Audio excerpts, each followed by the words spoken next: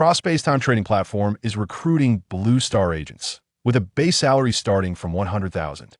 Recently unemployed, Suyu stumbled upon this peculiar job advertisement, and with a sense of curiosity, he clicked on it. Thus, he became a Blue Star agent for the cross-space-time trading platform, able to exchange goods with individuals from various timelines. Is it possible to trade 1 ton of rice for 50 kilograms of gold from a wasteland world? 10 tons of self-heating rice for an electromagnetic rifle? Such transactions are indeed feasible. A complete set of nuclear fusion technology for 1,000 tons of grain. Starship blueprints only require 3,000 tons of grain. However, this was merely the beginning. As Suyu matched with an increasing number of trading partners, the items he exchanged gradually transcended the boundaries of technology. A vial of penicillin exchanged for the martial arts classic Yi Jin Jing from the world of martial heroes. A cannon traded for the longevity elixir recipe from a realm of immortals. As the scale of his transactions expanded, the company he founded unknowingly transformed into a colossal enterprise, merging black technology with mysticism, extending its business into parallel worlds. Technological sanctions against me? Come, behold the Star Destroyer behind me, and reconsider your words. Chapter 1. Cross-Space-Time Trading Platform. Where am I? In a room adorned in pure white, Suyu stood still, surveying his surroundings. After a moment of confusion, he recalled the events that had transpired and murmured, "The cross-space-time trading platform can't be real, can it?" Just half an hour prior, Suyu had received a termination call from his company while on holiday at home. The official reason was company downsizing, with his underwhelming performance leading to his dismissal. The truth was that his small team had a single layoff spot, and he was the only one without connections in the company. Therefore, he was not particularly surprised by this outcome, having anticipated it even before the holiday. Consequently, upon receiving the notification, he turned to an online job platform to seek new employment. While browsing, he encountered a strange job advertisement. Cross-Space-Time Trading Platform is recruiting Blue Star agents, with a base salary starting from 100,000. Naturally, he found such an outrageous offer hard to believe. Yet, with time to spare, Suyu decided to explore further. And thus, he found himself here. Approaching a wall that emitted a soft white glow, he knocked and tentatively inquired, "Is anyone there?" As soon as the words left his mouth, a line of text appeared on the silver wall. "Welcome to the Cross-Space-Time Trading Platform. You are currently in the exclusive space for Blue Star agents. By signing the contract, you will gain access to this space and unlock trading privileges. This platform is dedicated to facilitating interdimensional exchanges, allowing individuals from different timelines to share resources as needed. Would you like to sign the Blue Star agent contract now?" Suyu scrutinized the information, pondering for a moment, and deduced that the interface seemed to be voice-activated. After a brief contemplation, he asked, "Could I see the specifics of the contract?" As soon as he spoke, lines of text materialized on the wall before him. The terms of the contract were clearly delineated. After a thorough review, Suyu found the content straightforward. Upon becoming a Blue Star agent, he could represent Blue Star in transactions on the cross-space-time trading platform, facilitating exchanges of goods. There were no restrictions on the items traded, nor on their pricing. Both parties could negotiate based on their needs. Currently, he was classified as a junior agent, permitted to match with only one new client per week. After successfully completing 10 transactions, he would advance to a mid-level agent, unlocking access to a broader range of clients and additional privileges. The cross-space-time trading platform operated with its own currency, known as trading points. With each successful transaction, he would earn a sum of trading points, which could be used to purchase necessities directly on the platform without face-to-face exchanges. In essence, he could trade resources from his world with individuals from others. The more transactions he completed, the higher his level and the greater his rewards. The sole restriction was that the traded items must be genuine. After confirming the contract's accuracy, Suyu unhesitatingly opted to sign. The IT would be foolish not to. Resources required by different worlds varied, and so did their prices. Perhaps a bottle of mineral water from his world could be exchanged for a substantial amount of gold in another. If he were to sell that gold afterward, he would undoubtedly profit handsomely. Even if the items procured from other worlds held little value and did not yield profit, as long as he completed at least one transaction each month, Suyu would receive a guaranteed monthly salary of 100,000 from the platform. Isn't that 1,000 times better than working for someone else? Contract signed successfully. Name, Suyu. Identity, Blue Star agent for the cross-space-time trading platform. Level, junior agent. Trading points, 0. Available transaction opportunities, 1. Available transaction opportunities, 1. Can I match with a trading partner now? Suyu pondered before asking. The contract clearly stated that these transactions were not merely private exchanges, but rather interactions between different worlds sharing resources. Thus, the possession of items for trade was not a prerequisite. Yes, would you like to begin matching now? Gazing at the text on the wall, Suyu promptly stated, match, matching trading partner. Success. Suyu felt a momentary disorientation as the blank room before him transformed into an elegantly antiquated conference room. In the center stood a long table, at one end of which he sat, while the other end featured a woman clad in futuristic silver armor, her exquisite face and flowing white hair the only visible features. The woman glanced at Suyu, who was looking around, raised an eyebrow, and spoke, "Is this your first transaction?" Her voice was melodious, akin to the sound of a babbling brook. Fortunately, the trading platform seemed to possess an automatic translation feature, although Suyu could not comprehend the words. He grasped her meaning. He nodded calmly. Indeed, I hope to make a good impression. With that, he straightened up, preparing to engage in a serious discussion regarding business with his first trading partner. The mystery of the cross-space-time trading platform left him somewhat disoriented, yet he was well-versed in the art of negotiation. After all, Suyu's previous company specialized in international trade, and as the most capable salesperson in his team, he had negotiated countless substantial deals. Once in the zone, even if his counterpart were an alien, he would not falter. I am Froststar, agent for the Sunset District on the cross-space-time trading platform. The woman opposite him nodded, then stood and placed her right hand over her chest, solemnly introducing herself. She then raised her other hand in a gesture of greeting. I am Suyu, agent for the Blue Star sector on the cross-space-time trading platform. I concur. Suyu smiled, then inquired, now let us discuss business. Will you looking to trade? I require natural foods rich in starch and plant fibers, unpolluted water, and soil that I need everything on the list, Froststar replied, as a holographic screen appeared before her, on which she gestured. Instantly, another holographic screen materialized before Suyu, displaying a plethora of items. Meat, eggs, milk, grains, vegetables, purified water, soil.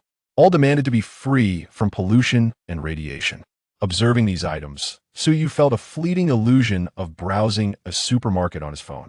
The other party appears to hail from a world plagued by food scarcity, and judging by the armor she dons, the technological level of her world may be quite advanced. The request for food devoid of pollution and radiation hints at a wasteland-like realm, where high technology coexists with severe environmental degradation and a lack of sustenance. Thought struck Suyu, yet his expression remained unchanged as he calmly stated, I can provide these items. What do you intend to offer in exchange? Chapter 2. 10 tons of rice for 1,000 pounds of gold. What do you require? Froststar inquired, her brows furrowed. As she and Suyu were not yet acquainted, neither knew the nature or specialties of the other's world. Her willingness to disclose her needs was already a concession given Suyu's status as a newcomer. To reveal what she had to trade might jeopardize their future negotiations. Are you interested in powered armor? Froststar raised an eyebrow. That could be a topic for discussion. If you can procure 10,000 tons of food free from radiation and pollution, I can part with it immediately. The thought of the white-haired maiden's original powered armor stirred Suyu's interest. However, he soon shook his head. 10,000 tons of food was beyond his current financial means. Even the cheapest potatoes would cost 1,000 to 2,000 per ton, summing up to tens of millions for such a quantity. Selling himself would not suffice to cover such an expense. Furthermore, in reality, a transaction of this magnitude would likely necessitate purchasing directly from national grain reserves or importing from overseas. Without a food processing facility for cover, acquiring such a volume would be nearly impossible, and any food with an unclear destination would likely attract scrutiny. Though the allure of the powered armor was undeniable, now was clearly not the time for him to make such a purchase, and it would serve no purpose. He would have to defer that for another time. Regarding the present, Suyu contemplated briefly before stating, I require gold.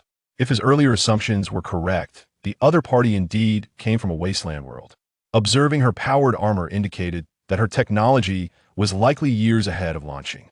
In truth, exchanging food for technology would be the most advantageous arrangement. However, Suyu was merely an ordinary individual with savings amounting to only a few tens of thousands. Even if he obtained some advanced technology, it would likely be difficult to monetize. His foremost objective was to become wealthy on launching. Gold? That is indeed a hard currency, and many junior agents accept gold transactions, Frostar acknowledged. Gold could be exchanged for food. However, you must first provide me with data on common food items from your world so I can estimate the pricing. After all, not all food items share the same value. As you must understand, food data? Suyu grasped her intention but momentarily struggled with how to organize the information, only to have images of potatoes flash through his mind. Fortunately, he soon noticed that the data for potatoes appeared on the luminous screen before him, encompassing fiber content, starch levels, trace elements, and more. So it could be done this way, Suyu thought, gaining clarity. Images of rice, wheat, and sweet potatoes flitted through his mind as he compiled the data for launching's primary staple foods. Once he had organized the information sufficiently, he emulated Frostar's earlier gesture, swiping his hand to send the data to the screen before her. After reviewing the information for a moment, Frostar provided her pricing: 1 kilogram of gold for 1 ton of rice. The exchanged food will primarily consist of rice. If you cannot supply enough rice and must resort to trading other food items, we will need to renegotiate the pricing. Rice. So you recalled the rice that could be cultivated even in saline-alkali fields and nodded calmly. Rice is abundant, but I believe we should discuss this price further. Currently, the price of gold stood at over 400 per gram, meaning 1 kilogram of gold was valued at over 400,000. The cost of rice varied by type, with common varieties priced at around 3,000 to 4,000 per ton, while higher quality could reach 4,000 to 5,000. Suyu was not well versed in these matters, but he knew the figures would not stray too far from reality. Exchanging 1 kilogram of gold for 1 ton of rice would be considered folly in launching. Yet, this was a trans-dimensional trading platform. If Frostar truly came from a polluted world incapable of producing food, the value of gold would inherently pale in comparison to uncontaminated sustenance. Negotiations are indeed open to discussion, Frostar replied with a smile. After a moment's reflection, Suyu proposed a price: 50 kilograms of gold for 1 ton. Deal. Frostar clapped her hands, agreeing without hesitation. Suyu was taken aback, realizing he had underestimated the value of food in Frostar's world and overestimated the worth of gold to her. However, this fleeting concern was quickly cast aside. 50 kilograms of gold in exchange for 1 ton of food was tantamount to receiving free money. There was little need to seek more. Even if this transaction involved just 1 ton of food, managing 50 kilograms of gold would already pose a considerable challenge. Rather than be excessively greedy, it was wiser to foster a positive relationship, especially since Suyu still harbored ambitions of acquiring her original powered armor. Now that we have settled the unit price, how much rice can you provide? Frostar inquired. 10 tons for now. As this is our first collaboration, I will supply you with 10 tons. If all goes well, we can continue trading in the future. 10 tons of rice amounts to 500 kilograms of gold. Frostar expressed no objections and then rose, saying, "Please wait a moment." With that, she gradually vanished from sight. When she reappeared, she held a silver-white metal box. Frostar placed it on the negotiation table and pushed it toward Suyu, causing it to glide smoothly across the surface until it halted before him. He gently nudged the box, but it did not budge. Instantly, he surmised its contents. Suppressing his excitement, he hastily opened the box. Under the bright conference room lights, a glimmer of gold reflected from within, nearly blinding Suyu. Gold. 10 solid gold bars, each weighing 50 kilograms. A total of 500 kilograms of gold. In fact, gold's high density meant that a ton of gold would occupy a volume slightly larger than a basketball. From a numerical standpoint, 500 kilograms of gold was not an overwhelming quantity. Yet, when he lifted it, he realized just how heavy it truly was. "You have the gold. When can I expect the delivery?" Frostar tilted her fair chin. Was she really asking for payment in advance? This might be the best client Suyu had ever encountered. However, it likely related to the trading platform's regulations, as the oversight of the trading platform would deter anyone from defaulting on their obligations. They had no fear of him absconding, rendering the payment terms irrelevant. With this thought in mind, Suyu quickly replied, 7 days. I will deliver the 10 tons of rice to you within that time frame. If you have any additional needs, feel free to compile a list for me. We can estimate prices now, and if we reach an agreement, I can bring those items along during our next transaction. Chapter 3. A feather as an arrow, what are you worth? Suyu uploaded data regarding items that could be procured in bulk on launching to Shuangxing. The two engaged in a lengthy discussion about the prices of various items, ultimately reaching a preliminary consensus. Regardless of the quantity of supplies Suyu could gather that Shuangxing required, they agreed that Shuangxing would pay in gold at the prices currently established. If gold was insufficient, other forms of compensation could be arranged, such as local specialties originating from Shuangxing's homeland. Beyond finished products, Shuangxing also had access to a wealth of technology. Each of these items was worth considerably more than the 500 kilograms of gold Suyu possessed. Upon returning to his exclusive space as a junior agent, Suyu gazed at the chest before him, overwhelmed with excitement. 500 kilograms of gold, based on current market values, was nearly worth 200 million. Even if he resorted to less reputable channels to sell it, he could still expect to receive over 100 million. This was what it meant to become wealthy overnight. However, after the initial thrill, he began to ponder more pragmatic concerns. How would he transport the items needed for trade in and out? If the platform lacked advanced technology, moving 500 kilograms of gold would require painstaking effort, piece by piece. As he contemplated this, an answer materialized slowly on the white wall before him. A junior agent may possess 10 units of storage space, with each unit able to hold items not exceeding 1,000 cubic meters in volume or 1,000 tons in weight. You may access your personal panel by silently invoking it. The personal panel is visible only to you. Curious, Suyu promptly tested it. Indeed, as soon as he spoke, a translucent light blue panel appeared before him, resembling the one from the previous transaction. The panel featured numerous functions, with storage space occupying the lower right corner, revealing 10 vacant slots akin to an inventory. Relieved that the transportation issue was resolved, Suyu reached out to touch the gold. Instantly, the 10 large gold bars vanished from a chest, replaced by a label indicating Gold 10 in his personal panel's inventory. Having inexplicably become a proxy for the interdimensional trading platform, it was nearly impossible for him not to prosper. Indeed, compared to working for others, earning for oneself was far more motivating. Now, he would gladly work beyond the standard hours, as long as he remained healthy. Even a mere frown would be a disservice to the 500 kilograms of gold. Transmission in progress. You may access your exclusive space at any time through your personal panel. In the next moment, Suyu felt a fleeting sensation before the luminous space vanished, replaced by the familiar confines of his rented apartment. He quickly summoned his personal panel, confirming it was still operational, and retrieved a gold bar. Feeling the substantial weight of the 50-kilogram gold bar in his hands, he breathed a sigh of relief. It was not a dream. Glancing at the time, he noted that it was already past 2 in the afternoon. There was still time to accomplish some tasks. Suyu considered his options and made his way to the kitchen. The gold bar was roughly the size of a compact brick.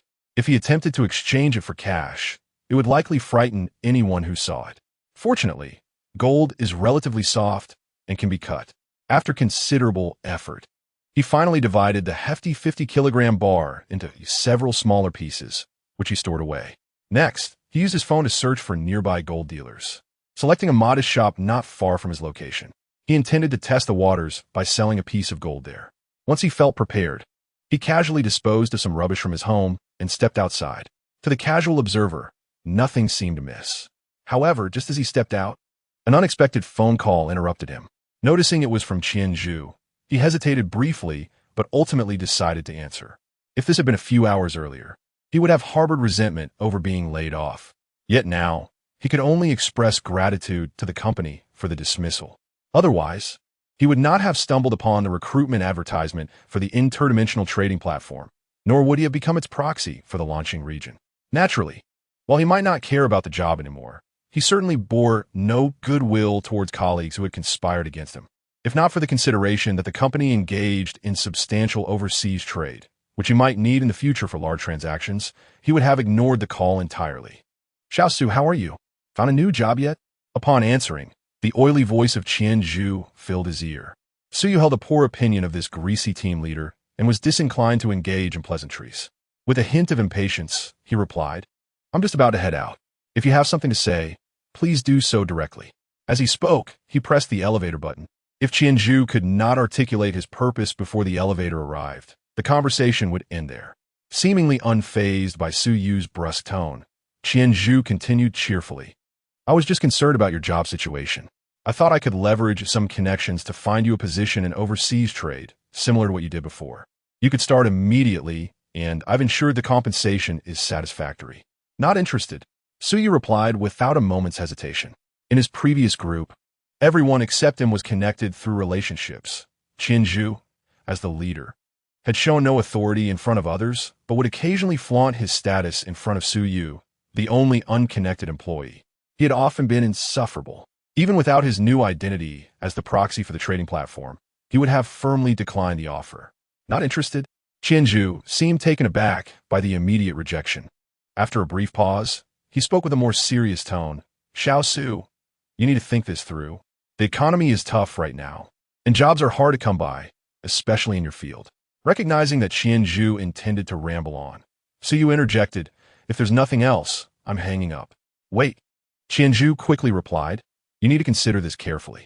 If I remember correctly, you secured a significant deal last month, and your commission should be substantial. Your salary this month might still reach over 20,000, but that is contingent on your orders being problem-free. If there are any issues..." Ding. As the elevator doors opened, Suyu's patience finally wore thin, and he snapped, "I've recorded this conversation. If I find even a single yuan missing from my salary, we'll meet in court. And do you really think being a mere team leader gives you any authority? You think a feather can serve as an arrow? You're nothing without my respect." Chapter 4. The first transaction of gold. With that, Suyu hung up, releasing a sigh of relief. What a thrill! He had longed to chastise this cowardly bully. Today, not only had he gained access to the promising interdimensional trading platform, but he would also not spare Qian Zhu any kindness. He would speak his mind. Ding. As the elevator doors opened, Suyu, still riding the high from their exchange, noticed a young woman with delicate features staring at him in surprise. Her expression seemed to convey, "Wow, this person has such poor manners." However, Suyu remained unconcerned, instead smiling at the young girl before casually closing the elevator door. When one is in high spirits due to joyous occasions, the opinions of passers-by become irrelevant. His sole focus was on exiting swiftly to convert the substantial gold he possessed into cash. Wanfu Jinshe, one of the largest gold shops in the bustling metropolis, was located on a vibrant pedestrian street, approximately 10 kilometers from Suyu's residence, easily reachable by taxi in just a few minutes. Standing outside the gold shop, Suyu touched the hefty gold nugget he had retrieved from his inventory and exhaled deeply before stepping inside. Prior to his visit, he had diligently researched various information online. Generally, when purchasing gold, these shops rarely inquire about the source of the gold, except in cases of exceptionally large quantities. For instance, if he were to present a 50-kilogram gold ingot, the staff would likely be alarmed enough to call the authorities. However, the mere kilogram of gold nestled in his pocket posed no significant issues. If questioned, he would simply say it was a family heirloom. "Good day, sir. Are you here to browse our jewelry?" Upon entering, a welcoming attendant approached him politely. In high-end establishments, the standards for service staff are typically elevated, and the dismissive behavior often depicted in novels, where individuals are judged by their attire, is a rarity.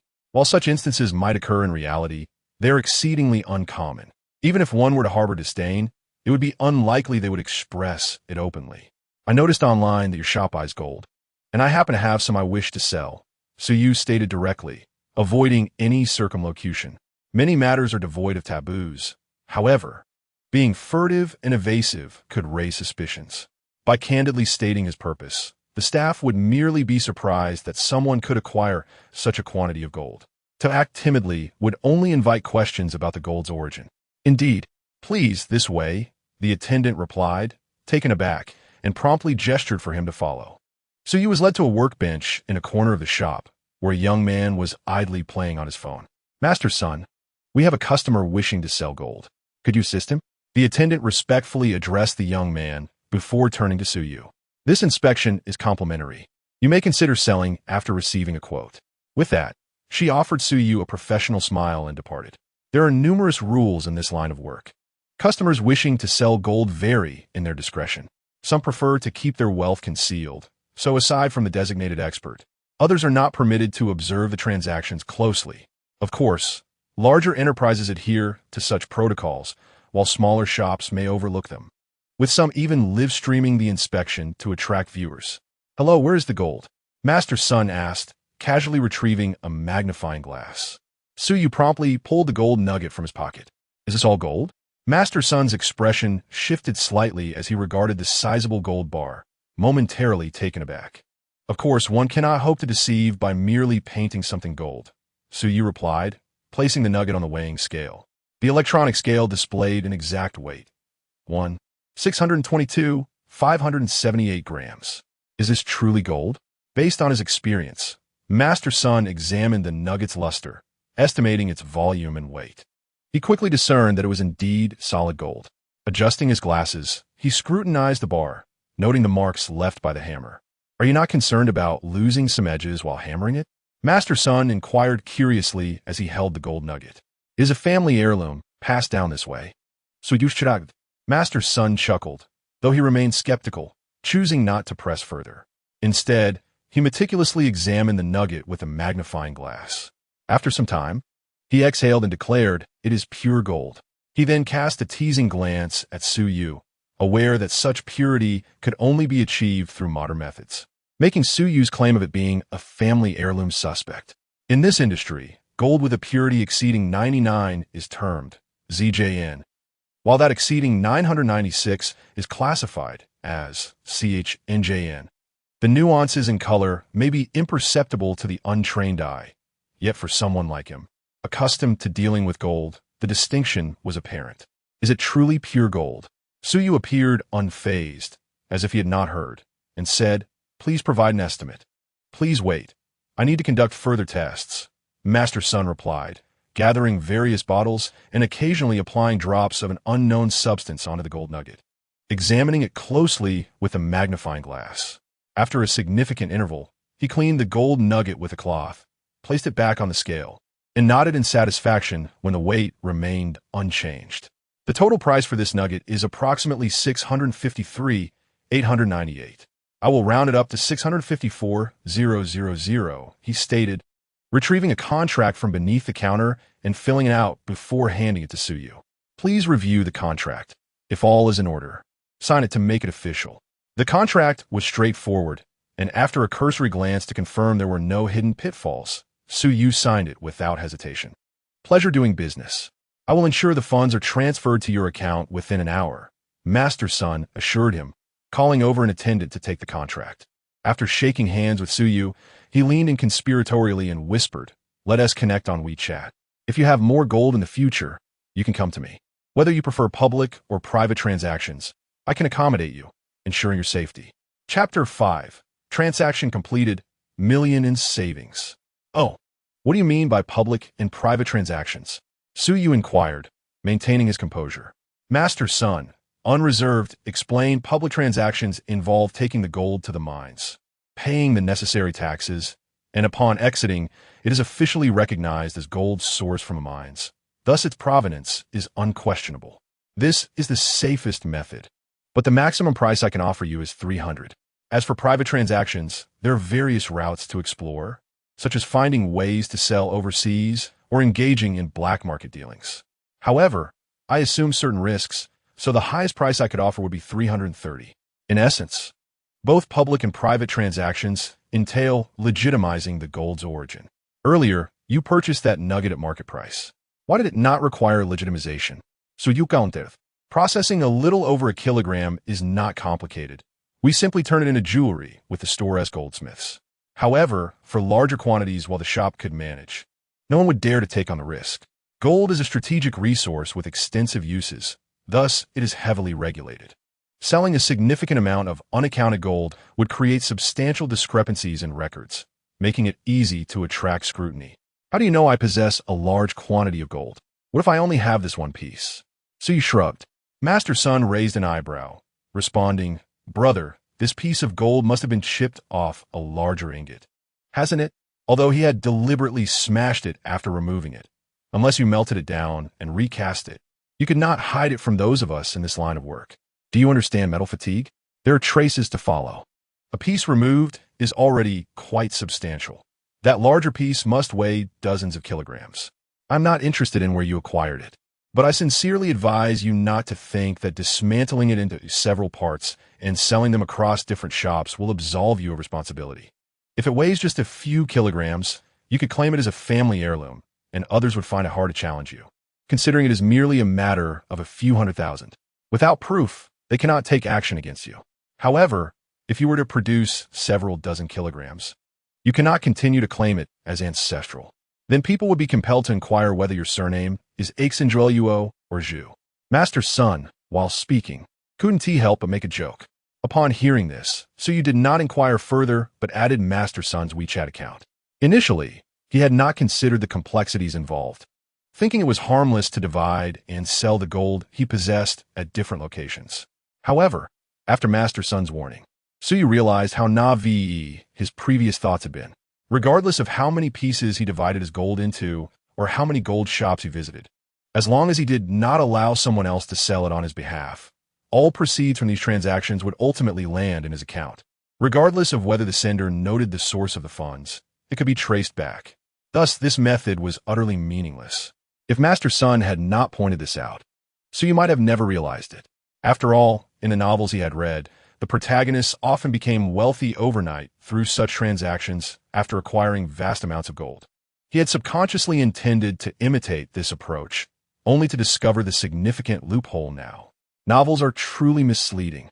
Of course, apart from the fact that selling in a dispersed manner made little difference, Suyu remained skeptical of Master Sun's other assertions. Hence, he did not immediately plan to collaborate with anyone to sell the gold at a low price.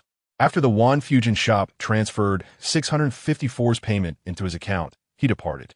He then proceeded to another gold shop approximately 7 or 8 kilometers away. Utilizing the same approach, Suyu once again sold a gold ingot weighing around 2 kilograms here. He earned over 800,000 once more. After completing the transaction, he subtly inquired with an experienced master at this shop about the intricacies involved. The conclusion he reached was not dissimilar to what Master Sun had stated. Although this master was honest and cautious, he ultimately recommended a specialist in this field to Suyu. After adding another channel for selling gold, Suyu left with satisfaction.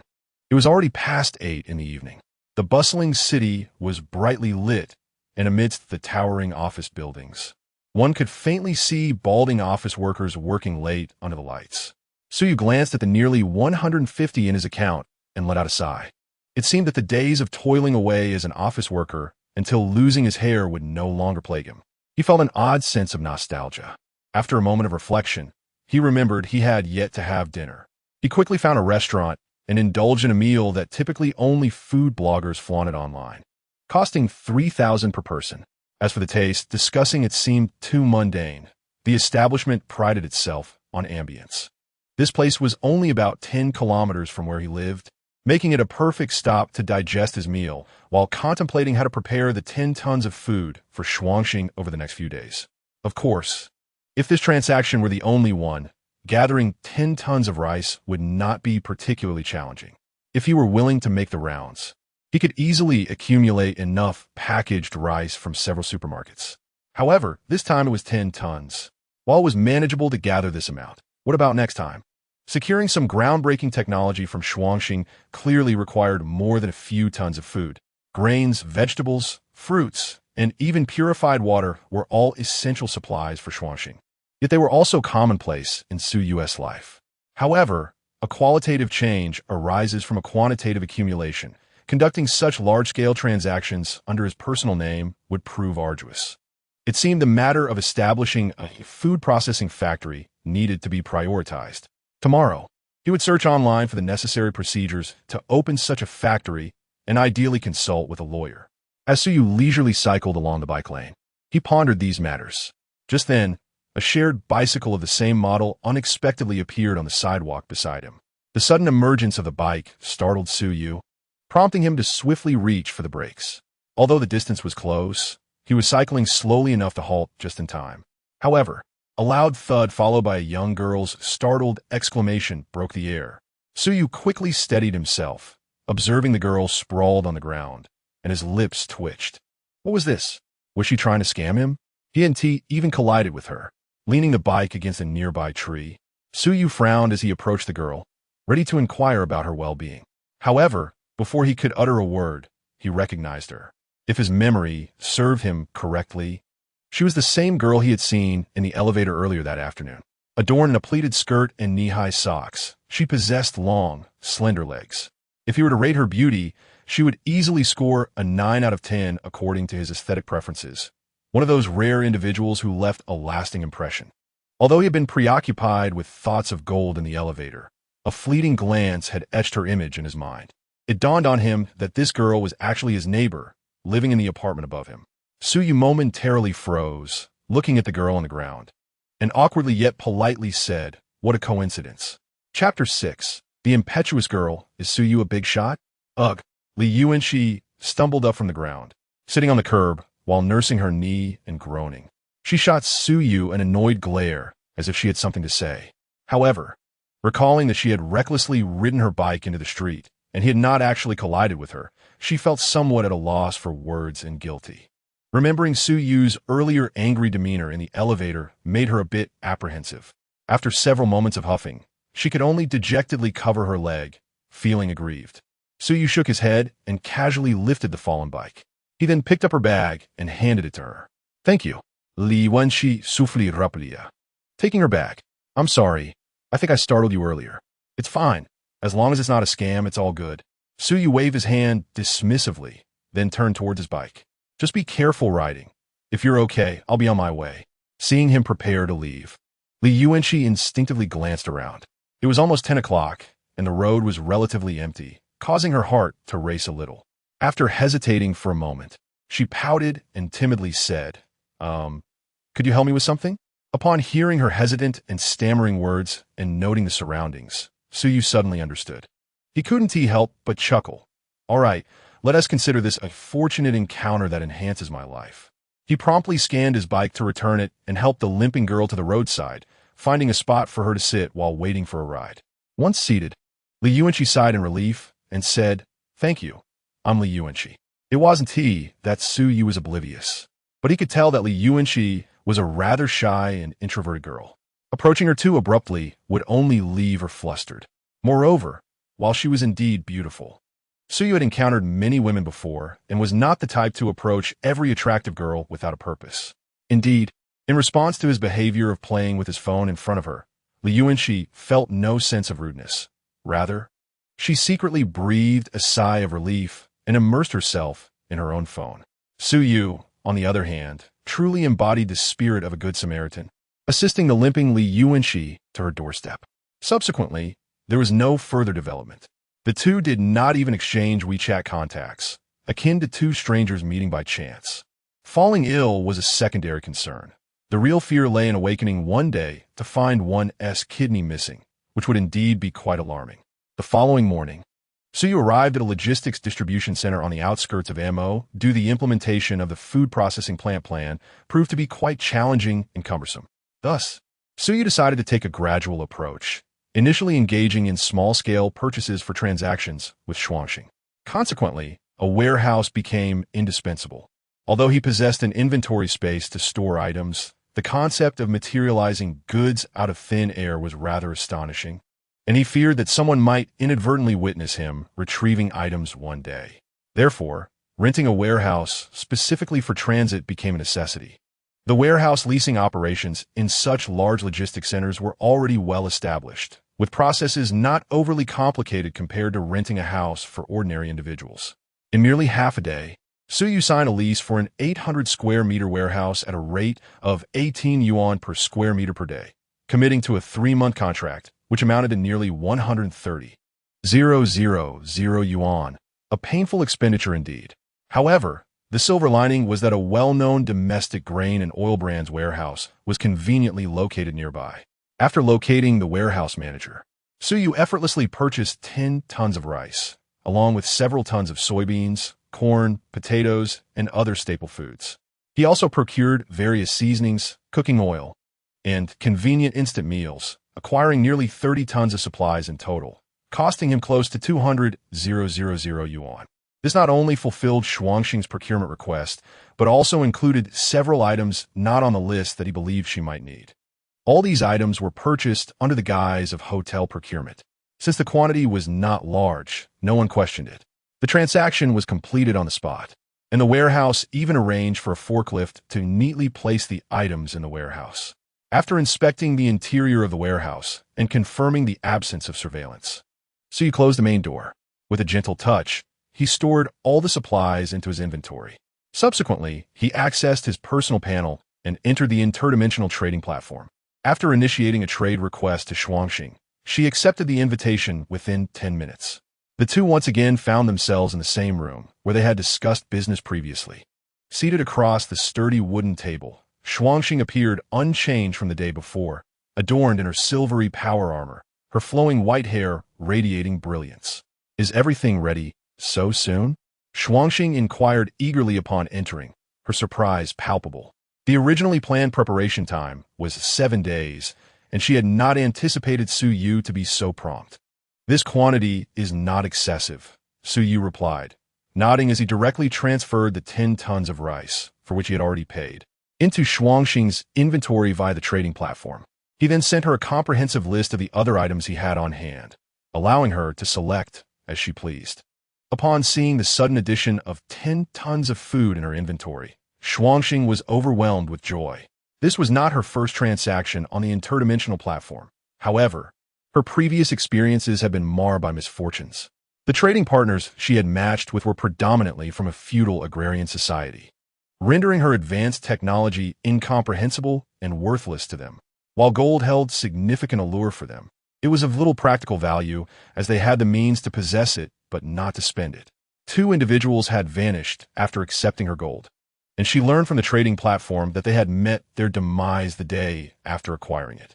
Others, although still alive, had continuously delayed delivery for various reasons, such as transportation difficulties or hesitance to liquidate gold.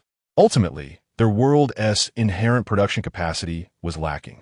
The reason she dared to offer such a substantial amount of gold to Su Yu was that the attire he wore and the watch on his wrist indicated that he hailed from a world that could not possibly be a low-productivity agrarian society, but rather one that was modern in her eyes, at least industrialized.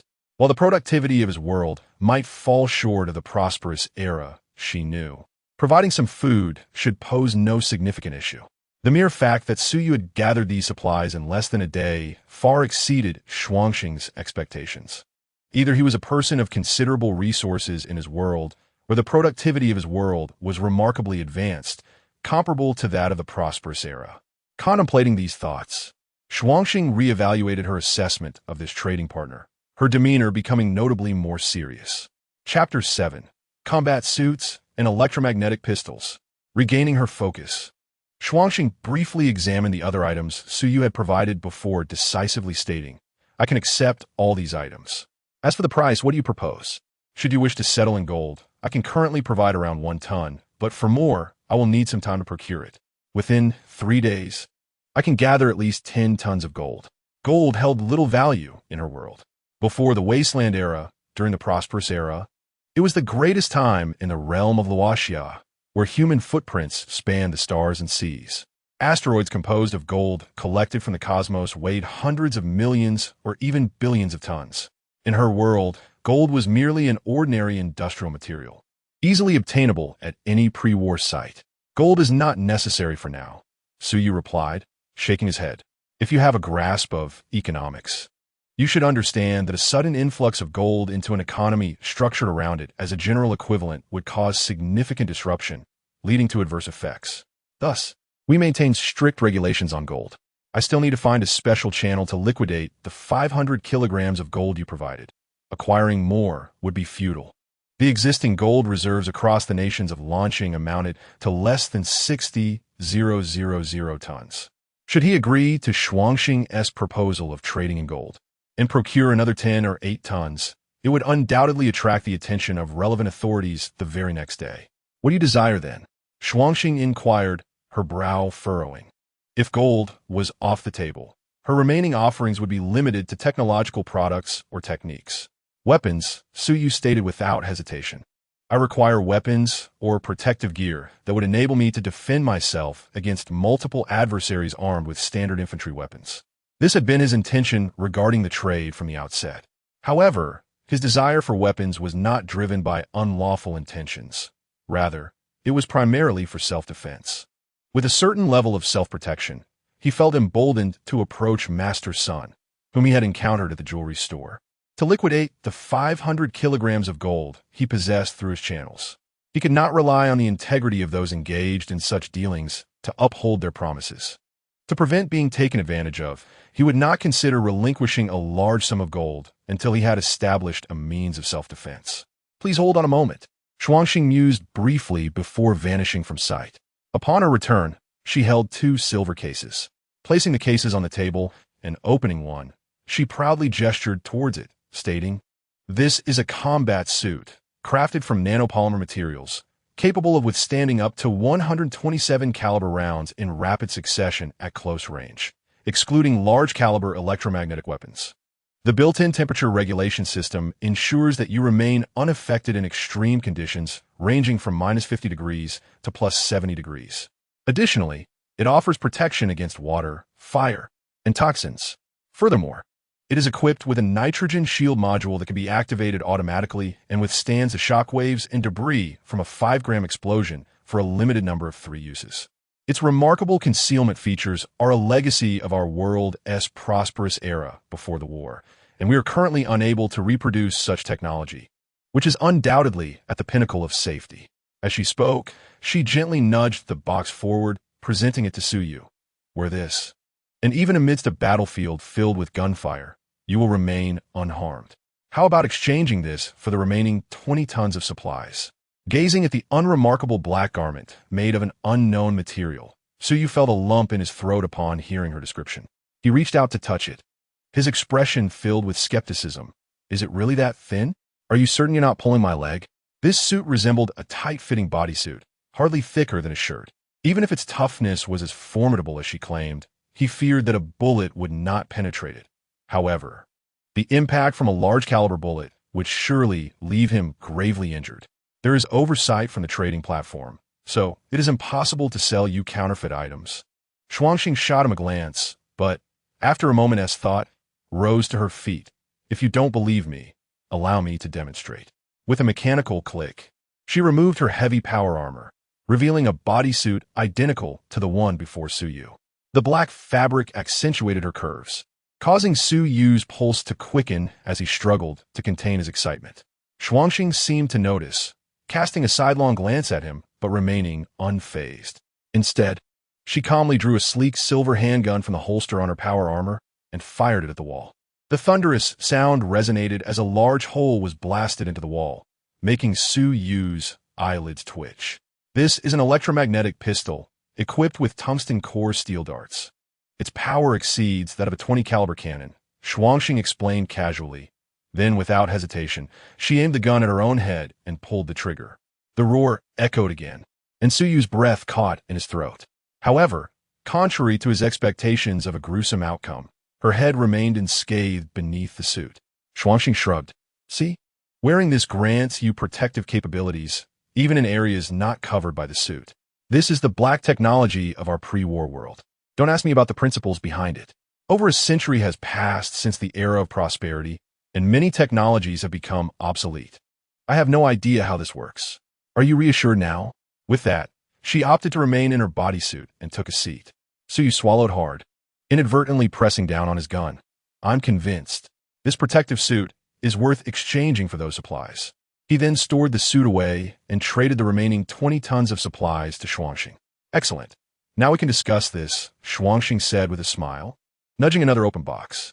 Within it lay a simple handgun, slightly larger than the one she had just used. This weapon has a bit more power than mine, essentially functioning as a hand cannon, capable of penetrating a 100mm thick steel plate at a distance of 100 meters. With that, she pushed the box containing the firearm towards Suyu. He regarded the toy-like weapon without further skepticism, reassured by the trading platform's regulations against counterfeit goods. He promptly closed the box and nodded. I'll take this. What do you want in exchange? Upon hearing Su Yu's words, Xuanxing replied without hesitation. This gun will cost you 10 tons of fresh fruit, 10 tons of vegetables, and 10 tons of meat. As for specifics, it would include items like bananas, apples, and pears among the fruits, while the vegetables would consist of common varieties.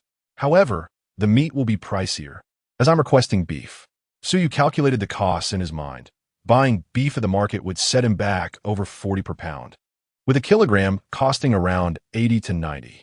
Conservatively estimating at 80, 10 tons would amount to a staggering 800,000. Considering the fruits and vegetables, this transaction would likely exceed 1 million. After a moment's reflection, he nodded in agreement. If he successfully sold the remaining 490 kilograms of gold he had, he would gain over 100 million, making this sum relatively insignificant. If all goes smoothly, I can deliver within 7 days. If not, the latest would be within a month, Su Yu estimated, offering a conservative time frame. Xuanxing readily agreed. Then let us have a pleasant cooperation. With the first transaction completed, his experience level finally increased by 1. If he could replicate such transactions 9 more times, he would ascend to a mid-level agent, unlocking greater privileges. Along with the first deal, he earned 50 trading points. He opened the trading mall, only to find that there were limited options for spending his points. The prices were peculiar. For instance, a 100 million ton mushroom cost only 50 points, while a basic gene serum required 200 points. After searching without finding anything suitable, he decided to save his points, as he had no desire to trade for a mushroom. His aspirations were for wealth, not terrorism. Thus, it became evident that a gene serum capable of enhancing his physical condition beyond human limits held far greater value. Putting aside the issue of trading points, Su Yu closed his personal panel and opened the box containing the combat suit. He donned it in his private space. It was fitted yet comfortable, allowing him to move freely. He adjusted to the sensation quickly and then layered his original clothing over the combat suit. Surprisingly, the areas not covered by his clothing shifted colors to match his skin, rendering the protective suit nearly invisible beneath his attire. This must have been designed specifically for operatives. It was astonishing. Su Yu took a lighter from his pocket and held it against his palm for a while. The lighter nearly burned out, yet he felt no heat on his skin. He then weighed the electromagnetic pistol in his hand before tucking it into an inconspicuous holster at his waist. Without close inspection, one could hardly discern anything bulging at his side. Such black technology was truly remarkable. If he could acquire the technology behind it, Su Yu's eyes sparkled with excitement. He now had a legitimate opportunity to obtain such extraordinary advancements. Without further ado, the mere existence of the metallic hydrogen battery within this firearm, albeit small, is capable of enabling an electromagnetic weapon of such power to discharge 1,000 rounds. The prospects are indeed unimaginable. Should replication be feasible, it would unveil a vast market worth trillions. All enterprises globally requiring battery storage would line up seeking his authorization, and merely the licensing fees could fill his coffers to overflowing. One must not be overly ambitious. It is prudent to proceed step by step, as the time for groundbreaking technology has yet to arrive. Noticing no abnormalities in his surroundings, he closed the warehouse door and departed. It was already past 2 in the afternoon, which was not particularly late. After some contemplation, he hailed a taxi towards a street abundant with automotive dealerships. He needed to procure various supplies. Relying solely on the vicinity of the warehouse would not suffice, necessitating a fair amount of running around. Therefore, securing a personal vehicle would be wise. Along the way, he visited several sizable gold shops and purchased a few gold bars, totaling just over 8 kilograms, netting him more than 350,000. Coupled with the previous remaining 120,000, he now possessed over 570,000 in his account. However, it would be prudent to venture to surrounding or even distant cities for more reliable options. For the time being, though, his finances were sufficient, and he was not in a rush. In the suburbs of the bustling metropolis, a relatively quiet road was lined with various automotive dealerships. Su Yu gazed down the street, momentarily paralyzed by indecision. His prior ambition had been to purchase property in the metropolis. As for a vehicle, navigating the congested streets of the city often made public transportation more convenient for commuters. Thus, he rarely contemplated this aspect, although the company provided vehicles for sales representatives.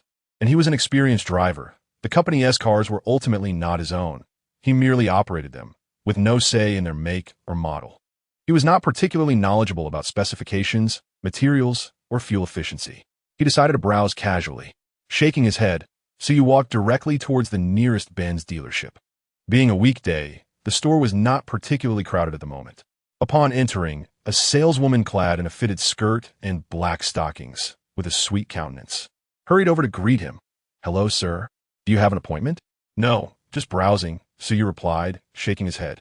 The saleswoman's professional smile remained unwavering. And she continued, "Do you have a specific model in mind? Our dealership is the largest in the metropolis, and we have all models available for immediate viewing and test drives." As they conversed, they arrived in front of a white sedan, and the saleswoman enthusiastically pointed it out. "This is the latest model of the Benz series, one of our flagship models, and it is reasonably priced." She continued her enthusiastic pitch without interruption, while Suyu could only manage a slight grimace. Over 300,000 for a bare vehicle, and she deemed that a reasonable price? However, for him at this moment, it was indeed not exorbitant. "But it's too small," Suyu declared, shaking his head. While the car was sufficient for family use, he needed a vehicle capable of serving multiple purposes. Given the limited inventory space of the system, he could not simply store everything within it. There might come a time when he needed to transport gold or local delicacies for Blue Star. Ultimately, a larger vehicle would be preferable. Too small? The saleswoman was taken aback for a moment, then quickly regained her composure with a warm smile. "If you require more space, I personally recommend a different model. Please follow me." Suyu had no objections and followed her toward another display area. However, just a few steps in, a voice of surprise interrupted. "Suyu, what are you doing here?" Suyu halted, turning to see the speaker, and his previously calm demeanor shifted to one of disdain. Zhao Xinhui. She was his first girlfriend from university, his first love. To put it more accurately, she was the first goddess he had dared to admire during his youthful infatuation. At that time, while managing his studies, he also worked part-time creating videos, reaping the benefits of the burgeoning short video trend. Although he was not a sensation, he earned a stable income of over 10,000 monthly, leading a fulfilling life at school. It was during a dormitory social event that he met Zhao Xinhui. Initially, she reached out to him after learning about his earnings, expressing a desire to learn video editing. However, as they grew closer, she never mentioned learning video editing again, instead subtly flirting with Suyu during their encounters. Compounded by her attractive appearance, having never even held a girl's hand, Suyu found it impossible to resist. Thus, he mustered the courage to pursue her. And then, there was no further progress. After a year of courtship, spending considerable amounts of money, they had only held hands a few times. When the video boom waned, and he began accepting various advertising gigs, his follower count plummeted, diminishing his income from video editing. It was only then that Zhao Xinhui seemed to come to a realization, revealing that they were incompatible. She even remarked that had Suyu been more forthright, she could have clarified matters sooner, saving him from wasting so much time. It was laughable. At that time, Suyu genuinely believed her words, lamenting his own timidity in not expressing himself more clearly, and thus left in disappointment. Consequently, he became the man he was today, indifferent towards romantic entanglements. He later heard that Zhao Xinhui seamlessly transitioned to a relationship with a well-off junior, but it ended poorly, resulting in the junior facing disciplinary action from the school.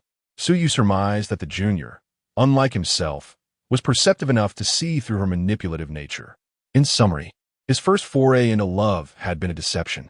The memory of Zhao Xinhui, who had exploited his feelings for financial gain, now nauseated him. Encountering her again felt akin to facing an unwelcome reminder. Chapter 9. Friends? Are we that familiar? It's been a while. Are you here to look at cars? Let me show you around. Zhao Xinhui approached with an unembarrassed demeanor, exuding enthusiasm. Suyu frowned, unable to respond before the saleswoman, escorting him, awkwardly interjected. "Sir, do you know our sales representative?" In dealerships like this, it was typically a first-come, first-served basis for walk-in customers without appointments. However, if someone had a familiar face in the store, the earlier enthusiasm of the saleswoman would seem like a waste of time. "Sales representative?" Su Yu glanced at Zhao Xinhui, who was hastily approaching, and shook his head. I wasn't aware she worked here. Otherwise, I wouldn't have come in at all. Oh, I see. The saleswoman's eyes brightened, and she quickly added, Rest assured, your relationship with the sales representative will not affect your vehicle purchase here. Business is business, and personal matters are separate. Shall we continue looking at the cars, then? Are you truly here to look at cars? Zhao Xinhui had reached them by now, and, upon hearing this, smiled at the saleswoman. Xiao Yu, this is my friend. I can take care of him. Thank you for your assistance. The saleswoman, Xiao Yu, did not leave, but instead glanced at Su Yu, remaining silent. In their line of work, having a keen eye was crucial. To sell a car, one must discern the intentions of potential buyers. An experienced sales representative can quickly identify who is genuinely interested in purchasing a vehicle and who is merely browsing. Upon entering, the man had exuded calmness and poise, indicative of his intent. Although one might not perceive wealth from his attire, it is evident that he is not merely a curious onlooker interested in luxury vehicles. Coupled with his earlier remarks, Xiao Yu is reluctant to relinquish this promising client. Indifferent to offending colleagues. In this profession, competition among peers is inherent. As long as one adheres to the established rules, the nuances of interpersonal relationships are of little consequence. Friends? Are we that familiar? Su Yu scoffed lightly, and then instructed Xiao Yu to lead the way. This way, sir. Xiao Yu responded with an immediate smile. Zhao Xinhuan observed the departing figures of the two, momentarily frozen in place, her complexion shifting between crimson and pale. Earlier, feeling idle, she had approached Su Yu upon recognizing a familiar face.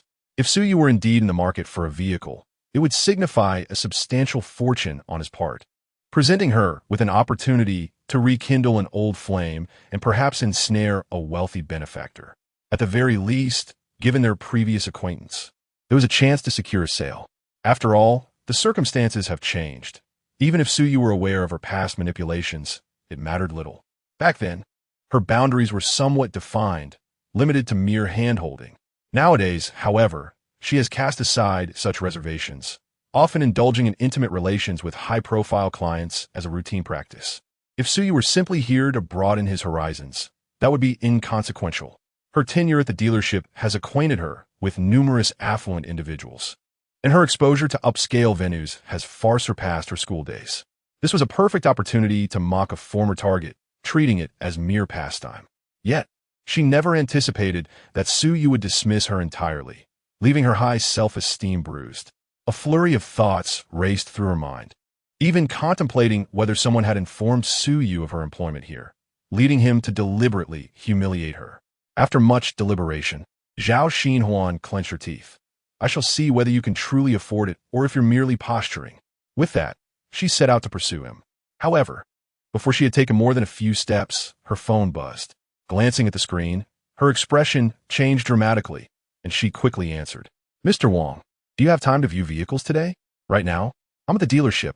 Upon confirming his imminent arrival, her previously somber demeanor brightened. Casting a glance in Su Yu and Xiao Yu's direction, she huffed disdainfully, striding towards the entrance, a penniless fool. Even my casual clients are worth 100 times more than him. And that Xiao Yu. Does she truly believe she has encountered a wealthy patron? Soon, she shall witness what a true, affluent individual resembles. In this line of work, one must be willing to take risks to reap rewards. Meanwhile, the two men engrossed in their vehicle inspection remained oblivious to Zhao Xinhuan's theatrics. After examining several models of Benz, Su Yu found himself unimpressed. Just as Xiao Yu began to doubt her initial instincts, Su Yu suddenly inquired, "Do you have a G-Class?" Although not particularly knowledgeable about automobiles, he was aware of the G-Class's reputation. Its robust exterior suited his preferences far better than the other models and offered commendable off-road capabilities, which would prove advantageous for future excursions to remote locations. Given his ample financial resources, he contemplated acquiring a G-Class. Yes, we do have one on the second floor showcase. I could take you to see it, Xiao Yu replied promptly. Additionally, we just received 2 new G63 models. If you're interested, we have them readily available. Moreover, due to a current promotion, there are no additional fees. Su Yu nodded in acknowledgement, and after viewing the display vehicles, they proceeded to the second floor lounge. If I decide to finalize the purchase today, will it still be feasible? Suyu inquired. Today? Xiao Yu hesitated, glancing at the clock, which indicated it was already past 4 o'clock. There's less than an hour until the vehicle registration office closes. It's unlikely you'll be able to complete the purchase today. Is full payment not an option? Suyu countered. While purchasing a vehicle through financing entails numerous procedures, often taking 10 days to 2 weeks for completion, he had no intention of financing. In theory, full payment is possible, but you need to sign the contract and process payment immediately. We must then send someone to the registration office to handle the paperwork. However, the base price of the vehicle exceeds $2 million, and with taxes and insurance, the total will likely surpass $5 million. Surely, you require some time to consider this? Time is of no concern. Let us proceed with the payment now. Fetch the contract, Suyu replied nonchalantly. Sir, are you truly resolved to make this purchase? Xiao Yu asked, taken aback by Suyu's declaration. Am I here merely to pass the time with you? Hurry, do not waste time. Suyu maintained his unperturbed demeanor. Please hold on, Xiao Yu exclaimed, her spirits lifted as she hurried to retrieve the contract. While it's common for salespeople to prefer financing over full payment, the harsh economic climate has made any sale a valuable one.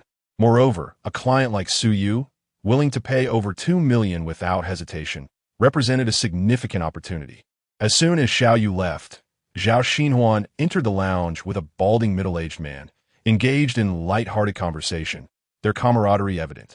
Suyu cast a brief glance, but soon returned to mindlessly scrolling through videos on his phone. Upon spotting him, Zhao Xinhuan's eyes brightened. After settling the middle-aged man, she sauntered over, adopting a condescending tone. What brings you here alone? Where's Xiao Yu? Our dealership mandates that all clients, regardless of intent, receive proper attention. Her behavior is quite rude. I'll be sure to file a complaint on your behalf. How delightful. Suyu raised an eyebrow, recognizing the familiar tones of sarcasm reminiscent of a bygone era.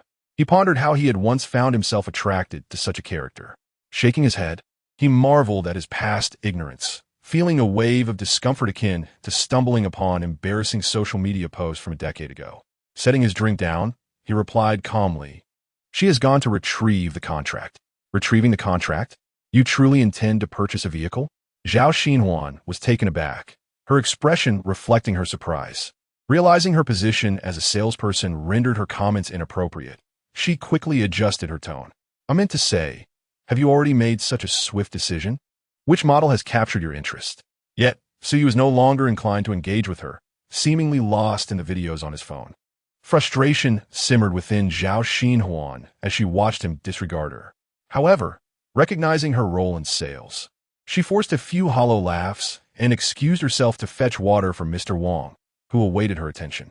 In this industry, clients are indeed treated as royalty, particularly in luxury car dealerships, where vehicles easily exceed hundreds of thousands to millions. There exists a stringent expectation regarding the quality of sales personnel. Even when confronted with the most unreasonable customers, prior to their payment and contract signing, the staff must resort to placation. If the situation becomes intolerable, they may request a colleague to engage with the customer instead.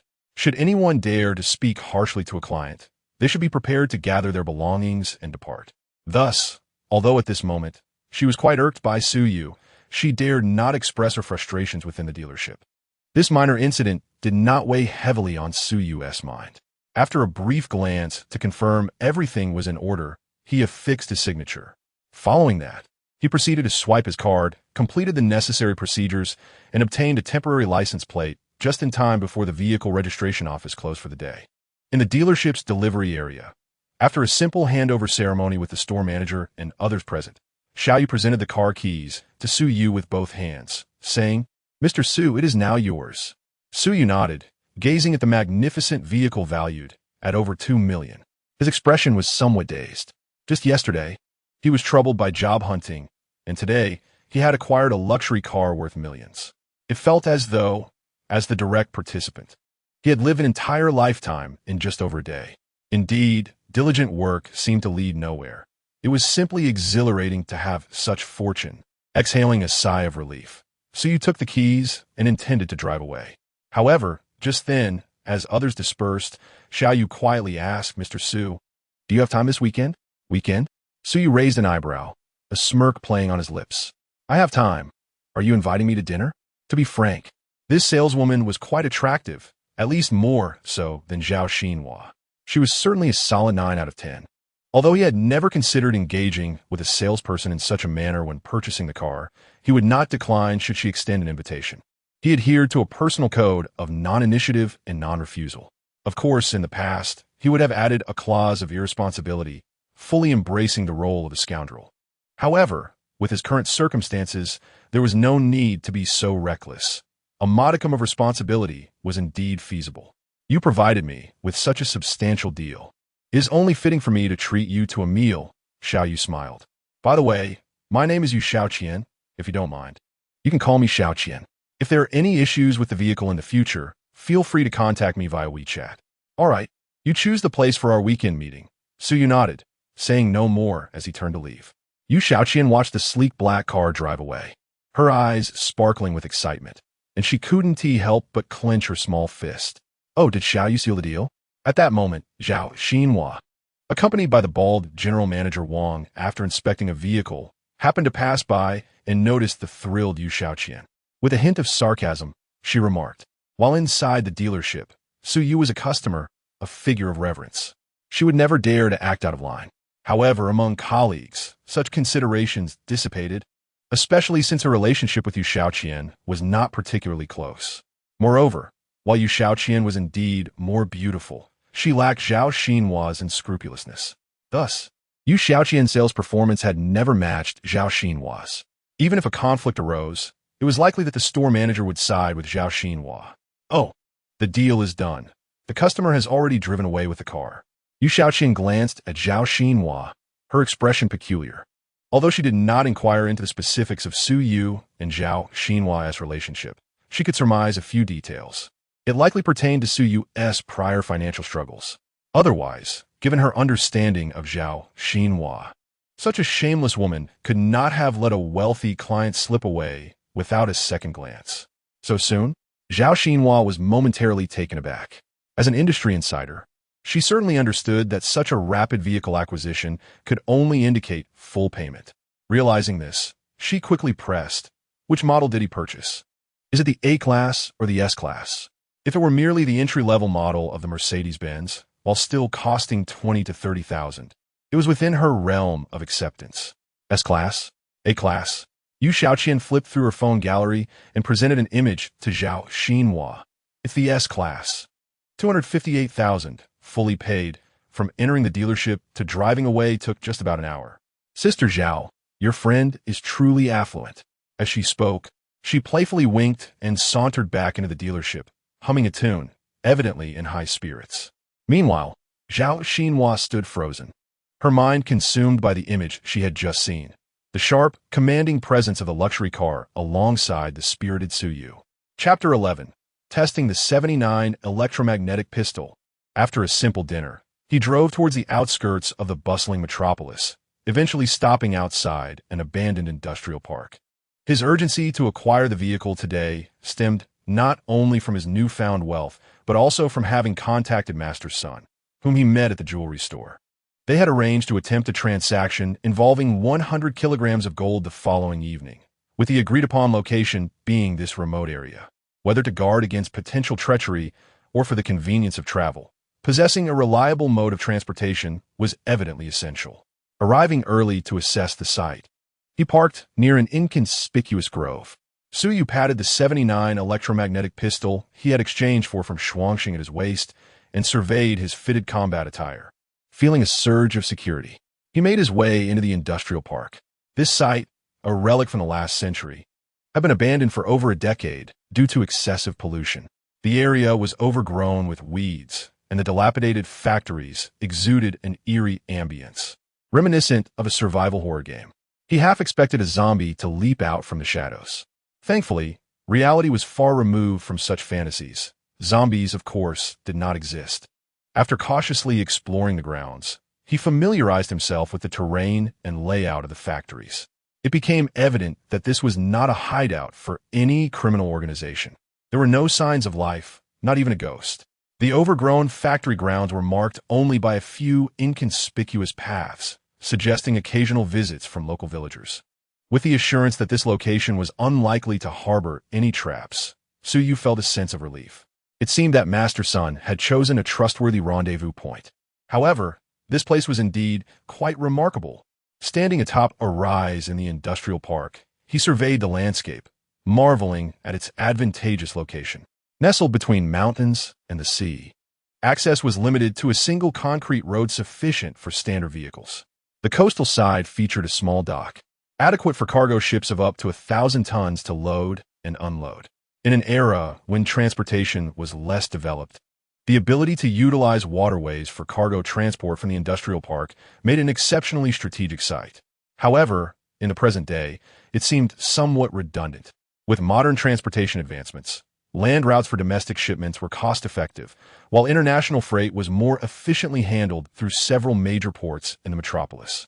Furthermore, given its remoteness, despite being labeled a suburb, the half-hour commute by car was hindered by a lack of public transportation. One could not expect every employee to own a vehicle, after all. Thus, this is perhaps the greatest reason, aside from pollution, why no one is willing to take over this place after its closure. The advantages of the past have now become shortcomings. Times have changed. Suyu shook his head and prepared to leave. However, just as he turned around, a bold idea suddenly emerged in his mind. What if he were to acquire this place? As soon as this thought appeared, it began to proliferate uncontrollably. He could not rely solely on selling gold to make a living. Obtaining technology from Shuangxing and replicating these groundbreaking advancements in launching was the true path to wealth. In order to replicate these technologies, he would require employees, a company, and a factory. Setting aside the matter of employees for the moment, the choice of location for a company and factory was undoubtedly ideal here. One side facing the mountains, the other the sea, with at least 10,000 acres of usable land in between. More importantly, the seclusion of this area was quite substantial. According to Land Division, this industrial park belonged to the nearby Shaohai village, which is actually located 3 to 4 kilometers away by the seaside. Under normal circumstances, villagers rarely venture this way. Choosing to develop cutting-edge technology here would at least alleviate concerns over prying eyes and potential leaks. Apart from the sea, there is only one road leading in from the mountains, mitigating the risk of being infiltrated by those with ulterior motives. Additionally, the convenient waterway transport, while unsuitable for imports and exports, posed no issue for procuring bulk food supplies. Once the company and factory were established, acquiring large quantities of food under the guise of research would be effortless. As for how to explain the food's destination once it arrived, there were countless ways to do so. In summary, what was seen as a mere abandoned industrial park with no potential for other companies and manufacturers was, in Suyu's eyes, an invaluable treasure. If the transaction went smoothly tomorrow, he could devise a plan to acquire this territory. Suyu already had a rough calculation in mind. After wandering around the industrial park for a while longer, he drove away.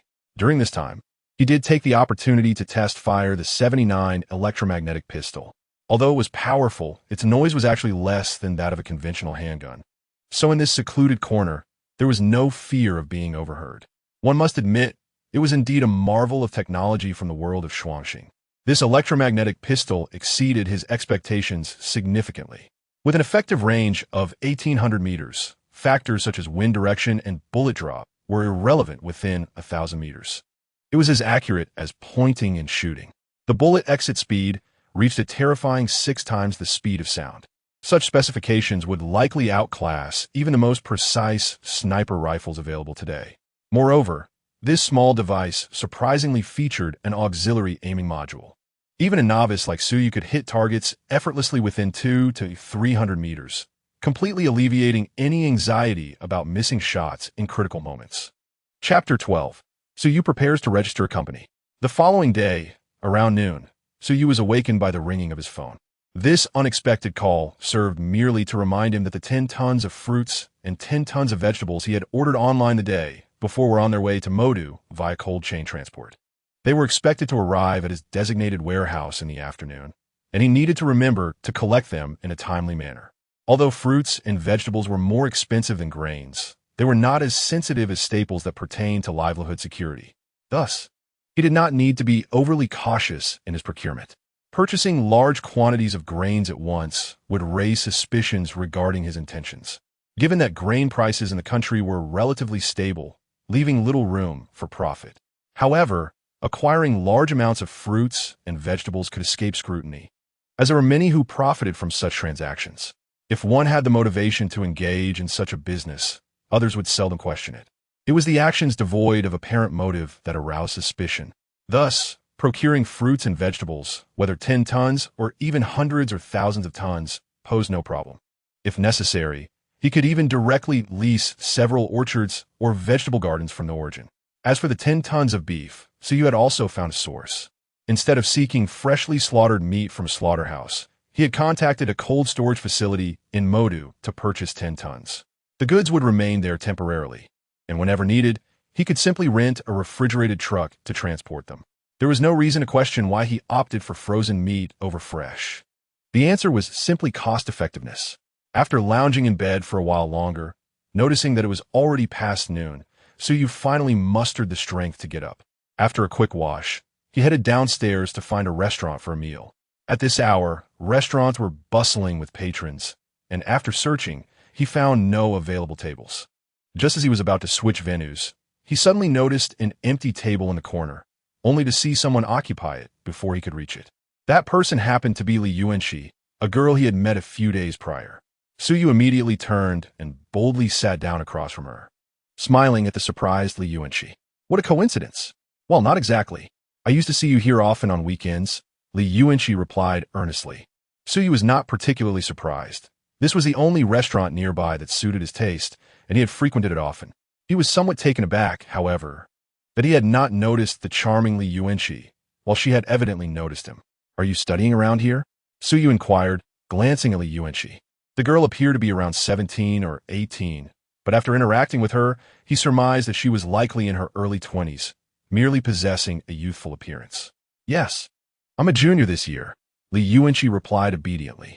Compared to their previous encounter, where she had been shy and stuttering, she was now able to engage in conversation with Suyu, although her serious demeanor suggested she was still somewhat nervous and unaccustomed to interacting with strangers. Was there a particular reason you rode your bike so far that night? To ease the awkward atmosphere, Suyu randomly brought up a topic. I work part-time at a pet shop over there, Li Yuanxi answered, and after a moment of thought, she asked Suyu, what about you? Do you work nearby? Me? I'm currently unemployed. Suyu shrugged and smiled. Li Yuanxi appeared taken aback, then lowered her head, seemingly dissatisfied as she muttered, You're lying? Suyu smiled without offering an explanation, pulling out his phone to scan the QR code on the table to order a few dishes. We've met so many times. It must be fate. Let me treat you to a meal. Do you have any dietary restrictions? You're treating me to a meal? Li Yuanxi looked at him in astonishment, then became wary. Why? Why does it need a reason? It's just a meal, Suyu replied with a shrug. The sweet and lovely girl deserved more kindness. The expenses at this small restaurant were minimal, so ordering a few more dishes wouldn't break the bank. It was simply a casual gesture, a reward for her reserving a seat for him. I didn't reserve a seat for you. I just wanted to eat, Li Yuanxi retorted, her little head shaking like a rattle. The outcome is the same. Under Suyu's charming persuasion, Li Yuanxi found herself momentarily dazed, yet in the end, she accepted his invitation. Shortly after, several dishes, rich in flavor and aroma, were served. As Suyu ate, he casually inquired, by the way, what major are you currently studying? Law, Li Yuanxi replied after swallowing a small mouthful of food. Law, you say? Suyu's eyes sparkled with interest as he eagerly asked, Are you familiar with commercial law? I have a decent understanding. I can recall the regulations quite well. Li Yuanxi glanced at Suyu. Do you have questions? Sharp. Suyu complimented her before shifting to the pressing issue that had been troubling him these past few days, how to register a company or a factory, among other things. The legal requirements are numerous and intricate, depending on the type of business. The necessary procedures and documentation vary significantly. Without consulting a professional, Suyu would be left pondering for an indefinite period. Initially, he had planned to seek advice from a law firm, but encountering a law student made it unnecessary to seek help elsewhere.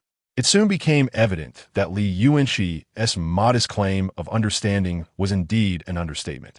She articulated various legal provisions and considerations with remarkable ease, leaving Su Yu, a layman, in a state of confusion.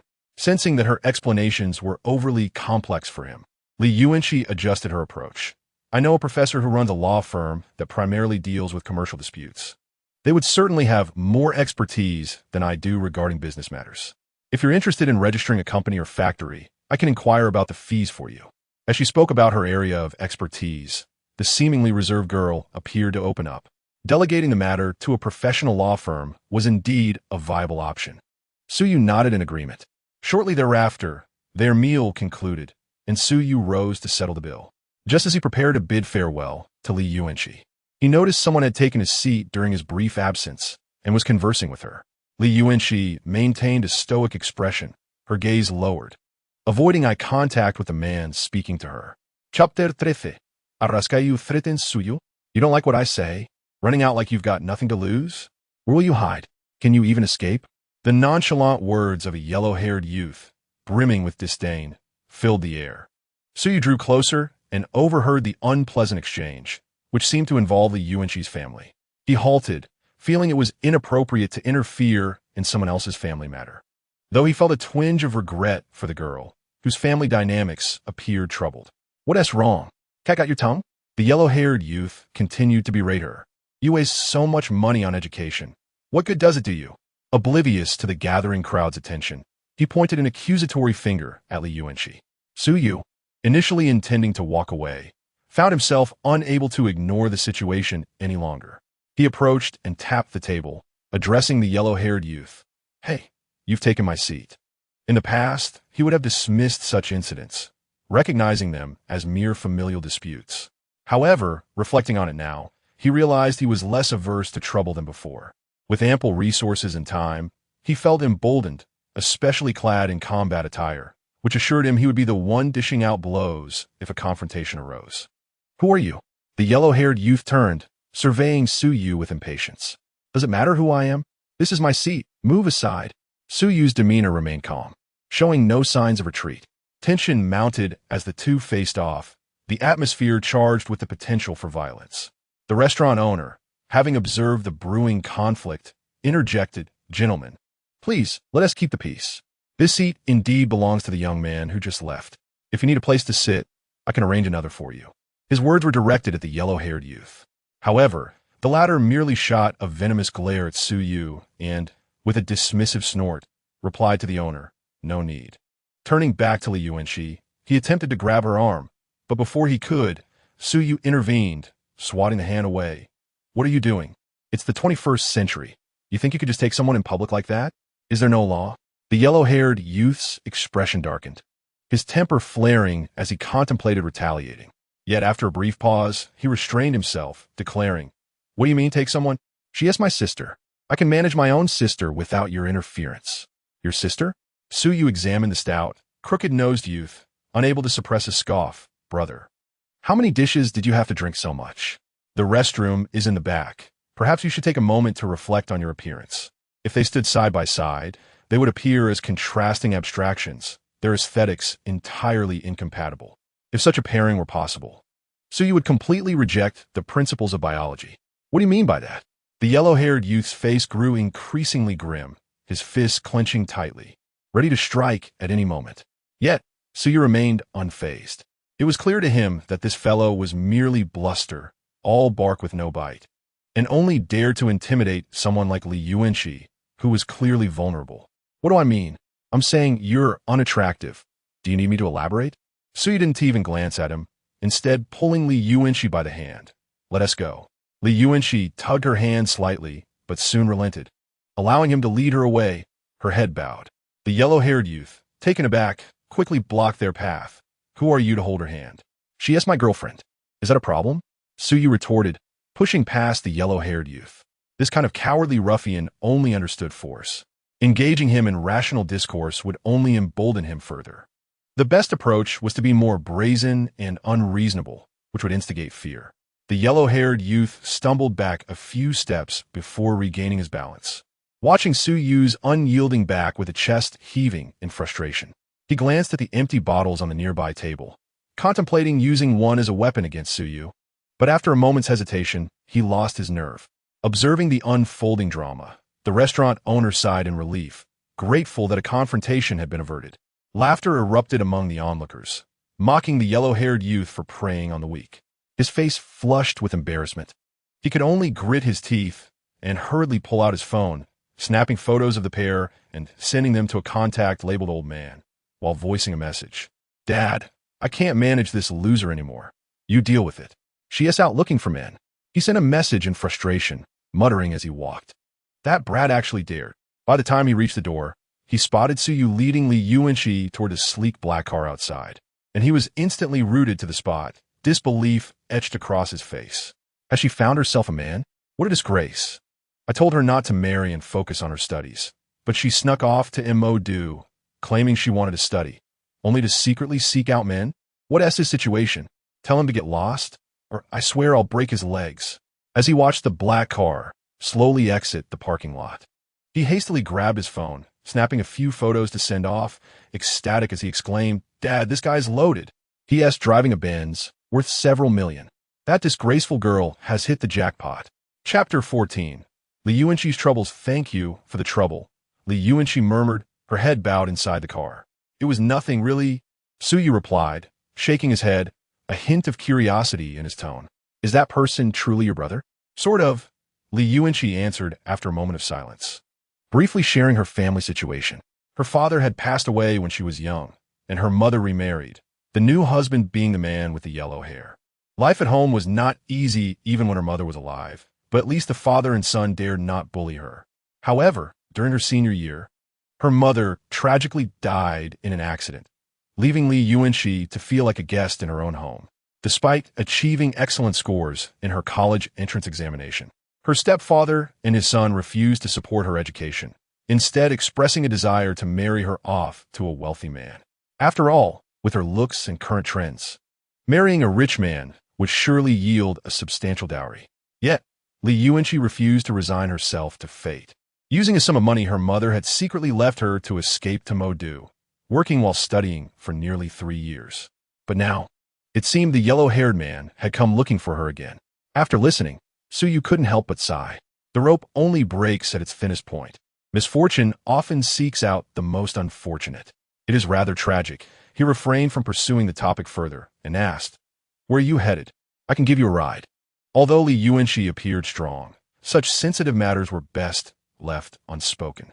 Li Yuanqi looked at him deeply for a moment before finally conceding, sighing, "Then please take me to school. I have classes this afternoon." Suyu nodded, focusing on the road. Moments later, they arrived at Modu University, where Li Yuanqi was enrolled. "Let us exchange contact information. If that guy comes after you again, just message me," he suggested, pulling out his phone to display a QR code. As Li Yuanqi prepared to leave, she paused, looking at him and suddenly asking, "Are you trying to support me?" So he was taken aback. "Well, to be honest, I suppose I am." Truth be told, he wasn't one to meddle in others' affairs. He had only just learned Li Yuanqi's contact information and had regarded her merely as an acquaintance. Had she not been as beautiful, he likely would have simply remained an observer in the restaurant, avoiding unnecessary troubles with the yellow-haired man. Ultimately, it was Li Yuanqi's beauty that drew him in. Of course, he had no intention of expecting repayment for his small act of kindness. If things were to develop, that would be a different story. Clearing his throat, Suyu asked in surprise, "Why do you say that? You wealthy people like to support university students, right?" Li Yuanqi remarked, glancing at the steering wheel. Though she was no car expert, she recognized the Benz logo. The car's comfort and interior quality made it evident that it was far from inexpensive. Not all wealthy people are like that. And besides, I'm hardly wealthy, Suyu replied softly, waving his hand dismissively. "All right then, off to school. We can discuss future matters later." After all, he had no urgency regarding this matter. His primary focus was utilizing the time-space trading platform to generate wealth and develop advanced technology. Pursuing women was merely a secondary endeavor. Li Yuanqi cast him one last glance before exiting the vehicle. Her silence suggested acceptance of the underlying meaning behind their exchange. As she watched the car drive away, her expression became complex, and only when Suyu's vehicle disappeared into the flow of traffic did she turn to enter the campus. First, she would inquire about Professor Zhang's company as a means of repaying Suyu for his assistance. Regardless of his intentions, he had genuinely helped her. With an accumulating debt of gratitude, she feared there would be little left to offer in return. Though Suyu suggested discussing future matters later, Li Yuanxi felt that if the yellow-haired man sought her out again, it would likely be the moment of her decision. Would he let her go? Certainly not. She knew all too well the kind of people they were, fixated on marrying her off for a hefty dowry. Though she was studying law, her understanding of the intricacies of legal matters revealed how difficult it was to navigate familial disputes. After all, her household registration was still linked to theirs, and her stepfather had contributed to her education and living expenses. Legally, she bore a duty of support towards him. If the father and son truly wished to marry her off to a wealthy man for profit, they wouldn't even need to resort to force. They could simply disrupt her life at school or work, making it impossible for her to refuse. As long as they didn't harm her, the police would have no grounds for intervention. The worst they might face would be a few days in detention. Among those she knew, only Suyu possessed the capability and willingness to act in such a way. As for Suyu's ulterior motives, she could understand that. After all, he had no ties to her. Why would he help without a reason? Sighing deeply, the already introverted girl felt even more withdrawn. Meanwhile, Suyu drove slowly out of the city. After more than half an hour, he arrived at a warehouse in the suburbs. After a brief wait, the 10 tons of fruits and vegetables he ordered were delivered, along with 10 tons of beef. Once he confirmed the weights were accurate, he paid the balance and instructed them to store the goods. Once everything was arranged, and he found himself alone in the warehouse. The clock struck just past 4 in the afternoon. The scheduled time to trade gold with Master Sun was set for 9 that night, leaving him ample time. Suyu took the opportunity to store the items in his inventory before swiftly entering the trading platform. Chapter 15. The Noble Heritage of Frost Star. This was Suyu's 3rd visit to this place, and compared to the previous 2 times, he felt remarkably composed. After waiting for over half an hour, just as he was beginning to grow impatient and consider sending another message, Frost Star finally arrived. It was evident that she had been quite busy. From 10 meters away, Suyu could even catch a whiff of blood on her. Apologies. I had some urgent matters to attend to, hence my tardiness. Upon taking a seat, Xuanxing casually tapped her helmet. The helmet, adorned with a striking design, retracted into her power armor with a whir of machinery, revealing her head crowned with white hair. Did you just come from battle? Suyuri marked, glancing at the bloodstains on her attire. Indeed, I just dispatched a horde of aberrant beasts that had taken refuge in a pre-war shelter, Xuanxing replied, a hint of exhilaration in her voice. You have no idea how exhilarating it was to slay those terrifying creatures. The Ying, which crouches at 3 to 4 meters tall, is one of the most fearsome mutated beings on the wasteland, impervious even to conventional tanks. I took its head off with a single strike. Impressive, Suyu said, his brow twitching at the vivid imagery. The wasteland world truly harbored dangers beyond imagination. However, pondering this, he turned to her and asked, what exactly is your status over there? That power armor must be extraordinary, right? Me? Xuanxing responded with a touch of pride. I am the Supreme Commander of the 7th Legion of Future City, a 1-star Major General. You may also refer to me as General H. Shuing. As for this power armor, it is a relic from the prosperous era preceding the war. Future City possesses the most advanced technology in the wasteland, allowing us to produce power armor, though ours pales in comparison to the pre-war versions. In terms of overall combat capability, the power armor we manufacture is roughly equivalent to 6th-generation tanks, while my set, without considering ammunition expenditure, could potentially take down 100 of them. To put it more bluntly, clad in this armor, I could tear through a 1-meter-thick nuclear shelter door with my bare hands. Suyu exclaimed, that seems exceedingly preposterous. Even Iron Man isn't that formidable, and it appears that the power armor, which you disdain, produced in Future City, is still quite impressive. Its combat capability is equivalent to 6th-generation tanks. Keep in mind, the most advanced tanks on Blue Star today are merely 4th generation. Who knows when we might see the 6th generation? If we could procure a batch of those, wouldn't we instantly become the kings of land warfare? His eyes sparkled with excitement as he inquired if Xuanxing could arrange such a procurement. However, Xuanxing shrugged in resignation. Each power armor is assigned a serial number, so acquiring them in bulk is out of the question. Even if I were to secure 1 or 2, I would need to devise a plan. as the company producing the power armor has a rather poor relationship with my family. Su Yu discreetly glanced at Xuanxing, realizing that her youth and rank as a general likely stemmed from a prominent family background. Yet, observing her power armor, he couldn't help but question. But if it's so difficult to obtain, why did you mention selling this set of power armor for 10,000 tons of food? Don't you need it? It's not the same. Xuanxing shook her head. The company manufacturing power armor has a strained relationship with my family, but these pre-war power armors are unrelated to them. My family acquired a strategic reserve warehouse from the prosperous era long ago, and there are still hundreds of such power armors inside. If I give you one, I can simply retrieve another. Su Yu sighed, finding negotiations with the wealthy rather tedious. He then opened his personal panel and transferred the prepared supplies to Xuanxing, stating, "This is the payment for that gun, a fair trade."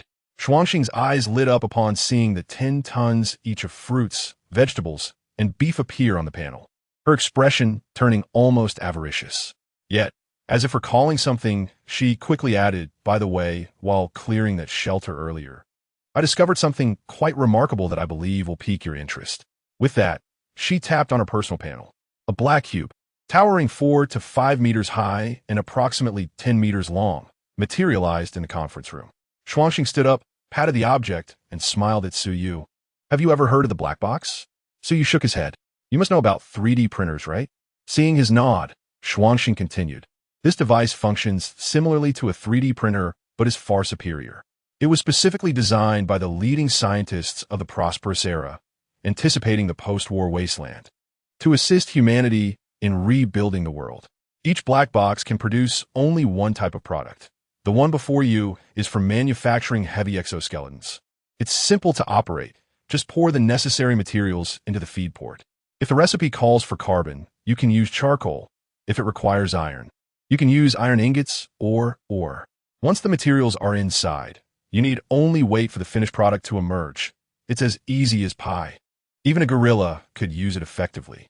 It can produce about 500 heavy exoskeletons per day, which allow a soldier to move at speeds of up to 100 kilometers per hour while carrying a ton of weight. Power armor is prohibitively expensive and cannot be issued to everyone.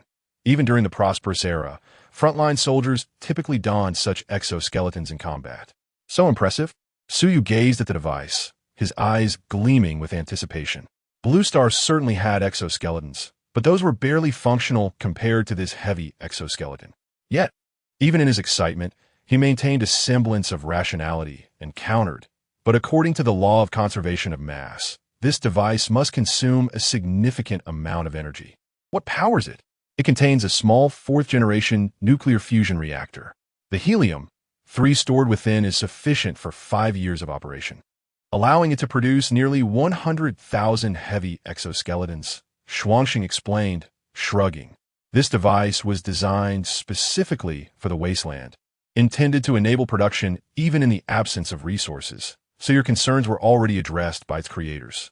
The only potential issue would be 5 years down the line, when, if you can't obtain high-purity helium-3, the reactor would likely become inoperable." So you nadid thoughtfully, then tentatively asked, "So, you intend to sell it to me?" "Of course, otherwise, why would I share all this with you?" Xuanxing shot him a quizzical look. Chapter 16.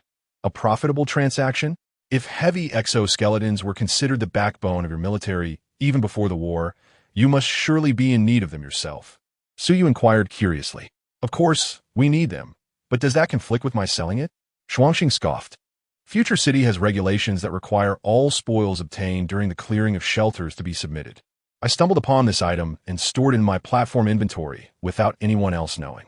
Su Yu conceded, "That reasoning seems quite plausible. Compared to handing it over to Future City, from which one would receive nothing, it makes more sense for you to sell it to me. So, what price do you have in mind?" 100 tons each of fruits, vegetables, and beef, and 500 tons of grain," Xuanxing replied with a nonchalant shrug, outlining her terms. "Is that all?" Su Yu was taken aback. It wasn't that it was expensive. In fact, it was astonishingly cheap. Just yesterday, a small handgun had been worth 10 tons each of fruits, vegetables, and beef. This black box, clearly of far greater value than that measly gun, was being offered at such a low price. He contemplated whether Xuanxing was perhaps a bit unhinged. However, upon reflection, why would he complain about such a bargain? He promptly agreed to the transaction. With both parties in accord and the contract signed, so you could take the device with him, provided he settled the payment within the agreed time frame. Gazing at the magnificent treasure before him, Suyu felt as though he were in a dream. What a windfall! As Suyu reveled in the joy of his recent gains, Frost Star, who had just finalized the contract, wore a smile of relief and cheerfully remarked, "Let's hold off on the celebrations for a moment. We can discuss another collaboration now." Another collaboration? Suyu was taken aback. "What else do you have?" "Of course. I have something valuable." Frost Star produced a palm-sized black rectangular object from seemingly nowhere and tossed it onto the table before Suyu. This is a metal hydrogen battery, the power module for a mechanical exoskeleton. Such a battery could sustain a heavy exoskeleton, fully loaded with a ton, for a continuous run of 3,000 kilometers. The energy contained within it is approximately 900 times that of gasoline of the same volume. Suyu was momentarily stunned by her words, then awkwardly turned his neck to glance at the massive black box beside him. So, this thing only produces exoskeletons and not batteries? There was no need for speculation. The energy consumption of this device would undoubtedly be astronomical. In reality, while significant challenges existed in materials or design to create such exoskeletons, with a decade or so of effort, one could eventually overcome them. The greatest hurdle was energy. Finding a power source capable of sustaining such a colossal creation for extended periods was exceedingly difficult. The lithium-ion batteries of launching only possess a fraction of the energy density of gasoline. And even carrying a 10-liter battery on one's back would not suffice for this heavy exoskeleton to function effectively. Furthermore, if this apparatus were to be deployed on the battlefield, a single shot hitting the battery could result in catastrophic instability, potentially leading to self-immolation. As for gasoline, that was even less practical. Why would one carry a large fuel tank in a battle instead of driving a vehicle? This black box solely produced exoskeletons. Yet there was indeed another black box nearby, dedicated to the production of compatible batteries. Unfortunately, that one was already broken. Frost Star shrugged her shoulders and cunningly said, "Even if it weren't broken, I wouldn't sell it to you anyway. My family is the largest battery supplier in Future City, and that thing is invaluable to me. If you want batteries, you can come directly to me." Damn it, this woman truly was not a good person. He had thought she might not be adept at business, but it now appeared she was exceptionally skilled in that regard. Previously, food had been a necessity for her, and the items she could offer, apart from the initial gold, were of little significance to Suyu beyond the first supply of combat suits and firearms. Thus, during negotiations, Suyu was always in a position of strength. She had no room for bargaining. However, Frost Star, unaware of Suyu's essential needs, had cleverly created a new necessity for him. It resembled selling Suyu aircraft manufacturing technology at a bargain while withholding the refining technology for aviation fuel. You can construct the aircraft, but without fuel, it cannot fly. Henceforth, whenever Suyu needed batteries for the exoskeleton he built, he would have to purchase them from her. This situation mirrored Suyu possessing Frost Star's vital food supply, while she held his essential battery supply. Both parties had mutual constraints, preventing either from raising prices arbitrarily. 1 ton of rice for 3 fully charged batteries. After a moment's consideration, Frost Star proposed a figure. Following her overly cautious experience during their initial transaction involving gold, Suyu, without a second thought, boldly declared, 1 ton of rice for 200 batteries, fully charged. Deal. Frost Star readily signed the contract before her. Suyu noted that a ton of reasonably priced rice would only cost around 2,000 to 3,000, meaning that in exchange for 200 metal hydrogen batteries, the average cost per battery would be roughly 10 units. Given the terrifying energy density of metal hydrogen batteries, the profits contained within were unimaginable.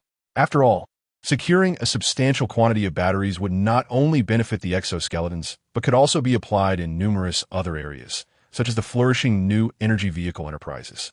Currently, new energy vehicles require several hundred kilograms of batteries, yet their range barely reaches a few hundred kilometers. Come, let me offer you a battery that weighs only a few kilograms, and your range will directly soar to 10,000 kilometers. At 30,000 per battery, would you buy it? This was a question that required no contemplation. Those car manufacturers would trample on his doorstep in haste. However, Observing Frostar's smug expression left Suyu feeling uneasy. Upon reflection, it made sense. The primary component of a metal hydrogen battery is hydrogen, which, regardless of the planet, is the most abundant substance. As long as the technology is in place, it is virtually worthless. Future City, having retained some pre-war technologies, certainly did not lack relevant expertise. In contrast, on launching, charging such a large capacity battery incurs significant expenses. Yet in the wasteland world, even a small black box might house a compact nuclear fusion reactor, making electricity one of the least valuable commodities to her. It was reminiscent of their previous transaction involving gold. Despite having profited immensely, Suyu felt an inexplicable sense of loss in light of her apparent triumph, as if he had suffered a significant setback. Nevertheless, words once spoken are like water spilled. There was no room for retraction. He promptly signed a contract as well. The agreement stipulated that for the next 5 years, they would engage in weekly transactions of batteries in exchange for food, with the amounts to be determined based on circumstances. As for the renewal of the contract after 5 years, that could be addressed then. Chapter 17, Absolute Defense. Black eating black? At 7 o'clock in the evening, Suyu emerged from the trading platform with a breath of relief. His inventory of fruits, vegetables, and beef had vanished, replaced by a black box and 2,000 metal hydrogen batteries. If the previous transactions with Frostar had merely provided him with some profit and a means of self-defense, then this black box and the metal hydrogen batteries represented genuine future technology capable of transforming the world. A heavy exoskeleton capable of carrying a ton and charging at a speed of 100 kilometers per hour would undoubtedly revolutionize the warfare of launching. The crown of the tank, as the king of land combat, would even face challenges. Furthermore, the metal hydrogen battery, with an energy density 900 times that of gasoline, would ignite an unprecedented energy revolution, sending shockwaves through the entire energy sector of launching. With time still on his side, Suyu did not rush to the abandoned industrial park in the suburbs, but instead wandered around the logistics center. He invested heavily in procuring rare metals and steel from a metal smelting company's warehouse. These materials, considered strategic resources, were challenging to acquire in bulk. However, he could still obtain small quantities if he was willing to spend.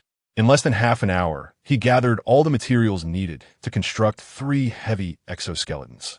After placing the black box in the warehouse and pressing the power button, the originally square black box transformed into a small black house occupying an area of approximately 100 square meters. Fortunately, the warehouse was spacious enough to accommodate this small structure. Suyu tossed the prepared materials into the feed inlet and then patiently awaited at the outlet. In just about 3 minutes, a robust mechanical exoskeleton was delivered from the outlet with perfect precision. Truly, it was designed for ease of use. To be honest, as long as a gorilla was taught the materials, it could operate this device effortlessly. Suyu approached and touched the armor of the heavy exoskeleton, feeling even the residual warmth upon its surface. Aside from the outer armor, it bore little difference to the seemingly simplistic exoskeletons currently found on launching. However, with the addition of that thick layer of alloy armor, it was nothing short of pure black technology. The armor was approximately 1 to 2 centimeters thick, lacking any other distinguishing features, save for its sheer hardness. According to Shu NGXing, this contraption can withstand the relentless fire of 20 heavy machine guns, impervious even to anti-material sniper rifles. Wearing it offers greater safety than hiding within an armored vehicle. As for the material of the armor, SY is at a loss. Not only he, but even if all material scientists from LNXing were gathered, they would struggle to comprehend it. In essence, its remarkable prowess speaks for itself. Besides its astonishing defensive capabilities, the heavy exoskeleton does not come equipped with any weaponry. However, its compatibility is exceptional, allowing for extensive modifications. There are numerous attachment points throughout its structure, and if one desires, affixing a heavy machine gun would render it more effective than an armored vehicle. Presently, the cost of a 4th-generation tank often exceeds 10 million, while even ordinary armored vehicles can reach several million. Selling this marvel for 500,000 per unit seems entirely reasonable. As for the costs, the materials he procured earlier totaled less than 20,000, sufficient to create 3 units, bringing the cost per unit down to around 7 or 8,000.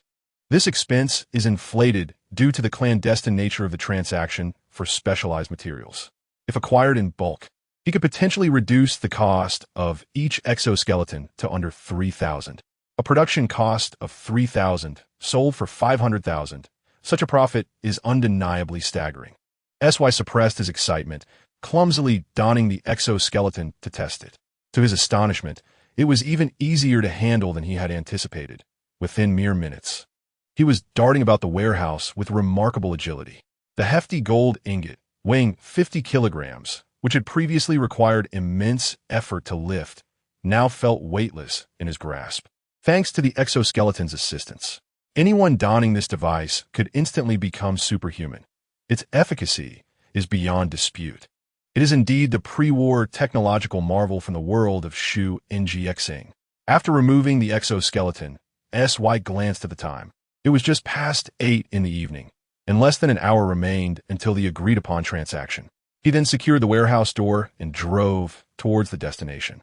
The warehouse was merely 20 kilometers from the abandoned industrial park by the sea, a journey of less than half an hour. SY quickly approached the location, but refrained from driving directly in. Instead, he found a concealed grove in the hills outside, parking the vehicle and camouflaging it with branches. One must always be cautious. The sole access route to the industrial area would inevitably expose him if he drove in. To avoid unnecessary complications, it was wiser to sneak in. Of course, should any unexpected events arise, he held no fear. With the absolute defense of his combat suit and the formidable 79 electromagnetic pistol, he felt nearly invincible. Even if his adversaries were truly formidable, he still had the exoskeleton at his disposal. He could simply retrieve it from his inventory and don it. Not only in a gun-restricted country, but even in the gunfire-ridden lands of Yi Jin, this equipment rendered him invincible, provided he did not confront the military directly. Under the veil of night, SY swiftly infiltrated the abandoned industrial park. After a thorough search, he discovered 4 or 5 speedboats at the dock, indicating that Master SN was not alone in his dealings. His naturally cautious nature heightened his vigilance. Nonetheless, he had no intention of retreating. He quickly navigated the route he had memorized during his reconnaissance the previous night to locate the designated factory. After ensuring that the area was devoid of any presence, he retrieved a suitcase containing precisely 100 gold bars from his inventory. It must be said that carrying such a load without the exoskeleton proved to be quite a challenge. SY exerted all his strength to manage a few steps before entering the factory. Contrary to online claims that one could carry hundreds of pounds of concrete effortlessly while being unable to carry 200 pounds of gold, he found the latter to be entirely false. Gasping for breath, he placed the suitcase down and prepared to make a phone call when a hard object unexpectedly pressed against the back of his head. "Don't move," a gravelly voice commanded from behind. SY narrowed his eyes and replied nonchalantly, "Is this a case of black eating black?" "No, merely a necessary safety precaution," the voice responded. He then felt someone rummaging through his belongings. Fortunately, his firearm was stored in his inventory, leaving him unarmed. After some time, the intruder only managed to seize his phone, stating, "Once the transaction is complete, your phone will be returned to you. This is for safety and confidentiality. I hope you understand." Chapter 18. WNF Group's Heiress, CHU. Understand. As the pressure of the gun muzzle eased, SY paid little mind. In fact, the other party's caution indicated they had no intention of betrayal. After all, they possessed weapons, and in this secluded industrial park, a single shot could easily silence him. Leaving no witnesses, there was no need for such complications. Of course, it was also possible they perceived the considerable quantity of gold he had acquired as a sign that he had backing, deterring them from taking reckless actions. "This way, please. Our young lady is waiting for you upstairs." A bodyguard clad in black respectfully gestured for SY to follow. He complied, while 2 tall and robust bodyguards effortlessly hoisted the 100-kilogram suitcase, sparing him the burden. After navigating the dimly lit factory, winding through its corridors, they reached the exterior of what appeared to be an abandoned office on the 2nd floor. Upon arrival, he noticed the lights were on inside. However, the illumination was somewhat dim, likely provided by camping lamps rather than actual electrical power from the factory. "You have arrived," The leading bodyguard knocked on the door. With a creaking sound that gripped the teeth, the rusty door slowly swung open.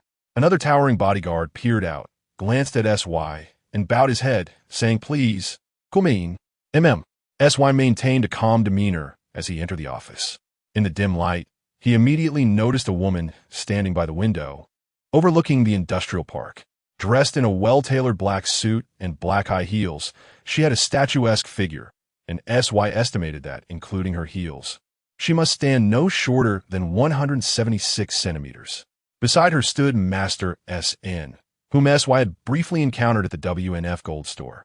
Upon seeing him, Master SN warmly approached, exclaiming, "Mr. S, you have finally arrived. Allow me to introduce you. This is Miss CHU, the heiress of WNF Group. Today's transaction will be primarily conducted by her. I am merely the messenger." SY nodded in acknowledgement and turned his gaze to CHU, who had just turned to face him. Her full, oval face was adorned with a pair of rimless glasses, and her features were both deep and well-defined. Coupled with the captivating curves visible as she turned, she was indeed a stunning sight. SY silently praised her in his heart.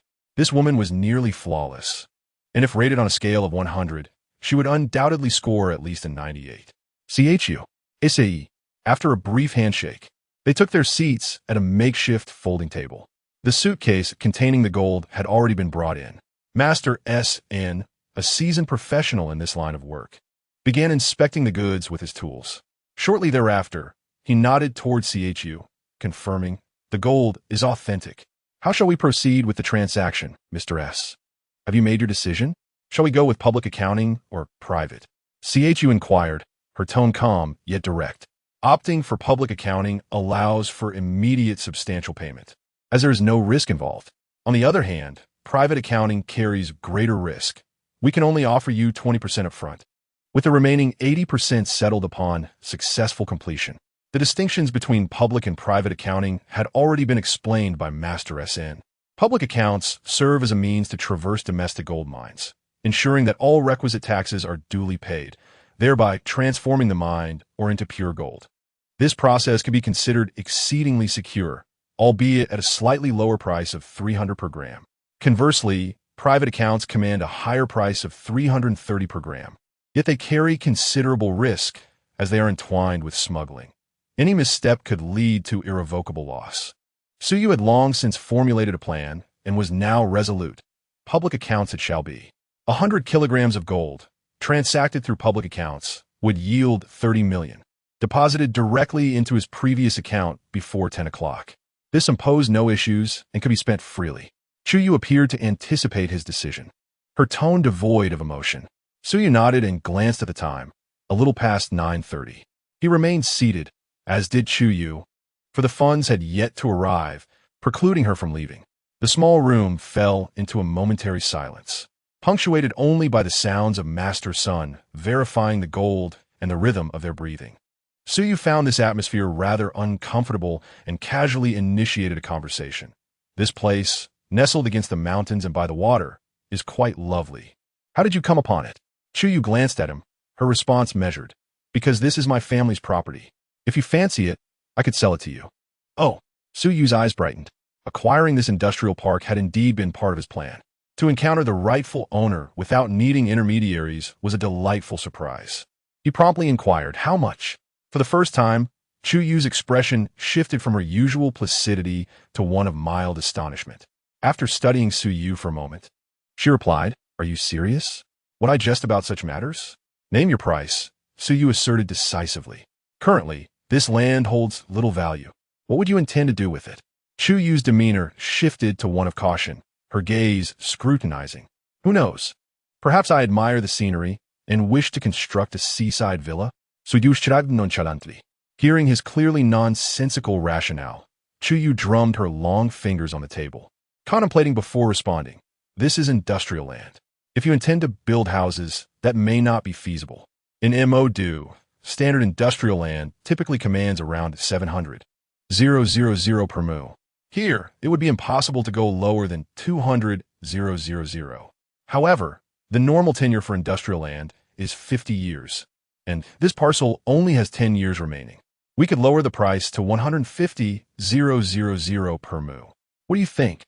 At 150,000 per mu, even if Su Yu invested all of his 30 million, he would only acquire 6 or 700 mu. Moreover, he would only have 10 years of usage. That's too expensive. Su Yu firmly shook his head. This abandoned industrial park is nearly unusable. I would need at least 2 years for renovations.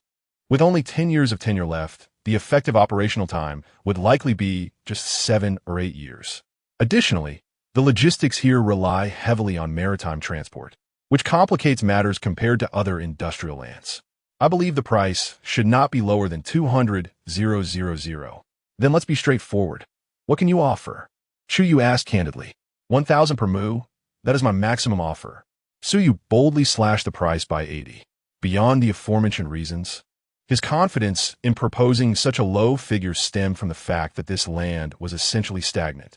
Few would consider purchasing it, rather than let it languish. Selling it to him would at least recoup some investment. Once again, silence enveloped the atmosphere. After a moment, Chu Yu conceded, all right. Chapter 19. Yu Xiaoyu's invitation to dinner in the dead of night, the abandoned industrial park sprang to life with unusual activity.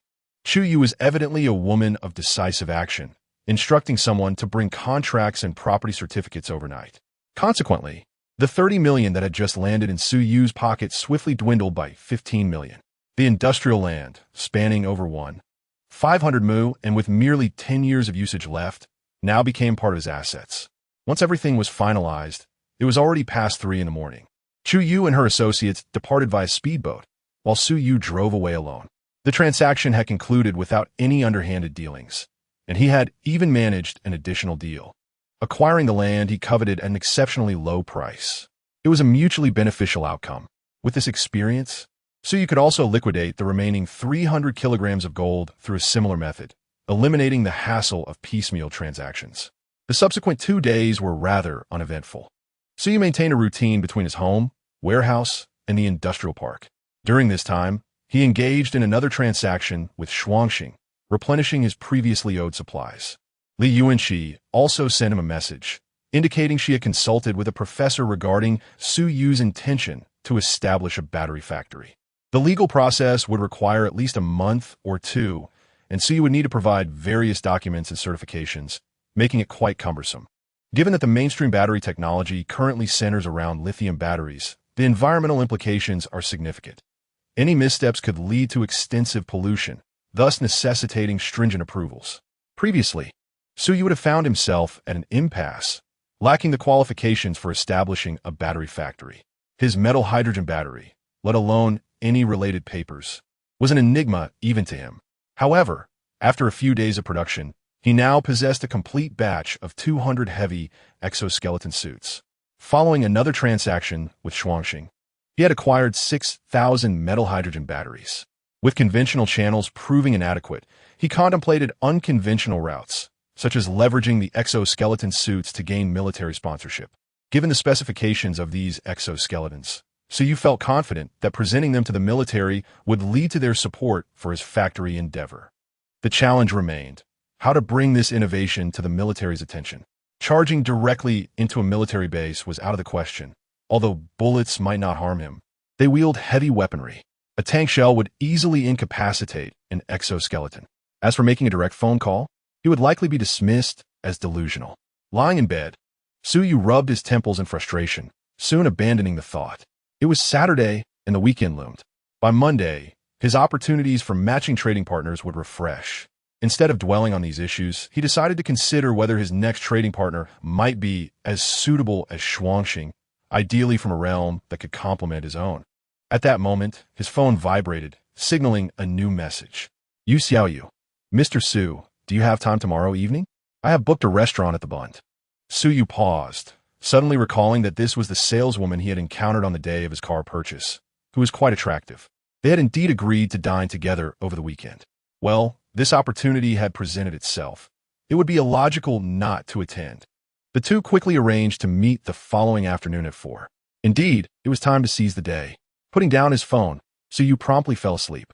Faced with challenges, what was the solution? Embrace the moment. After all, he had no shortage of funds. If a problem could not be resolved now, he could address it later. The next day, at 4 in the afternoon, Suyu arrived punctually at the designated location on the bund in Mo due to meet Yu Xiaoyu.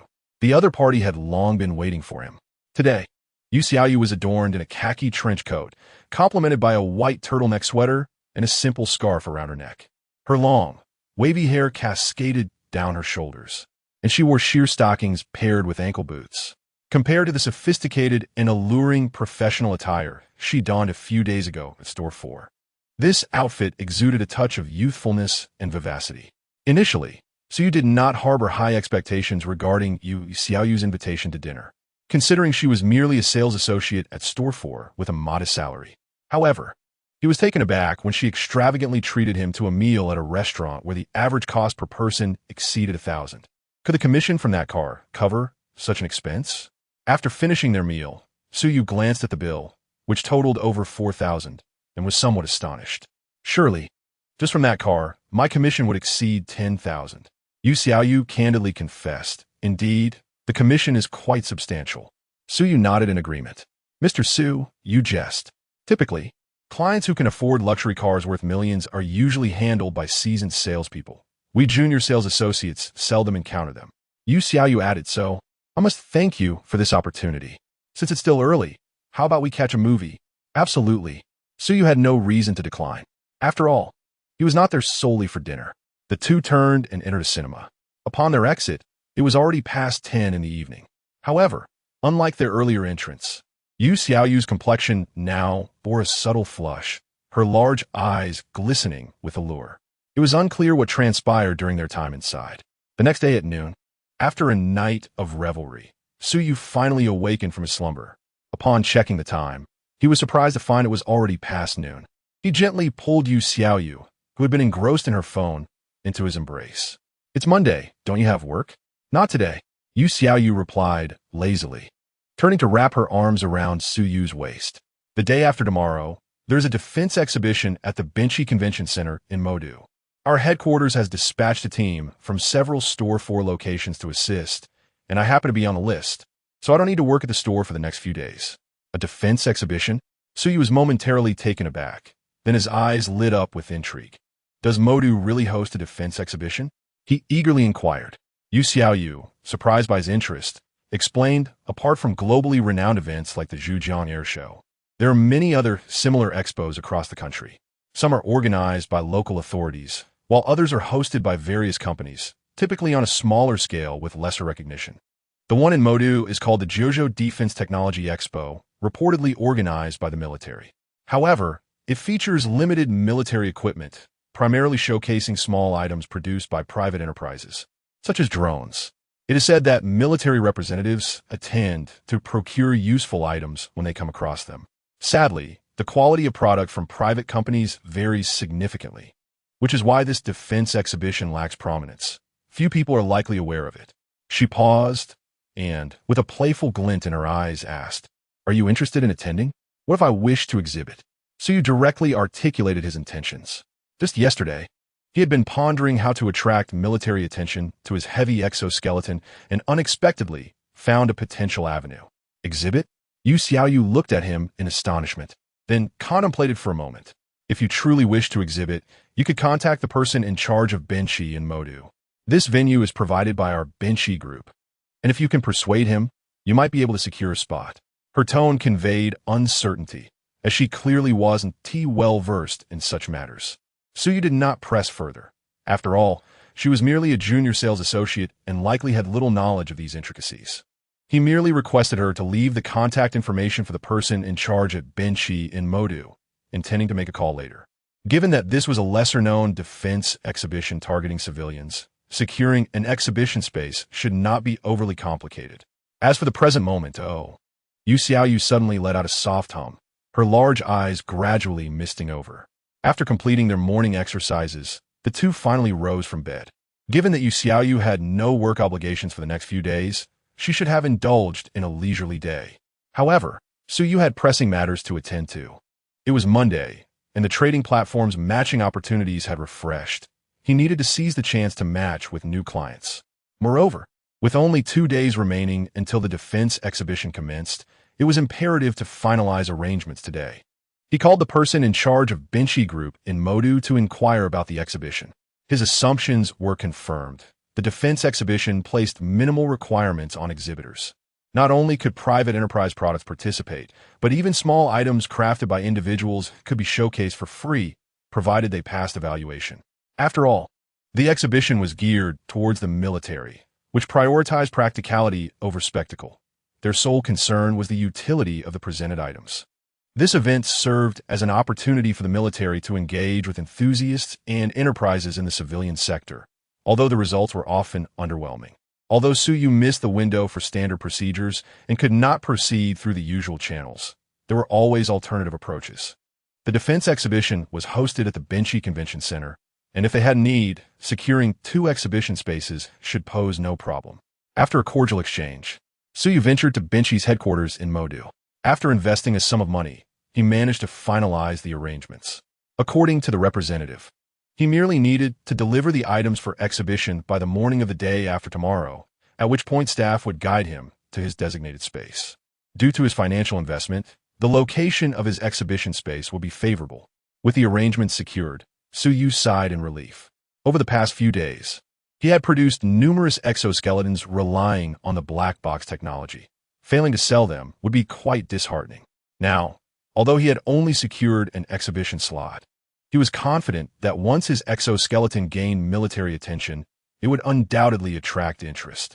If it failed to garner attention, he would have to question the competence of the military representatives attending the exhibition.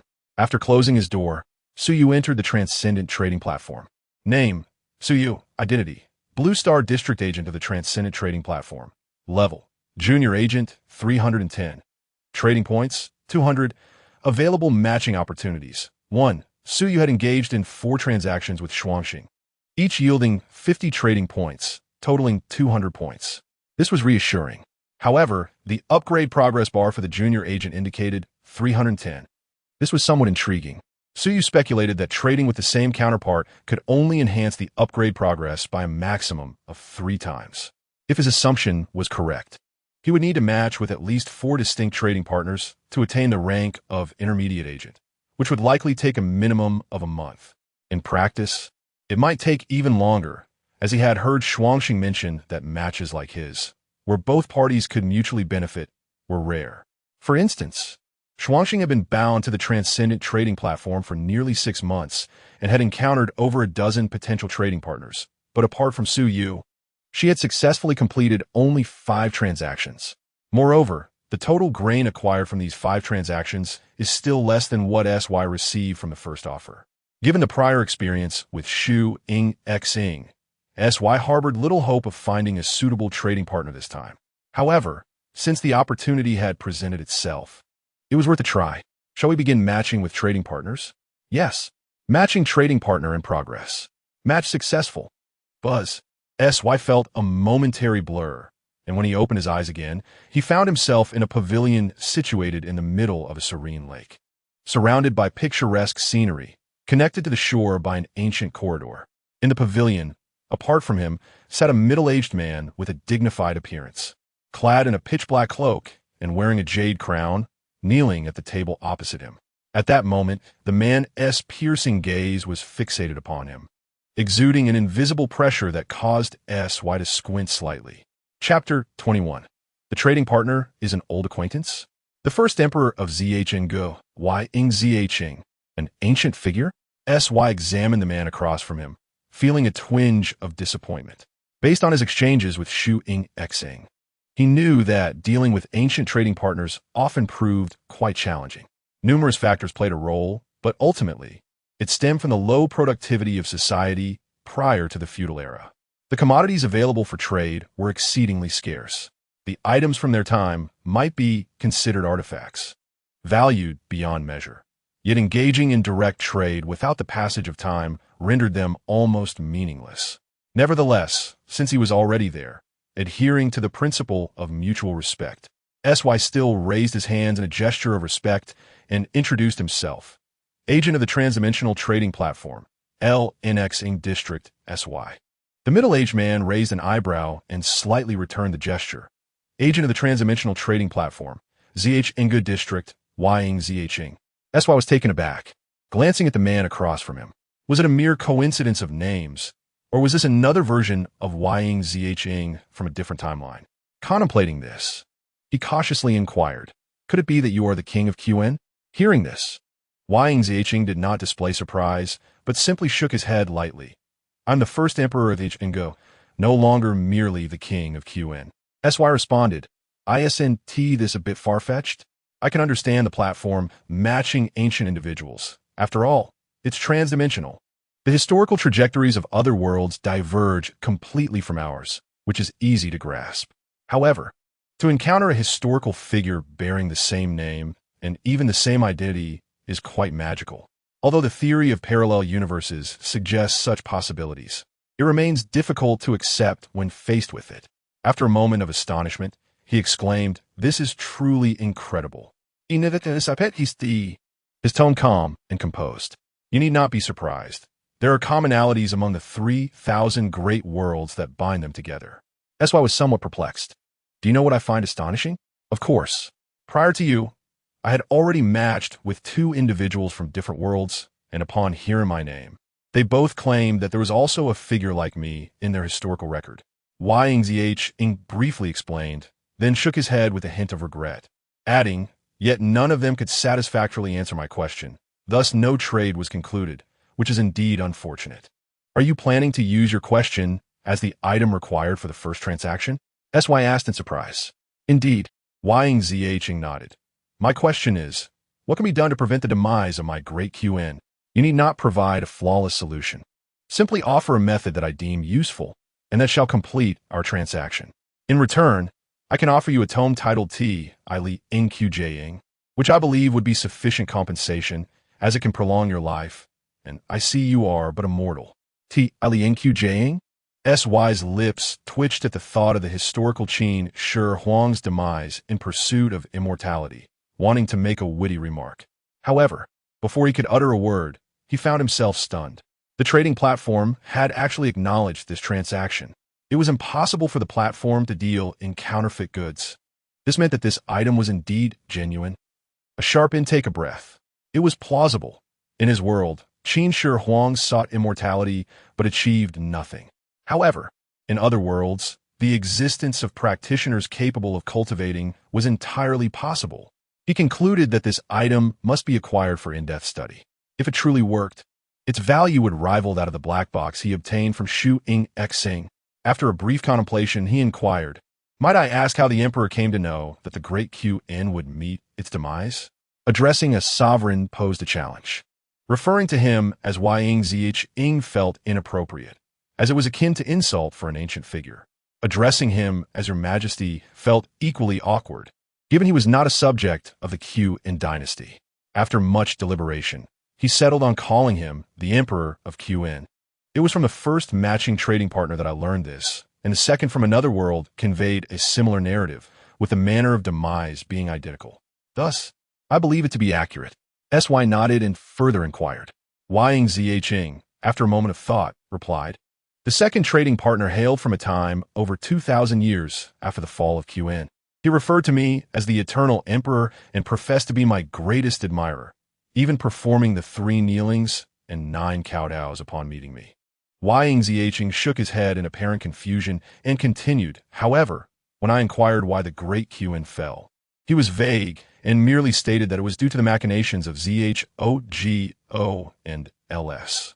He claimed that if I were to eliminate ZHOGO and LS and the rebellious CH in SH Ing and W Guing, as well as Shi Ying Y and Li Biying, the great QN would surely establish a lasting legacy.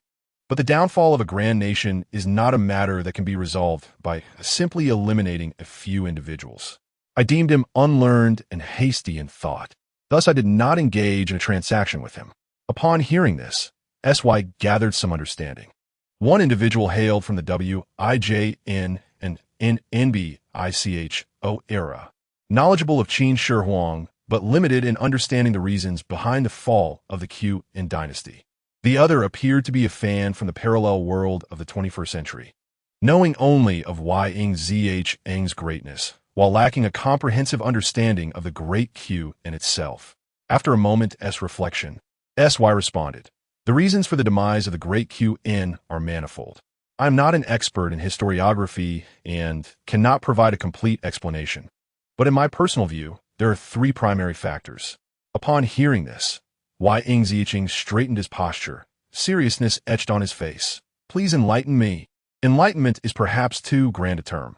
I merely echo the thoughts of others, SY replied, shaking his head before continuing. Firstly, the fall of QN was due to legalism. The farming and military system proposed by Yi was beneficial before unification, but post-unification, it became a poison. With the loss of the benefits of external expansion, the strict laws of the QN system became nothing but harsh punishments. While severe laws are necessary, a nation cannot rely solely on them for governance. Secondly, the fall of QN was due to impatience. Although the 6 states were unified, their cultures, customs, and languages differed significantly from those of the QN people. While the standardization of carts and scripts was a commendable start, the populace would not rebel merely due to short-term discomfort. In time, they would naturally adapt. However, the introduction of more novel systems before the people had adapted was counterproductive. Thirdly, the fall of QN was due to a lack of succession. This lack of succession pertains not only to the imperial throne, but also to the fact that everyone from the emperor to the nobles were beneficiaries of the farming and military system. Their reluctance to change ultimately led to inevitable extinction. Yearning for change, find himself unable to ascend to power.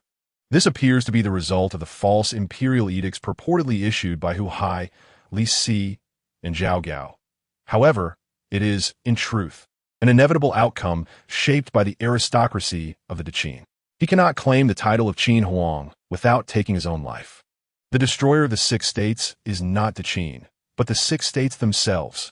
The annihilator of Qin is Qin, not the world.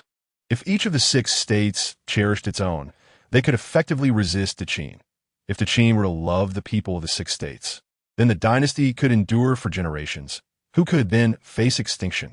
In conclusion, Suyu references the finale of the A Fong Palace Ode. Although slightly biased, and even exaggerated in suggesting eternal rule, the essence of the message remains clear. Both Qin and the 6 states fell due to internal strife rather than external forces.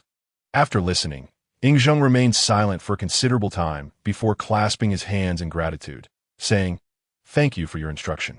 In truth, upon first encountering a trading partner who stated that the Qin would perish in the 2nd generation, he had already begun to ponder the reasons behind the Qin's downfall.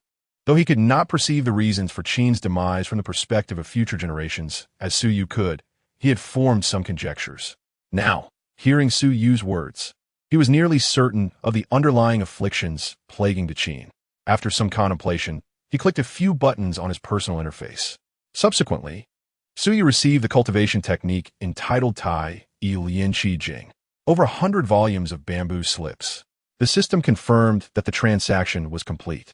Su Yu looked at Zheng with astonishment, while Zheng replied calmly, "Although I have yet to discern how to avert the downfall of the 2nd generation, you have already identified the cause of the Qin's demise, and understanding the ailment naturally leads to potential remedies. Thus, this transaction is deemed accomplished. Furthermore, I have one query. How could a Qin eradicate these ailments? The bargaining chip for this transaction is a longevity golden pill." Chapter 22, Transaction Item, Longevity Golden Pill. The bargaining chip for this transaction is a longevity golden pill. With this elixir, anyone may extend their life by 20 years. As Zheng spoke, a delicate wooden box appeared in his hand. Upon opening it, a golden, round pill emitting faint luminescence was revealed. A refreshing fragrance suddenly wafted through the pavilion. And with a single breath, Su Yu felt invigorated. The fatigue from the previous night's exertions vanished in an instant, leaving him more refreshed than after a natural slumber. Su Yu's heart raced as he glanced at his personal interface. Noticing that the system had validated the transaction and confirmed the authenticity of the golden pill, his excitement surged. Longevity. How many people yearn for such a treasure? A golden pill that extends life by 20 years would fetch astronomical sums at an auction on Lanxing. For the truly wealthy, living an additional 20 years could yield far more than a mere 100 billion. Of course, even if he possessed such an item, so you would not consider selling it. Taking a deep breath, he forced himself to regain his composure and asked Yi Jin, "Does the Qin Huang know which dynasty unified the realm after the fall of Qin?" "I have heard that it was the Han established by Liu Bang." Yi Jin, uncertain, retorted, "Pray tell, what was the duration of the Han dynasty?" For years later, Emperor Gaozu of Han, Liu Bang, consolidated the lords, unified the realm, and established the Han upon the ruins of the Qin. The Han dynasty is divided into the former Han and the latter Han. The former Han lasted for 210 years, while the latter Han endured for 195 years. The two Han dynasties shared a total of 405 years of governance. After the fall of the latter Han, Liu Bei established the later Han, which lasted for 43 years. Following the collapse of the later Han, during times of turmoil, various factions bearing the Han name arose, yet these entities, like the later Han, could only seize a portion of territory and never achieve greatness. Although the Liu family's Han dynasty perished, the people of that land continued to identify as Han people, thriving and procreating for over 2 millennia. At this juncture, Su Yu cast a knowing glance at Yi Jin, saying, "What does the Qin Huang believe? Is the Han dynasty's legacy 400 years, 2,000 years, or perhaps everlasting?" Yi Jin was momentarily taken aback. Inhaling deeply before responding, "Are you suggesting that the issues currently confronting the Qin have already been resolved by Liu Bang, the founding emperor of the Han?" He found this difficult to accept. After all, with the foreknowledge of the Qin's imminent demise, he had contemplated for half a month without arriving at a solution, not even identifying the core issue. Yet, Liu Bang, who seized the Qin's empire after his death, was purportedly able to resolve these matters. Such prodigious talent exists in this world. However, it cannot be said that he did so alone. Su Yu shook his head. Specifically, it was the efforts of Emperor Gaozu, Emperor Wen, Emperor Jing, and Emperor Wu of Han, for sagacious rulers, along with countless talented individuals who spent nearly a century addressing these issues, merging the territories unified by military force into a harmonious tapestry of spirit, culture, and governance under the Han. The complexity of resolving these issues cannot be succinctly articulated. I can only provide you with the historical text from our world regarding the Han dynasty. With history as a guide, you may draw upon them for reference. In that case, I thank you. This transaction is indeed feasible. Yi Jin bowed solemnly. The circumstances of the Qin differ from those of the Han, yet they are also similar. Following the Han's path alone would be unfeasible, but the successful experiences of the Han could undoubtedly provide him with significant insights. Su Yu gazed at the longevity golden pill in his item inventory, exhaling with a smile. "Within 3 days, I will compile all the historical texts pertaining to the Han dynasty that I can find and present them to you." "That will be most agreeable." Yi Jin nodded in affirmation. With the transaction concluded, both parties emerged content. Su Yu had effortlessly acquired a cultivation method, Yi Jing, the efficacy of which remained uncertain, and by investing a few hundred to procure several volumes of esteemed historical texts such as the Han Shu, Ho Han Shu, and Shiji, he had secured a longevity golden pill. It could not be deemed anything less than a lucrative exchange. Conversely, Yi Jin, through a commonplace cultivation method and a longevity golden pill that he typically consumed like candy, which had lost all effectiveness, had obtained a strategy to address his current challenges. This was undoubtedly a mutually beneficial arrangement. In the face of a vast information disparity, such a win-win scenario is simple to achieve. Upon returning to Lanxing, Su Yu gazed at the small wooden box containing the golden pill, opened it, and inhaled the aroma, feeling invigorated and revitalized. For a moment, he felt an overwhelming urge to consume the golden pill. However, he merely entertained the thought, refraining from swallowing it directly. After all, he was still young and not in haste to extend his lifespan by 20 years. It was best to keep it on hand as a precaution. The following day, Su Yu slept until noon before awakening. As usual, he followed a routine of visiting the warehouse and the industrial park, spending 2 hours constructing over 40 sets of heavy exoskeletons.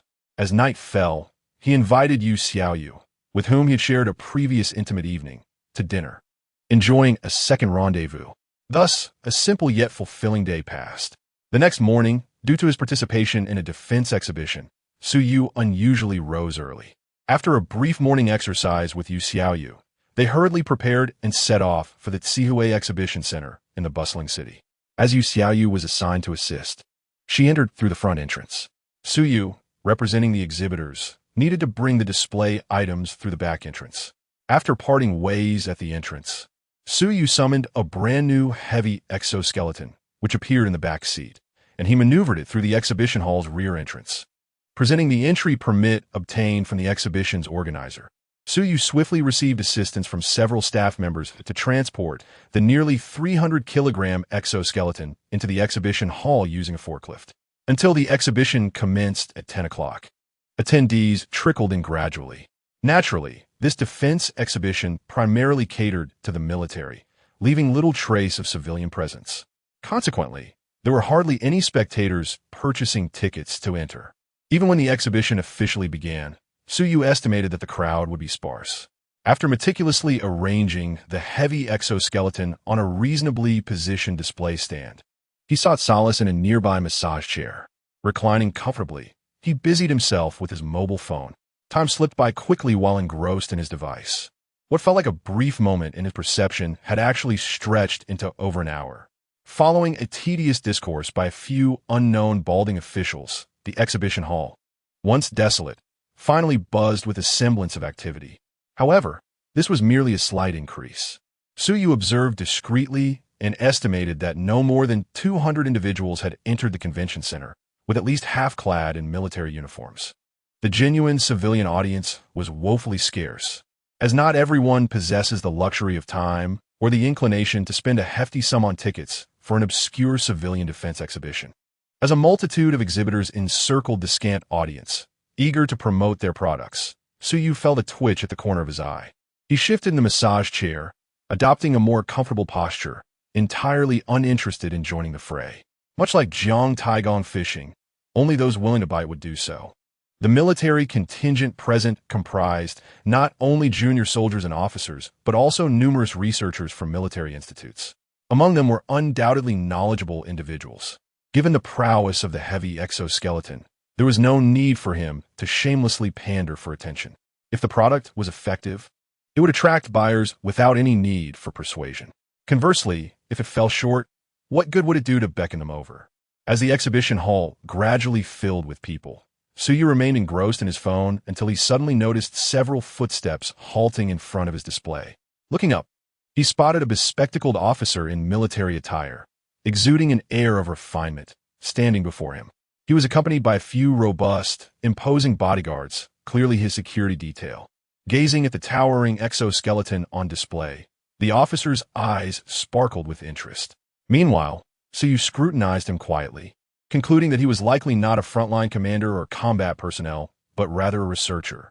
Not particularly old, holding the rank of major, and accompanied by bodyguards. He must be a person of significance. The target clientele had finally arrived.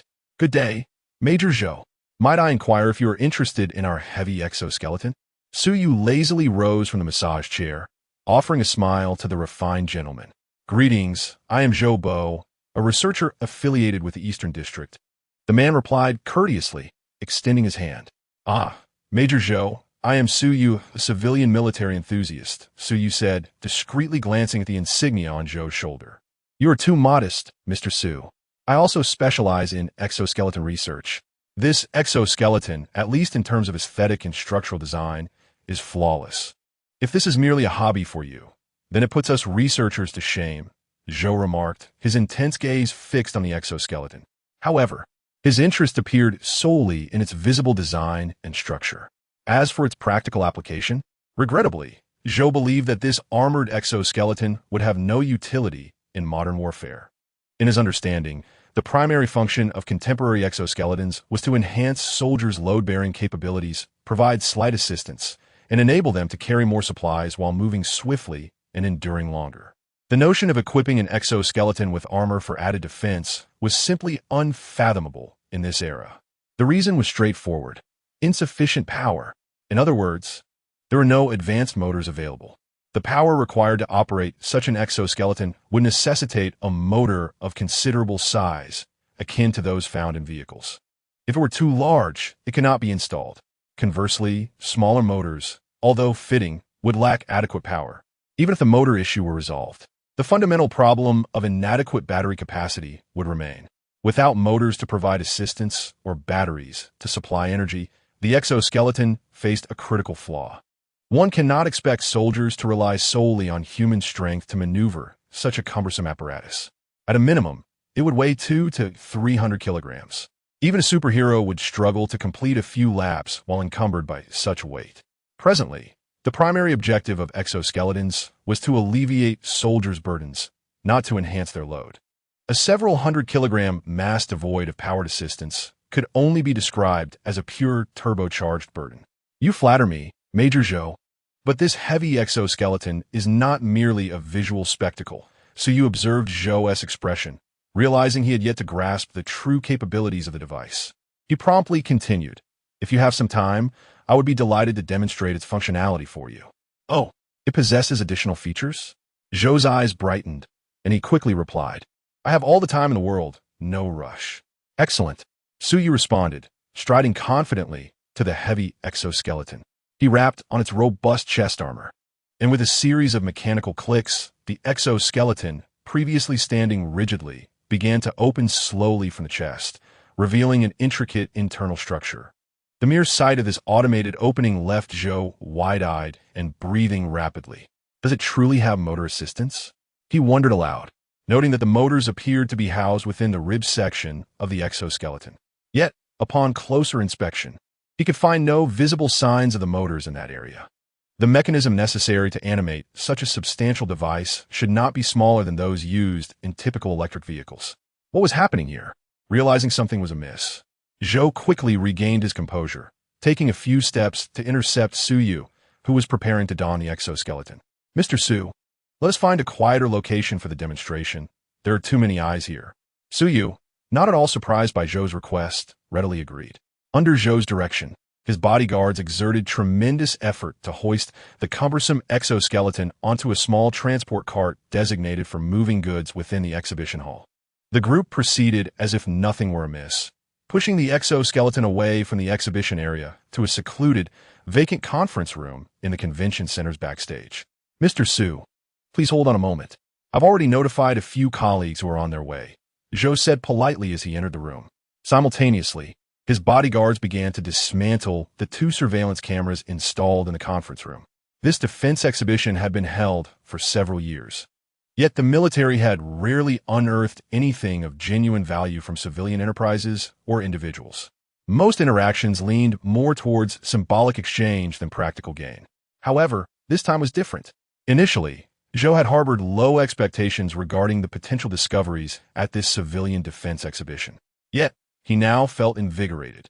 If his first impression of the exoskeleton had been that of an aesthetically pleasing but ultimately useless item conforming to ergonomic and mechanical principles, witnessing the existence of a functional transmission assistance system now made him acutely aware that he had stumbled upon a treasure. Even though this transmission system is insufficient to animate the over 300-kilogram mechanical exoskeleton, the miniature motor technology within is already an extraordinary marvel of modern science. Should he succeed in acquiring the patent for these motors from Suyu, equipped with such technology, the military exoskeleton he possesses could swiftly be deployed for combat. Of course, the military exoskeleton he is currently researching is merely a skeletal framework devoid of armor. Observing Zhou Bo's delighted examination of the exoskeleton, Suyu could not help but smile subtly, stifling his amusement. It is truly remarkable that this black technology from the wasteland world could elicit such excitement from researchers on launching, merely by revealing a glimpse of its capabilities. If they were to discover that this device is not only capable of running and jumping, but can also carry a ton at a speed of 100 kilometers per hour, they might very well faint on the spot, not to mention its terrifying defensive capabilities and other formidable parameters. After all, according to Xuanxing, this 60-ton heavy exoskeleton is, in terms of materials and structure, quite similar to certain lightweight power armors from the wasteland world, with the only distinction being the energy source. The 60 exoskeleton utilizes a metallic hydrogen battery, while the power armors from Xuanxing's realm rely on cold nuclear fusion reactors. The superiority of lightweight power armors over exoskeletons lies in their fusion reactors, which allow them to support numerous functional components. For instance, they can almost completely resist all kinetic weapons with a deflective force field reminiscent of a force field. Additionally, there are anti-gravity engines that enable the power armors to fly and high-energy laser weapons, all of which consume substantial amounts of energy. The 60 exoskeleton is not incapable of accommodating these functional modules, but the metallic hydrogen battery cannot support such demands. Beyond these high-energy modules, the parameters and mechanical qualities of the 60 exoskeleton are not significantly inferior to those of lightweight power armors from the wasteland world. Even in Shuangxing's technologically advanced wasteland era, the power armor represents the pinnacle of technology. It has been said that when technology becomes sufficiently advanced, it is indistinguishable from magic. The prosperity era of Shuangxing's world has already entered the age of space colonization, and their technology, compared to launching, seems almost magical. When the performance of this exoskeleton is fully revealed, it will undoubtedly capture the attention of everyone on launching. Chapter 24. What kind of Zenith Star technology is this? Knock. Knock knock. Shortly thereafter, Zhou Bo's notified colleagues arrived in droves. Apart from a few elderly figures clearly engaged in scientific research, the foremost among them was a middle-aged general bearing the insignia of a star upon his shoulder. Upon entering, the general's gaze was immediately drawn to the exoskeleton. After surveying the room, he glanced at Su Yu before turning his attention to Zhou Bo. Noticing this, Zhou Bo quickly introduced, "General Wu, this is Mr. Su Yu. This exoskeleton is his exhibition piece. Its value surpasses that of all the other exhibits combined and holds immense potential for our research." Surpasses all other exhibits combined? General Wu was taken aback, directing a scrutinizing glance at Su Yu. While the items displayed by civilian enterprises typically seemed rather unremarkable to the military, they were generally considered high-tech equipment. On his way here, he had reviewed Su Yu's exhibition materials. To think that a temporary entrant could present something more impressive than the offerings of established civilian companies was unexpected. After a moment's contemplation, General Wu extended his hand, saying, "Hello, Mr. Su. I am Wu Fengjin, an advisor at the Eastern District Staff Headquarters. Would you be able to demonstrate this for us?" He glanced at the 60 exoskeleton, unsure of how to articulate his thoughts. The exoskeleton, adorned in heavy armor, bore little resemblance to the skeletal frameworks the military research institutes typically worked with, and appeared more akin to the power armor seen in films. Zhou Bo had only mentioned discovering an extraordinary exhibit without elaborating on its merits. Now that everyone had arrived, it was best to witness it firsthand rather than have Zhou Bo explain. "Certainly," Su Yu replied, shaking his hand. He then approached the heavy exoskeleton in front of the gathering and, employing the same technique as before, knocked on the robust chest armor. Instantly, a gap large enough for a person to enter opened up in the center of the exoskeleton. Without changing his attire, Su Yu, clad in loose-fitting athletic wear, awkwardly climbed into the armor. Witnessing this, General Wu remained composed, but the accompanying researchers began to breathe heavily. As professionals, they immediately recognized the presence of the motor within the exoskeleton. No wonder Zhou Bo had been so eager to summon them. Just this feature alone eclipsed the value of all the mundane exhibits outside. However, their astonishment was merely the beginning. Accompanied by the sound of mechanical friction, Su Yu was fully encased in the armor. After flexing his fingers, he stepped down from the small cart with an ease that left the onlookers in disbelief. "Can it truly move?" Zhou Bo exclaimed, utterly astonished. Other researchers also exhibited expressions of shock, struggling to comprehend the reality before them. "Is there an explanation for this?" General Wu furrowed his brow. He sensed something amiss, but lacking expertise, he could not immediately discern the issue. "This weighs over 300 kilograms. Zhou Bo glanced at Su Yu, swallowing hard. After a brief moment of bewilderment, General Wu's eyes lit up with excitement. Although he was not a researcher and lacked in-depth knowledge of scientific matters, he was an advisor in the military, acutely aware of how weapons should be utilized and where they could be deployed. The prospect of equipping his soldiers with such a formidable piece of armor, capable of moving with such agility, made his heart race. Meanwhile, Su Yu's demonstration continued. He slightly bent his knees and effortlessly leaped over 7 to 8 meters, landing near the window. With a casual grip, he crushed the stainless steel security grille on the window as if it were mere paper. He then strolled over to the massive conference table in the room, spread his arms wide to grasp the edge of the table, and with a slight exertion, lifted the heavy wooden table, exceeding a ton in weight, over his head with a low mechanical hum, all while the observers looked on in shock. The 60-ton heavy exoskeleton can move at a speed of 100 kilometers per hour while carrying a ton of weight. This 1-ton capacity is not its maximum load. In fact, under full power, it can carry 2 to 3 tons while running. However, this would significantly increase energy consumption and reduce speed. The table, weighing just over a ton, posed no challenge for Suyu. The silence of the conference room shattered as the heavy object thudded to the ground, causing the military personnel to collectively gasp in astonishment. At this moment, Suyu removed the faceplate of the armor, smiling at them and inquiring, "Gentlemen, what do you think of this 60-ton heavy exoskeleton?" Before General Wu could respond, a throng of researchers rushed forward, their eyes gleaming as if they had encountered a rare beauty, peppering Suyu with questions while eagerly examining the exoskeleton. Incredible, utterly incredible. What kind of motor and transmission system would be required to support such an immense load capacity? Is this a matter concerning the transmission system? Energy. What kind of energy can achieve such feats? I see no external power source or built-in battery. Young man, if the power is fully unleashed, how long can this exoskeleton operate? With its formidable load-bearing capacity, agile mobility, and impressive jumping ability, how exactly was this contraption constructed? Wait a moment. What material is this external armor made of? It feels rather peculiar to the touch. Suyu found himself momentarily speechless, unsure of how to respond. Although he felt somewhat offended, he understood the excitement of these individuals. After pondering for a moment, he quickly proclaimed, "Everyone, please calm down. I have specific parameters for you to study." As he spoke, he distributed the printed brochures containing the general specifications of the exoskeleton. To their surprise, upon examining the parameters, the researchers became even more agitated. A few older researchers nearly clutched their chests in shock. Even General Wu Fangzhen, an outsider, trembled slightly after glancing at the brochure. What kind of celestial technology is this? Chapter 25. General, we may not be able to afford this. In extreme situations, without considering energy consumption and transmission system, where it can maintain a speed exceeding 60 kilometers per hour while bearing a load of 2 to 3 tons. What does this imply? Most compact family cars weigh around 15 tons.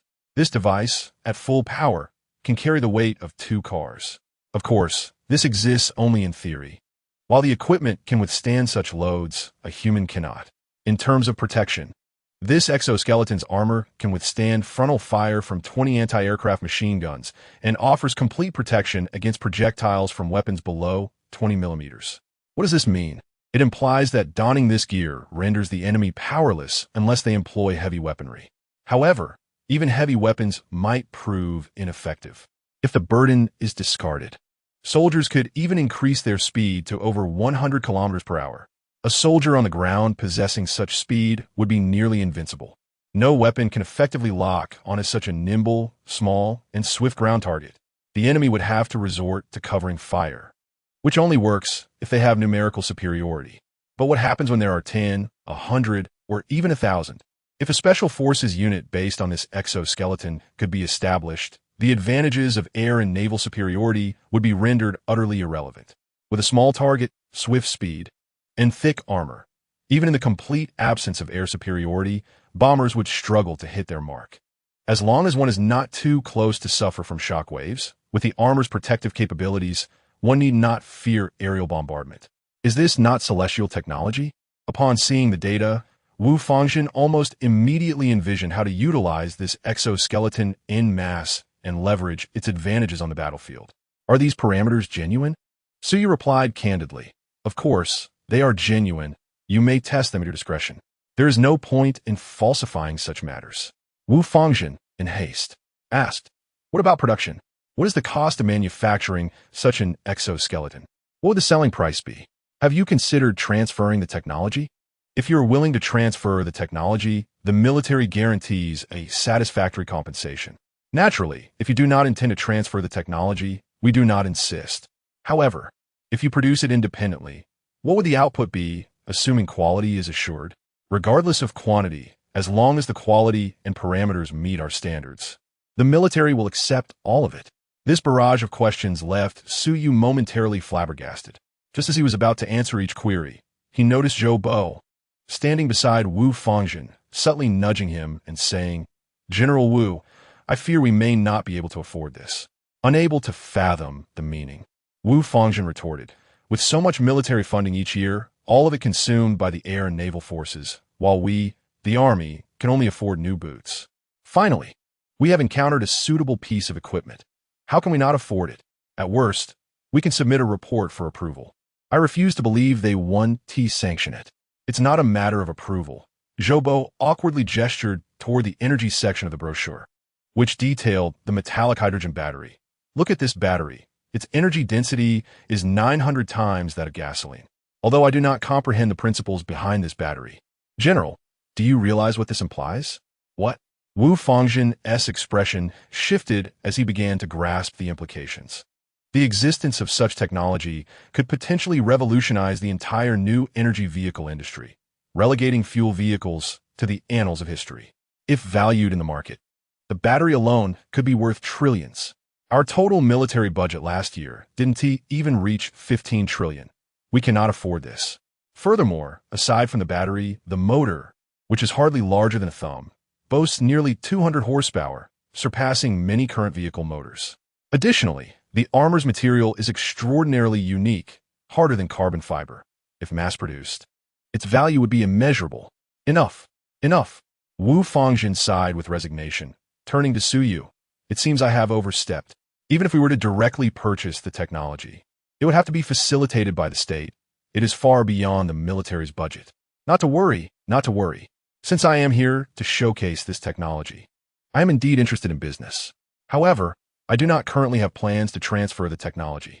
Regarding production speed, I can assure you that once production commences, we can guarantee a daily output exceeding 100 units. While the maximum capacity is 500 units per day, it's prudent to leave some room for negotiation. Regaining his previous composure, Suyu recognized that while the equipment was exceptional, if the price was exorbitant, it would have to be reluctantly abandoned. After all, this was a piece of individual soldier equipment. If Suyu were to quote a price higher than that of a fighter jet, negotiations would be futile. As it stands, if the parameters of this exoskeleton align with what Suyu has stated during subsequent tests, a price not exceeding that of an infantry fighting vehicle would be acceptable to him. Currently, the most advanced infantry fighting vehicles utilized by the military are priced around 5 million. Rest assured, General, I can guarantee the pricing will be entirely reasonable for you. Suyu remarked with a hint of levity, as long as we can procure raw materials at standard market prices. The cost of producing one exoskeleton using black box methods will not exceed 3,000. By the way, Suyu added, in my view, the most remarkable aspect of this exoskeleton lies not solely in its parameters. It is not equipped with any weapons, yet its design incorporates ample redundancy, with numerous interfaces for weaponry. Moreover, the operating system of this exoskeleton is quite advanced and highly compatible. In essence, I encourage your experts to explore specialized modules for it. The 60-ton heavy exoskeleton, rather than merely being an exoskeleton, I prefer to refer to it as a next-generation individual combat platform. The extent of your imagination will determine its vast potential. Chapter 26. Ingzheng. This is the technique of a certain nation. Mr. Su, let us agree on this. We shall reconnect in 3 days. After enjoying lunch with Wu Fangjin and the others, Suyu took his leave. He had conveyed everything necessary, and the military had taken notice. Next, the military will evaluate the various data of the 60 heavy exoskeletons. After all, the true quality of the equipment cannot be solely determined by mere words or a brief demonstration. It must undergo military testing for validation. To assure them, Suyu specifically reserved 2 sets for their examination, one for practical testing and the other for disassembly and research. If the military intends to make a purchase, it is imperative to ensure that no espionage devices are concealed within. Thus, disassembly is indeed essential. As for whether they might attempt reverse engineering post-disassembly, that is of no concern to Suyu. The adage remains, when technology is sufficiently advanced, it is akin to magic. They are unlikely to comprehend the principles behind the advanced technologies within, let alone replicate them through reverse engineering. Besides leaving 2 exoskeletons for military testing and research, Suyu also discussed his general conditions with General Wu, which included establishing several companies and setting up food processing plants. General Wu did not inquire about the specific types of companies or factories Suyu had in mind. He simply agreed verbally, provided the exoskeleton testing yields positive results. The matter is likely to be finalized in 3 days. The defense exhibition lasts for 3 days, and since Yu Xiaoyu has work in the afternoon, Suyu drove off alone. With nothing pressing to attend to, he decided to seek out a larger bookstore nearby. He purchased a collection of texts related to the Qin and Han dynasties, including the Han Shu, Shi Ji, and Ziji Tongjian. After sending a message to Ying Zheng, he entered a pavilion. Within 5 minutes, dressed in formal attire and wearing a ping tianguan, Ying Zheng appeared in the pavilion, seemingly just returning from court. "Greetings, Mr. Su." Ying Zheng greeted him courteously, exhibiting none of the arrogance typically associated with a sovereign of a feudal dynasty. It is also possible that he adeptly assessed the situation, treating Su Yu as an equal in status, thereby demonstrating such humility. Regardless, Su Yu found no fault in his demeanor. After all, cordiality fosters prosperity in trade. "Greetings, Emperor Qin." After exchanging pleasantries, the two took their seats. Su Yu promptly transmitted the historical texts he had gathered to Ying Zheng via the trading platform. He briefly explained that he wished to understand how the Han dynasty addressed the issues left behind by the Qin dynasty and which sections of the text were pertinent. As both the Shi Ji and Han Shu contain over 500,000 and 800,000 words respectively, while the Ziji Tongjian exceeds 3 million. It would be impossible to read through them word for word in less than 10 days or more. After the Han dynasty resolved the concerns you mentioned, it unleashed tremendous power. There's a saying here, Han Shu can accompany wine. It was a vibrant era, and if you're interested, you may continue reading beyond what you wish to know. It will undoubtedly be beneficial. Suyu concluded with a light-hearted remark. After all, there is a saying, learn from history. Although it is not the history of your world, many principles remain interconnected. Ying Zheng nodded in acknowledgement. With a flick of his finger, he retrieved a copy of the Shi Ji. Observing the modest volume in his hand, Ying Zheng furrowed his brow and remarked, "Is this truly over 500,000 words?" "Oh, I nearly forgot." Suyu quickly explained, "The paper was invented during the Han dynasty. You're still in the era of bamboo slips. In essence, you'll find that this material is similar to silk scrolls, but thinner and more affordable, allowing for extensive documentation." Ying Zheng contemplated the book thoughtfully, and after a moment of exploration, he grasped its usage. However, upon opening it and gazing at the content, he appeared bewildered. Suyu surmised that he likely could not read simplified characters, given that the Qin dynasty still employed small seal script. Although the script used in his time is derived from the same lineage, 2 millennia of evolution rendered it unrecognizable. Fortunately, he had anticipated this and pointed to a book beneath the pile, saying, "The book below is a small sealed dictionary. You can refer to it. Although the characters you use differ somewhat from those of my time, they originally evolved from small seal script. If you study it closely for a couple of days, you should be able to read the basics without difficulty." Under Su Yu's guidance, Ying Zheng began to learn simplified characters using the small seal dictionary. In truth, he did not require 2 days of study, as Su Yu suggested. Whether due to Ying Zheng's innate genius or the existence of supernatural forces in his world, his learning speed astonished Su Yu. In less than an hour, he could struggle through the Shi Ji without relying on the dictionary. However, after acquiring reading ability, he did not delve deeply into the text. Instead, he turned a page and curiously asked Su Yu, "You mentioned earlier that this paper can be used extensively for documentation and is cost-effective?" "Indeed," Su Yu affirmed. "In our history, prior to the advent of paper, books existed in the form of bamboo, slips, and silk scrolls, which made the dissemination of knowledge exceedingly difficult, with only a select few nobles and families possessing it. However, with the emergence of paper, knowledge began to spread, And with the invention of printing technology, it ceased to be a rare resource monopolized by the aristocracy. Printing technology? Yi Jin furrowed his brow. Observe the characters in the book. They were not handwritten, but rather printed by machines. Similar publications can be produced in thousands daily by a printing house, so you elucidated. Of course, early printing methods were not as efficient as they are now. After listening, Yi Jin closed the book and remained silent for a while, before suddenly exclaiming, "This is the technique of a certain nation." As an emperor, no one understood better than Yi Jin the terrifying implications of widespread knowledge dissemination. If every citizen of the Qin dynasty, or even just a fraction, could read and write, it would significantly disrupt the existing governance framework. The thought of the populace resembling the eloquent courtiers in the court overwhelmed him. Yet, upon reflection, this might not be entirely detrimental. If every citizen could read and write, the Qin dynasty would no longer suffer from talent shortage, and all professions would experience explosive growth. Knowledge is power.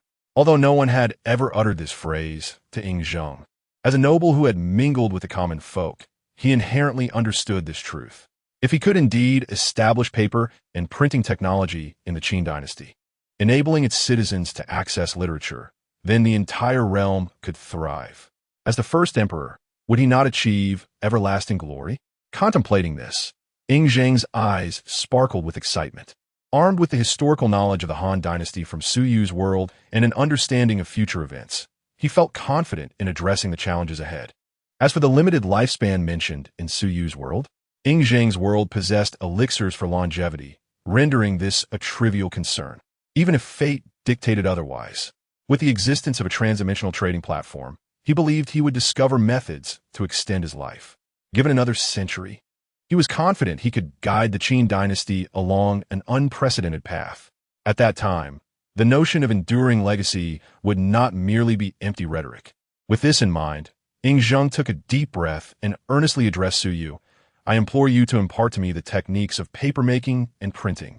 You may propose any conditions." Su Yu pondered for a moment and tentatively proposed 10 Yinshou Jindan.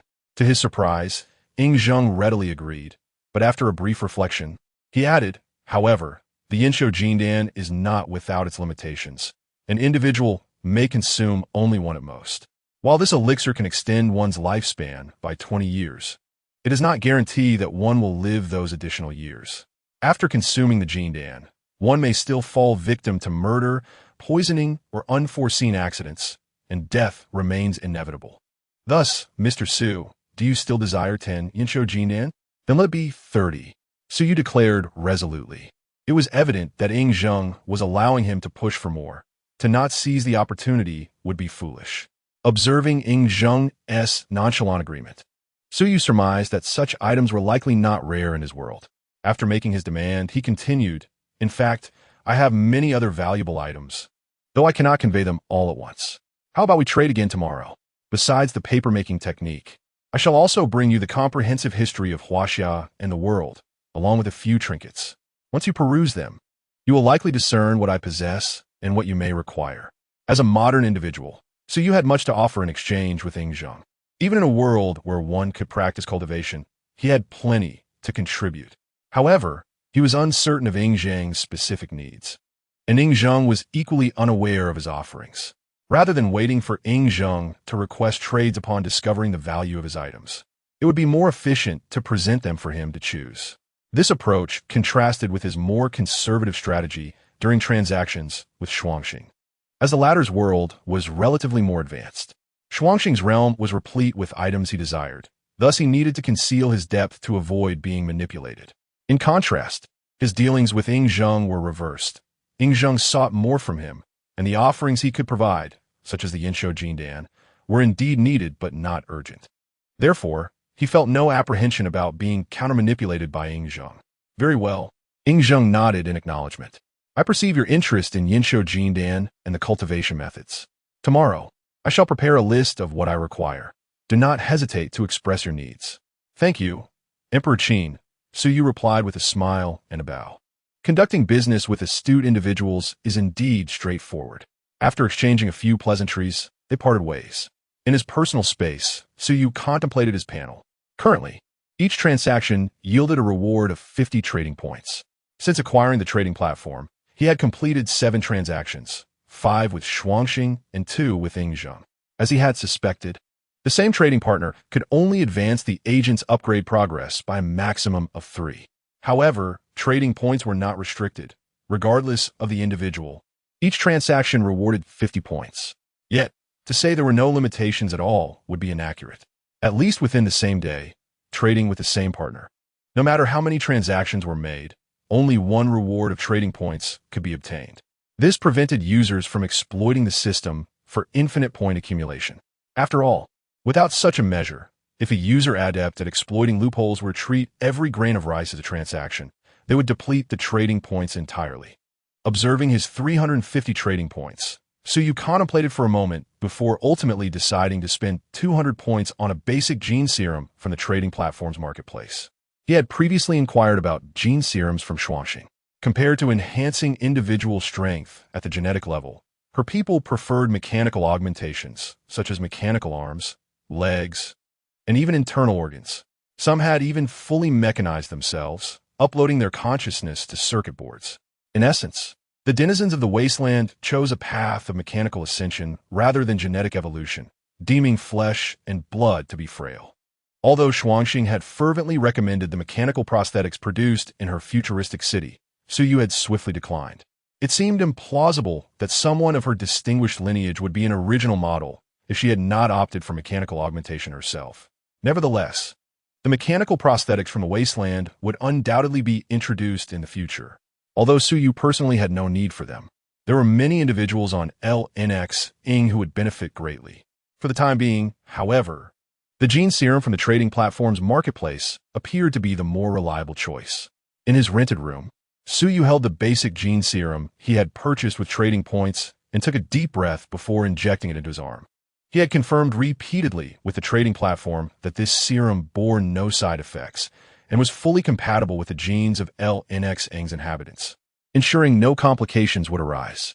The serum's purpose was to significantly bolster his immune system, rendering him impervious to all diseases present on LNX-ing. Additionally, it would greatly enhance his bone density and muscle fiber strength. In simpler terms, where he previously struggled to carry 100 kilograms of gold for just a few meters, after this injection, he could run a marathon while effortlessly carrying that weight. The basic gene serum was poised to help him transcend the limits of the human body, transforming him into a veritable superhuman. A refreshing sensation spread through his arm, but perhaps due to the quantity of the serum injected, he felt a slight pressure in his shoulder. Fortunately, this sensation did not linger long, and soon he was overtaken by drowsiness, collapsing onto his bed.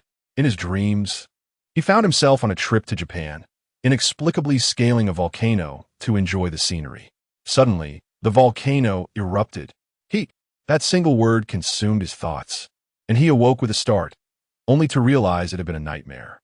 However, it was not entirely accurate to label it as such. A volcanic eruption in Japan hardly qualified as a true nightmare. Amused by his own thoughts, he reached for his phone to check the time, only to discover that his bed was drenched in sweat. Evidently, the dream had not been absurd, as the heat was palpable. Ah, the gene serum. It dawned on him that he had used the serum just before sleeping. He attempted to move slightly, but felt no abnormalities. Where was the promised transformation into a superhuman?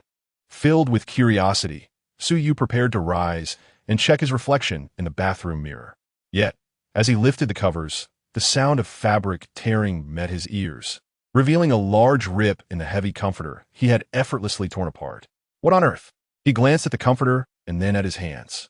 Suyu stood in shock for a while before picking up a glass from the bedside. With a slight exertion, he heard a sharp crack.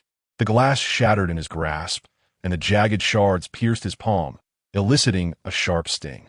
However, upon opening his hand, he discovered that there were no scars at all. The only marks on his skin were faint white traces from the glass shards. Incredible! Has he truly become a little superhero? Suyu rose, clenched his fist, and took a few steps, feeling the seemingly boundless surge of power within him. His eyes sparkled with excitement. Indeed, it was worthy of being a product from the trading platform's gene serum. Remarkable. Furthermore, Its brilliance extended beyond merely enhancing his health and strength. His skin, at that moment, appeared fair and delicate, devoid of any roughness. As the saying goes, a fair complexion covers a multitude of flaws. Not to mention, Suyu was not unattractive to begin with. He was even somewhat handsome. After this injection, his already decent features, bolstered by genetic evolution, reached an unprecedented level of attractiveness. And it was not the effeminate charm of a pretty boy. Instead, his face, now free of blemishes and excess weight, bore deep-set features and sharp contours. Not only was he not at all effeminate, but he also exuded an ethereal aura, as if untouched by the world's grime.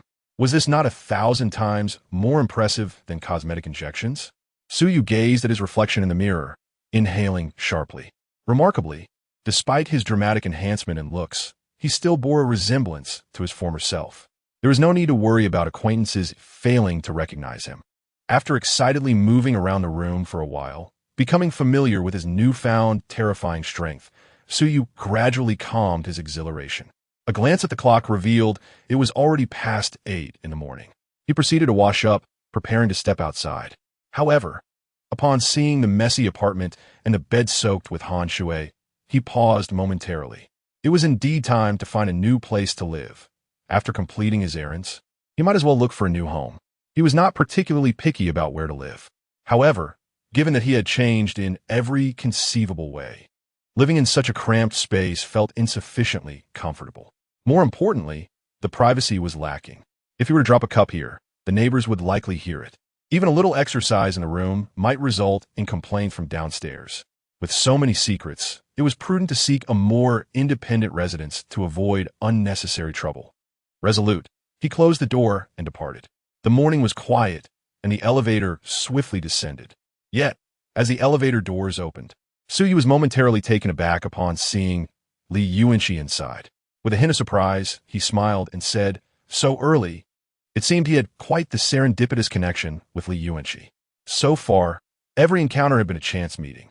Although they lived in the same building, their recent encounters had become rather frequent. Noticing Suyu, a flicker of surprise crossed Li Yuanqi's eyes. How had he suddenly become so handsome?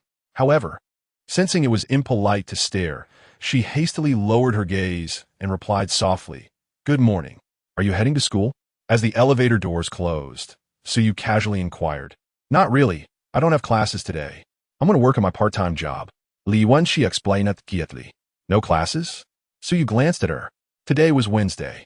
It was unusual to have a full day of classes missed.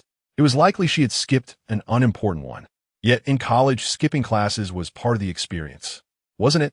He chose not to call her out and instead asked, "Has that blonde guy come looking for you these past few days?" "No." Li Yuanqi shook her head. Then added, "Thanks to you. It was just a small effort," Suyu replied nonchalantly. Just then, the elevator reached the first floor. As they prepared to exit, a lanky figure with messy blonde hair appeared outside the elevator. The atmosphere suddenly turned awkward. Looking at the disheveled figure with dark circles under his eyes, clearly someone who had pulled an all-nighter, Suyu's lips twitched. Was this not a case of speak of the devil, and he shall appear? However, he did not dwell on it. After all, he had never feared this guy before, and now, with the enhancement from the gene serum, his physical prowess was akin to that of a little superhero. Glancing at the equally bewildered blonde, Suyu casually wrapped his arm around Li Yuanqi's shoulders, pulling her close, and then pushed past the blonde, blocking the elevator door without sparing a glance. Bro, it was all a misunderstanding. I'm really Yuanqi's brother. You could say you're my brother-in-law." Chapter 29. Shouldn't you thank me properly? Hearing the blonde insist he was his brother-in-law nearly made Suyu lose his composure. Li Yuanqi, in his arms, stiffened momentarily. "Just ask Yuanqi. I really am her brother. My name is Li Biao." The blonde hurried after them, introducing himself with an insincere grin. Suyu shot a disapproving glance at the blonde and frowned. "I don't care to know what your relationship is with her. Just say what you want." Nothing. The blonde quickly replied, grinning ingratiatingly. "I just happened to come to Modu for work and thought I'd drop by to see her." "Oh, so you've seen her now? She's doing well." Suyu rolled his eyes, continuing to pull Li Yuanqi along. "Hey, wait, bro," the blonde called out, but as he began to speak, he caught a glimpse of Suyu's unfriendly expression and swiftly swallowed the word brother-in-law back down. Speak plainly, spit it out. Su Yu urged impatiently. After all, he had not even had a chance with Li Yuanqi yet. What right did this blonde have to take advantage of him? The blonde, seemingly unbothered by Su Yu's brusque remarks, continued to grin shamelessly. It's just that I'm a bit tight on cash at the moment. I just arrived in MO due and don't know anyone, so I thought. Scram. Su Yu interrupted him without hesitation. The blonde's expression froze instantly, left standing awkwardly in place. Li Yuanqi glanced at the blonde, who now resembled a timid quail in front of Su Yu, her eyes wide with surprise. In her memory, this half-brother, Li Biao, was hardly a good person. He had been a troublemaker since childhood, always eager for a fight. She had never seen him treated so harshly before. She had once witnessed him resort to violence over mere words. Was it true that evildoers must be tempered by evildoers? Stealing a glance at Su Yu, who had suddenly transformed into an exceptionally handsome figure, Li Yuanqi felt her cheeks flush slightly as she dismissed the thought. He was so handsome and gentle. Couldn't he possibly be a bad person? Could he? Unaware of Li Yuanqi's internal thoughts, Su Yu noticed the blonde standing there, silent and bewildered, and confidently led Li Yuanqi out. Seeing them about to leave, Li Biao mustered his courage to say something but dared not utter another word. After that day in the restaurant, he had been too intimidated by Su Yu to act out. Now, after witnessing Su Yu's transformation, he regarded him with an even greater sense of fear and respect. In his eyes, Su Yu had ascended to a level he could not afford to provoke. He would not dare to bare his teeth.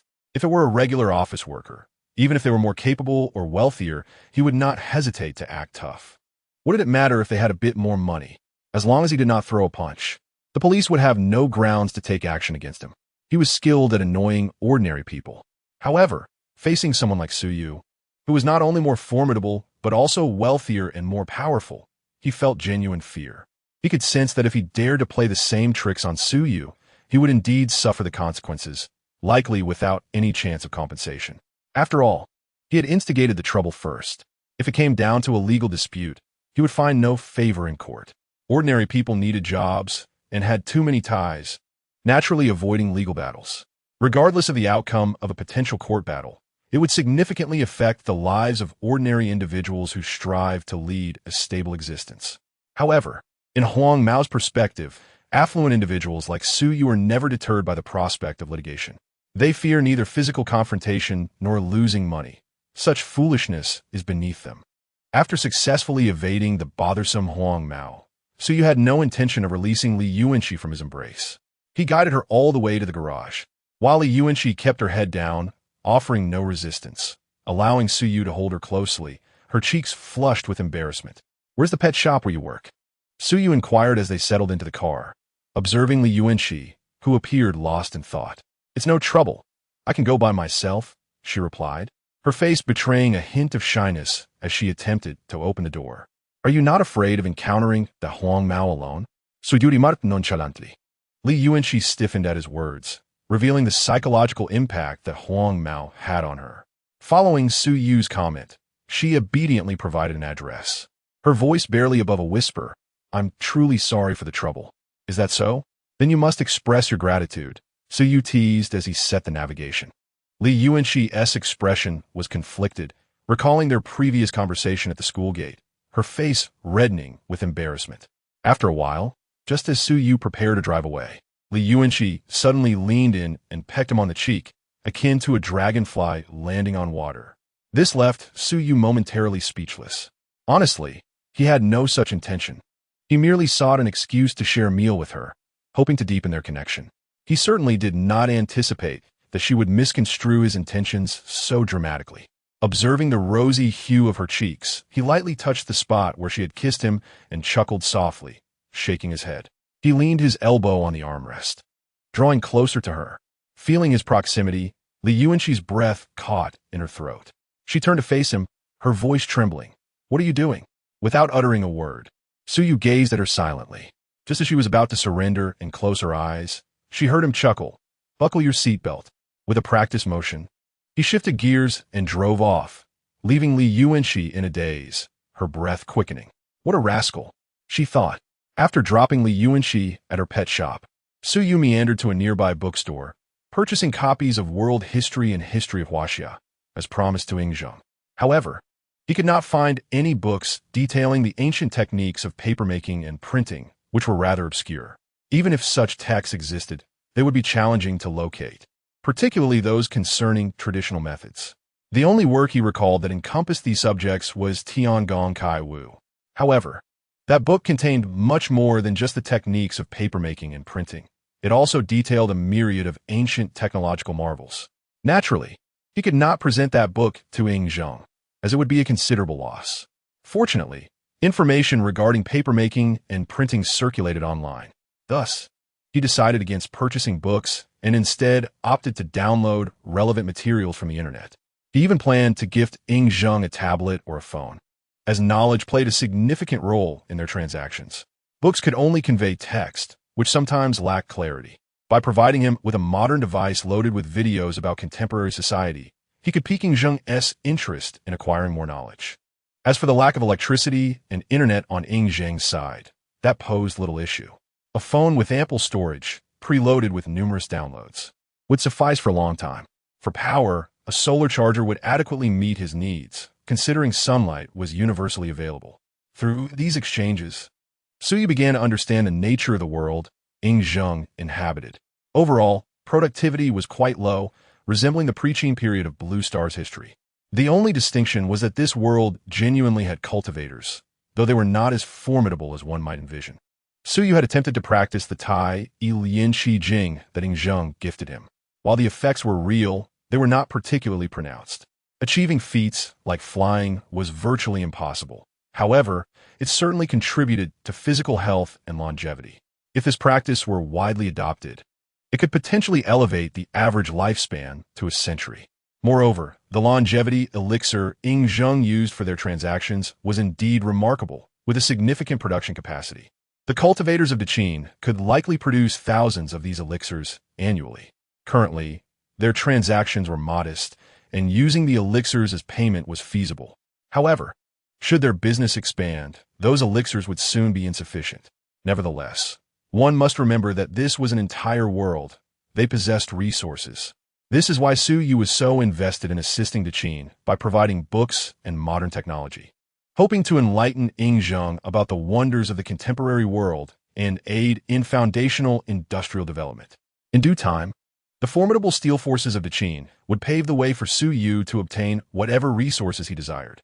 After all, with the assurance of the Trans-Dimensional Trading Platform, he had no fear of being cheated. Such preliminary investments promised substantial returns, making an opportunity not to be missed. Beyond long-term strategies, Daqin also held significant short-term investment potential. If Suyu could not resolve the issues surrounding bulk grain trade in Blue Star, he could offer Yi Jin superior seeds, farming tools, and fertilizers for cultivation in the parallel world of Daqin, sharing the harvest, and selling his portion to the neighboring Shuangxing.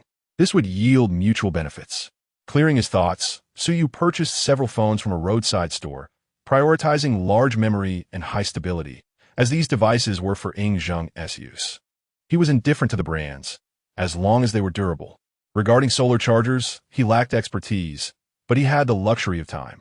After some exploration, he found a reputed outdoor equipment store. With the assistance of a knowledgeable saleswoman, he ultimately selected a portable power station equipped with a solar panel. This outdoor power station, with a capacity of 600, could charge a phone approximately 20 to 30 times when fully charged. Once depleted, it could be recharged using its solar panel, taking about a day of sunny weather to replenish. Weighing around 35, it was an excellent choice for outdoor enthusiasts.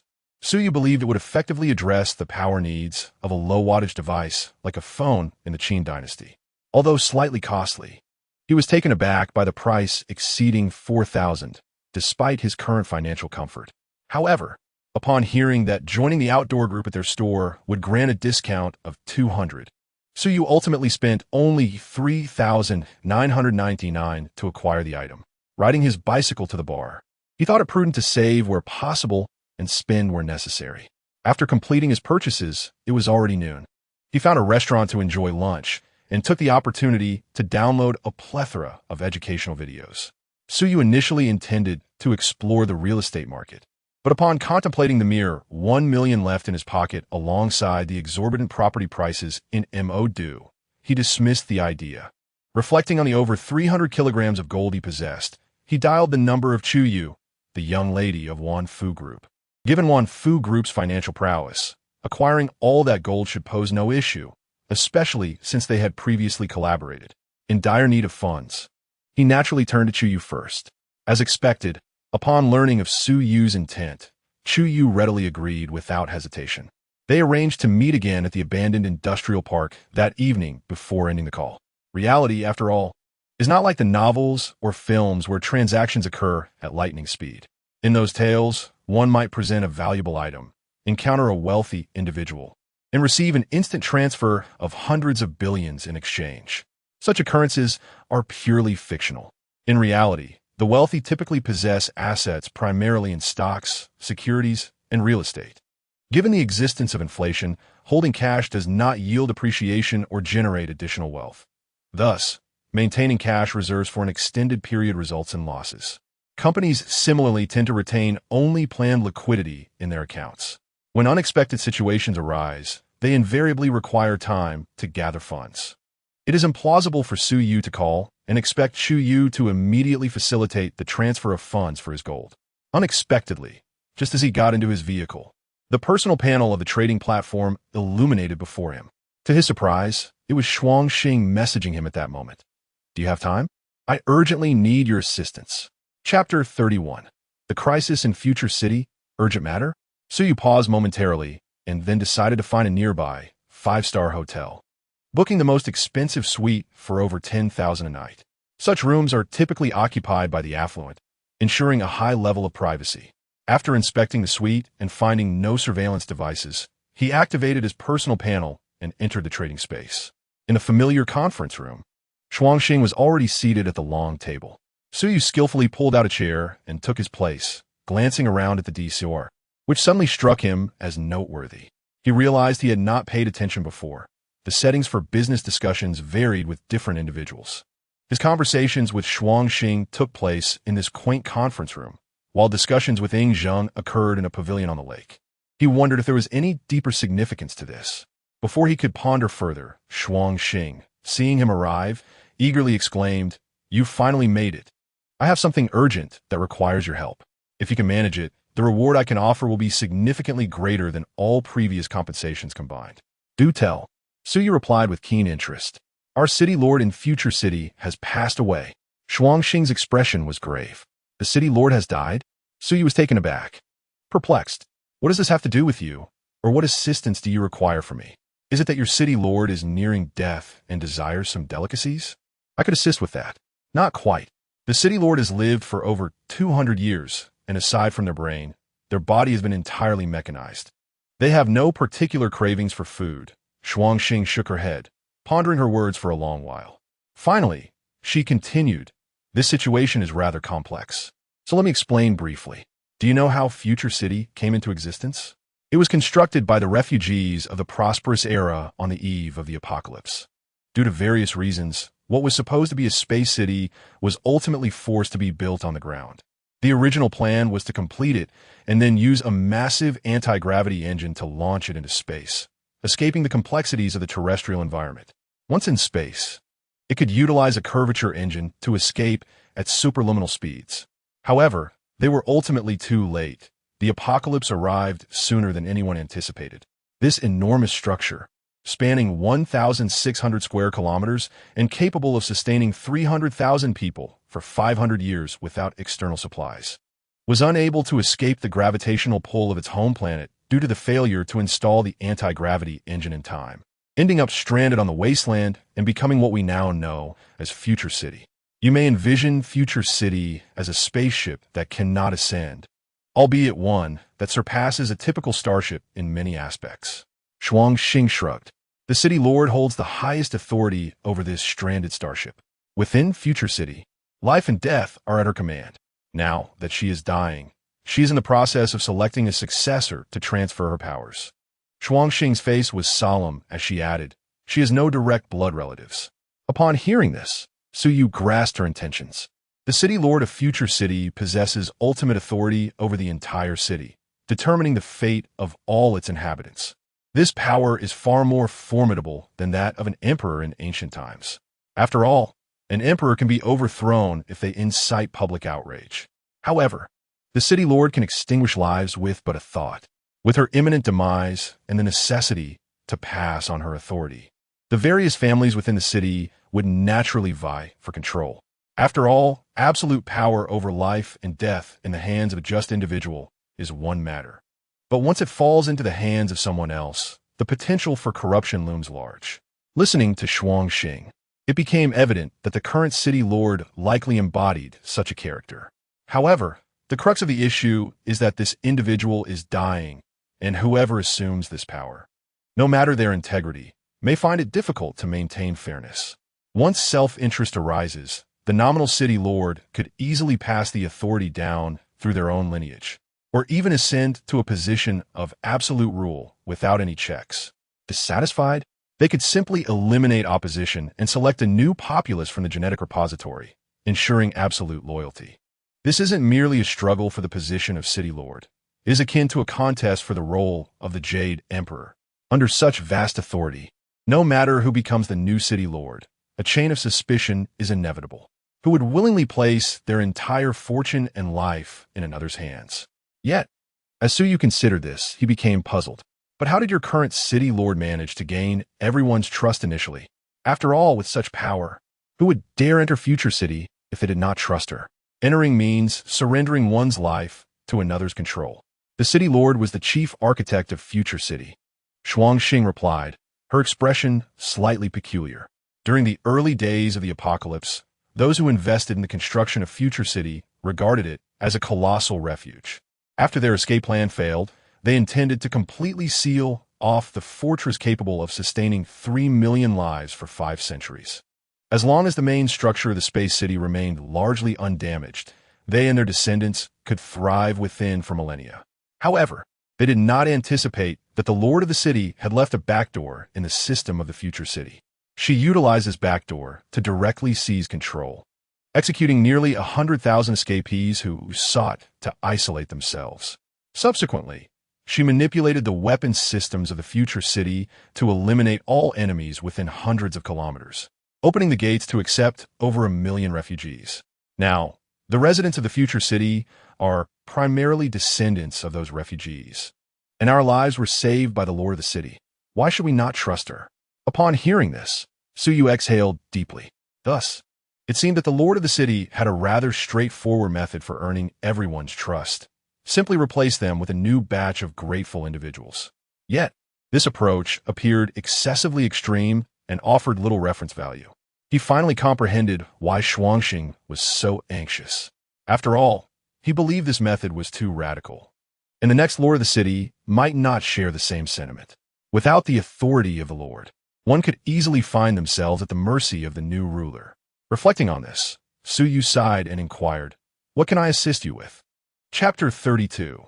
Contest for Lord Authority. The lord of the city yearned to glimpse the world before the war once more, to behold the azure skies and white clouds of her home planet, to revisit the once thriving human civilization. However, our world is now a desolate wasteland, barring any unforeseen circumstances. It is likely that this dream will remain unfulfilled until her death. Yet, an unexpected event has transpired. Xuanxing fixed her gaze on Suyu and declared, "I have become an agent of the Interdimensional Trading Platform." Suyu was momentarily taken aback, then responded with a peculiar expression. "You don't mean to bring your lord to my world for a visit, do you?" Xuanxing remained silent, clearly affirming his suspicion. Suyu's lips twitched. "Under the constraints of the trading platform, if you can indeed bring her here, I would not mind showing her this world. But are you certain the trading platform can facilitate the passage of living beings across worlds?" He had already attempted this. Not only living beings, but even a chicken could not be transported alive through the trading platform. As a junior agent, the most he could trade were plant seeds. Animals could not currently be traded to other worlds. Perhaps intermediate or senior agents possessed the authority to trade living creatures. However, both Suyu and Xuanxing were evidently still junior agents. If the lord of the city is willing to digitize her consciousness and upload it to a computer, it can indeed be traded via the platform, Xuanxing quickly replied. It was clear that her plan was not a spur-of-the-moment idea, but rather a well-considered strategy. Digitizing consciousness, Suyu exclaimed in surprise. You possess such technology. Why then did the lord die? Abandoning the physical form to achieve immortality in a virtual realm should be feasible. No, that is not possible, Xuanxing shook her head. The complexity of human thought far exceeds your imagination. Our most advanced computers cannot sustain human thought for extended periods. Once digitized and uploaded, it can only be maintained for a maximum of 35 days. Beyond this duration, memories may persist, but consciousness will completely fade. Once consciousness is lost, an individual ceases to be human. We refer to it as artificial intelligence. In other words, even if the Lord uploaded her consciousness, she would be left with merely 3 to 5 days of existence. My plan is to persuade the Lord to upload her consciousness, so during her final days, you can show her your world, fulfilling her last wish, and then have her transfer the Lord's authority to me. After a brief contemplation, Suyu asked, if everything unfolds as you say, but she still refuses to grant you the Lord's authority? Xuanxing's expression remained unchanged as she coldly replied, that is of little consequence. As long as she is brought into the trading space, she cannot designate anyone other than myself as the next Lord. If she does not grant it to me, the Lord's authority, left idle for too long, will trigger an alternative selection mechanism run by the system. At that point, it will be a matter of merit. This woman is quite ruthless. Suyu's perception of Xuanxing was once again refreshed. From her tone, it was evident that she held considerable respect and understanding for the Lord of the future city, perhaps even a mentor-student bond. Yet to achieve her aims, she did not hesitate to devise a scheme against the Lord. Well, it cannot be entirely termed a scheme. It is more of a straightforward invitation to a trap. The Lord of the future city may not be well-versed in the trading space, but the notion of being transported to another world, which would result in losing control over the future city, is something she could not possibly overlook. It ultimately hinges on whether the Lord wishes to fulfill her lifelong aspiration before her demise or earnestly select her successor. After reflecting on the conversation with Xuanxing, Suyu felt that the success rate of her plan was exceedingly high. After a moment of thought, he inquired, so what do I stand to gain? Having grasped the essence of the situation, it was now time to discuss the matter of compensation. Everything in the future city. Xuanxing's eyes narrowed slightly. If I can become the Lord of the future city, all that it possesses can be traded as our items. Technology, products, and even when we become higher-level agents, useful and loyal clones can be exchanged. Even if I cannot acquire the Lord's authority with the strength of my family, I can amass abundant resources and technology during the chaotic period before a new Lord is automatically selected, allowing us to leave the future city. At that point, the items available for trade will be infinitely more bountiful than now. As a space bastion for fleeing the home planet, the future city has preserved nearly all technological reserves from the prosperous era. Some technologies, constrained by the wasteland environment, cannot be replicated despite having the know-how. However, if such technologies exist in your world, they could potentially be manufactured. For instance, commercially viable nuclear fusion technology, space elevators, and interstellar warships. To be candid, Suyu admitted that he was intrigued. The technologies Xuanxing mentioned were things that Blue Star could scarcely conceive of, their value immeasurable. Moreover, she was not incorrect.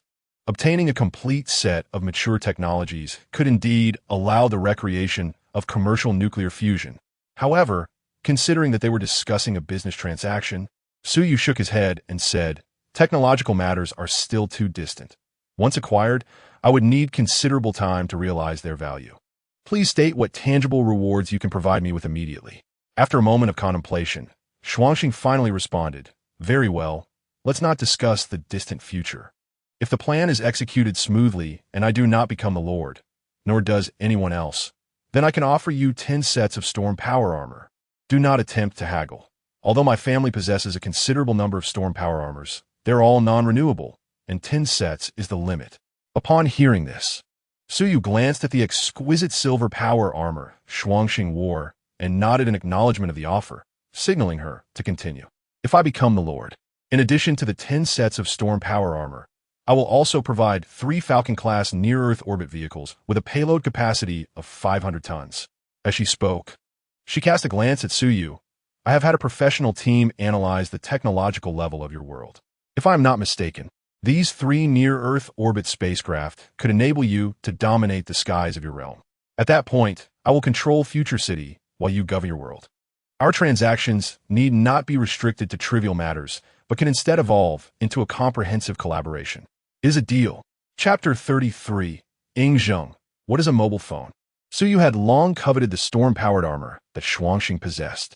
If he could assist her in this endeavor, regardless of the outcome, he would receive 10 sets without hesitation. Suyu found no reason to decline. Furthermore, the so-called Yuan-class near-Earth orbit spacecraft was a heavyweight. According to Xuanxing, it boasted an effective payload of 500 tons. Equipped with a nuclear fusion reactor for power, the weapon modules were exceedingly advanced, with speeds capable of exceeding the second cosmic velocity. Thus, despite being labeled as near-Earth orbit spacecraft, it could indeed escape the gravitational pull of launching and reach Mars. Acquiring 3 Yuan spacecraft and 10 sets of storm armor would render Suyu virtually untouchable on launching, excluding the Great Mushroom, of course. The question of who would utilize these acquired assets was of little concern. A slightly risky approach would involve recruiting a group of operatives on launching, granting them only usage rights while retaining ultimate control. A safer method would be to purchase clones through the trading platform, utilizing trading points.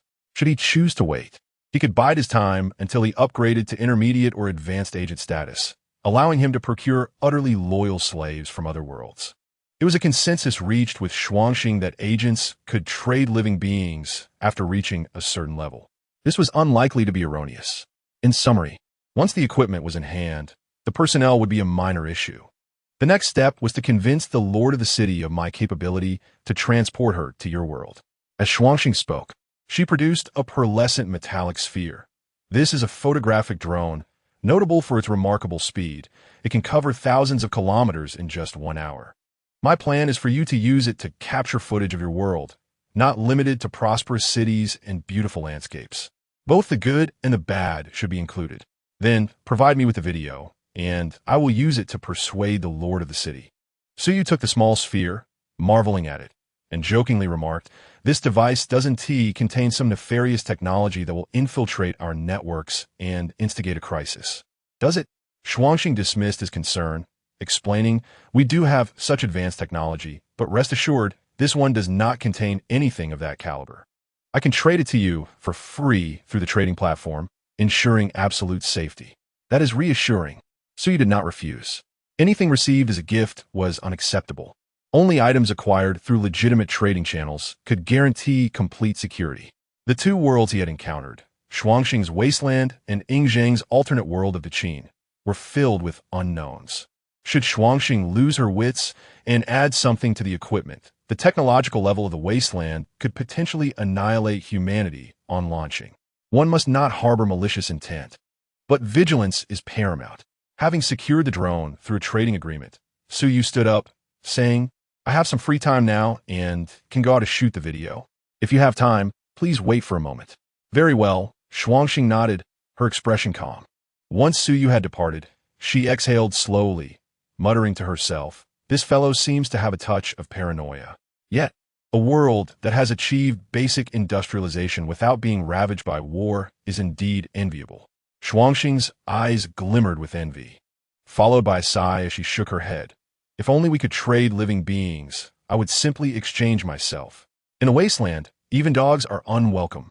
The filming process turned out to be simpler than he had anticipated. He merely set the drone to record freely for an hour, opened the window, and released it. There was no need for his intervention during the operation. After Xuanxing reviewed the footage at high speed, she hurriedly logged off, instructing Suyu to maintain open lines of communication in the coming days. She appeared quite confident in persuading the Lord of Future City. Suyu intended to log off as well, but recalled that he had arranged another transaction with Yi Jin Jing for the day. As an emperor, Yi Jin Jing clearly had no constraints on his online time. Within 3 minutes of sending a message, he appeared in the pavilion. After a brief exchange of pleasantries, they delved into the matter at hand.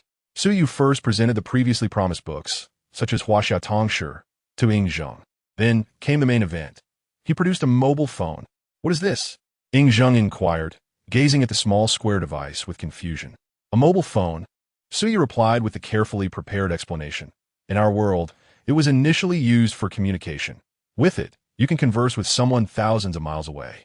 Of course, this feature is not applicable in Qin, as there are no satellites or base stations there. You'll understand these concepts in due time. What I want to convey is that the mobile phone has evolved beyond a mere tool for long-distance communication. It now serves as a multifunctional information terminal.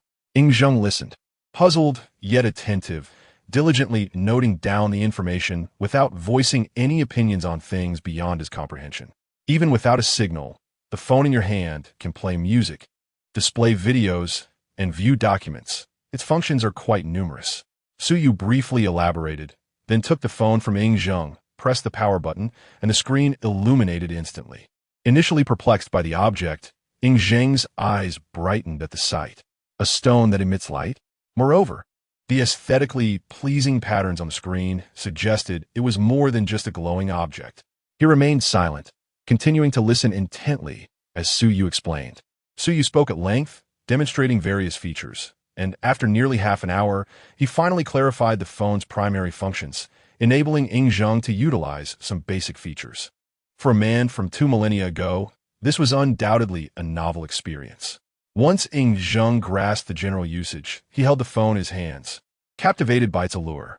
After allowing him to explore for a while, Yu continued, I chose to present you with this because compared to books, the videos that can be played on a mobile phone often convey information more vividly. With that, he took Yi Jin's phone and, in his presence, slowly opened the offline cache documents. The phone's memory held a wealth of educational videos and documentaries that Yu had downloaded prior to his arrival, covering history, economics, military affairs, culture, and various other subjects. He directly opened a historical video titled 10 Minutes from Ancient Battles to the Last Emperor's Abdication, which boasted over 20 million views, and placed the phone before Yi Jin. Curiously, Yi Jin picked up the phone to watch closely. At first, he could not comprehend the content being presented. As the video played on, the timeline gradually advanced from the ancient Yanhuang period to the significant events of the Spring and Autumn and Warring States periods. He soon comprehended the content being presented and focused intently on the viewing experience. When witnessing the Qin dynasty's annihilation of the 6 states and the unification of the realm, the stirring background music evoked a sense of excitement even in Yi Jin. However, upon seeing his future demise in the sandy dunes, accompanied by the echoing phrase Wang Ho Jiang Xiang Ning Yu Zhong Hu, he could not help but furrow his brow as the mighty Qin Empire disintegrated. Yet, being already aware of his future, he remained patient and continued to observe the unfolding history.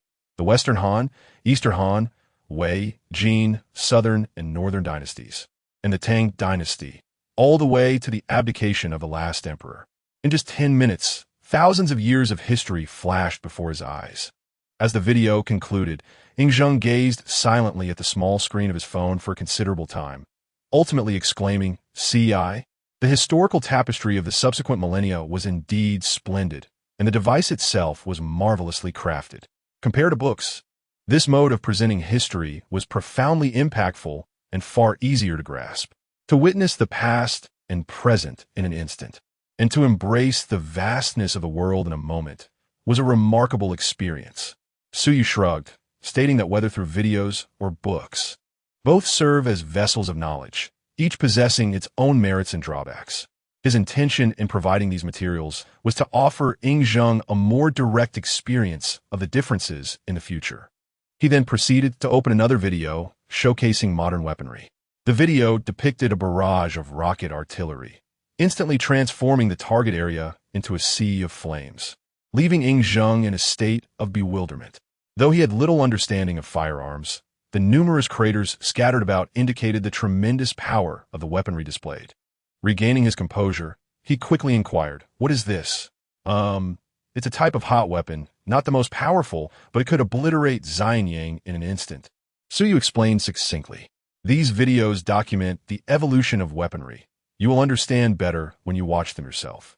Most of what you see in these videos can be provided by me, and for what I cannot supply immediately, I can acquire given some time. You may watch first, and once you have a general understanding of what I possess, we can discuss the transaction further. As for papermaking and printing, I have also downloaded related videos. You will grasp the concepts from those, and thus, our transaction will be considered complete. Yi Jin Jing nodded in acknowledgement without further inquiry and presented Su Yu with the 30 longevity pills they had previously agreed upon, thereby concluding their deal. After exchanging pleasantries, Su Yu instructed Yi Jin Jing on how to charge his phone with an outdoor power source before they parted ways. Observing Yi Jin Jing's somewhat hurried demeanor, it was evident that he was eager to delve into the vast knowledge Su Yu had brought. After exiting the trading space, night had fallen, and it was already past 7 o'clock. Su Yu hastily grabbed a quick bite at the hotel restaurant before driving towards the outskirts. He had arranged to meet Chu Yu that evening in an abandoned industrial park to trade gold. After a busy afternoon, he was now making the drive to the suburbs. He had previously lamented about having too much free time. However, it was clear that managing every detail personally was impractical. It would be wise to recruit a team to assist with tasks such as procuring supplies for Shuangxing and Yi Jin Jing, which were not of critical importance. If he attempted to handle everything alone, he risked exhausting himself. For now, there was no need for urgency. Once the military completed testing the exoskeleton, he would find himself in a more advantageous position, with ample funds and military backing, making all endeavors significantly more manageable. As he drove, Su Yu contemplated the forthcoming matters. The vehicle soon arrived at the abandoned industrial park. Being his second transaction, he felt less need for caution and drove straight in. However, something felt amiss.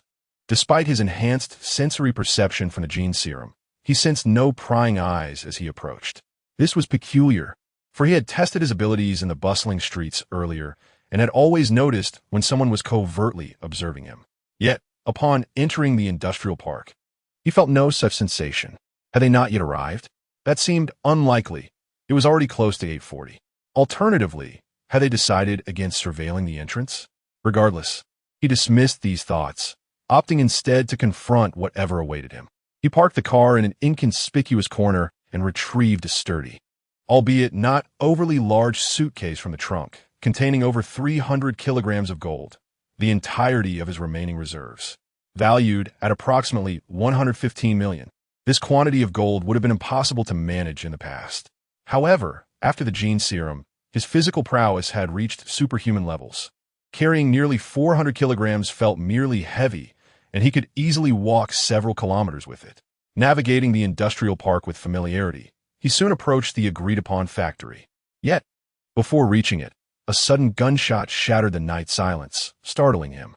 Reacting swiftly, he instinctively dropped the gold and drew his electromagnetic handgun, aiming towards the sound. It became apparent that the gunfire was not directed at him. In fact, it was only the beginning of a violent exchange.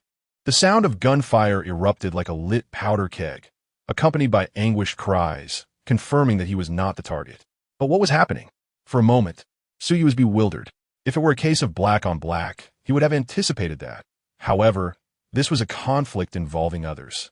Moreover, it sounded as though there were numerous participants on both sides. Though this was the outskirts, it was still a thriving area. Who would dare engage in a shootout here? After a brief moment of confusion, as the gunfire intensified inside, Su Yu decided to retrieve a heavy exoskeleton from his inventory. He donned it swiftly, appreciating the added protection it offered. While the combat suit provided superior defense, the substantial armor of the exoskeleton offered him greater confidence. After securing the suitcase filled with gold in his inventory, he stealthily circled the factory's perimeter. Finally, he located the window of the second-floor office where their previous conversation had taken place. It was aglow with dim light, just as it had been before. With a burst of energy, aided by the exoskeleton, he leaped 4 to 5 meters, easily grasping the windowsill and crashing through the glass. Upon entering, he was immediately met with a hail of bullets. Damn it! Su Yu muttered in irritation.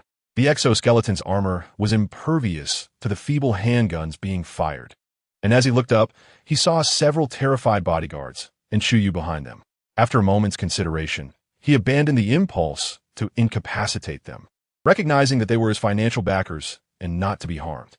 As the magazines of several bodyguards were emptied, taking advantage of their frantic reload, Suyu finally spoke. That's enough. They are allies. With a hint of irritation, Suyu seized a gun from one of the bodyguards, applying a slight pressure to crush it into a lump of scrap metal. The bodyguard, bewildered, stared at the twisted piece of iron, his face a canvas of confusion. The other two bodyguards wore equally ghostly expressions, their reloading motions frozen mid-action. What manner of creature is this? You are Suyu? Chuyu, sheltered in a corner, pushed aside the bodyguard in front of her and inquired suspiciously. Indeed, it is I. The exoskeleton's faceplate retracted, revealing a significantly more handsome Suyu. Chuyu scrutinized him for a while before finally exhaling in relief. With newfound curiosity, she approached him, and noticing his lack of movement, tentatively knocked on the heavy chest armor of his exoskeleton, exclaiming, "Is this an exoskeleton?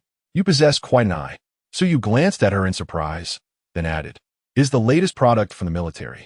The military has such things?" Chuyu glanced from the imposing exoskeleton to Suyu, her face rife with skepticism. "It will be available shortly," Suyu replied, uninterested in further discussion.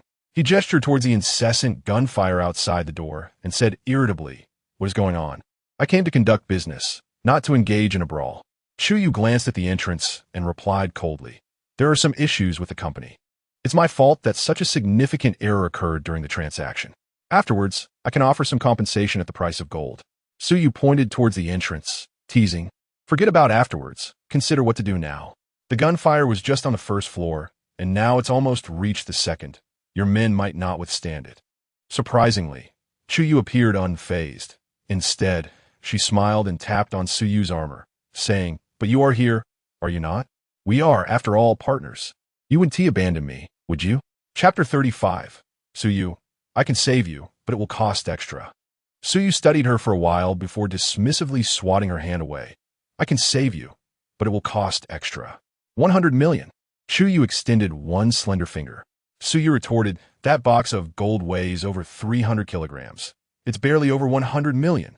This woman can't weigh even 100 pounds, and she's worth 100 million? This is worth more than gold." Clearing his throat, he added, "As someone who's already relatively wealthy, I refuse to bend for mere gold. Although this is indeed a substantial amount, am I someone who is swayed by such trivialities? 200 million. What do you mean by money? We righteous youth cannot stand by while these lawless individuals roam free. Miss Chu, rest assured, I shall take care of them." Suyu strode toward the door. "Just have the money transferred to the previous account." There was no denying that she was offering far too much. Suyu had thought of himself as wealthy, yet in comparison to these affluent individuals, he still felt like a pauper. Cursed capitalists. Suyu grumbled as he stepped into the corridor outside the office.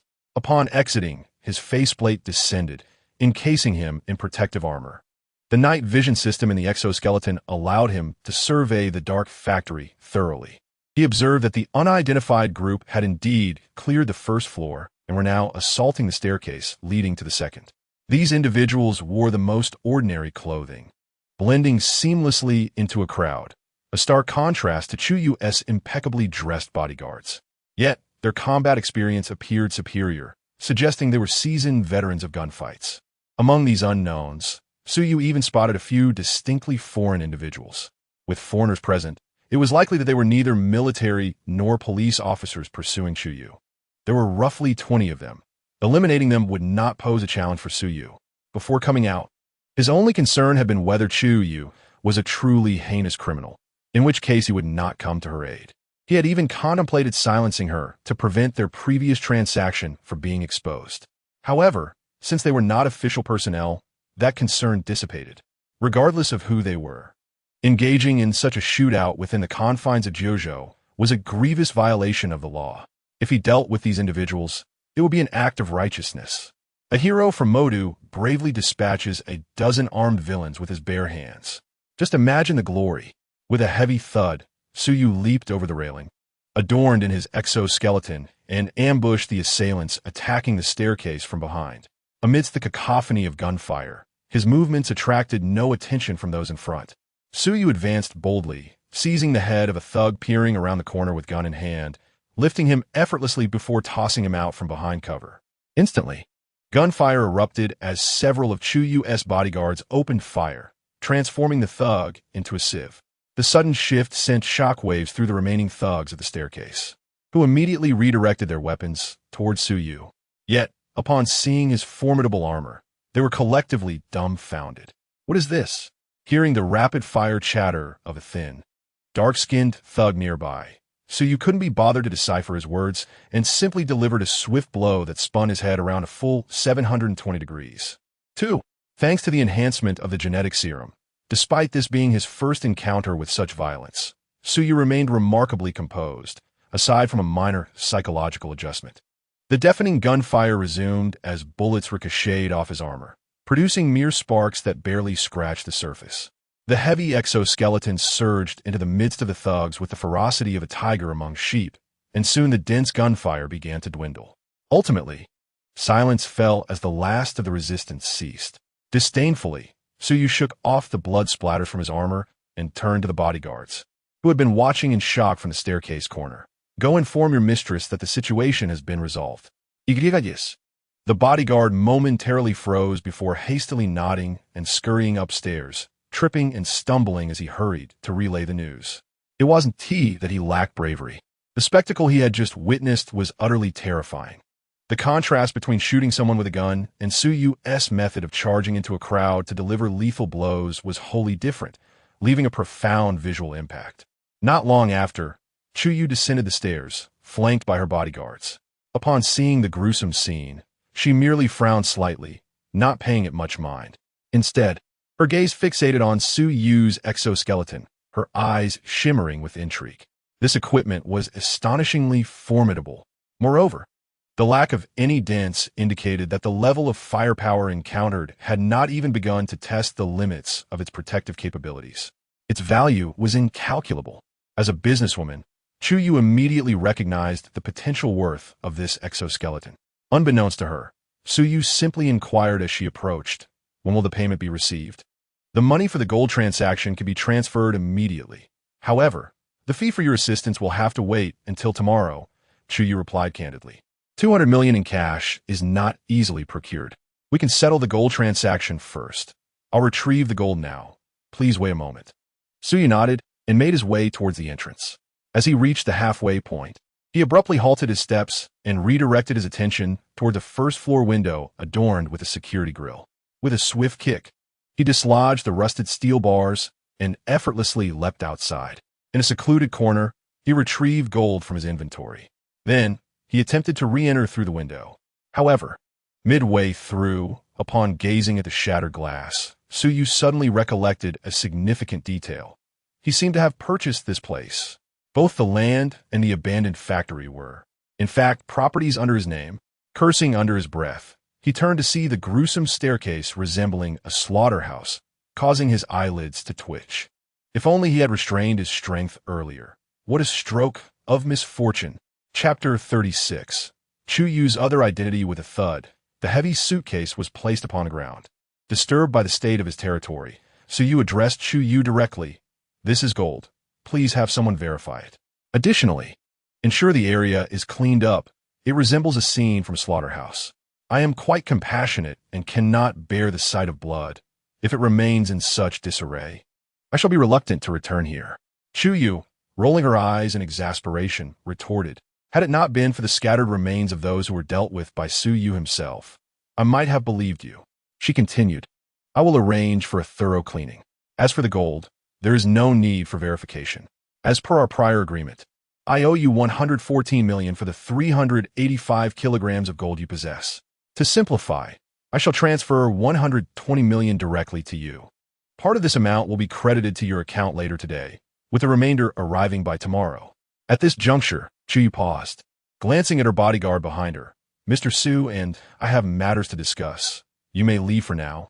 Though the bodyguards might not possess the fighting prowess of the earlier assailants, their professionalism was commendable.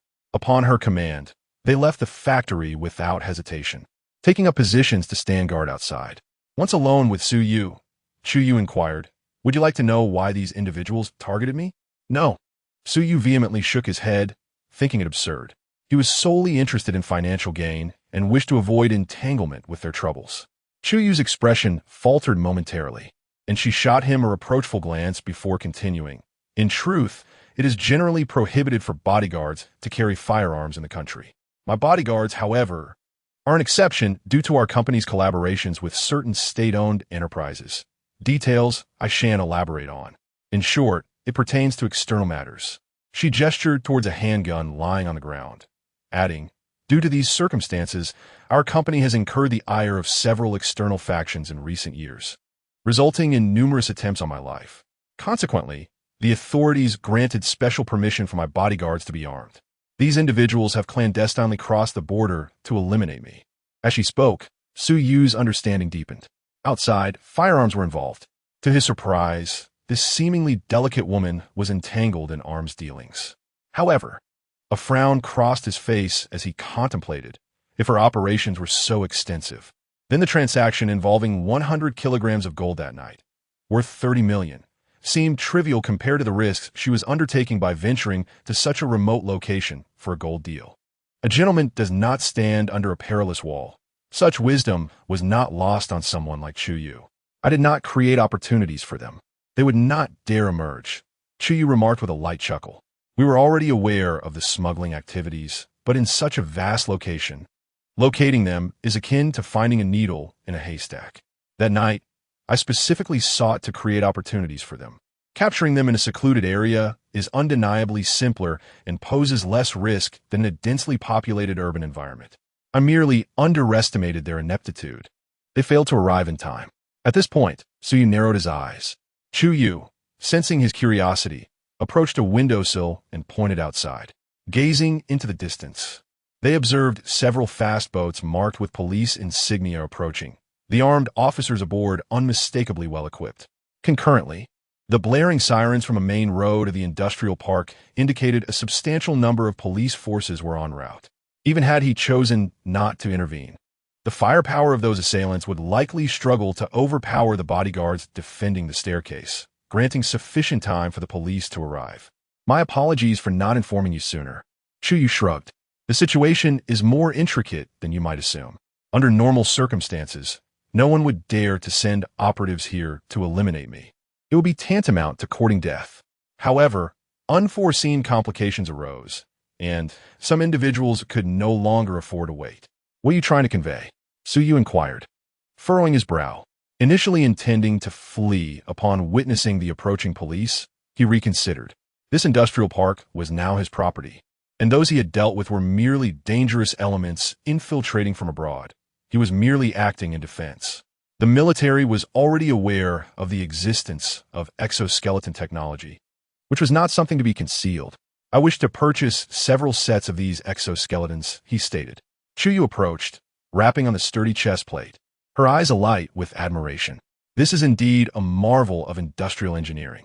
As she expressed her awe, Su Yu began to sense something amiss and cautiously asked, You were already aware of the existence of this exoskeleton? Indeed, Chu Yu replied candidly. One of my other companies specializes in that field. Our experts participated when the military tested those two prototypes. Naturally, I am informed. Rest assured, the military was highly satisfied with the equipment post-testing, and a contract should be signed with you shortly. Once an adequate supply is established, they will publicly showcase their capabilities. Given the current unstable external situation, the military has an urgent need for such technology. This revolutionary exoskeleton is undoubtedly more intimidating than the tanks and aircraft that have been seen countless times before. Thus, they never intended to conceal its existence. The only aspect they deemed necessary to keep confidential was your identity. Frankly, I never anticipated that the military acquired those two exoskeletons from you before you appeared before me wearing one. Upon hearing this, Su Yu grasped the situation more clearly and responded, Since you have such a close relationship with the military, why not wait until there's stock to approach them for purchase? What is your production capacity for this technology?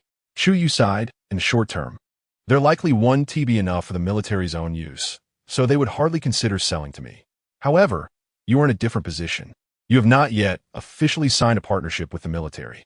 Selling me a few sets would pose no objections from them, would it? What price do you propose? Su Yu inquired. 10 million per unit.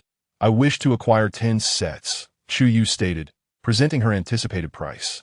Although this amount could procure a main battle tank, the potential military application of the exoskeleton could rival that of a tank.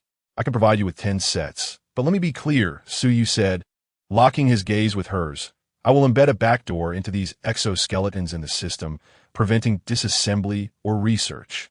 To put it simply, they can only be utilized as intended. Should anyone attempt to dismantle them, the battery will activate a self-destruct sequence, the explosion of which would be comparable to a 155mm artillery shell. If you find this acceptable, arrangements can be made for your associates to collect the goods tomorrow. Given the current technological capabilities on Blue Star, the core technology of these exoskeletons would remain beyond their comprehension for research purposes. However, this does not imply that researchers are entirely unable to extract any advanced technology from the exoskeleton. Components such as the exoskeleton's transmission system, control system, and carbon-based chips used for computation are all within their realm of understanding and potential replication.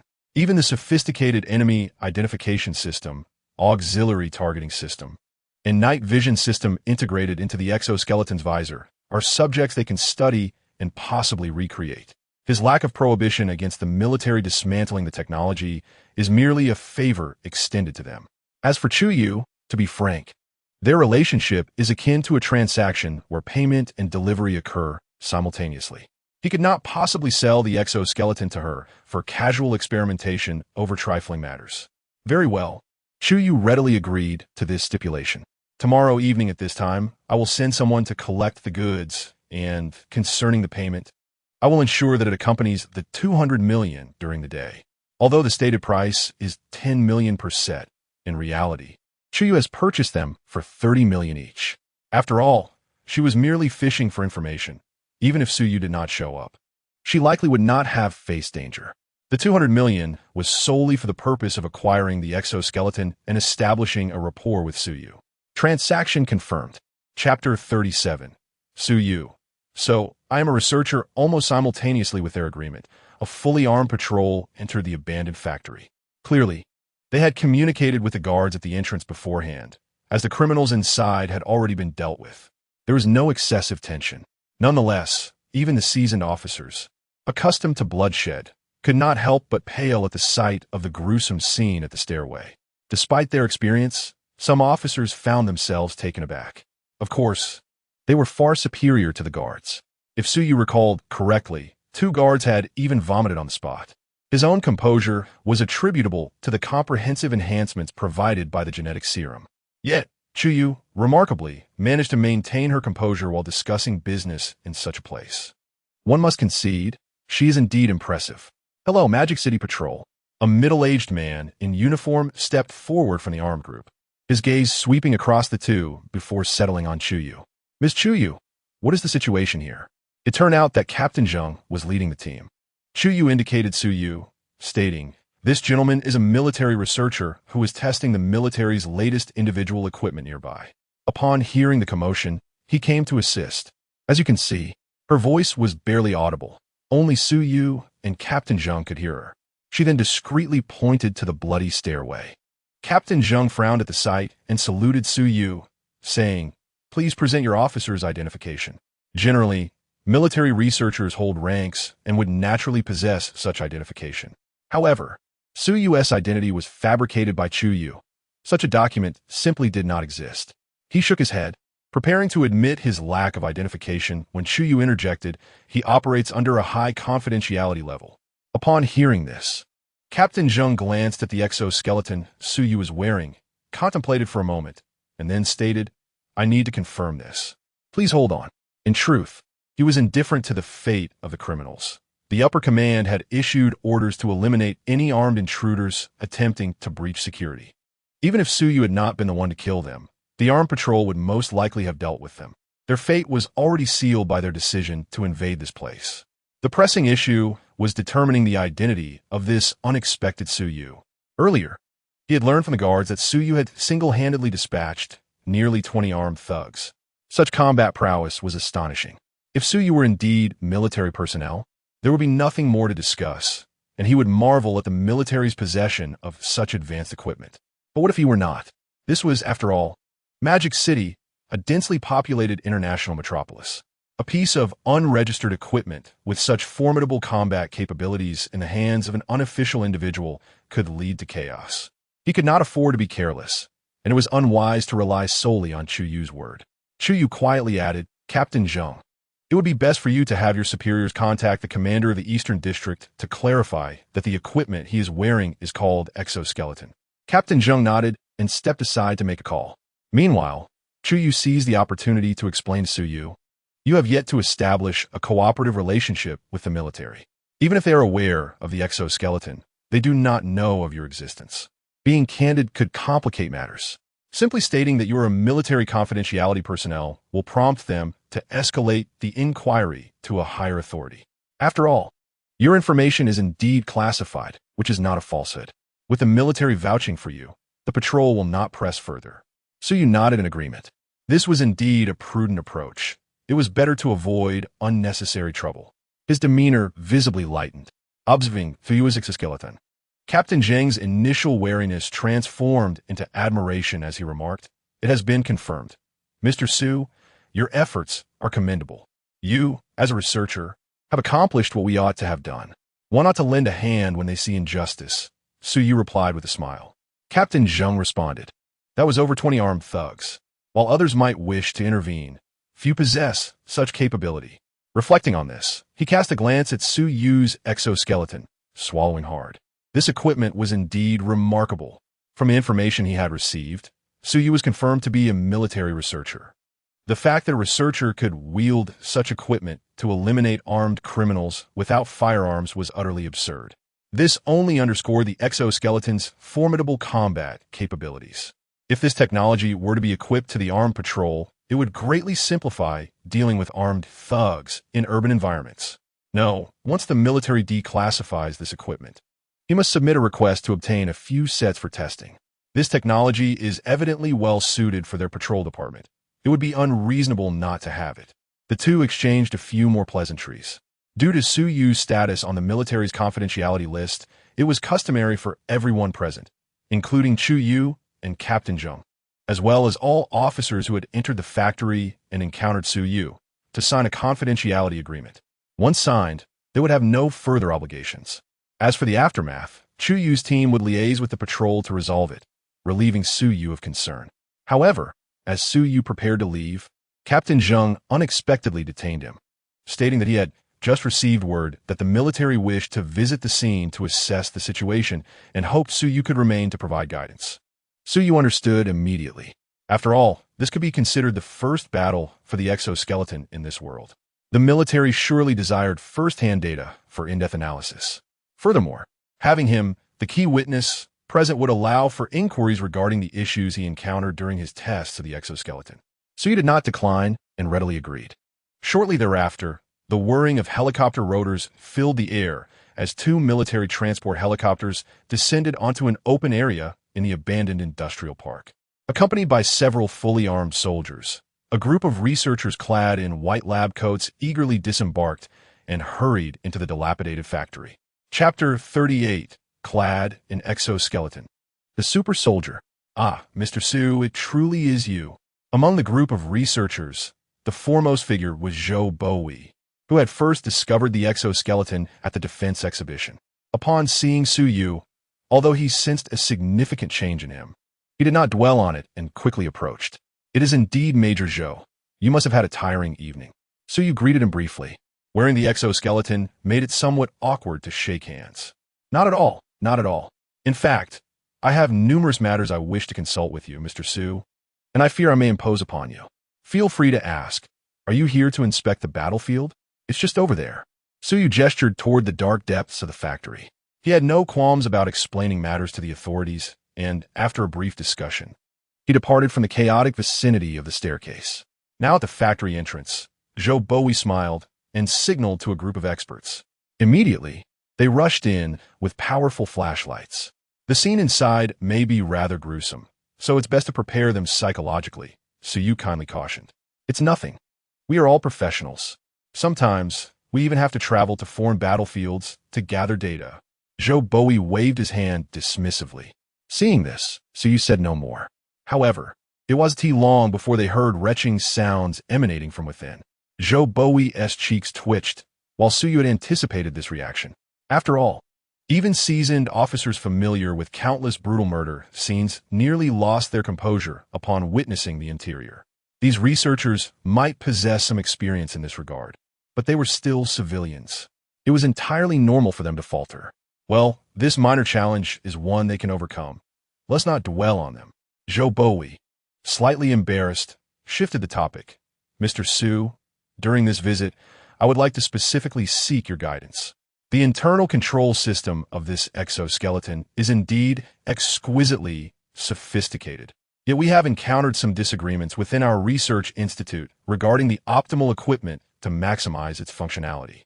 I recall you once mentioned that the richness of our imagination directly correlates with the power of its capabilities. I wish to inquire if you have any insights on this matter. Insights? So you ponder for a moment. He had not specifically consulted Xuanxing regarding which weapons to equip the exoskeleton with.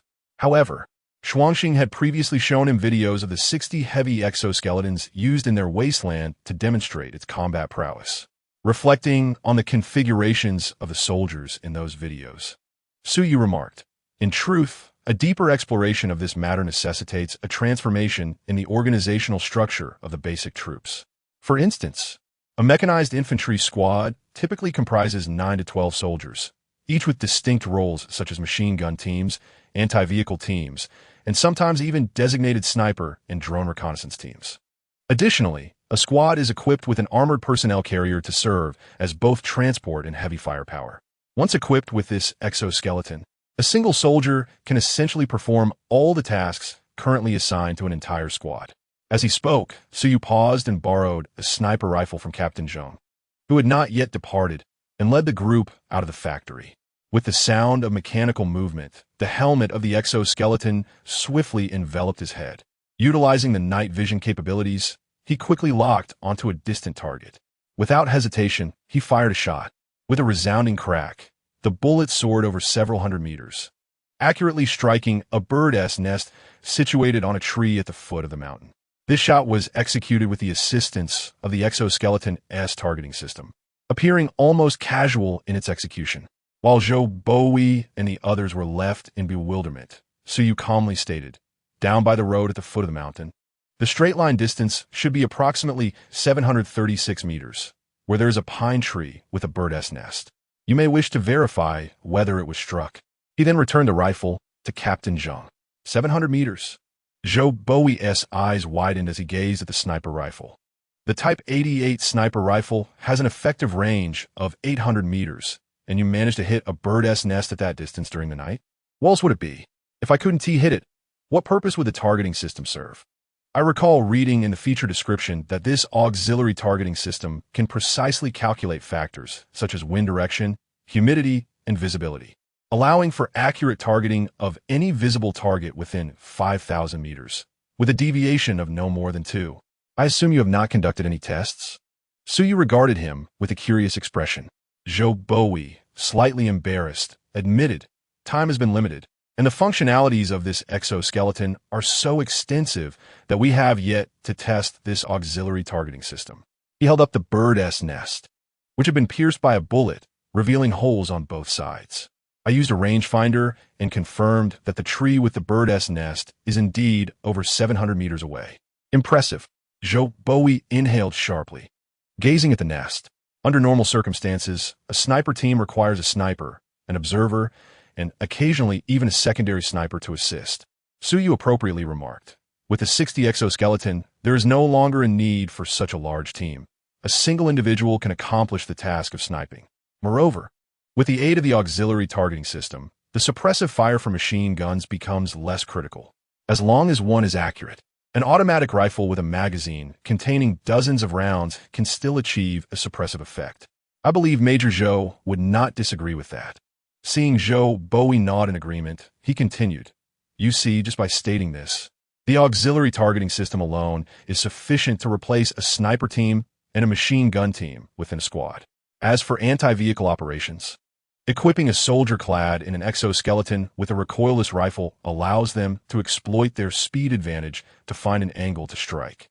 To be frank, given the exoskeleton's protective capabilities and speed, one could even equip soldiers with explosives like grenades, enabling them to chase enemy vehicles and place the explosives in their compartments.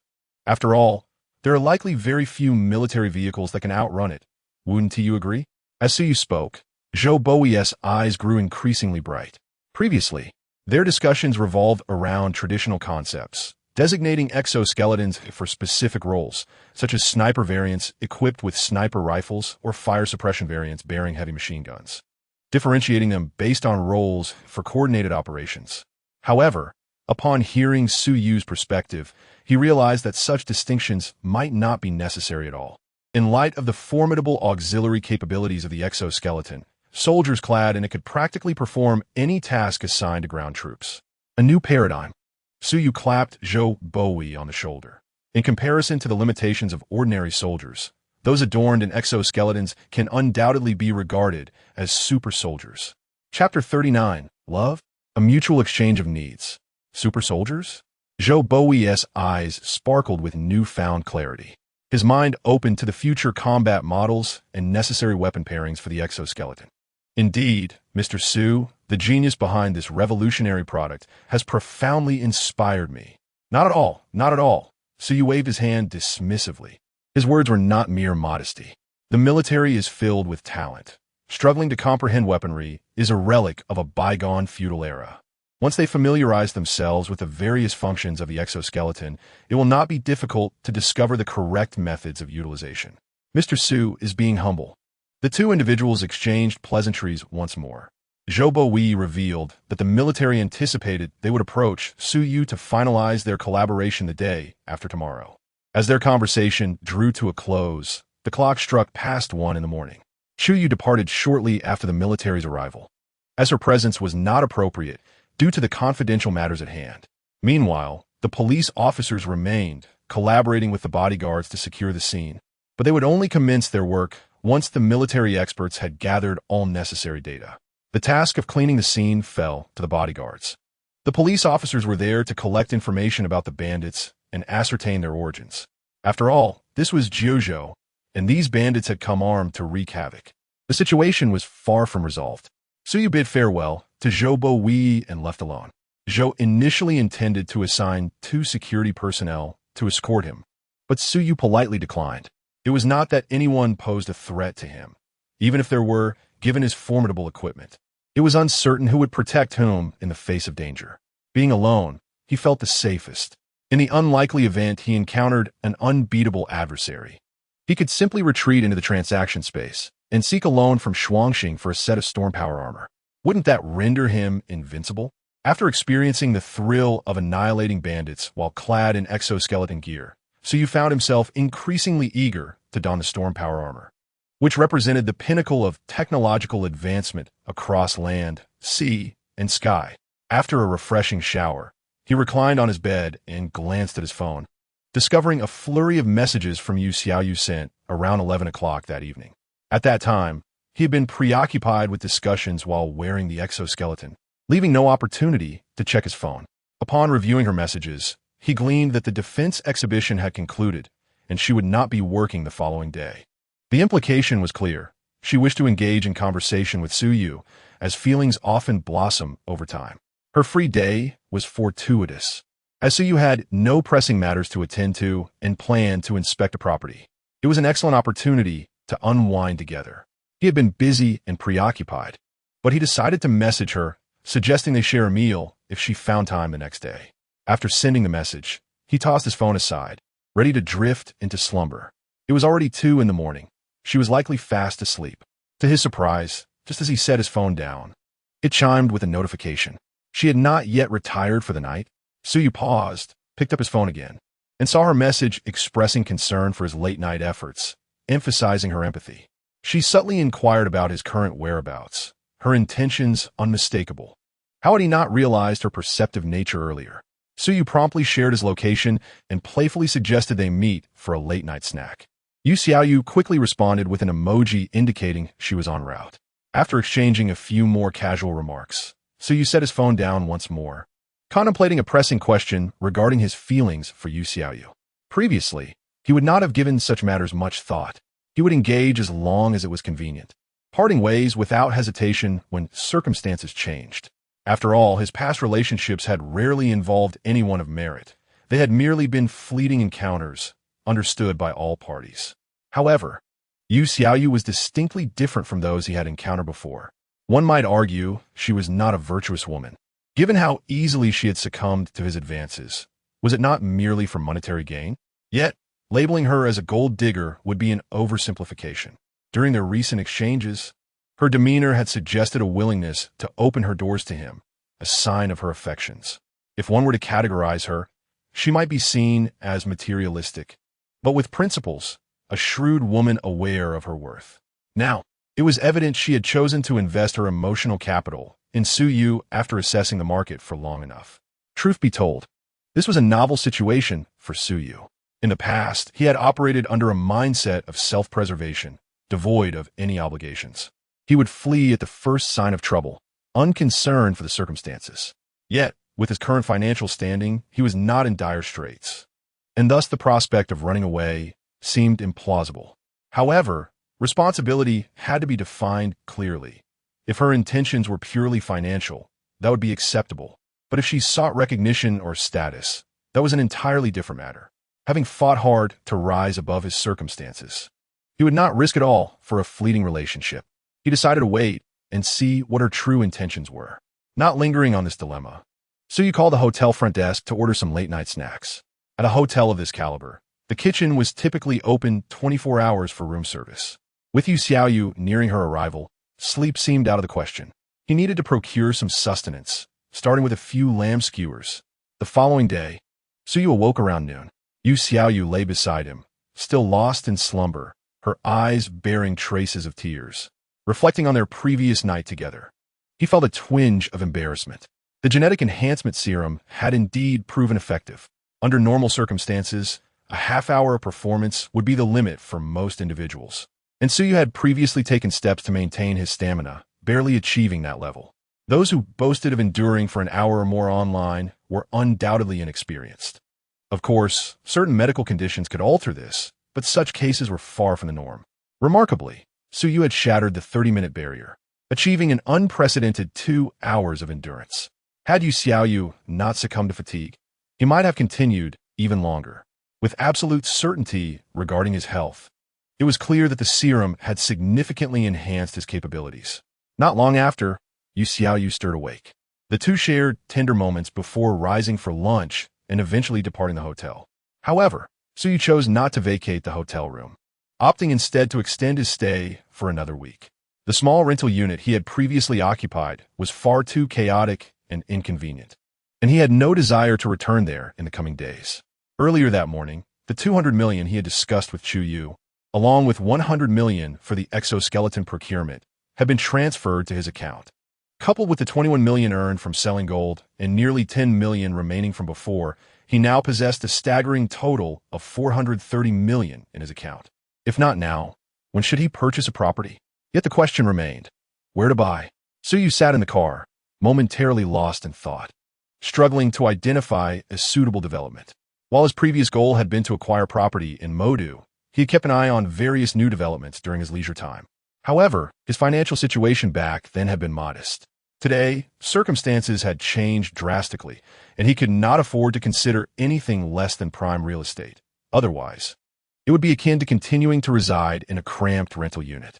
After a brief contemplation, he turned to Yu Xiaoyu in the passenger seat and asked, "Do you have any friends in real estate sales, or anyone knowledgeable about the Modu housing market?" "Huh," Yu Xiaoyu replied, taken aback. "You haven't found a property yet?" While at the hotel, Suyu had only mentioned his intention to buy a property that afternoon without elaboration. She had assumed he had already identified a suitable location and was merely waiting to finalize the purchase. "I've been so busy lately that I haven't had time to look at properties," Suyu shrugged. "Well, I do have a friend who works at a real estate agency. Although she and I are from the same place, we have known each other since childhood. She has always been someone who cannot keep secrets. And she even has my parents' contact information." Yu Xiaoyu's tone was somewhat hesitant as she spoke, discreetly observing Suyu. Suyu immediately sensed that she was subtly testing her. If she were to ask her friend for assistance in viewing properties, there was no doubt that news of her association with Suyu would reach her parents' ears. This would essentially serve as a notification to their parents. Once the parents are informed, what will be the next step? Meeting the parents? Discussing marriage? TSK. Just yesterday, Suyu had mentioned wanting to find an opportunity to test her feelings. Yet unexpectedly, she found herself being tested first. There was no way around it. If it was inconvenient for her, then she need not involve her friend. Seeking another agent would suffice. Suyu's tone remained calm, seemingly oblivious to the underlying implications of her words. She did not engage with that topic at all. A fleeting look of disappointment crossed Yu Xiaoyu's eyes. But realizing that she had not known Suyu for long, she felt it a bit premature to be thinking about such matters. She quickly masked her disappointment and added, "In that case, I will tell her you are my client. We have a good relationship, and if you buy through her, you should be able to negotiate a better deal.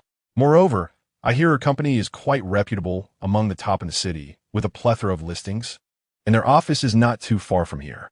For now, let us maintain our current relationship. As they say, feelings grow over time, right? At worst, she can learn a few more tricks. The opportunity to transform into a wealthy lady would be hard to let go of, and she felt a twinge of reluctance. Who would T want to soar to new heights? Upon hearing this, Suyu laughed. All right then, make sure your friend puts in some extra effort.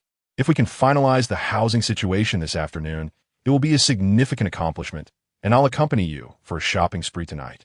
You can choose any gift you like." With that, she started the car and drove toward the address Yu Xiaoyu had mentioned. "I want to hold back," Yu Xiaoyu replied, forcing a smile before turning to gaze out of the window, letting out a soft sigh. Suyu's attitude was already quite clear. Benefits were acceptable, but formalizing the relationship? That was out of the question.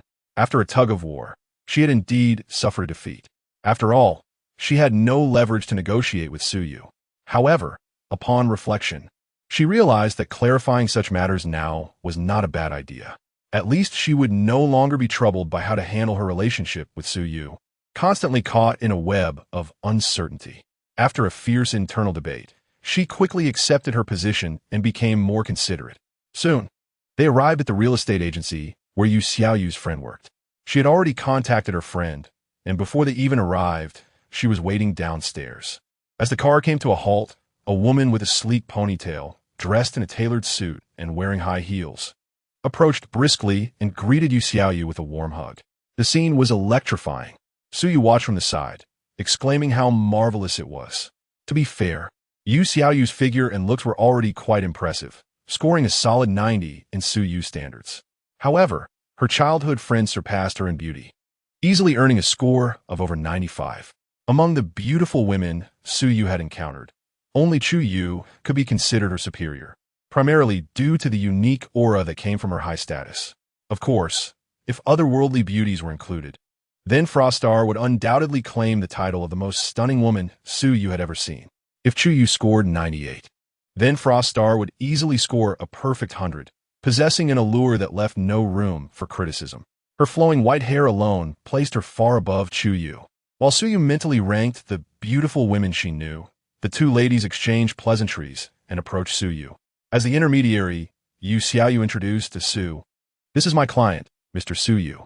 Mr. Su, this is my friend, Su Qingyin."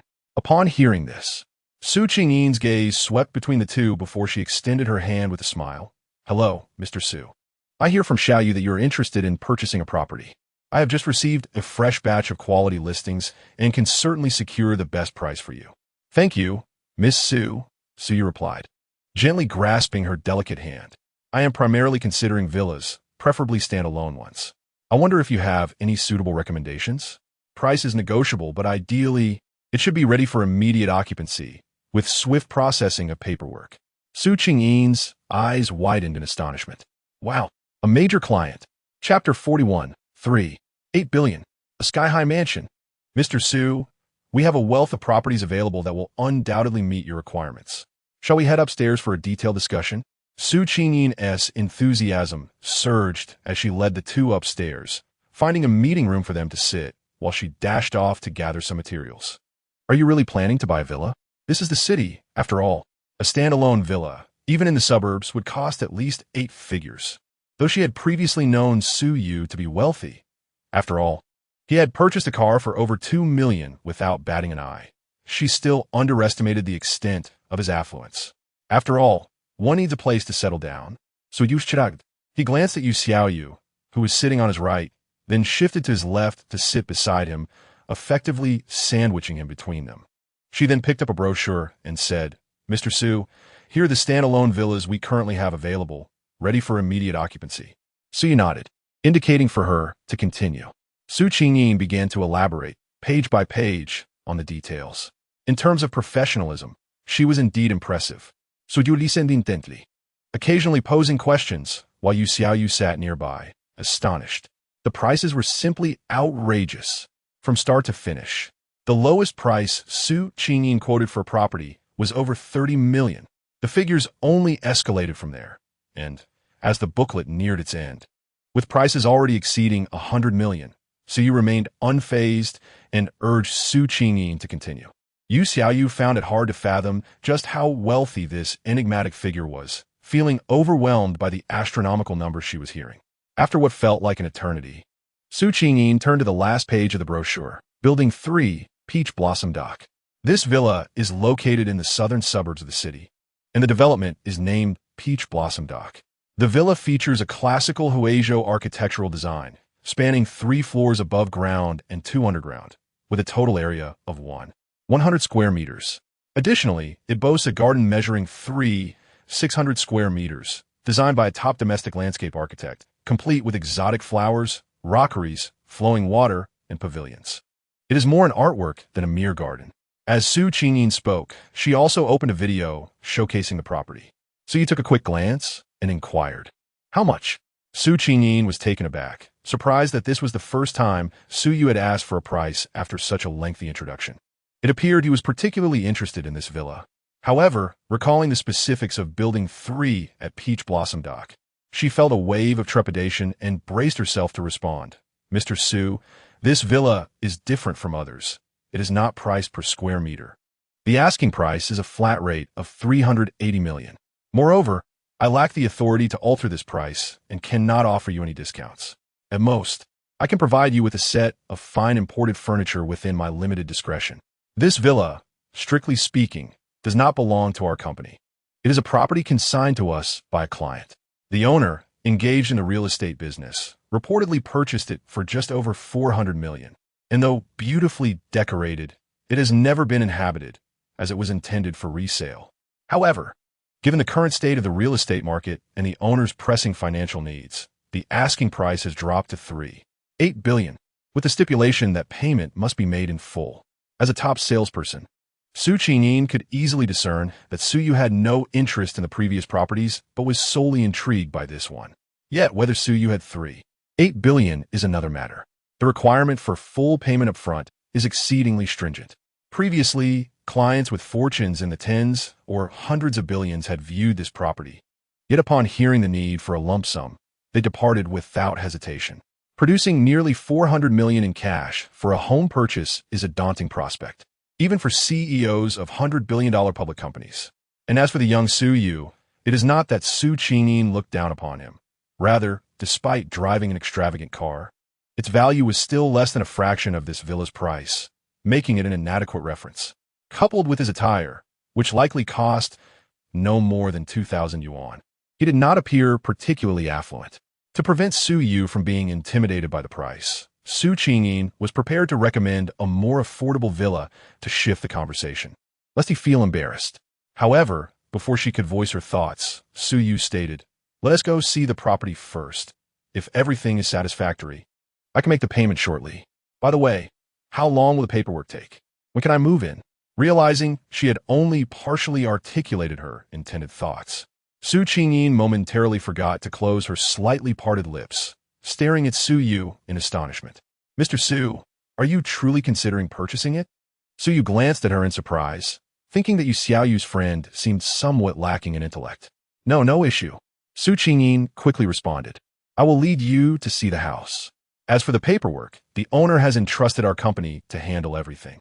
If you're satisfied, we can finalize all the documents today." Su Qingyin promptly stood up, saying, "I will fetch the keys." Please hold on. I will wait for you in the parking lot. Suyu replied, rising as well and guiding Yu Xiaoyu down the stairs. The reason he chose this villa was quite straightforward. Firstly, its location in the southern suburbs was not far from an abandoned industrial park, estimated to be only a 10-minute drive away. Secondly, the traditional Chinese garden design aligned perfectly with his aesthetic preferences.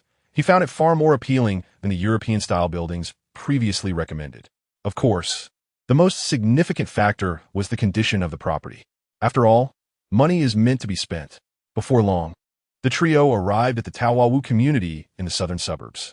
Upon entering, the tranquility of the area was immediately evident, contrasting sharply with the hustle and bustle outside. In truth, it wasn't particularly remote. Just outside the community lay a bustling thoroughfare, and although it was classified as a suburb, it was more vibrant than some main streets in third or fourth-tier cities. However, this community was vast, with villas sprawling over thousands of square meters and featuring extensive public amenities such as golf courses and outdoor hot springs.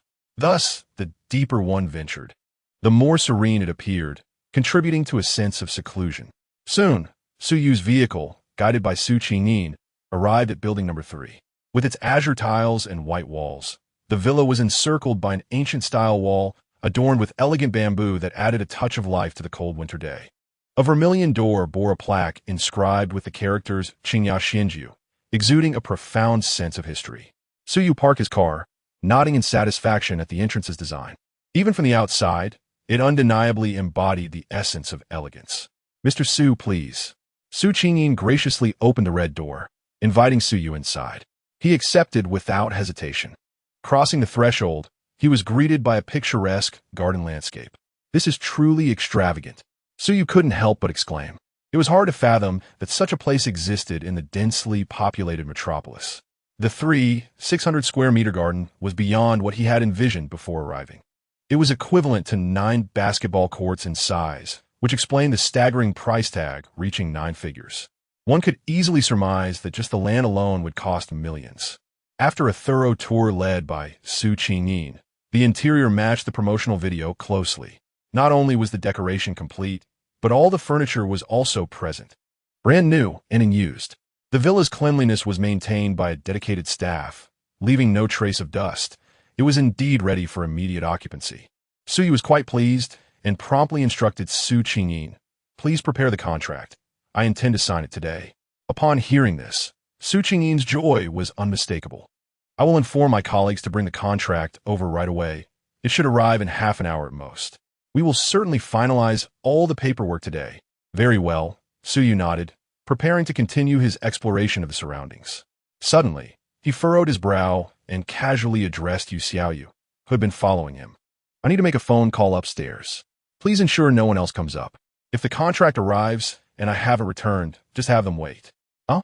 Yu Xiaoyu, still in shock from Suyu's extravagant purchase, paused before quickly responding, "Okay, I won't allow anyone up."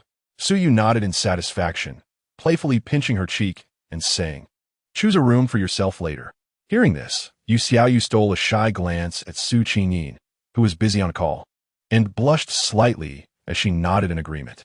Suyu proceeded to the master bedroom on the 2nd floor and opened his personal interface. Indeed, it was Froststar who had sent him a message. "I have persuaded the city lord. Come to the trading space quickly." She actually accomplished it? Suyu raised an eyebrow before casually tapping on the interface to enter the trading space. Moments later, he found himself in the familiar conference room. Across the long table sat Froststar, her white hair contrasting against the room's decor, awaiting his arrival. However, this time, they were not alone in the meeting room. Beside Froststar sat a breathtaking blue-haired girl, her beauty and figure rivaling that of Froststar. Suyu observed the blue-haired girl before shifting his gaze to Froststar. "This is the city lord of our future city," Froststar said, lifting her pale chin with a hint of pride. Although she often appeared carefree, she was far from foolish. She was well aware of Suyu's previous skepticism regarding her ability to persuade the city lord. Thus, bringing her before Suyu was a moment of triumph for her. Suyu cast another glance at Froststar, hoping for an explanation of how she had brought a living person into the trading space. Was it supposed to be merely a circuit board carrying thoughts? This is merely a bionic robot, not a flesh-and-blood entity. I uploaded the consciousness to the robot's computational module. Good heavens, this was astonishingly lifelike. In terms of facial expressions and skin texture, it was almost indistinguishable from a living person. Those creators of dolls on the blue planet must possess remarkable technology. Otherwise, how could they sell them so frantically? Cough, cough. Xuanxing lightly cleared her throat, capturing Su Yu's attention before she waved her hand to reveal 10 storm power armors. This is part of the agreed compensation. The city lord has also arrived. Let us proceed with the signing. Observing this, Su Yu nodded and carefully reviewed the contents of the contract. Xuanxing was indeed quite astute. The contract explicitly included a clause concerning the city lord, essentially bringing her into the transaction. It clearly stated that the control authority of this robot, housing Qiuma's consciousness, will be fully transferred to Su Yu after the deal.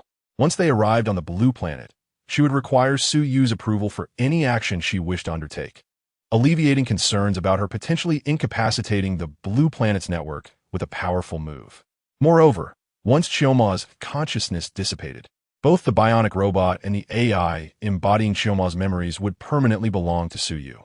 This arrangement effectively mitigated all risks while bestowing upon Su Yu an extraordinarily beautiful inflatable doll and a groundbreaking technology as an additional reward. There was simply no reason for him to refuse the agreement. With a notification chime, the transaction was finalized. Su Yu and Xuanxing had grown accustomed to this process, while Qiuma, who had been observing, gazed curiously at her slender hands and remarked in astonishment. The highest control authority of this bionic robot has been seized so swiftly. The technology of the interdimensional trading platform has truly surpassed my comprehension. However, she did not dwell on this too much, and, glancing at Su Yu, smiled. I will strive to fulfill your requests. Su Yu nodded in response. He held a degree of respect for this future city lord, who had survived nearly 2 centuries, wielding a ruthless demeanor while saving countless lives in times of peril. Qiuma acknowledged him with a nod, then turned to Xuanxing and casually removed a ring from her finger, placing it before her. You are too young, and your temperament is rather impulsive. The future city should not have been entrusted to your hands. However, since you have acquired this trading space that could potentially alter the wasteland, there is no one more suitable than you to assume the role of City Lord. Chapter 43. Now, you are the City Lord. Gazing at the ring she had long coveted, a symbol of supreme authority, Xuanxing's expression was initially one of disbelief. She had not anticipated that Qiuma would decisively present the ring to her at this moment. Subsequently, her delicate form visibly trembled as she instinctively reached for the ring. Her hand quivered noticeably, yet before it could touch the ring, Qiuma grasped it first. Surprised, she looked up at Qiuma, meeting her clear, azure bionic eyes, and for some inexplicable reason, a wave of guilt surged within her. Do you recall what I said most frequently when you were in school? Qiuma smiled gently, unfazed by Xuanxing's moment of discomposure upon seeing the ring. The overwhelming power laid before her made it difficult for anyone to remain steadfast. Taking a deep breath, Xuanxing replied, You said that the future city must find a future for humanity amidst the wasteland. This had been the most reiterated phrase she had heard throughout her schooling, and it was unmistakable. However, to her surprise, Qiuma shook her head, saying, This is an inherent responsibility of every resident of the future city. It is not something I wish to convey to you, but it no longer matters. As she spoke, she gently pinched Xuanxing's delicate face, a hint of melancholy in her expression. Choice is a painful endeavor, but once you occupy that position, sometimes sacrifices must be made. The immense power comes with endless responsibilities. Your every action influences the interests of millions in the future city and even billions of survivors in the wasteland. No matter what you do, there will always be dissenters. Do not concern yourself with their words. Simply do what you believe to be right. This is a quality essential to becoming a dictator. With a self-deprecating smile, she continued, I was merely a researcher, perpetually indecisive, and even though I knew my initial decision was correct, it has left me plagued by endless guilt throughout my life. This has led to a squandered opportunity for the reconstruction after the war, failing to fulfill the obligations that a city lord of the future city should uphold for the survival of the community. At this point, Qiuma paused, then slowly embraced Xuanxing, speaking softly, Child, you are stronger than I am. I apologize for imposing upon you what I myself could not accomplish, but I beg of you." After saying this, she exhaled deeply and prepared to release her hold. However, Xuanxing suddenly wrapped her arms around Xiuma's waist and looked up, exclaiming, "I remember now. I recall your most frequently spoken words. Live like a human. Our ancestors once conquered the stars and seas. We should not rot like vermin on this filthy wasteland." With that, Xuanxing suddenly smiled. "City Lord, let's explore the untainted world. I will lead everyone to live as humans. Now, you're the City Lord." Xiuma personally placed the ring upon Xuanxing's finger. "There is one matter I have yet to comprehend." In the bedroom on the second floor of the villa, Suyu casually sat on the bed, observing Xiuma as she admired the scenery outside the window. Curiously, he asked, "Do you not have disciplines like sociology and political science over there? Why is the City Lord of the future city granted such extensive authority? Powers without any constraints seem rather alarming. In truth, our prosperous era's philosophies regarding sociology and political science are likely 5 centuries ahead of your world." When she first arrived on the blue planet, Suyu permitted her to access all public information online. It must be said that the capabilities of this inflatable doll exceeded Suyu's expectations by a considerable margin. In terms of computational power alone, it far surpassed the most advanced supercomputers of the blue planet by several hundred billion times. The nature of the Zenith Star technology remains a mystery. With Suyu's permission, there were almost no firewalls in the digital realm that could hinder her. Thus, she quickly grasped the current situation of this world within mere minutes. It seems that even after living here for over 20 years, Suyu had not acquired as much knowledge about the blue planet as she did. Nevertheless, upon hearing her words, Suyu could not help but retort, "With such an advantage, how could you still develop a dictatorial management model? What a renaissance! What do you think is the most crucial matter when the apocalypse descends and the focus shifts to the entire human race?" Xiuma inquired calmly. "Ensuring the continuation of the species?" Suyu ventured. "Indeed, but what does that have to do with establishing a dictator?" After a moment of contemplation, Xiuma's eye suddenly filled with countless blue particles of light. The particles rapidly coalesced, forming a holographic projection before Suyu. Focusing intently, he noticed that the projection displayed a street just outside the community, likely captured by a camera positioned in a corner. The content was simple. A man clad in a black jacket strolled while smoking, and as the cigarette dwindled to its end, he carelessly discarded the butt onto the pavement, despite a nearby trash bin explicitly designated for extinguishing cigarettes. What does this mean? Suyu was left thoroughly perplexed. However, before he could inquire further, the projection shifted, revealing the perspective of a household surveillance camera within a living room. The same man was seated on the couch, absorbed in his phone while smoking, yet this time, after finishing his cigarette, he did not toss the butt onto the floor. Instead, he begrudgingly got up to retrieve an ashtray from the study to extinguish the cigarette. "Do you understand now?" Xiuma asked with a gentle smile. This left Suyu in silence. Public possessions are often not cherished by individuals, yet personal property is seldom wantonly destroyed. When survival becomes paramount, the likelihood of private rights enduring surpasses that of public rights. Even if the individual wielding such power lacks intelligence, they at least ensure that not everyone perishes. Otherwise, what significance would their authority hold?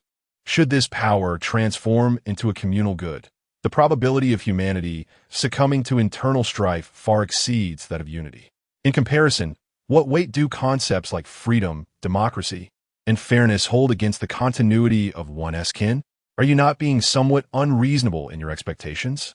Suyu's lips twitched slightly. This conclusion was derived from data compiled from over 1 billion individuals, employing the most sophisticated algorithms under extreme conditions. Xiaomo shook her head, asserting that while human nature may be masked, numbers will never lie. Chapter 44. No worries, she is exceptionally talented. Suyu conceded that he could not counter her arguments and felt almost swayed by her reasoning. Indeed, a 2-century-old, which could be quite formidable. Reluctant to continue this discourse, he swiftly shifted the topic, asking how many days she had left. Approximately 4.5 days.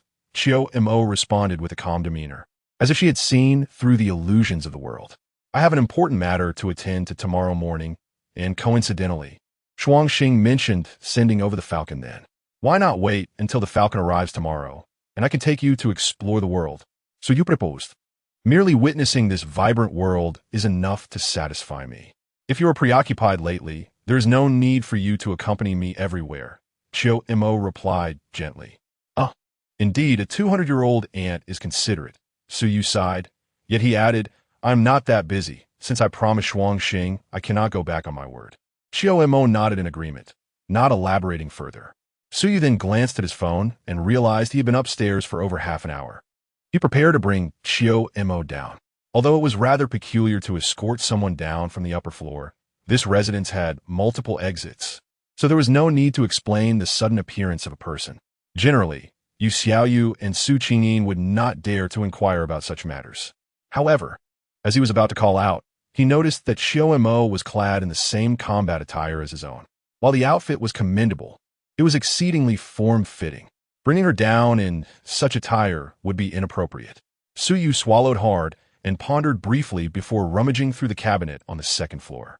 To his surprise, he discovered several unopened sets of women-esque clothing. They were conservative suits, complete with matching high heels. Truly, this was a high-end residence that boasted of being ready for immediate occupancy. He had Chio-mo change into the outfit before guiding her downstairs.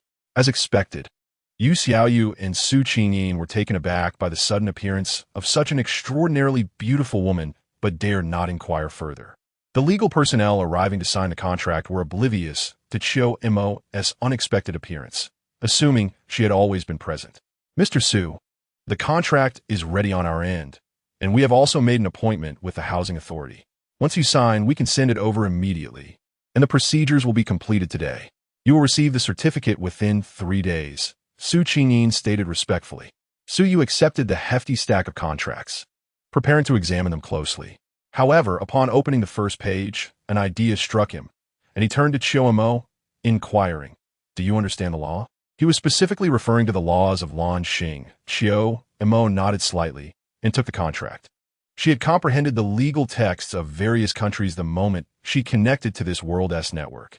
To suggest that no lawyer or judge in Lan Xing understood the law better than she did would not be an exaggeration. The sound of pages flipping rapidly filled the air. A faint glimmer seemed to emanate from Chio-mo's pale blue eyes. In less than 2 minutes, she had flipped through the thick stack of over 100 pages at a speed of nearly 1 page per second. After returning the contract to Suyu, she nodded, confirming, no problem. Suyu, trusting her judgment, immediately took the pen to sign. Aren't you going to review it further? Yu Xiaoyu couldn't help but ask. Goodness, this is a contract worth 3.8 billion. You can't just skim through it in such a haphazard manner. Her concern was not directed at Chio-mo, but at the apparent carelessness of the process. No need to look, Suyu replied, shaking his head as he signed. She has a remarkable talent for speed reading. I'm sure she understood everything. Is there truly such a talent? Yu Xiaoyu gazed at Chio-mo in astonishment. She had heard of speed sketching, but speed reading was a new concept to her. Chio-mo offered a gentle smile. She had completed her review of the contract in just over a minute, whereas Suyu took a full 10 minutes to sign. As there were numerous places requiring his signature and the contract was in triplicate. Upon finishing, Suyu effortlessly processed a transaction of 3.8 billion. His original deposit of 4.3 billion had dwindled to a mere 500 million. Nevertheless, he deemed this expenditure worthwhile, for he was thoroughly pleased with this residence. Even without mentioning the expansive 600 square meter courtyard, the main building itself was vast, with ample living space and numerous rooms available. He envisioned a scenario where each room could house a captivating beauty. Restrain yourself. After signing the contract, Su Qingyin and her associates departed, but not before adding Suyu on WeChat, assuring him to reach out if any issues arose with the property. She also mentioned that the sale would earn her a substantial commission and expressed a desire to treat Suyu to a meal. That sounds somewhat familiar, he mused, recalling how Yu Xiaoyu had approached him similarly when purchasing a vehicle. It was evident that their close friendship had borne such similarities, though he was unsure if his relationship with Su Qingyin would develop into something akin to that with Yu Xiaoyu. Regardless, he had no intention of rejecting her offer. As the clock approached 4 in the afternoon, Suyu glanced at the remaining occupants, Yu Xiaoyu and Chio-mo, stating, while this place is adequately furnished, it feels somewhat monotonous. Let us go shopping for some items, and we can also have dinner out. Sure. Yu Xiaoyu replied cheerfully, and Xiao Mo nodded in agreement.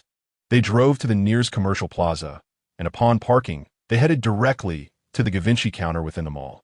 Truth be told, Suyu had not decided what to purchase. Although he intended to add some items to his new home, he realized that it was already quite well equipped. Yet, when unsure of what to buy, clothing was always a safe choice. After all, Xiaomo's attire was merely the standard issued in the room and was neither of high quality nor well-fitting, appearing rather awkward. Furthermore, Yu Xiaoyu was clearly interested in clothing as well. With no objections from anyone, they naturally decided to explore the clothing section. However, to Su Yu's surprise, upon entering, they encountered Zhao Xinhuan, Yu Xiaoyu's colleague, who exclaimed, "Oh, it's Xiaoyu. I hadn't heard you were dating someone. Are you here shopping with a client, Su Yu?" Heaven knows, they had merely wandered into a store to browse. The moment they stepped inside, they were met with Zhao Xinhuan, the very woman who had once been Su Yu's infatuation. Chapter 45, Zhu Yi Ue. I know her quite well. Seeing Su Yu again, Zhao Xinhuan's mood was markedly different from their previous encounter. On that occasion, she had to maintain her composure as he was a client, and she could not afford to act out if she wished to keep her position at the store. She could only endure Su Yu's disregard for her, no matter how suffocating it felt. However, this time was different. Not being at the store greatly expanded her scope of action. Zhao Xinhuan had mostly come to terms with the previous incident. Although Su Yu's full payment for the car had left her in shock, she couldn't believe that things could be so coincidental. In a city like Modu with so many Benz dealerships, it was too much of a coincidence for Su Yu to choose the very store where she worked. She doubted that it was mere chance. Even though she had asked several friends from school, who confirmed that Su Yu had not inquired about her workplace, Zhao Xinhuan remained convinced that Su Yu had deliberately come to her store to show off his wealth. However, she was not bothered by this slap to her own face. After all these years, if Su Yu had become successful yet still sought her out to flaunt, what did that signify? It indicated that Su Yu still harbored feelings for her.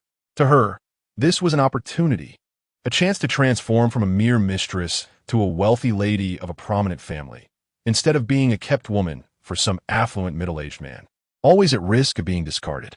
That day, she had planned to shop for new clothes and cosmetics to beautify herself, hoping to find an opportunity to meet Su Yu. To her surprise, she encountered him here. Upon seeing Su Yu, Zhao Xinhuan, who had initially intended to mock Yu Xiaoyu, suddenly silenced her words, her previously sharp demeanor softening. "Su Yu, you're here too. How have you been lately?" Her voice was gentle and trembling, evoking a sense of vulnerability, as if they were long-lost lovers reuniting after many years. Su Yu thought to himself, what a performance. The speed of her transformation is astonishing. She could easily become an actress. Everything is going splendidly. I just bought a villa for 400 million. Yu Xiaoyu linked her arm with Su Yu's, lifting her pale chin in a proud manner. Su Yu smirked slightly, encouraging Yu Xiaoyu in a way that only a top-tier wingman could. Certain remarks, when spoken by a man, often lack impact and merely come across as pretentious. Encouraging Yu Xiaoyu to confront Zhao Xinhuan was the perfect strategy. 400 million. Zhao Xinhuan's pupils dilated, her tone involuntarily rising several pitches, barely able to contain her facade. Her first reaction was disbelief, but then she recalled Su Yu's full payment of several million for the car. Doubts began to creep in. "Let us go inside." Su Yu shook his head, uninterested in engaging with her, as he led Xiao Mo and Yu Xiaoyu into the store. Zhao Xinhuan hesitated for a moment, her eyes practically ablaze at the sight of Yu Xiaoyu holding Su Yu's arm intimately. Gritting her teeth, she hurriedly followed them inside, blocking Su Yu's path. "Do you have time lately? I'd like to invite you to dinner. It's been years and I have so much to say." As she spoke, she reached out to tug at Su Yu's sleeve, looking anxious and pitiable. "I have no time," Su Yu replied with a hint of sarcasm. He had a myriad of matters to attend to in the coming days. Even if he were free, there were still beautiful women like Li Yuanxi, Chu Yu, and Su Qingyin waiting for him. Who did Zhao Xinhuan think she was, to waste his time? Yet she persisted, "Are you really so heartless? Remember when we—" Suddenly, she halted mid-sentence, forcing out a few tears and beginning to sob.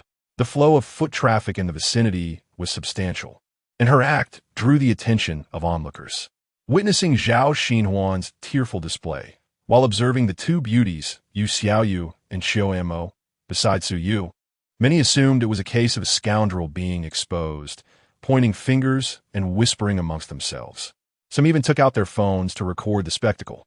Su Yu was immediately discerning Zhao Xinhuan's intentions. Just as he was about to call the staff to disperse the crowd, Xiao Mo, who had been a mere observer, raised an eyebrow. A flash of crimson light flickering in her azure bionic eyes. The phones recording the scene suddenly flickered before going dark. After completing this, she glanced at Su Yu and leaned in, whispering, "Whatever you do here, 1T get out. I can ensure that no one outside will know we came here today." Su Yu was amused, pushing her head away. Despite her ability to manipulate the digital realm, he wasn't a man to become enraged over trivial matters. Ignoring Qiao Mo's provocations, he turned his gaze to Zhao Xinhuan, stating coolly, "I suggest you recognize your limitations. Not every fortune is easily acquired." He could surmise her motives. Merely a ploy to manipulate public sentiment, a typical tactic employed by certain groups. Once the uninformed bystanders uploaded their recordings online, she could easily twist the narrative, write a sob story, and purchase some traffic. Then, she could expect Su Yu to comply. As Su Yu approached the store manager, who had rushed over to mediate, he inquired, "I noticed the Wanfu Group logo at your entrance. What connections do you have with them?" The manager, taken aback, quickly replied, "Sir, our store is a wholly owned subsidiary of Wanfu Group. We are the exclusive agents for Givenchy in Modu." "Oh, I'm quite familiar with Miss Chuyu, the daughter of the chairman of Wanfu Group," Su Yu remarked casually. The manager's pupils constricted, his attitude undergoing a complete transformation as he eagerly welcomed Su Yu. "You are a distinguished guest of Miss Chu. Please, allow us to take care of everything here." Chu Yu was known for her discretion, rarely engaging in the domestic affairs of Wanfu Group. Having worked there for over 20 years, the manager had only heard of her during company events. He only knew that she managed overseas operations and was the most influential person in the group aside from the chairman. Regardless of whether Su Yu truly knew her or was merely fabricating, the fact that he was aware of her was enough to signal that he was not someone to be trifled with. It was best to assist Su Yu with this minor issue rather than risk offending him. As Su Yu departed with his companions, Zhao Xinhuan panicked, determined to follow. She had gone to such lengths to attract attention. Even if she couldn't directly usurp Su Yu's newfound status, she could at least extract some benefit from him.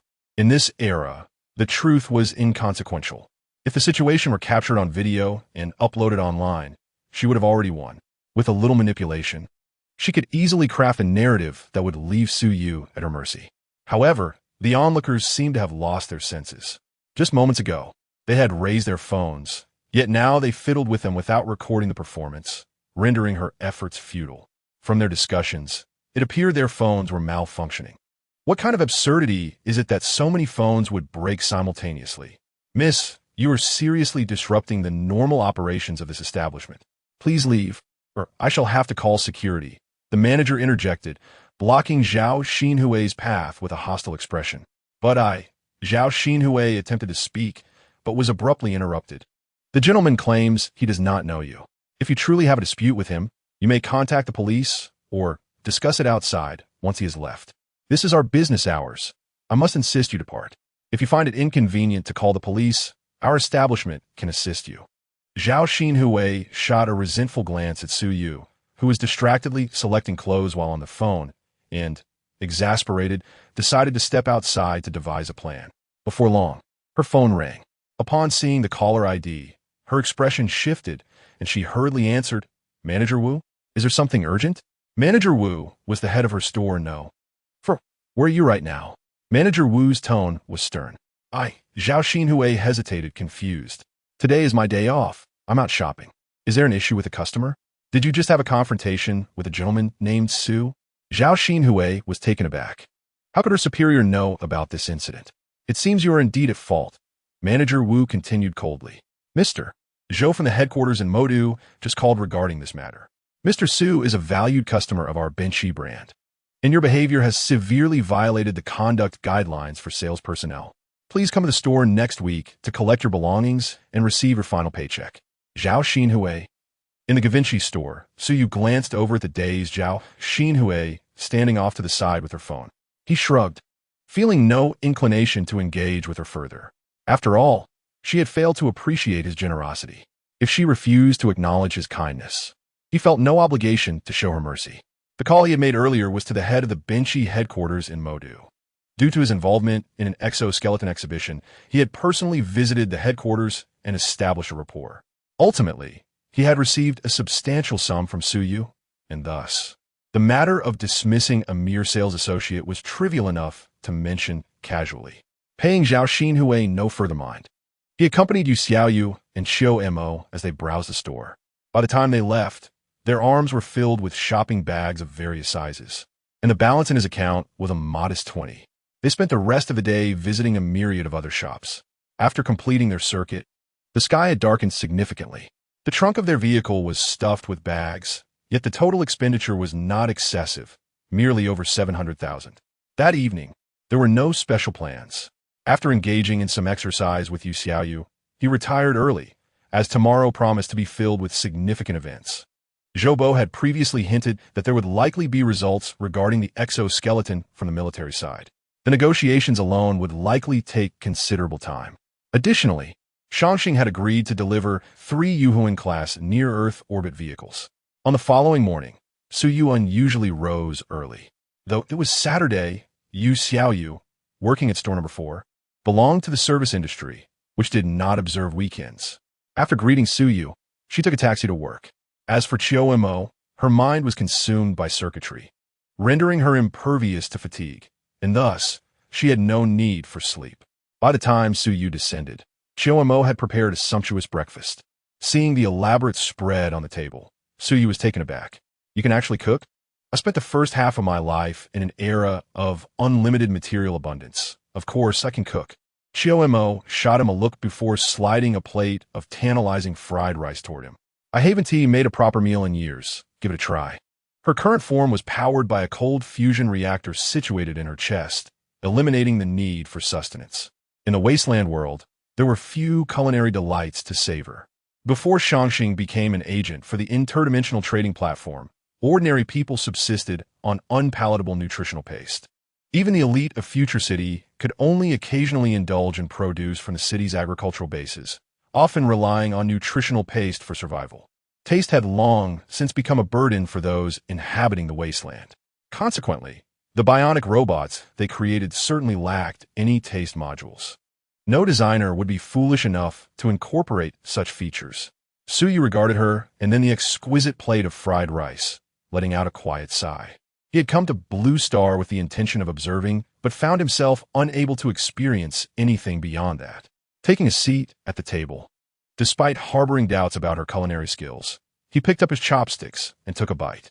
His eyes lit up, and he gave a thumbs up. Delicious. This was not mere pretense for Chiomo's sake.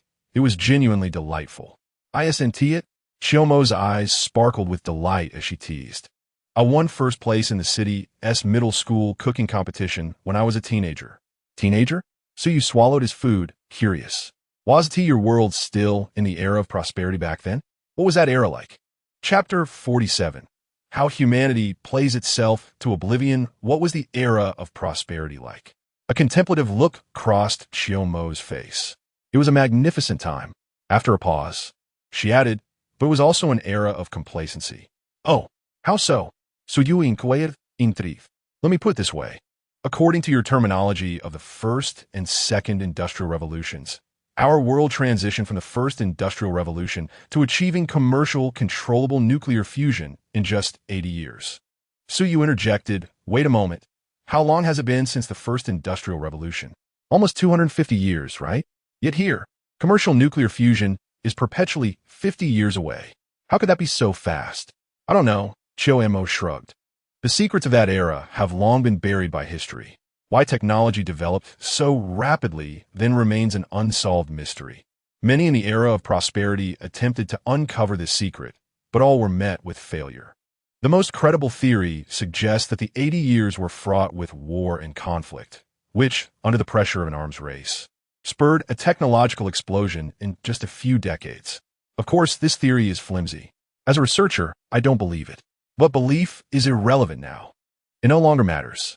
From a steam engine to nuclear fusion, we took 80 years. From the first satellite launch into space to the invention of the curvature engine, we took 210 years. Then, we entered the era of prosperity. The universe is filled with endless resources, and we possess advanced artificial intelligence technology, ensuring that everyone in the Luo Xiao world leads a life free from want. For the majority during the era of prosperity, regular jobs were unpaid, as work was no longer for profit, but merely a pastime to fill time. Certainly, the era of prosperity is not merely a time of waiting passively for welfare. The Human Alliance provides each newborn with a bionic robot, destined to work and generate wealth on their behalf, allowing them to receive wages without lifting a finger. However, should the robot malfunction, it is incumbent upon them to bear the costs of repairs. Few jobs remain that offer salaries, such as those in scientific research like my own. Typically, the workday is limited to no more than 2 hours, with compensation calculated based on the purchasing power of your currency, approximately 200,000 per hour. Though that may not be accurate, the world has changed and monetary value became a mere numerical concept. People had ample time to enjoy life, yet from that point onward, our technological advancements stagnated. For centuries into the era of prosperity, our greatest achievements were mere upgrades on existing technologies, with no significant breakthroughs to speak of. Is this truly the era of prosperity? Even Su Yu, who had amassed considerable wealth, could not help but feel a sense of yearning upon hearing her description. It was a utopia, such a world, reduced to ruins. It is indeed a pity. Su Yu shook her head. It is not as idyllic as you imagine. Xiao Mo smirked, her lips curling into a sardonic arc. You can hardly fathom the absurdity of the era of prosperity. Those wealthy individuals, holding vast capital, revel in finding desolate planets, pouring immense resources into them without purpose, even constructing artificial suns in orbit to transform them into habitable worlds. They then employ numerous clones to indulge in role-playing games of emperors, unleashing the darker aspects of human nature. When they tire of the game, they obliterate those planets with annihilation cannons and seek new amusements. They refer to this as planetary development games, which became a widely embraced entertainment activity across the social spectrum during the era of prosperity. Gradually, the impoverished began to resent the extravagant lifestyles of the wealthy, their dissatisfaction fueled by humanity's innate tendency to compare. They demanded that the Alliance provide each citizen with a planet. Although the era of prosperity had reached unimaginable material heights, such demands were beyond the Alliance's capacity to fulfill. Consequently, towards the end of the era of prosperity, a rebellion emerged, advocating for the overthrow of the Alliance's tyranny. Their slogans included notions such as war being the ladder of human progress, reflecting a desperate need for conflict. How perplexing this must seem from the perspective of your world's history, right? Su Yu responded, the rebellion at the end of the era of prosperity. Gulp. He instinctively swallowed, staring incredulously at Xiao Mo. You cannot possibly have turned the era of prosperity into this wasteland, can you? If that is the case, it is utterly unfathomable. In a way, yes, Xiao Mo nodded. The Alliance, while exploring the starry seas, frequently encountered planets inhabited by indigenous species, hence maintaining a substantially large fleet. Within a month of the rebellion's emergence, it was utterly defeated and pushed to the fringes of the galaxy. Pausing, she turned her gaze towards the azure morning sky outside. Then the apocalypse descended. Did they encounter extraterrestrial beings more advanced than you? Su Yu raised an eyebrow. Given her description of the era of prosperity, she could not comprehend what could have led to their current dire state beyond an encounter with aliens resulting in a dimensional collapse. Not exactly extraterrestrials, but rather beings beyond our comprehension. Fungi.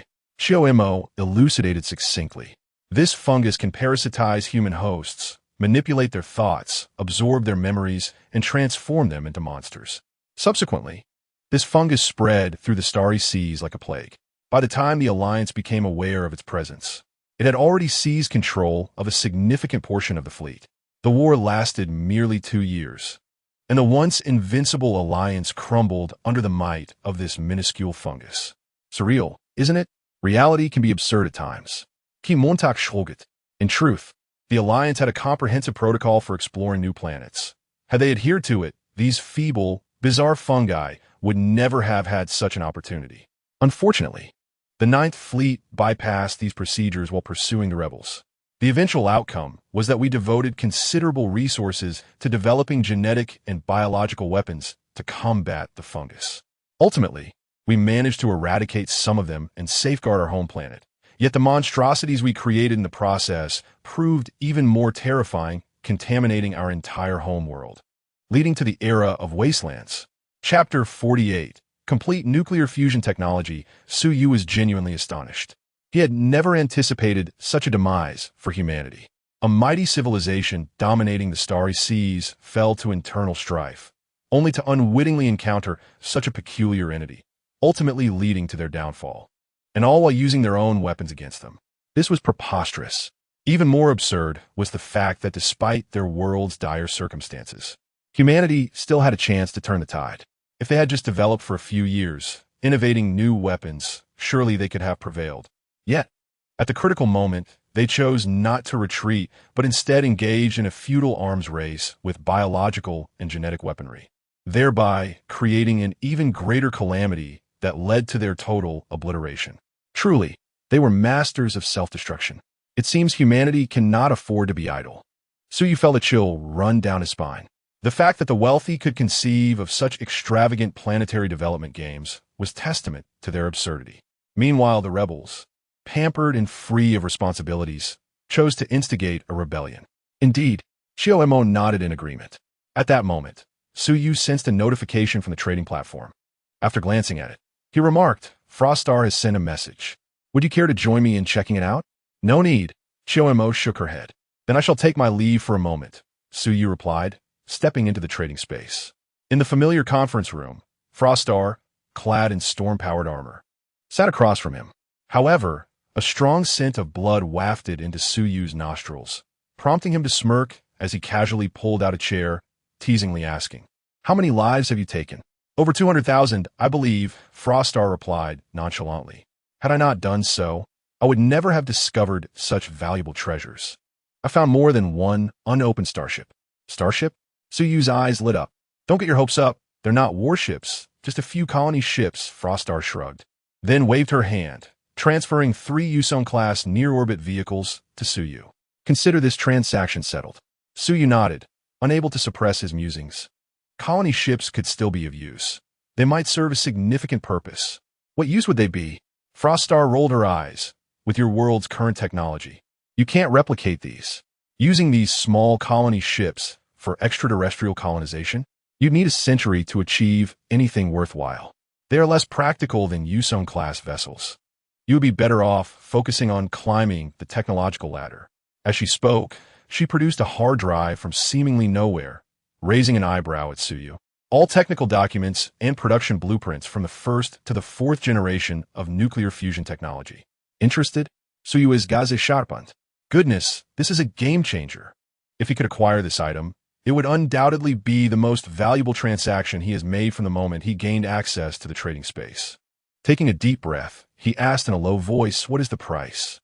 "For the next 20 years, I require 1 million tons of food annually from the future city, with no restrictions on the types," Fangxing stipulated.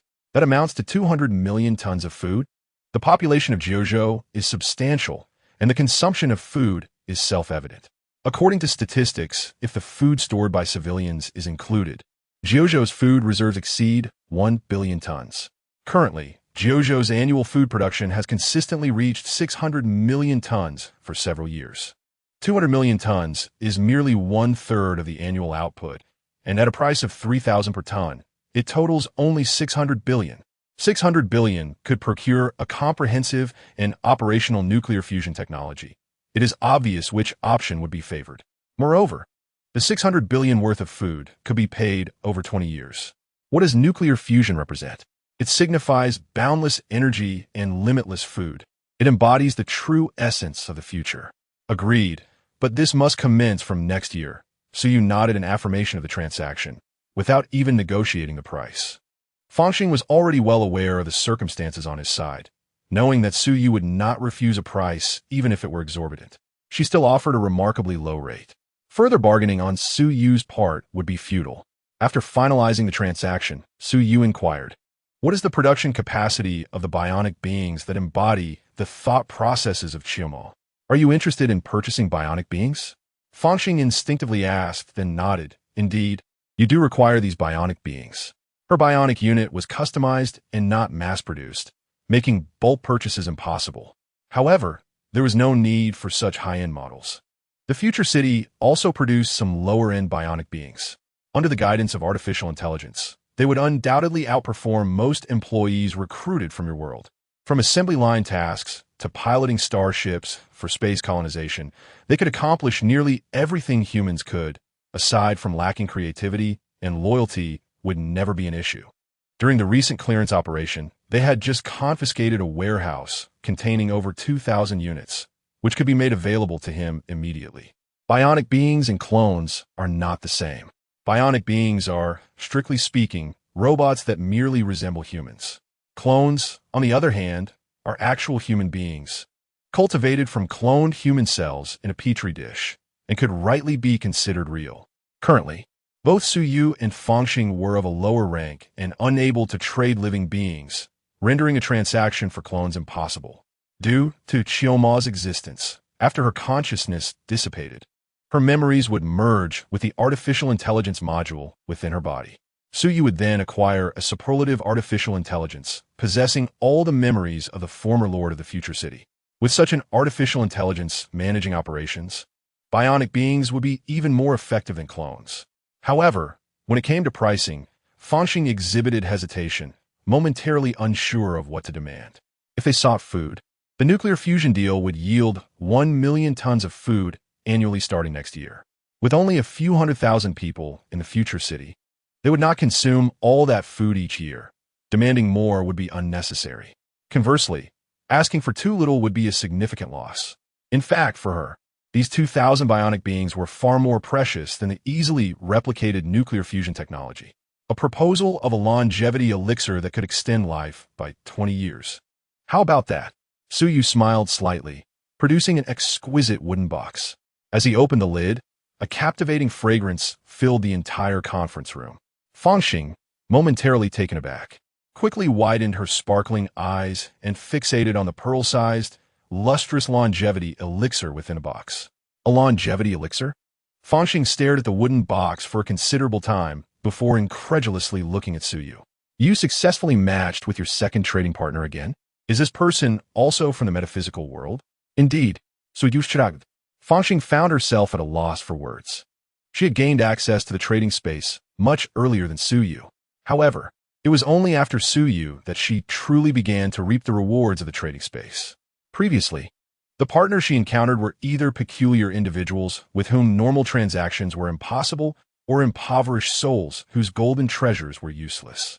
Suyu's first match trading partner was her, and now his second match was another suitable trading partner, capable of procuring such a remarkable longevity elixir.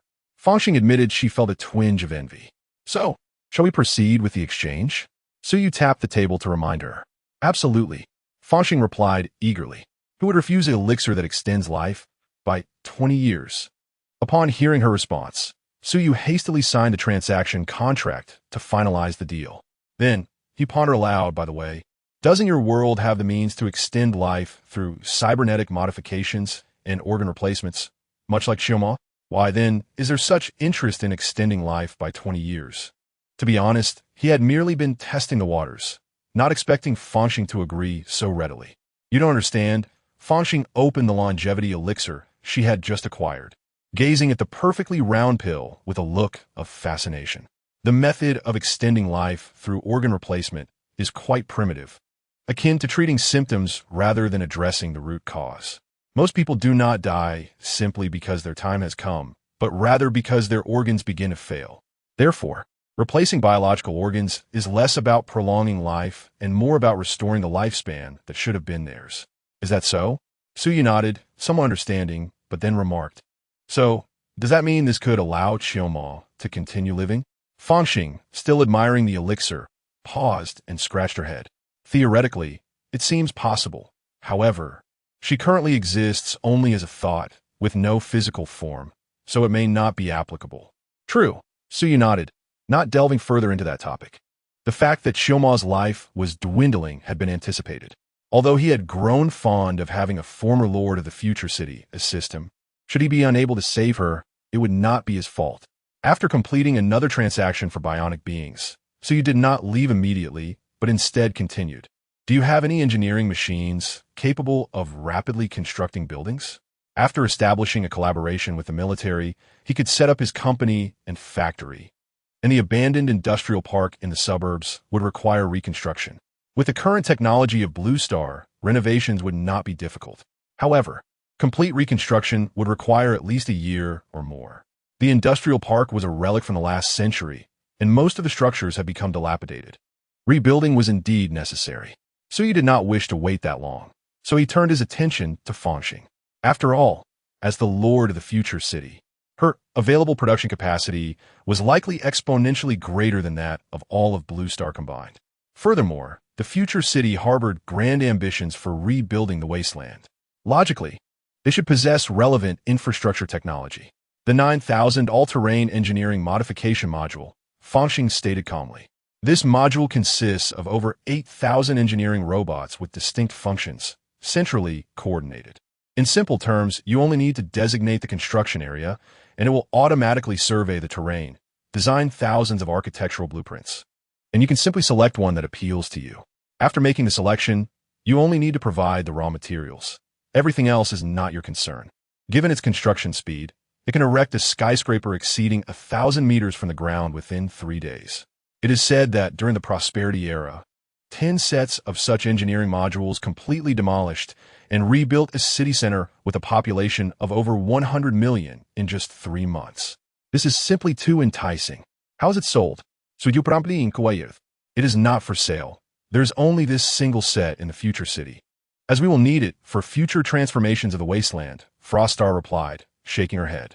However, she raised an eyebrow and added, but it could be rented. How about renting a life extension golden pill for 3 days? A month? Suyu proposed his price. No, a maximum of 5 days. 28 days. In the end, Suyu managed to rent the all-terrain engineering transformation module for 12 days in exchange for a life extension golden pill. Froststar, now the lord of Future City, was quite agreeable. Thus, today as transaction was concluded, Suyu acquired all technical data and blueprints from the first to the 4th generation of nuclear fusion in the wasteland world, 3 Falcon-class near-Earth orbit spacecraft, 2,000 biosimulated beings, and a set of 9,000 engineering transformation modules. Froststar received the position of Lord of Future City, 200 million tons of food, and 2 life extension golden pills. If Suyu needed to continue using the engineering transformation module in the future, she would be able to obtain more life extension golden pills. This was a mutually beneficial transaction, ensuring a bright future for all. Upon returning to Blue Star, Suyu felt elated at the thought of the gains from this transaction. He glanced at the empty villa and waved his hand, releasing dozens of bio-simulated beings from his inventory. Until his company was established, these beings had no other immediate purpose. It seemed better to let them help around the villa.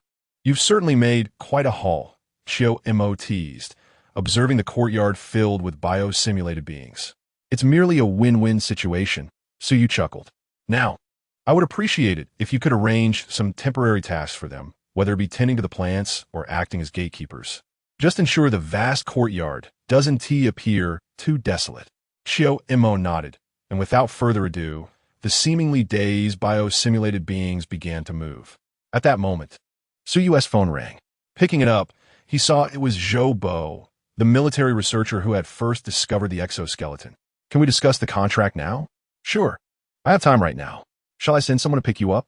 Hearing this, Suyu was about to agree, but saw Chio-Mo shake her head. After a brief pause, he replied, No need, just send me the address and I'll go directly. It'll be quicker. All right then. The phone conversation naturally confirmed expectations. The military's testing was nearing completion, and they were preparing to discuss the acquisition of the exoskeleton. After hanging up, Suyu looked at Chio-Mo, inquiring why she had suggested he refuse the military's offer to pick him up. Chio-Mo replied calmly, Given what you currently possess, there is no need for such caution. You can afford to reveal some of your strength, allowing you to negotiate with more leverage and autonomy in the upcoming discussions. Otherwise, Achieving your earlier vision of creating an unmonitored world in that abandoned industrial zone is utterly impossible. Although the technology within the exoskeleton is formidable in this world, it has not reached the point where the military can entirely overlook safety concerns and allow you to act freely. However, if you showcase technology and power that far exceed their comprehension, such issues will dissipate, as they would be foolish not to acquiesce to your demands. Even though you have only been in this world for a day, Chiyo Mo, with her formidable prowess in navigating the internet, has already gleaned the general situation of Suyu's dealings with the military. So what are you suggesting? Suyu furrowed his brow. You do possess the Storm-class power armor, don't you? Let us don the power armor and fly the Falcon over, Chiyo Mo decisively stated. So direct? Is that wise? He hesitated slightly. After all, protagonists in novels often choose to remain low-key and cautious after acquiring advanced items.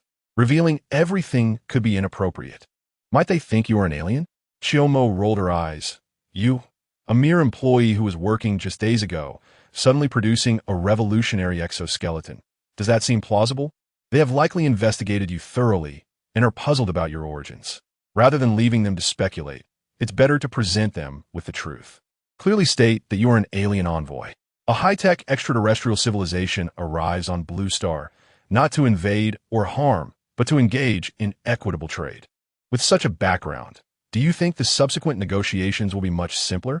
Most importantly, with the Storm-class power armor and the Falcon, they have no alternative but to cooperate with you. Before you possess self-defense capabilities, you must consider the risks of revealing your assets. But now, with these tools, what is there to fear? That does make sense, Suyu realized. The novels mislead people. With the Storm-class power armor at his disposal, there are hardly any weapons on Blue Star, aside from the Great Mushroom, that could take him down in an instant. As long as he is not defeated, he could simply board the Falcon and launch orbital strikes against the mundane below from space. There is no need for concern. He should be the one to instill fear. Suyu glanced at Chiyomo, acknowledging her wisdom and experience. He felt a twinge of reluctance at the thought of her passing. However, with the life extension golden pill in hand, perhaps there are other mystical items that could save Chiyomo. He could inquire later. After all, there were still a few days left. For now, the priority was to deliver a minor shock to the people of this world. With a wave of his hand, 2 Storm-class power armors materialized in the open space at the villa's entrance.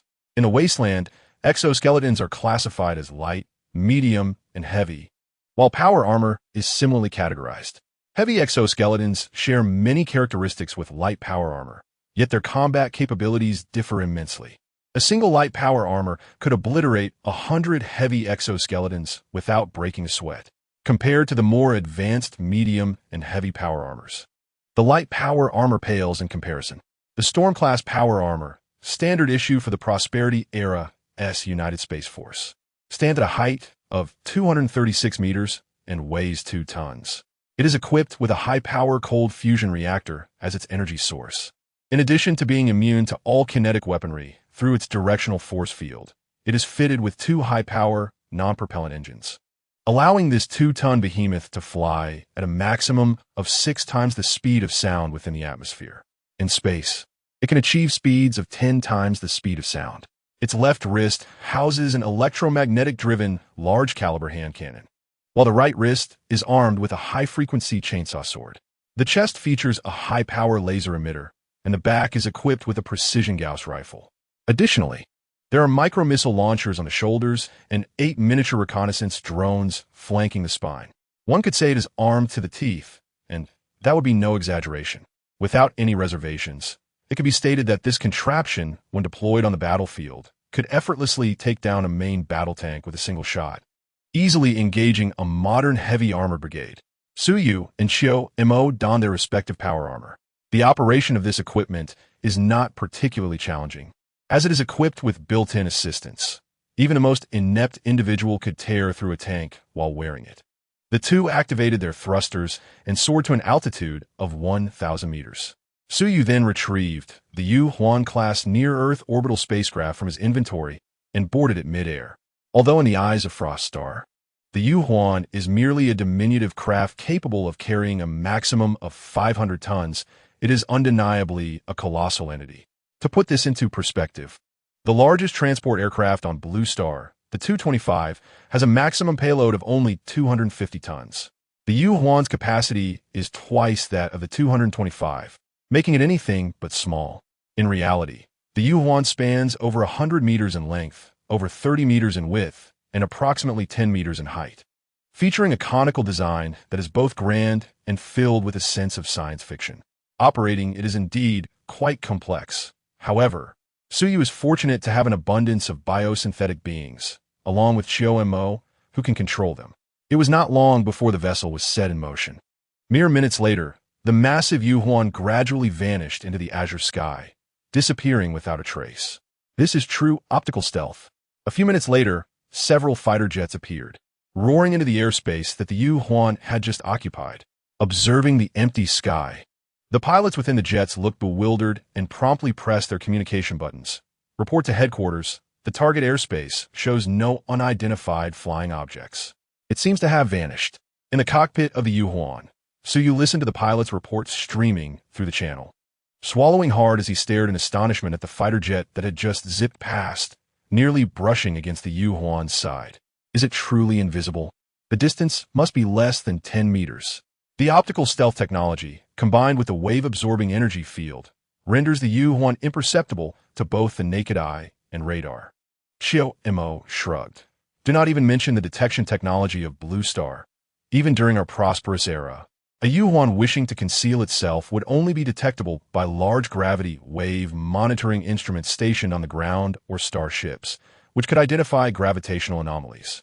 Other detection methods are nearly useless against it. Of course, it would be exposed when firing. As she spoke, she casually tapped a few keys on the virtual keyboard before her, and a projection of a command center materialized. The command center was filled with an array of intricate instruments, with numerous uniformed personnel moving about with grave expressions, as if confronted with a significant issue. Upon hearing keywords such as unidentified flying object and disappearance, Suyu immediately deduced the nature of the location, some Air Force command post. Is this not excessively audacious? Suyu could not help but twitch his lips. Goodness, this is undoubtedly an act of espionage. What does it matter? No one knows. If you don't believe me, I can show you something else, Chiao-mo said, tapping a few more times. The projection shifted to reveal another location resembling the previous one, evidently another military-related base. However, this time, the flag on the back wall of the command center had transformed into the stars and stripes, and the personnel appeared to be Caucasian. Goodness, has she infiltrated a military base in America, thousands of miles away? As Chiao-mo's fingers danced, a series of top-secret locations that Suyu had never dared to imagine were displayed before him, including discussions and decisions that could potentially involve countless lives. If previously Chiao-mo had been constrained by the computational power of the biosynthetic robot's built-in chips, which allowed her to breach all firewalls but required some time, now, utilizing the Yuhuan's central computer's processing power, she was akin to a deity capable of traversing the Blue Star network. If I were to command the launch of all nuclear weapons on Blue Star, could you execute it? Suyu asked almost instinctively. Chiao-mo paused, glancing at him with surprise. I did not expect you to have such inhumane inclinations. Those systems are fundamentally independent of the existing network, with their launch protocols determined by humans. I find it difficult to directly operate the launch. However, there is a way. I could fabricate some false messages to mislead the personnel at the nuclear weapon facilities into believing they are under a nuclear strike, prompting them to initiate their countermeasures and launch their weapons. As she spoke, her hands danced like a sprite across the virtual keyboard, seemingly ready to act. Wait, I was merely inquiring, Suyu exclaimed, hastily restraining her. If this unfolds, wouldn't Blue Star be reduced to wasteland? Chiao-mo shot him a disdainful look, her gaze settling on his hands. Let us depart. It is time to move. Suyu, seemingly oblivious, turned to the biosynthetic being operating the Yuhuan, squeezing Chiao-mo's hand lightly. Do not misinterpret. This is purely curiosity, he clarified. After purchasing another batch of biosynthetic beings for Frostar, he had discovered that the one Chiao-mo utilized not only possessed a plethora of functionalities compared to the others, but also exhibited a superior skin texture. He had long wished to touch it. Upon contact, it was indeed different. Frankly, if he had not known in advance. He would never have imagined this was an artificial robot. To say its skin was as smooth as jade and its hands like delicate silk would not be an exaggeration. The tactile sensation surpassed that of a real person. It seems you have a particular fondness for biosynthetic beings. If I were to dissipate my consciousness, this biosynthetic robot would likely fall into your clutches. Cough, cough, that is not the case. Suyu lightly coughed, shifting the topic. How long until we arrive? We have already arrived. Mo tilted her fair chin, directing her gaze out of the window. Suyu followed her gaze, realizing that the previously visible cityscape had vanished. The scenery outside the Yuhuan had transformed into a sparsely populated mountainous region. Deep within the mountains, a sizable base stood prominently, with armed helicopters occasionally seen taking off, seemingly responding to an urgent situation. So soon? Suyuiskintiv. If memory served him right, the address Zhou Boyi had provided was approximately 90 kilometers from his villa in Taowu. Yet, from the moment he ordered departure until now, scarcely half a minute had passed. Not fast, Mo shook her head. The first cosmic speed is 79 kilometers per second, or roughly 23 times the speed of sound. Our maximum speed, just now, was slightly over 20 times the speed of sound, not even reaching the first cosmic speed. The Yuhuan's maximum velocity can exceed the second cosmic speed. We are still far from that limit. Suyu was taken aback, then expressed his skepticism. This does not seem right. Accelerating instantaneously at such speed. What about the G-forces? It is well known that driving a fast vehicle gives one a distinct sensation of being pushed back against the seat, and when this force becomes excessive, the human body may not withstand it, a phenomenon commonly referred to as G-force overload. Many crewed spacecraft's greatest challenge is not the machinery itself, but the inability of humans to endure such immense G-forces. Those familiar with flight simulation games know that while aircraft may withstand extreme maneuvers at high speeds, humans often black out. Yet, the Yuhuan crossed over 90 kilometers in less than 30 seconds. Logically, the G-forces should have been catastrophic. However, Suyu felt no such sensation whatsoever. This defies scientific understanding. It is merely a rudimentary application of gravitational waves. There is no need for alarm. At the end of autumn, Mo shook his head and cautioned it would be prudent for you to make a phone call beforehand. Otherwise, I fear that a hasty descent might lead to unnecessary misunderstandings. Gravitational waves? Well, this was not the sort of inquiry suited for someone of his academic caliber. Suyu retrieved his mobile phone and dialed Zhoubo's number. Chapter 52. Ceasefire, it's our allies. Within the central building of the base, Zhoubo was seated in his office, awaiting Suyu's arrival. Apart from him, several military researchers were present, who were originally engaged in their work at another highly classified facility. They had come here specifically to finalize matters regarding the collaboration on the exoskeleton project. After all, such technical undertakings necessitated the presence of knowledgeable researchers. Although the atmosphere outside was somewhat tense, they remained comfortably inside, as military bases have their own protocols for emergencies, rendering their assistance unnecessary. Venturing outside might even complicate matters. Yet, human curiosity prevailed. After a brief period of waiting amidst the commotion outside, an elderly scholar with a shock of white hair could no longer contain his inquisitiveness and remarked, "What is going on? Why the sudden tension? I don't recall any drill scheduled for today." Zhoubo shook his head, responding, "I've heard that the Air Force's radar recently detected an unidentified flying object over Modu, measuring at least 100 meters in length, larger than a transport aircraft. However, this object vanished from the radar after only a few minutes. They dispatched fighter jets to investigate the area, but they found nothing. The radar's detection lasted a few minutes, which cannot be a false alarm, and multiple radars confirmed the sighting, ruling out a malfunction. This is quite suspicious," prompting the command to request our aviation helicopters to assist the Air Force in surveying the vicinity for any clues. The room erupted in murmurs of disbelief.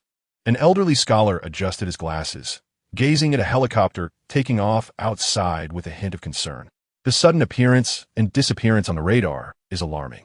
If it's a natural phenomenon or merely an unidentified flying object, that would be one thing, but if it's something engineered by those across the ocean, we might be in serious trouble.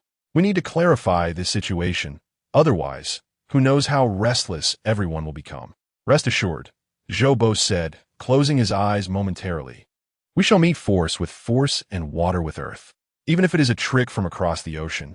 As long as we can finalize this collaboration with Su Yu and get these exoskeletons into mass production, we shall have no fear of them. Indeed, the room echoed in agreement. After all, apart from Su Yu and Xiaomo, the individuals present were perhaps the most familiar with the exoskeleton technology, having had extensive first-hand experience with it. No one understood its potential better than they did. The prospect of large-scale deployment of such technology meant that, barring a nuclear conflict, they could scarcely fathom a conventional war defeat. What a tumultuous time! Zhou sighed inwardly. Unlike his research-focused colleagues, his thoughts wandered deeper.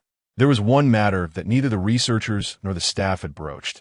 How was it that Su Yu had managed to produce this exoskeleton? Initially, when they were less acquainted with the 60 exoskeleton, some might have genuinely believed it to be the handiwork of this civilian research enthusiast. However, with deeper investigation, it became increasingly clear that such an accomplishment was beyond the capabilities of a single individual. In all honesty, the technologies within could be repurposed for civilian use, potentially yielding immense profits. Many groundbreaking technologies lay before these top-tier researchers, yet they struggled to comprehend the underlying principles. Yet, this extraordinary creation was presented by Su Yu. The military had conducted inquiries into Su Yu's background, which was unremarkable. For simple words could encapsulate his life, plain and ordinary. His existence was neither particularly good nor bad. Yet this seemingly mundane individual had produced something so formidable. The implications of delving deeper into this mystery were unsettling, leaving Zhou at a loss for words. Some within the command had begun to speculate that Su Yu might be an extraterrestrial, or perhaps a representative sent by extraterrestrials to engage with Blue Star. While such notions seemed far-fetched, Zhou found the idea of Su Yu being an alien to be the most favorable outcome. After all, if he were not an alien or connected to one, it implied the existence of a mysterious organization on Blue Star with technology far surpassing that of any nation. As for whether he might be sent by America across the ocean, the likelihood of that was exceedingly slim. After all, unless the elderly leader of America had succumbed to senility, it was improbable that they would allow Su Yu to arrive in Jiuzhou with an exoskeleton. It was precisely because of the perplexing nature of Su Yu and the exoskeleton that those privy to the situation had tacitly chosen not to elaborate further. Everyone's thoughts were singular. Regardless of his motives or intentions, the priority was to secure the exoskeleton. If he demanded money, they would pay. If he requested personnel, they would provide. As long as the materials were delivered and he refrained from causing chaos within Jiuzhou, he could pursue his ambitions as he pleased.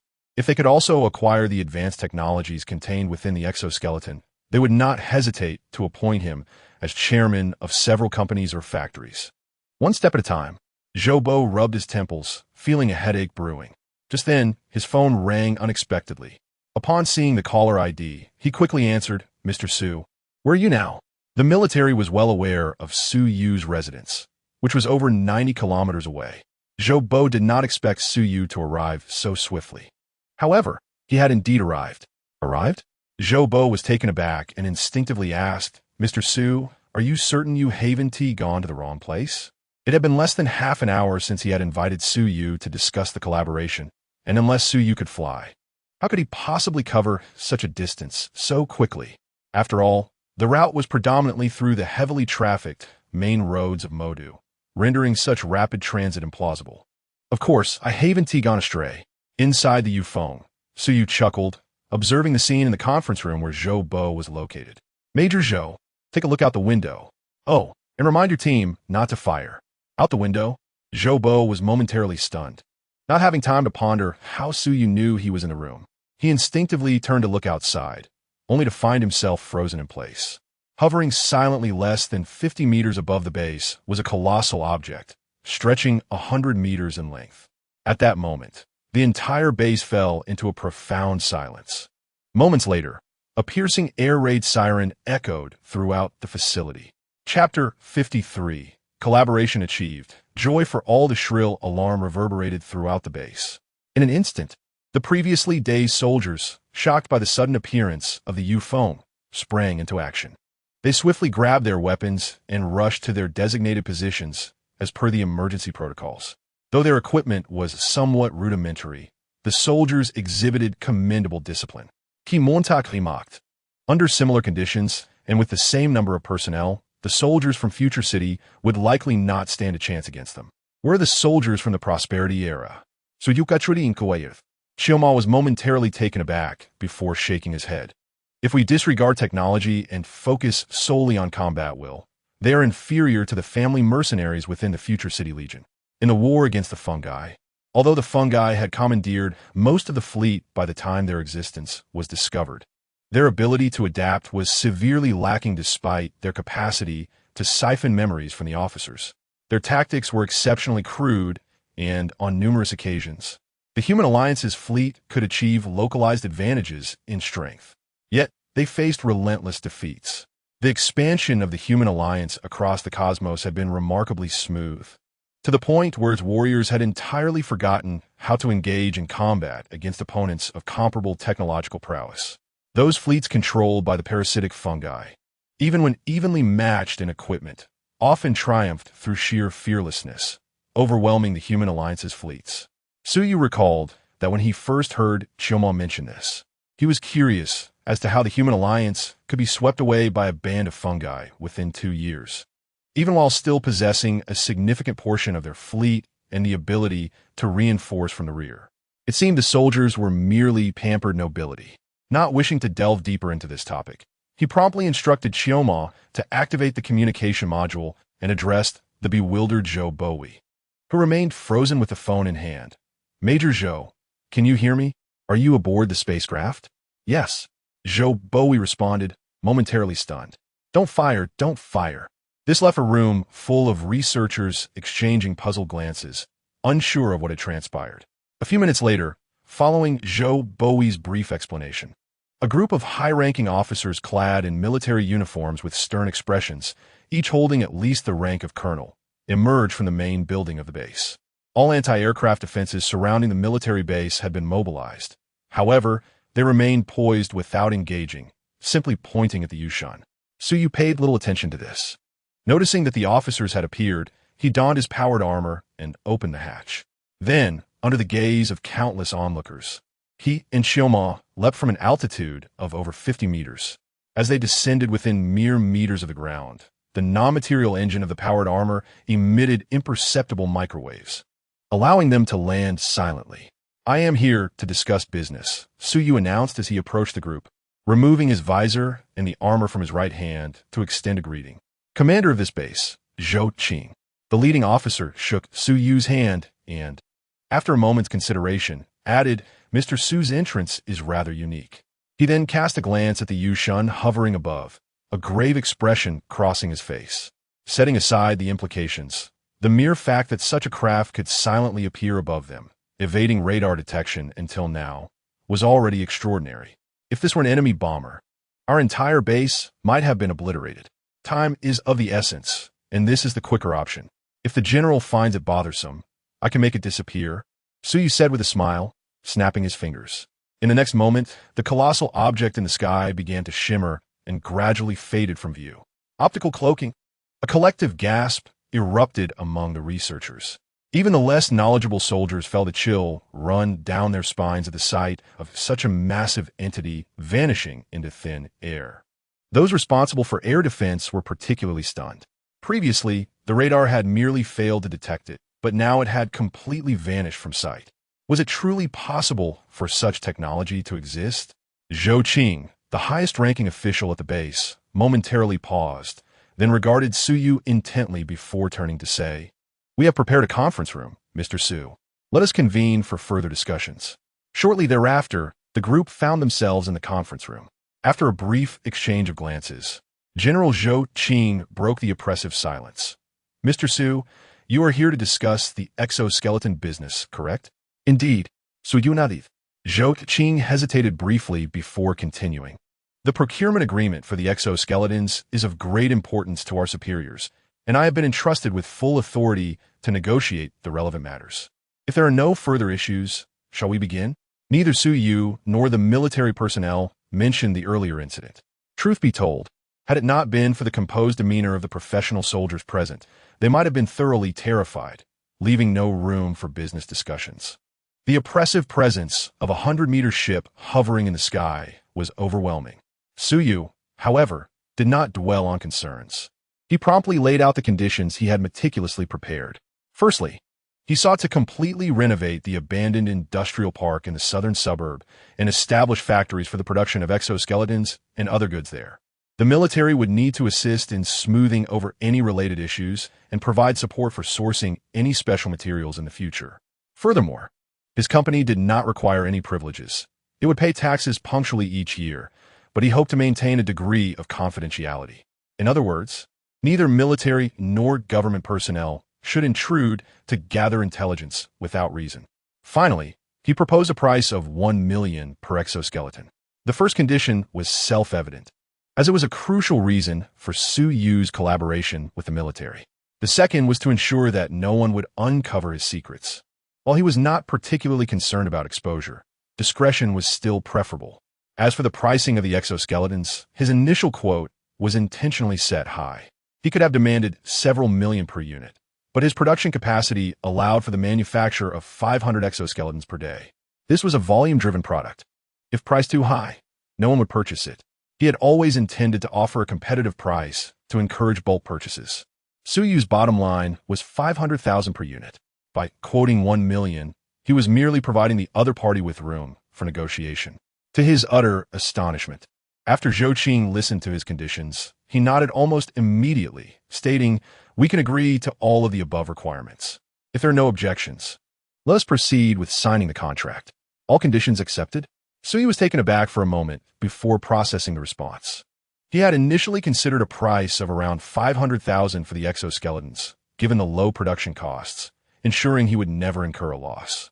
His quoted price of 1 million was intended to afford the military some leeway for negotiation. Yet, he was baffled that they displayed no interest in bargaining whatsoever, readily agreeing to all terms. "Mr. Su's conditions are quite reasonable. Why would we not agree?" Zhou Qing, representing the military, smiled and gestured for some contract documents to be brought forth. After Qiumo reviewed them and confirmed there were no issues, Su Yu signed contracts.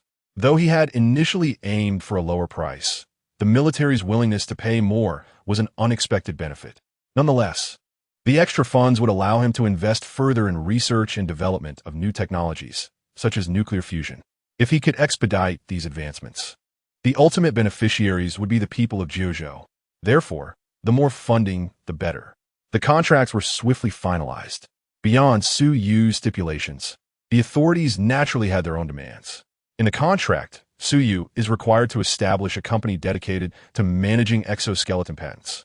With Su Yu and Jiuzhou Bank each holding a certain percentage of the shares, approximately a 70-30 split, with Su Yu possessing 70 and Jiuzhou Bank 30. The primary objective of this company will be to oversee the mass production and civilian commercialization of all technologies related to exoskeletons, excluding groundbreaking innovations such as high-power miniature motors, metallic hydrogen batteries, and specialized armor. The profits generated from this commercialization will be shared between Su Yu and Jiuzhou Bank.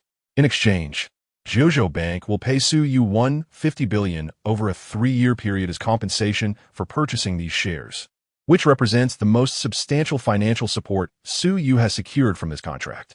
Whether this arrangement is profitable or not is subjective, as it essentially excludes the truly valuable revolutionary technologies embedded within the exoskeletons, instead focusing on lesser technologies that, while individually not highly valued, could accumulate significant returns if fully monetized. However, realizing this potential requires investment in research and resources. Possessing mere technical documentation is insufficient. It will take time to fully comprehend the technology. This business deal cannot be deemed exploitative, as Jiuzhou Bank's profitability from any venture is likely to be comparable. Furthermore, the contract contains numerous similar stipulations. In essence, both the government and military express a singular intention through the entire contract. They are willing to accommodate Su Yu's demands regarding convenience, discretion, and financial support. But under one condition, Su Yu must align his interests with those of Jiuzhou Bank to some degree. The extent of this shared interest can vary, but is a prerequisite. Given the significance of this partnership, it is unreasonable for Su Yu to expect unconditional trust without any oversight, allowing him free rein within Jiuzhou territory. Su Yu does not contest this and readily signs the contract. Once finalized, the document spans several hundred pages, and without Xiuma's assistance in reviewing it, signing would have taken an inordinate amount of time.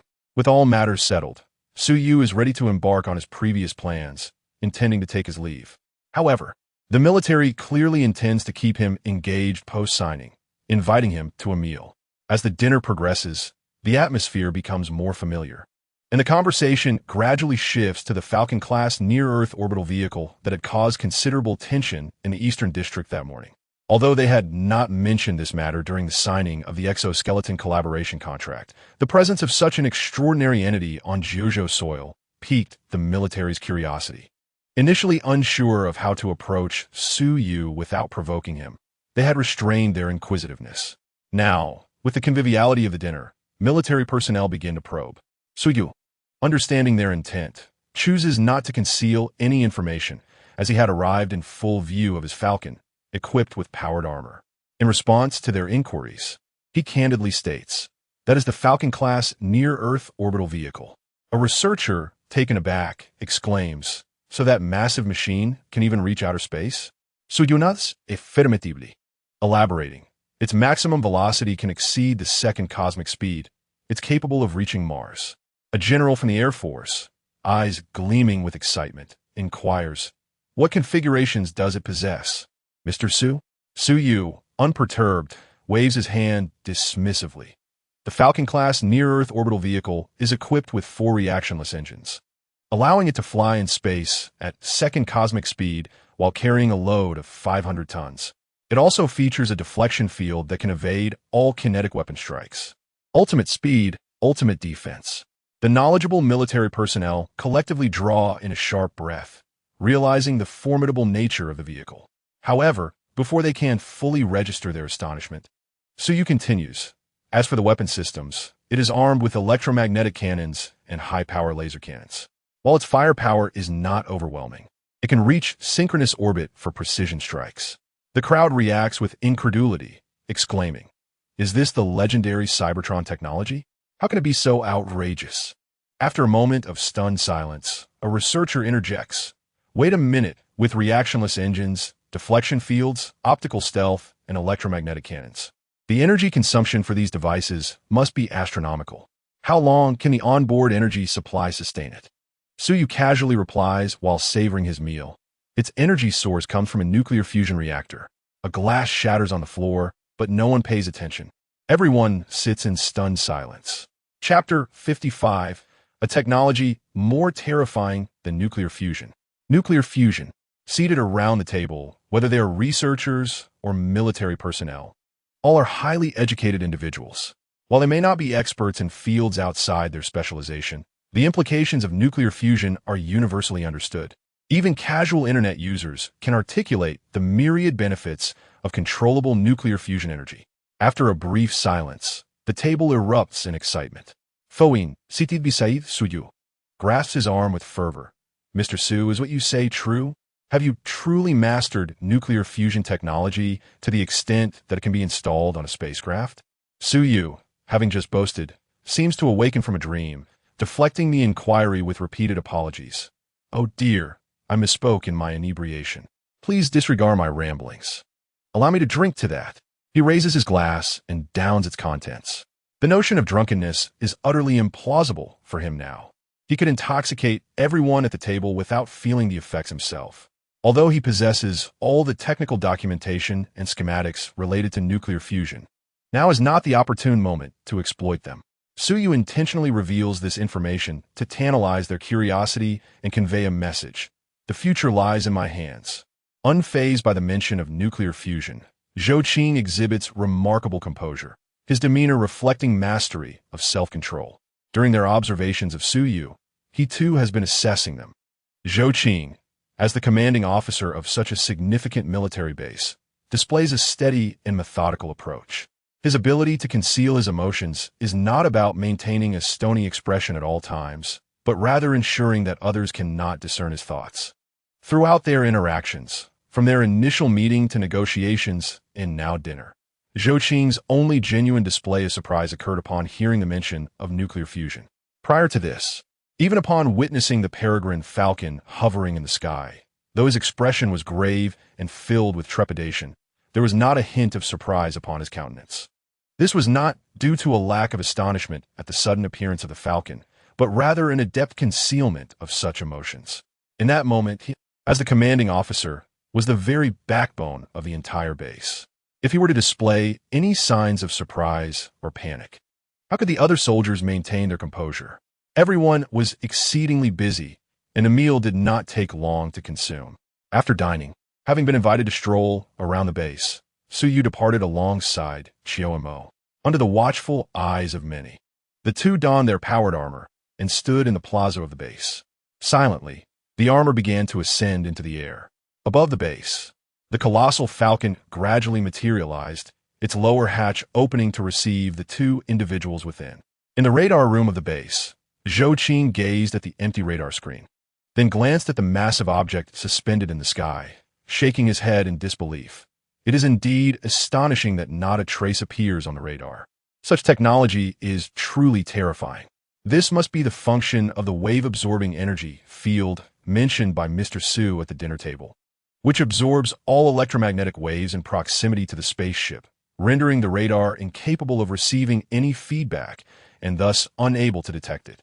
As a researcher, Zhou Bo analyzed. However, this device is evidently a significant power consumer.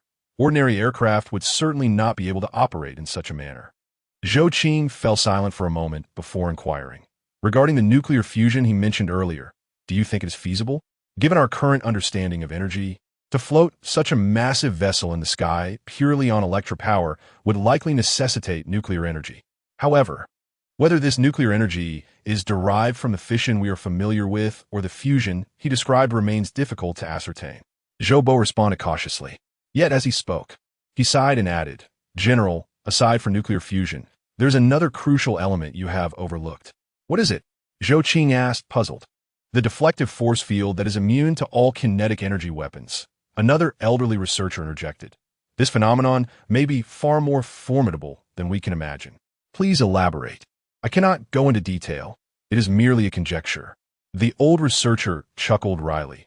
If it truly functions as he claims, that deflective force field could be immune to all kinetic weapon attacks, suggesting that its technological principles likely pertain to the practical application of gravity.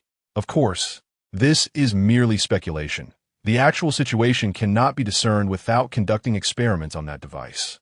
However, if this conjecture holds true, the technology they possess would be exponentially more terrifying than we can fathom. Nuclear fusion would merely be a child's plaything in comparison. This is undoubtedly the domain of a civilization capable of spanning galaxies. As the few engaged in conversation, they gazed up at the immense object in the sky. Frankly speaking, for these researchers, witnessing such a phenomenon was bewildering. Many of the concepts involved were entirely absent from theoretical discourse. To put it bluntly, they could not comprehend what they were observing. In the face of something so far beyond their understanding, anyone would instinctively maintain a sense of reverence. In contrast to the researchers, Zhou Qing, as a military leader, was filled with fervor. He contemplated how such a device could be utilized in actual combat. After much deliberation, he realized that possessing a single peregrine falcon would enable them to dominate the skies of the entire blue planet. As the individuals on the ground harbored their own thoughts, each with their own ideas, upon Su Yu and Qiao Mo boarding the vessel, the falcon, which had remained motionless, finally sprang into action. Almost in an instant, the colossal craft vanished from the skies above the base, its speed unfathomable. Even while carrying passengers, it exhibited such acceleration that the researcher who had previously analyzed the deflective force field widened his eyes in astonishment. Even Su Yu, upon realizing he had traversed over 90 kilometers in less than half a minute, contemplated the issue of overload. Naturally, the military researchers could not have overlooked such concerns. After a considerable pause, they finally exhaled. If they have not employed specialized technology to mitigate the overload from such rapid acceleration, then it indicates that they truly command the force. Chapter 56. Industrial Park Transformation Plan, ignoring the astonished individuals at the base. After delivering a minor shock of wasteland awe, Suyu's choice was to flaunt and then retreat. However, he did not flee far, instead making his way to the abandoned industrial park in the suburbs. Upon arriving, there was no need to continue showcasing the Falcon. They found an open space and deployed the terrain surveying unit from the 9000 engineering transformation module rented from Shuangxing. The entire 9000 module housed over 8,000 machines, each serving a different purpose. It was not yet time for full-scale operations. First, the terrain needed to be surveyed. After surveying the terrain, they could proceed to design the plan. Once the plan was selected and all materials prepared, they could commence work. Suyu had no need to deploy all the engineering machines at once. The surveying unit consisted of 30 uniquely designed tracked robots. At Suyu's command, they dispersed to begin surveying this small plain between the mountains and the sea, which included the abandoned industrial park. Initially, he possessed only the rights to the over 1,000 acres of the industrial park. However, after establishing a collaboration with the military, or more accurately, with the official authorities of Jiuzhou, this entire area, from the docks to the mountains behind, encompassing roughly 10 square kilometers, now belonged to Suyu. He could transform it at will. With the advantageous 9000 engineering module in hand, he was determined to seize this opportunity to complete the transformation in one go. After deploying the surveying robots, Suyu awaited the plans. Upon finishing these tasks, he turned and discovered that Xiaomo was nowhere to be found. After searching for a while, he finally spotted her by the sea. At that moment, Xiaomo sat alone on a prominent rock by the shore, gazing quietly at the distant skyline, her silver-powered armor standing behind her like a guardian. Observing this, Suyu removed his powered armor and climbed the rock to sit beside her, asking, "Do you enjoy watching the sea?" "Not particularly. It's just that I haven't seen such scenery in a long time," Xiaomo replied, spreading her arms to embrace the sea breeze and closing her eyes, calmly stating. Suyu fell silent for a moment before shifting the topic. "I've heard you mention that you were involved in research prior to the war. I wonder which field you studied." "Which field?" Xiaomo shrugged. "There are many. Mathématiques, chimistry, physiques, biomédicales sciences, I seem to have dabbled in all these before the war. After the war, I focused more on the humanities and social sciences, although the results of my research have rarely been applied." "Wow, you're quite the polymath." Suyu, initially only seeking to change the subject, gasped in surprise. However, upon hearing her breadth of knowledge, he recalled a question that had troubled him for quite some time. "Speaking of which, your current state is that your consciousness has been uploaded to a circuit board. What exactly is this consciousness?" "That is quite difficult to explain." Xiaomo furrowed her brow, pondering for a moment before saying, "In terms you might understand, consciousness might be equated to the soul. In our academic circles, the mainstream view is that consciousness constitutes the essence of a person's existence. When consciousness dissipates, that person is legally considered deceased. It is akin to my situation. In a few days, after my consciousness dissipates, this extraordinary bionic entity will inherit all my memories and knowledge from my lifetime. Except for a lack of creativity, its behavioral patterns will be indistinguishable from those of my current self. This scenario raises various ethical and philosophical dilemmas, necessitating legal judgment to ascertain whether I am truly deceased." After nearly a century of discourse within the academic realm, legislation was finally enacted, establishing the dissipation of an individual's consciousness as a criterion for determining death. "I don't understand," Suyu candidly remarked. "It is quite normal not to comprehend." Xiaomo nodded, seemingly unfazed. "You only need to know that according to your definition of the soul, consciousness equates to a person's essence." This notion perhaps reminded Suyu of Yi Jin Jing's metaphysical world that genuinely exists. Perhaps? Nothing. Suyu shook his head, opting not to disclose this thought to avoid any misunderstandings. He could inquire with Yi Jin later about whether there are any means of nurturing and accommodating souls. If such means truly exist, he might procure them and surprise her later. Xiaomo did not press further, instead stating, "The terrain survey has been completed, and the design proposals have been presented. I have gone through them and selected several designs that align with your aesthetic preferences, which I have sent to your phone for your review. If none pleases you, we can discuss further." "That was swift," Suyu exclaimed, picking up his phone. As anticipated, a new notification had appeared, revealing over 50 design proposals. Where did these come from? He inquired nonchalantly while browsing through one of the designs. They were assembled on short notice for your convenience, Chio Mo explained. Your virtual technology here is not advanced. Otherwise, upon completion of the design, you could have entered a virtual world to visualize the finished product. In a prosperous era, individuals could replicate a house according to the design blueprint in a virtual realm before constructing it, living in it for a year or so before deciding whether to proceed with the build. If there are any minor design flaws that one is dissatisfied with, modifications can be made directly in the virtual world. Even those with no architectural knowledge can create aesthetically pleasing and scientifically sound structures from scratch. That is indeed convenient. So used. What does it mean for technology to transform life? This is it. After spending over an hour reviewing all the design proposals, Suyu found himself facing a dilemma of choice. After considerable reflection, he ultimately selected a design proposal titled Ziwei Yuan, which ranked first among the options. Ki Montak, observing this, revealed a knowing smile. You knew I would choose this? Suyu inquired curiously. Of course, why else would I place it first? Mo replied, displaying a rare hint of pride. We possess a comprehensive algorithm that, while it cannot predict the future, can approximate an individual's decisions based on their behavioral patterns and personal preferences. However, this assumes the individual is a normal person, not an erratic madman. As I have said, mathematics never lies. Suyu's lips curled in bemusement, uncertain how to assess this behavior.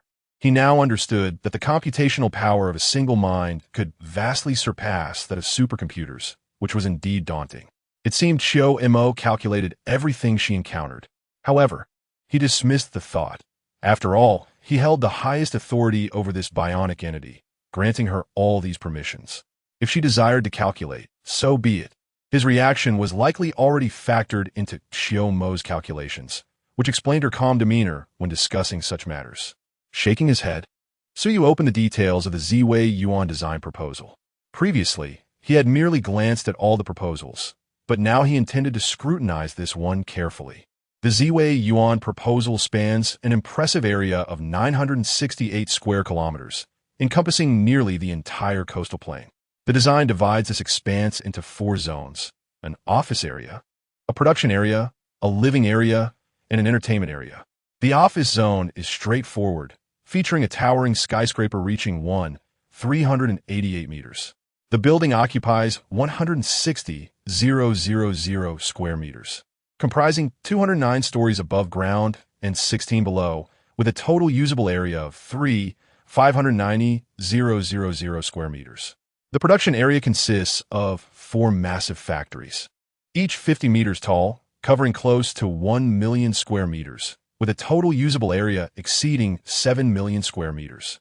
Upon completion, the cumulative usable area of the 4 factories will surpass 28 million square meters. These factories are equipped with comprehensive facilities, suitable for both laboratories and manufacturing.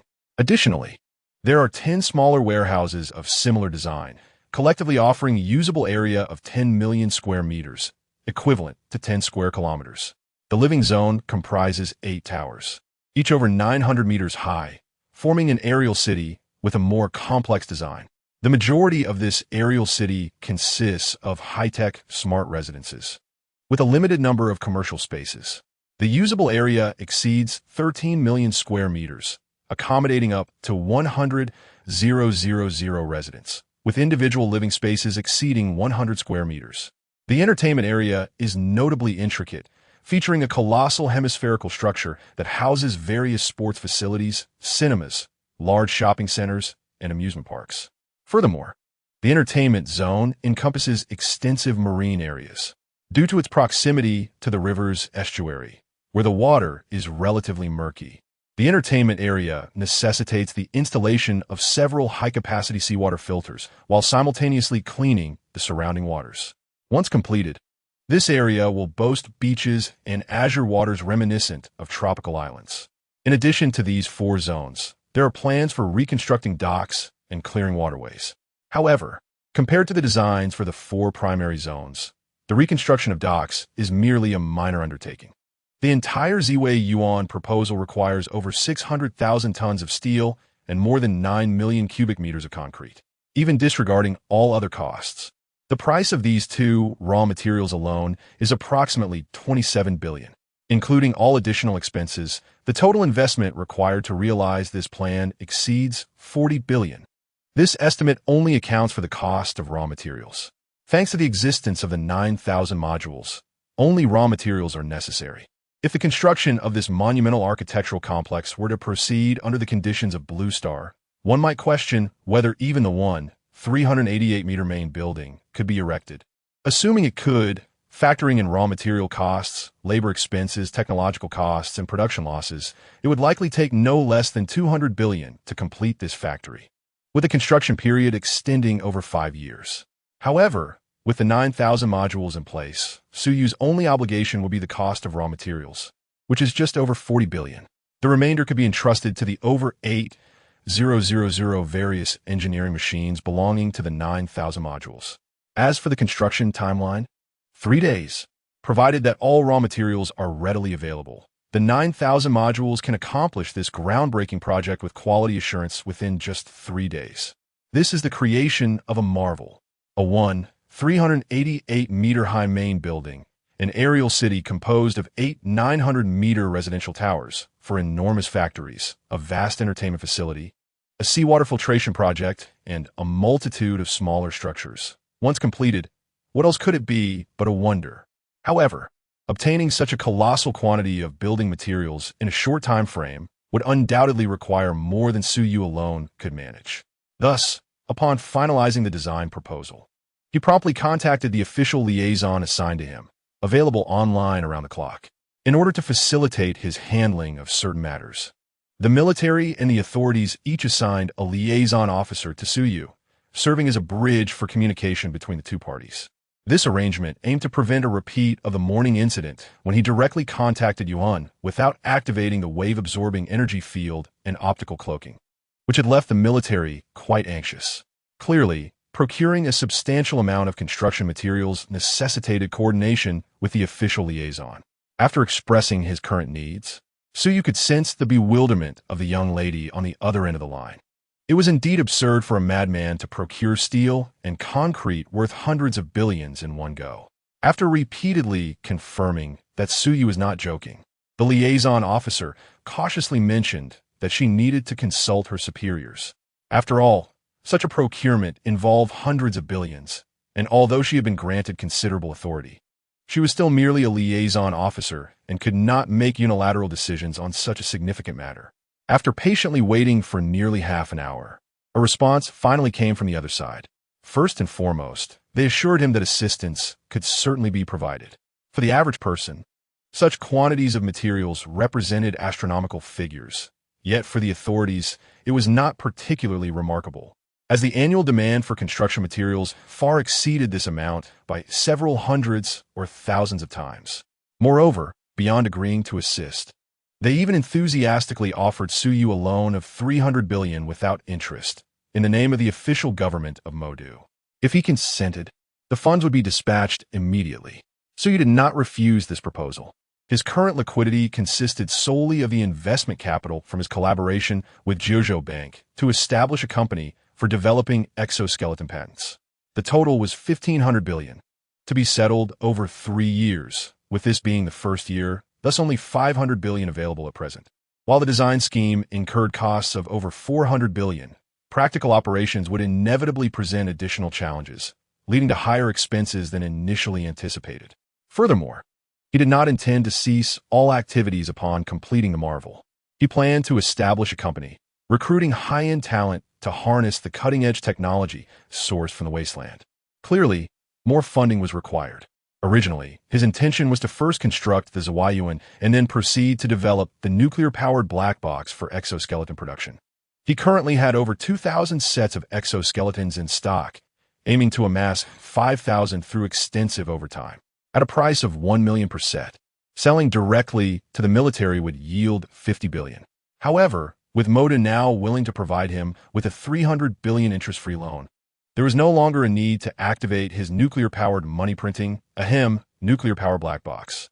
Of course, This money was not without strings attached, even without any binding clauses. Accepting this loan meant he owed a favor.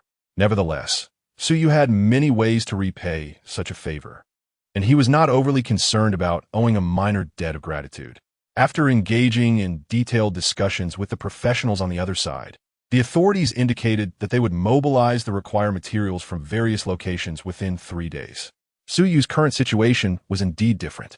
Not only could he provide the military with 60 exoskeletons, an epic-making piece of individual equipment, but he had also unveiled the storm power armor and the Yuhan near-orbital aircraft. Particularly noteworthy were the advanced technologies incorporated into the Yuan. Even discounting the dubious nuclear fusion technology, the capabilities of the mass driver engine, optical invisibility, and wave-absorbing energy fields alone were of unimaginable value. Not to mention, he seemingly possessed technologies for the practical application of gravitational waves. In the eyes of the Jiuzhou authorities, the assets Suyu held were more than sufficient justification to cultivate a relationship at any cost. Thus, although they were puzzled as to why he chose to procure all the raw materials at once instead of in phases, they readily acquiesced.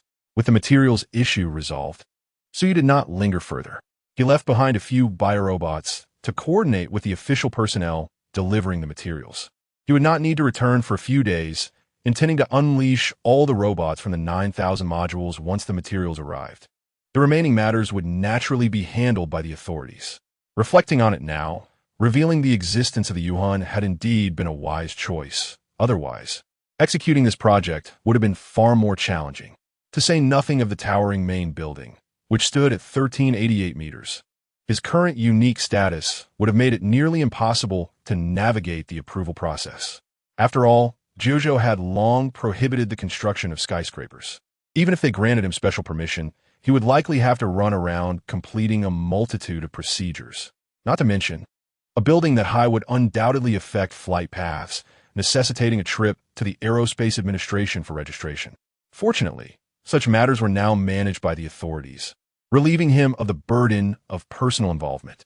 Of course, these were favors that needed to be repaid, but that was not a concern for the present moment. What Suyu needed to contemplate now was recruitment.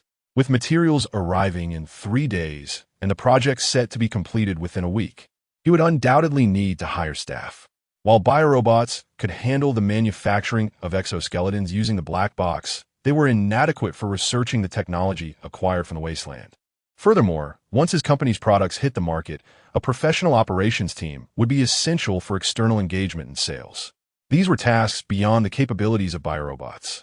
After some contemplation, Suyu addressed Xiaoma. I may need your assistance in drafting a recruitment list. Identify the positions that cannot be replaced by biorobots, all of which require hiring. As for the remuneration, a 9-to-5 schedule with salaries at the industry's peak. After 1 year service, employees may purchase company products at cost, and those who serve 3 years or demonstrate exceptional performance will receive a complimentary apartment in the aerial city. For the time being, that should suffice.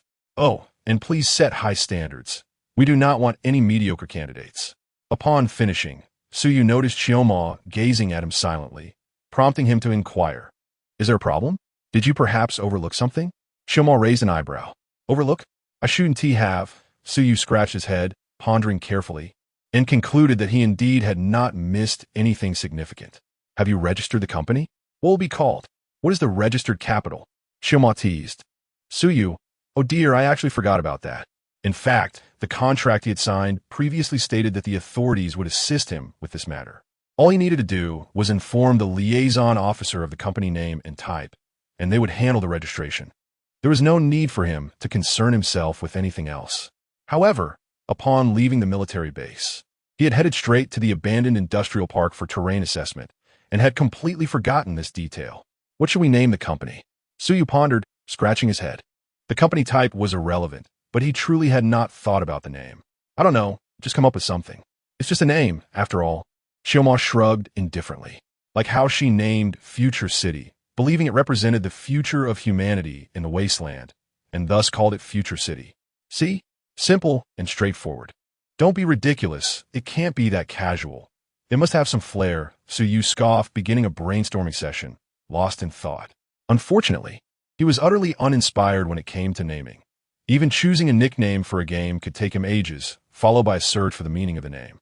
After much contemplation, without yielding a satisfactory name, he finally surrendered. Forget it, since we're relying on the trans-dimensional trading platform to prosper. Let us call it Chao Shikong KG. The subsidiary that sells batteries is named Chao Shikong Dianshi, while the one that offers exoskeletons is called Chao Shikong Zhonggong. If there are any future ventures related to prosthetics or rejuvenation elixirs, they shall be dubbed Chao Shikong Iliao. Isn't that splendid? Suyu applauded himself for his cleverness. However, Mo unexpectedly doused his enthusiasm with cold water. According to publicly available information online, Chao Shikong KG has already been registered by someone else. And that company is still operational, boasting a market value in the billions. They are unlikely to relinquish this trademark. Suyu exclaimed in frustration, akin to a gamer who has toiled for ages to devise a nickname, only to be informed by the system that it has already been claimed. I am utterly vexed. Then let it be Shikong KG instead. He glared at Mo in dismay. Mo, suppressing her mirth, replied with a serious demeanor. That nickname has also been taken. Suyu. However, before he could erupt in anger, she added, it is merely occupied by trademark holder. You could potentially purchase it, likely at a modest price. Buy it. Suyu gritted his teeth. As someone who struggles with naming, he detests those who hoard appealing nicknames without utilizing them. Despite minor setbacks, with cooperation from the authorities, the company was swiftly registered. 4 companies in total were established. The main entity is Shikong KG, entirely owned by Suyu, which oversees 3 subsidiaries. Shikong Zhonggong, fully held by Shikong KG Group, initially producing the 60 series heavy exoskeletons, with plans to eventually introduce more heavy industrial technologies from the wasteland to manufacture additional products. Shikong Dianshi, also wholly owned by Shikong KG Group, is currently responsible for selling metal hydrogen batteries sourced from the future city of the wasteland, with aspirations to acquire production technology from Shuangxing. Shikong Jishu Chu Bei, Yuxian Gongxi, in which Suyu holds 70 and Zhuzhou Bank 30, is tasked with safeguarding and civilianizing the branch technologies related to exoskeletons. Suyu also intends to establish a nuclear fusion-related enterprise, as well as one focused on healthcare. But that is a matter for another time, and there is no rush. That evening, a sudden recruitment advertisement appeared on the front pages of major internet job platforms, igniting a frenzy across the internet. Chapter 59. The recruitment ad that set the internet ablaze. Shikong Dianshi Technology Company is seeking a professional operations team. Requirements for entry-level sales positions: substantial experience in technology product sales, diligence, and a reasonable understanding of the current battery market. The company is located in the southern suburbs of the Magic City and is open to suburban office arrangements. Requirements for mid-level sales manager positions: salary and benefits. Guaranteed monthly salary after tax of 30,000 plus performance bonuses. Shikong Dianshi Technology Company seeks a professional legal team. Shikong Zhonggong is recruiting research personnel. Requirements for entry-level researchers: a doctoral degree or higher in a related field. Salary and benefits. Guaranteed monthly salary after tax of 50,000 plus research bonuses. After 1 year of service or significant breakthroughs in related research fields, an apartment in the aerial city, over 200 square meters, will be allocated. The job postings for Shikong Dianshi and Shikong Zhonggong quietly emerged on various internet recruitment platforms, instantly capturing countless eyes. On this seemingly ordinary day, without any major news, the postings rapidly ascended to trending status, attracting a multitude of spectators. What the heck? Is this real? Entry-level sales positions offering 15,000 after tax? I'm not too sure, but isn't that salary normal for the Magic City? Previous surveys indicated that the average salary there is around 18,000. Why has this made the trending list? Dude, have you graduated from middle school yet? This is 15,000 after tax, and even without considering bonuses. It includes 5 insurances and a housing fund. Working from 9 to 5 with weekends off. ISNT, that infinitely more comfortable than a monthly salary of 18,000 where you're grinding away until you're bald. And do you even know what average salary means? Just looking at the entry-level sales position that offers 15,000. Want to check the other positions? Entry-level researchers make 50,000 a month. By average salary standards, the two companies in this recruitment ad probably average around 20,000 to 30,000. Not to mention the housing benefits, which likely push it to 50,000 or 60,000, possibly even 70,000 or 80,000. Get real. Such companies only exist in dreams. Capitalists aren't philanthropists. Didn't they say all salary treatments would be detailed in the labor contract? Haha, just common recruitment jargon. Anyone who believes that is foolish. Indeed, anyone with a modicum of sense knows it's false. Just look at how many people they're hiring. Combined, that's at least 20,000 employees. If they fill all positions, their monthly payroll alone would exceed $1 billion, not to mention the extravagant benefits. Do these two unknown companies even have a registered capital of $1 billion? Hey, you want to believe what I just found out. Both Shirkong Zhonggong and Shirkong Yinshi are subsidiaries of a company called Shirkong KG Group. Moreover, Shirkong KG Group also owns another company named Shirkong Jishu Chubei Yuxian Gongxi, which is quite interesting as Shirkong KG holds 70 and Jiuzhou Bank 30. Additionally, both Shirkong Zhonggong and Shirkong Yinshi have a registered capital of $10 billion. What the heck? Jiuzhou Bank? Enough said, it's all fake. Don't you dare compete with me for a position. Damn it. The boss might just pack up and flee in the night. Shirkong Daddy, here I come. The recruitment ads featuring the exceptionally generous benefits of Su Yu's two companies immediately garnered immense attention. Within just 2 hours, the number of applicants booking interviews through various online job platforms had exceeded expectations, and it continued to rise. With an abundance of processing power at her disposal, Chiomo found herself with ample work. She meticulously filtered out all the unqualified applicants who were merely there to make up the numbers. Following that, she conducted the first round of interviews online, communicating one-on-one with the remaining candidates and narrowing down the pool further. Chiomo directly utilized the funds provided by Su Yu to rent a sports venue in the Magic City as a temporary interview center. The official recruitment process was set to commence the following day. As for the interviewers, given that Su Yu is the only one currently in the company, Chiomo, equipped with surplus computational capabilities, took on the responsibility solo. She planned to deploy hundreds of biomimetic robots to serve as interviewers on site, while she would evaluate the candidates remotely through these machines. With her computational prowess, processing tens of thousands of interviews would be a mere walk in the park. As for Su Yu, he awaited the arrival of Ying Zheng in a quaint pavilion. After a brief moment, Ying Zheng, dressed in casual attire, appeared. Why has Mr. Su summoned me on this fine day? Is there a matter of importance? Ying Zheng smiled warmly as he took a seat. It's merely a trivial matter. No rush. Su Yu replied with a smile, deftly shifting the topic. I wonder if you have had the chance to review the materials I brought over some time ago. I have perused them to a certain extent, though only superficially. Some of the knowledge is rather profound, and to fully comprehend it, I fear it may require more time. Ying Zheng candidly stated, has it been thoroughly reviewed already? I provided you with 3 phones, each with a capacity of 1 terabyte, filled with videos. It has barely been 3 days since then. Su Yu mused, astonished at how quickly he had managed to absorb the information. It seems the historical records were not mistaken. This individual is indeed a paragon of diligence. If there are any uncertainties, feel free to voice them. Perhaps I can shed some light on them for you. However, Ying Zheng chose not to engage with that line of conversation, instead observing Su Yu quietly before responding.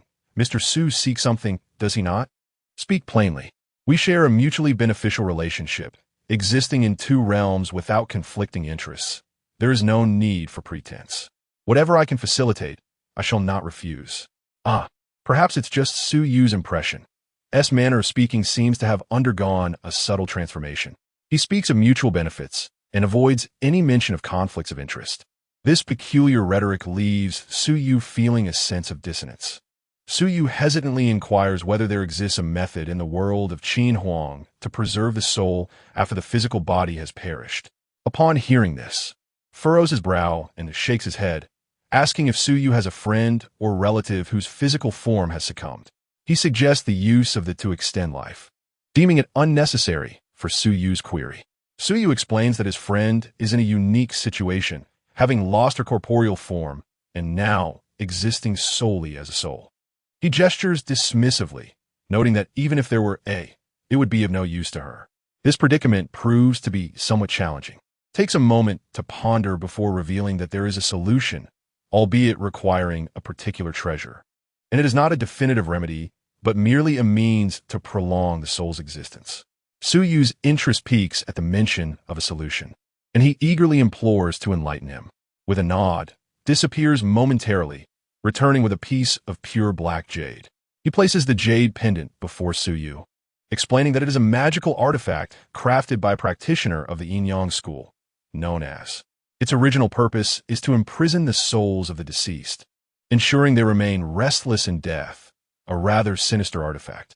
However, according to Suyu's needs, it can indeed preserve the soul of one who has lost their physical form. Suyu observes the feeling an inexplicable allure emanating from its dark surface. He finds himself drawn closer, overwhelmed by an almost hypnotic pull. After a moment of contemplation, he realizes the jade is not an innocuous object. Just a few glances nearly drew his own essence into its depths. Cannot devour the souls of the living without the intervention of a practitioner, yet its dense energy can affect those who frequently come into contact with it, leading to hallucinations. Explains that the jade's potency lies in its ability to nourish spirits, allowing souls to endure. Suyu, still apprehensive, questions the limitations of this method. Clarifies that while it can extend the spirit's earthly presence for a maximum of half a year, after this period, the soul will inevitably begin to fade away. Suyu considers this time frame acceptable, recognizing the potential for future transactions through his, where he might encounter beings from worlds endowed with greater supernatural abilities capable of resurrecting the dead. Though that does not offer a permanent solution, it grants a precious window of opportunity. He then contemplates another concern. If a soul is absorbed by will it still be able to communicate with the outside world? Or will it be akin to a prison, severing all ties with reality? Reassures him that unless a practitioner imposes restrictions, the soul may indeed converse with the external realm. The true malevolence of the hinges upon the intentions of its wielder. If placed in the hands of those with ill intentions, it could be used as a tool for torment. However, if Suyu seeks merely to use it as a vessel for extending the life of a lost soul, then it becomes the most suitable artifact for nurturing spirits, allowing for communication with the outside world. Content with this explanation, Suyu inquires about the price. Pauses, reflecting on the rarity of the artifact, which is a singular creation of a practitioner who fortuitously discovered the black jade and fashioned it according to ancient methods. He asserts that while its utility is limited, its unique nature demands a price that Suyu may determine. Suyu, contemplating this, asks if he is facing any difficulties. Admits that there are indeed challenges. The northern Xiongnu are encroaching. Although Meng Tian has attempted to repel them, their cavalry is swift and elusive, making it difficult to secure a decisive victory. Originally, he planned to construct a great wall for defense. However, after reviewing Suyu's materials, he realizes that such a project may be premature, as the Qin dynasty has just unified and the populace is struggling.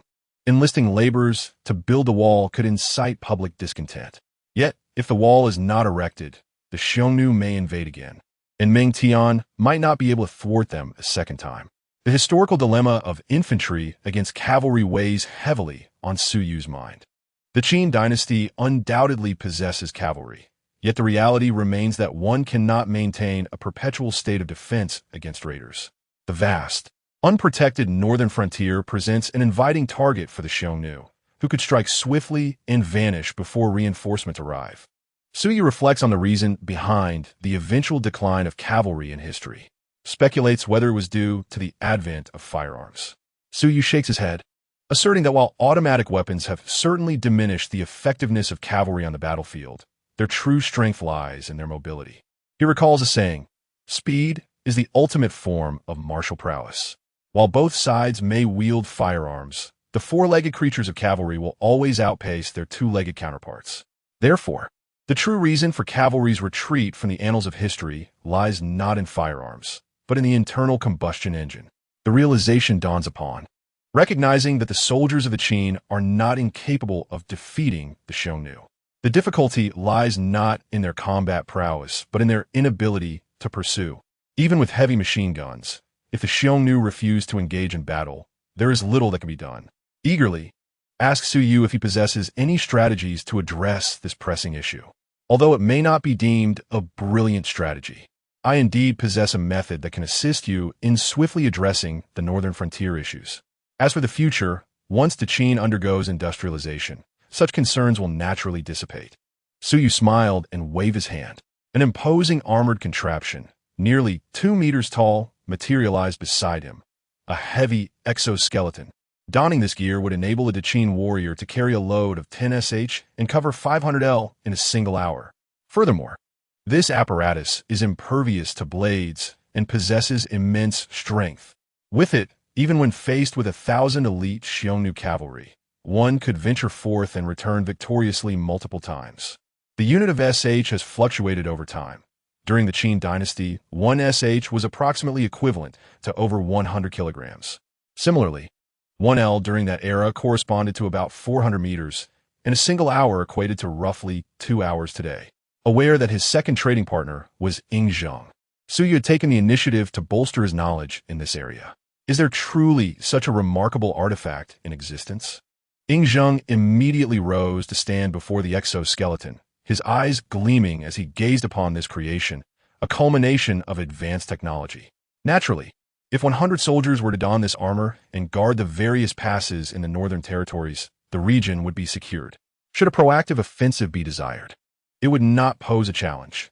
I could devise a means to procure reconnaissance drones and similar devices, ensuring that the Xiongnu would not elude us across the vast grasslands. Su Yu confidently asserted, "It is no jest. Wearing this contraption would swiftly demonstrate to the Xiongnu what it means to be a Qin superhuman." He could vividly imagine the Qin warriors clad in exoskeletons storming the Xiongnu Dragon City, achieving victory time and again. You Xiongnu come and go like the wind? Can you outrun an exoskeleton traveling at a speed of 100 kilometers per hour? Fight. They cannot win. Flee. They cannot escape. The imagery is simply too exquisite. What? The Qin soldiers are deemed incapable of engaging with high technology due to presumed limitations? Fear not.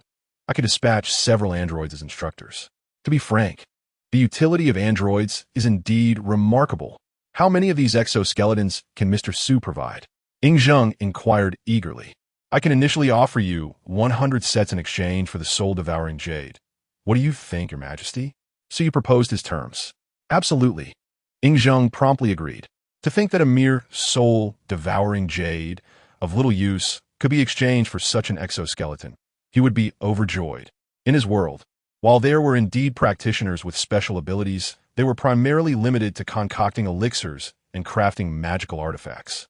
Occasionally, individuals who had mastered qi cultivation to an extraordinary degree emerged, but even they were merely flesh and blood. In the face of overwhelming military might, under a barrage of arrows and surrounded by blades, it would be exceedingly challenging to escape once ensnared.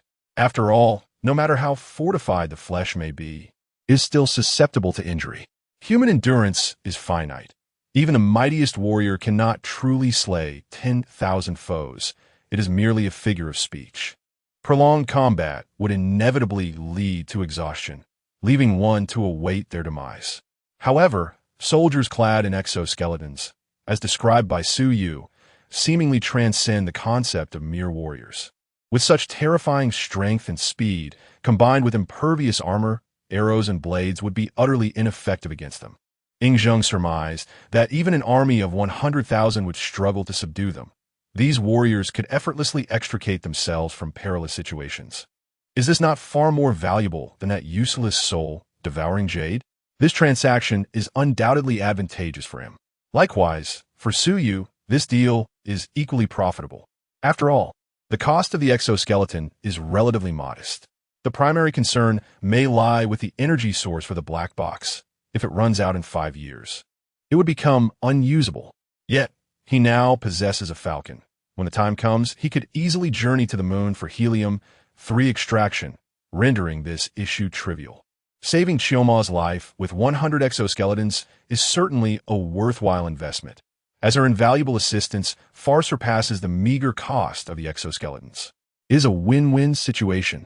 Upon signing the transaction contract, Suyu transferred 100 sets of exoskeletons to Yi Jin. He also generously provided 2 androids knowledgeable in operating the exoskeletons. Subsequently, he explained, the power source for this exoskeleton is a battery, which contains sufficient energy for soldiers to traverse over 20,000 L while wearing it. Replacing the battery is not a difficult task. These 2 androids will instruct you on the process. The 100 exoskeletons are the items exchanged for the soul-devouring jade.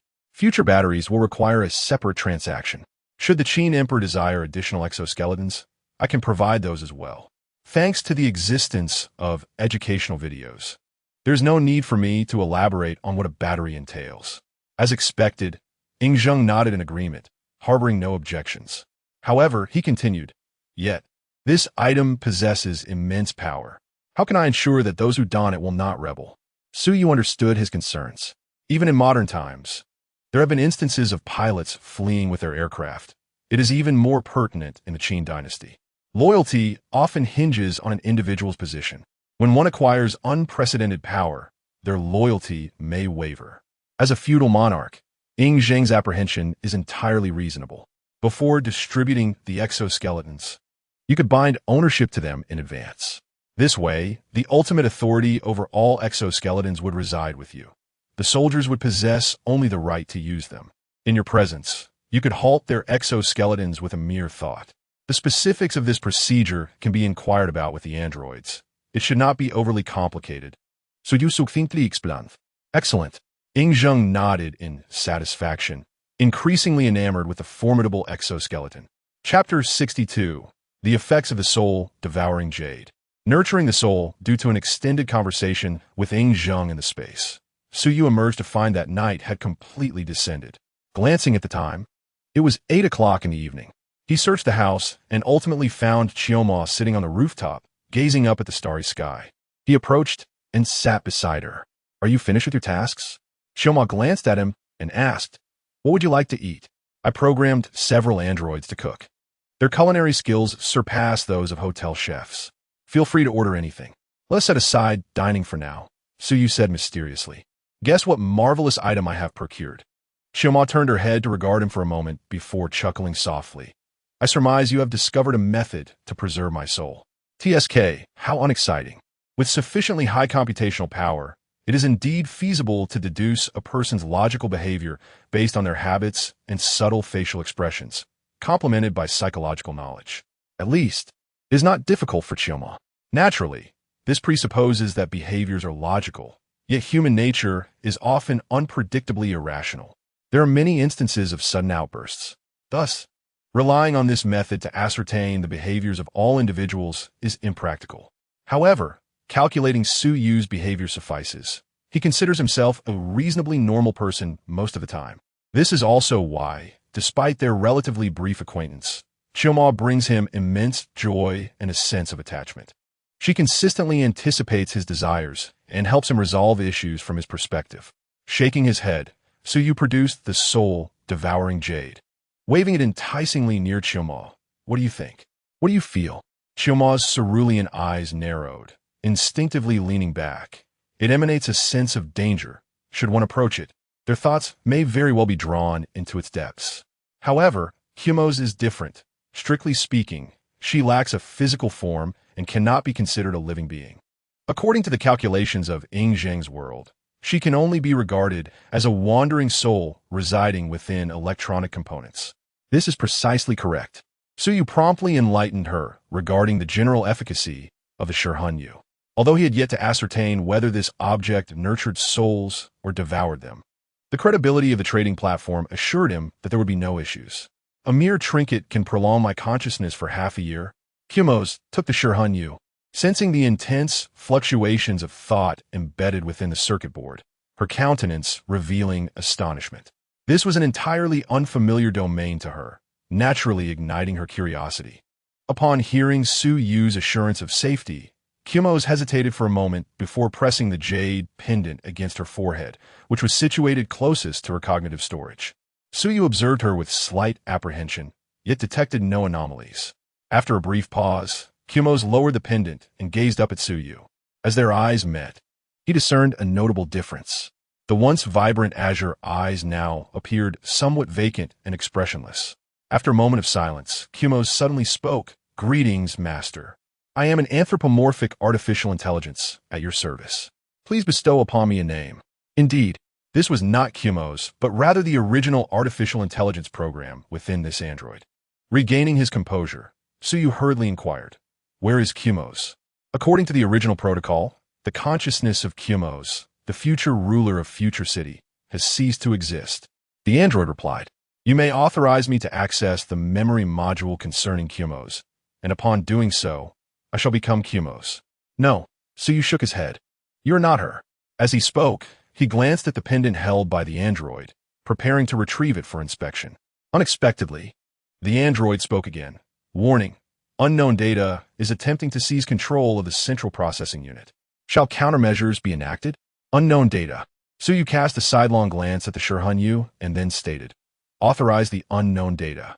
After all, without this, she would remain imprisoned within the pendant, akin to being incarcerated. As for the possibility that this was not Kumos, Suyu remained unperturbed. After all, the highest authority over this android resided in his hands. Even when Kumos was present, he could dictate her actions. Not to mention the prospect of encountering a wandering spirit or various hackers from this world attempting to invade. Should complications arise, it would not be a grave concern.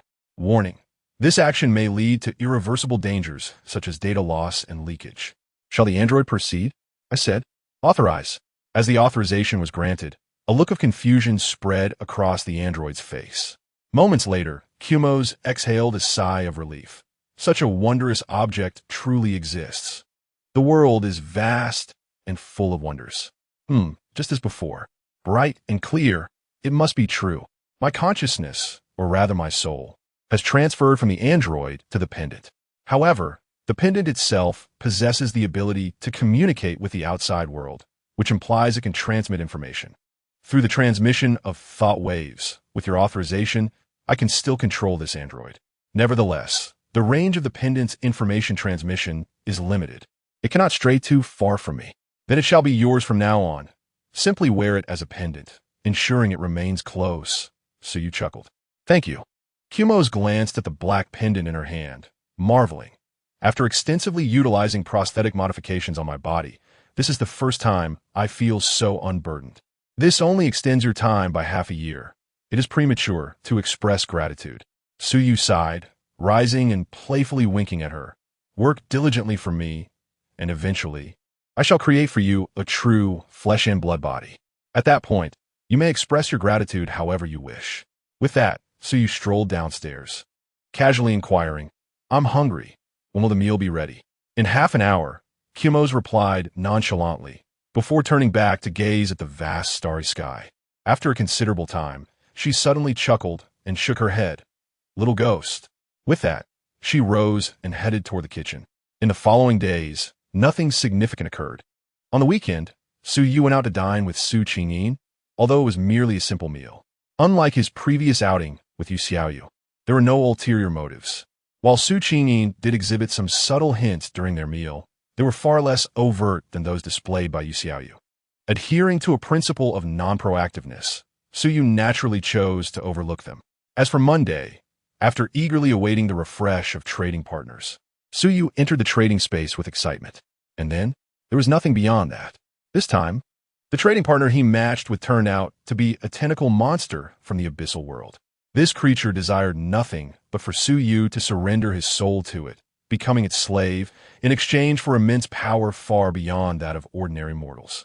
After several rounds of fruitless communication, Suyu could only curse his misfortune, treating this matching opportunity as a loss. To advance from a junior agent to a middle-tier agent requires completing 10 valid transactions, with a maximum of 3 points of experience added between the same trading partners. Currently, his only long-term partners were Shuangxing and Ying Zheng, and he had exhausted all experience points available from them. His progress toward becoming a middle-tier agent remained stalled at 610.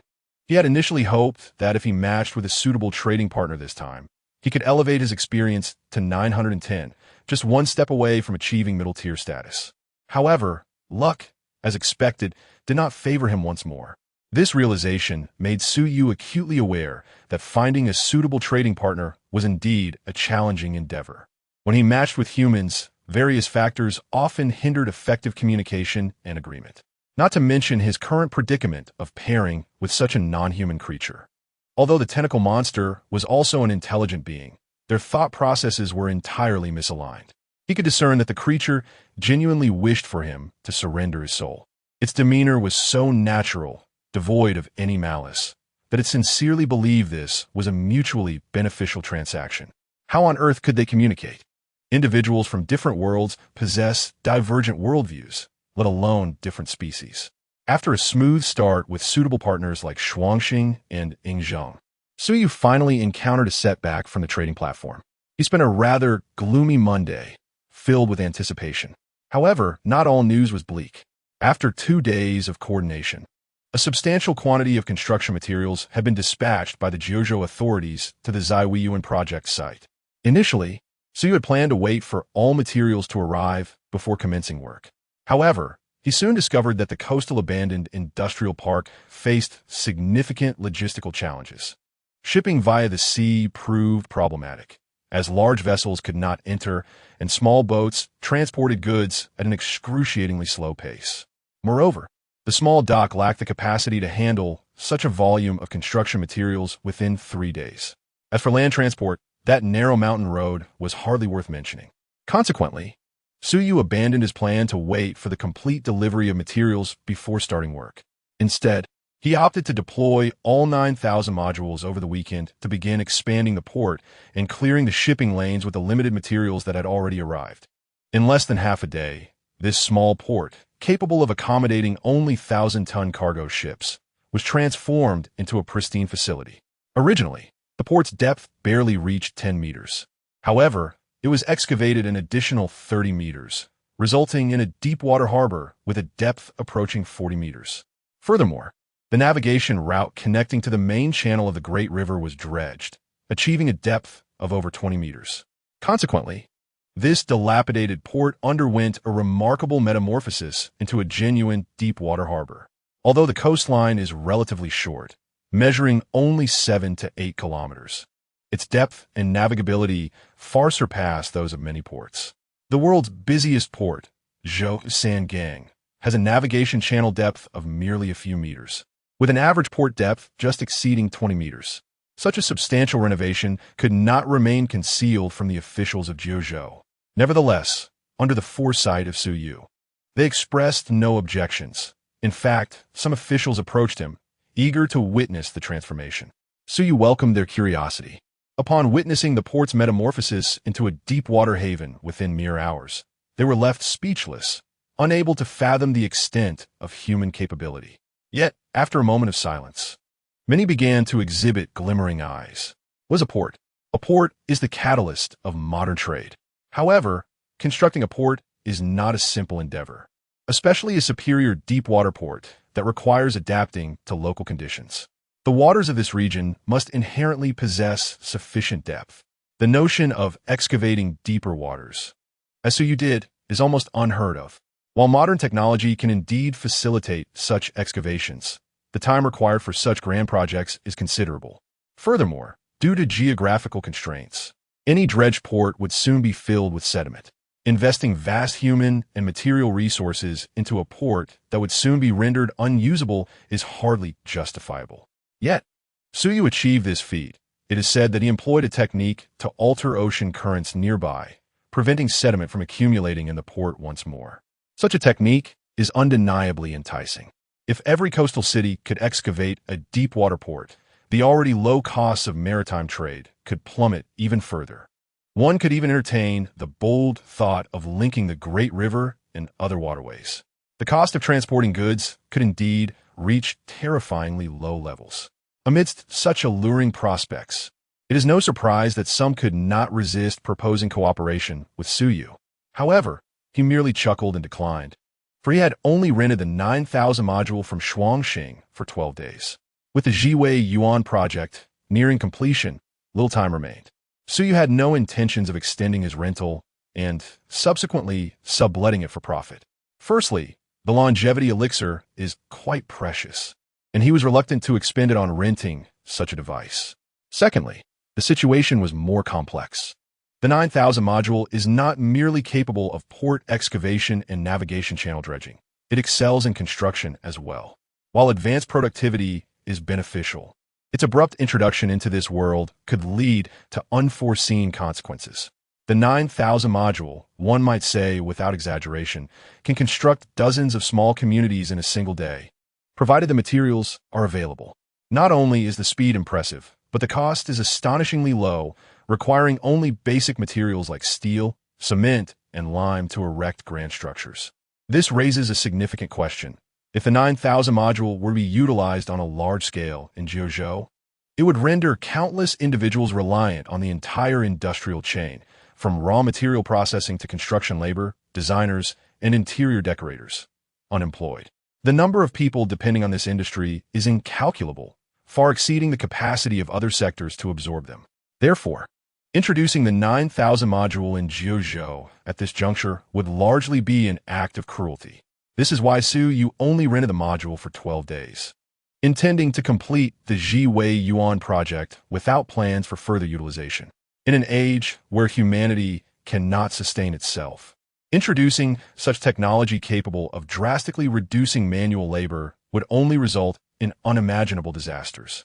On the morning of Thursday at 9 o'clock, having recently adjusted to the time difference and resolved to embrace a healthier lifestyle, Su Yu rose from his bed.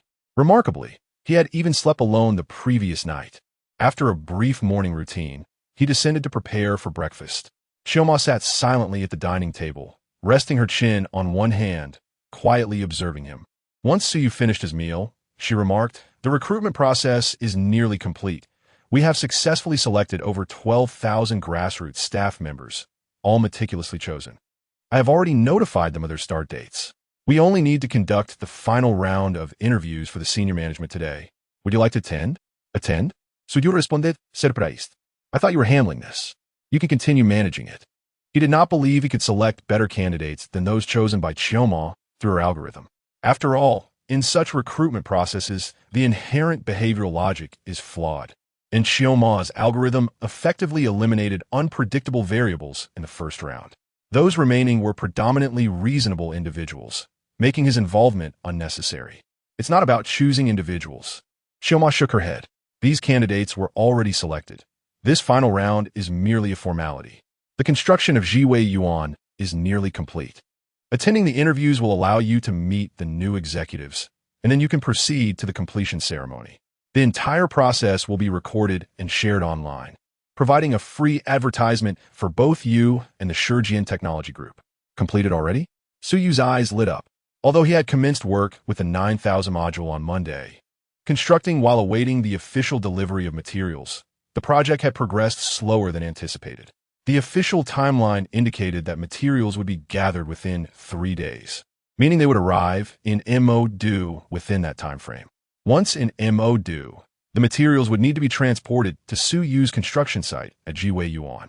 Even with the port he had developed and the reconstructed dock accommodating vessels carrying hundreds of thousands of tons, loading the materials onto ships from Mo-Do's port still required time. Without raw materials, the 9000 module could not operate at full capacity, causing delays in project completion. When Su Yu visited the site last night, the main building, standing at 1388 meters, had merely established its foundation, while the 900-meter residential towers forming the aerial city had yet to have their foundations laid. He had not anticipated that everything would be completed overnight. The final batch of materials arrived early this morning, Xiaoma clarified. "Then what time should we go?" Su Yu inquired, understanding the importance of the completion ceremony. He knew he could not continue to lounge around idly. "Let's head to the recruitment site before 10 o'clock to go through the motions and familiarize myself with the executives. I have arranged a bus to transport everyone. Additionally, I have recruited a new team of chefs who should already be at Jiwei Yuan. After the completion ceremony, we can invite these new employees to lunch in the restaurant located in the entertainment district, which will help enhance their sense of belonging to the company. In the afternoon, you can take them on a tour of the office and living areas. The event is expected to conclude around 3 o'clock. Additionally, there is an inauguration ceremony for another company. and it is likely that you will be required to take the stage to speak on behalf of the company and engage in media interviews, with various media and officials in attendance. I have already prepared the speech for you, which you may review shortly. Should you find it unsatisfactory, feel free to improvise, as any contribution from you would suffice. That is roughly all I have to convey. In the subtle transitions of late autumn, I have arranged everything for Suyu. The thought made him anxious. To be candid, the completion ceremony of such a grand project, coupled with the inauguration of a major corporation, must be exceedingly intricate. Issues such as guest reception, the order of the ceremony, and the arrangement of attendees are countless and undoubtedly complex. The mere thought of these matters made Suyu's head spin. Thankfully, he had Chiyomo. Otherwise, he would have had to seek assistance from official teams specializing in such affairs, which would have required at least 3 to 5 days of preparation.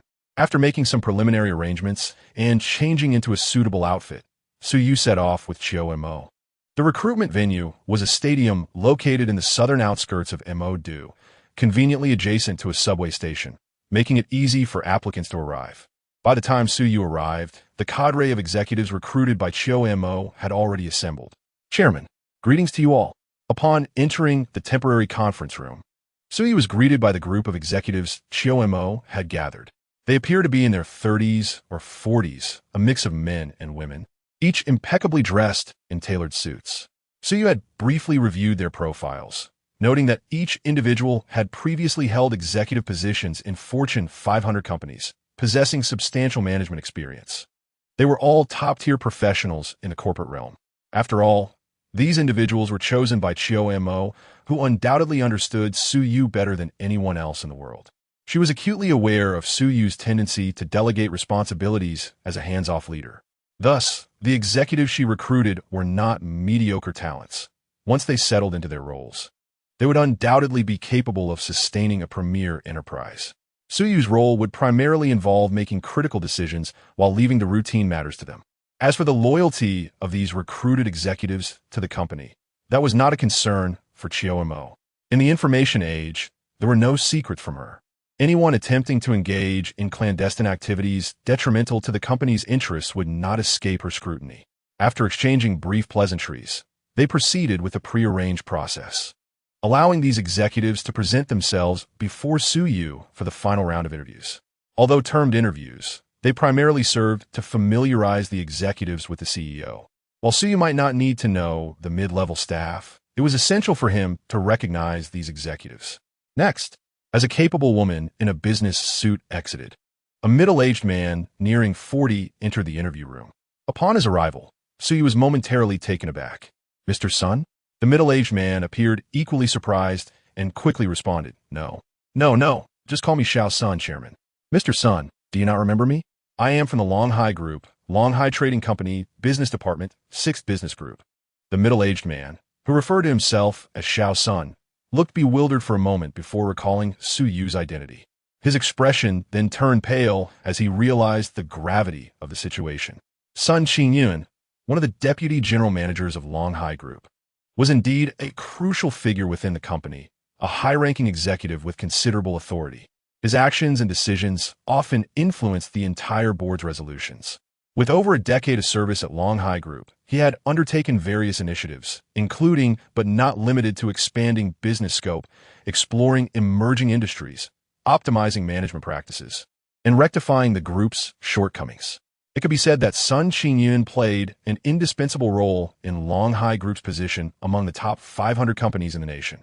However, last year, he had offended several shareholders by proposing a particular motion. Fortunately, he was well prepared for the backlash and argued his case persuasively, eventually securing the board's approval to trial his proposal under a subsidiary of Longhai Group. This proposal was straightforward, encapsulated in 2 words: layoffs.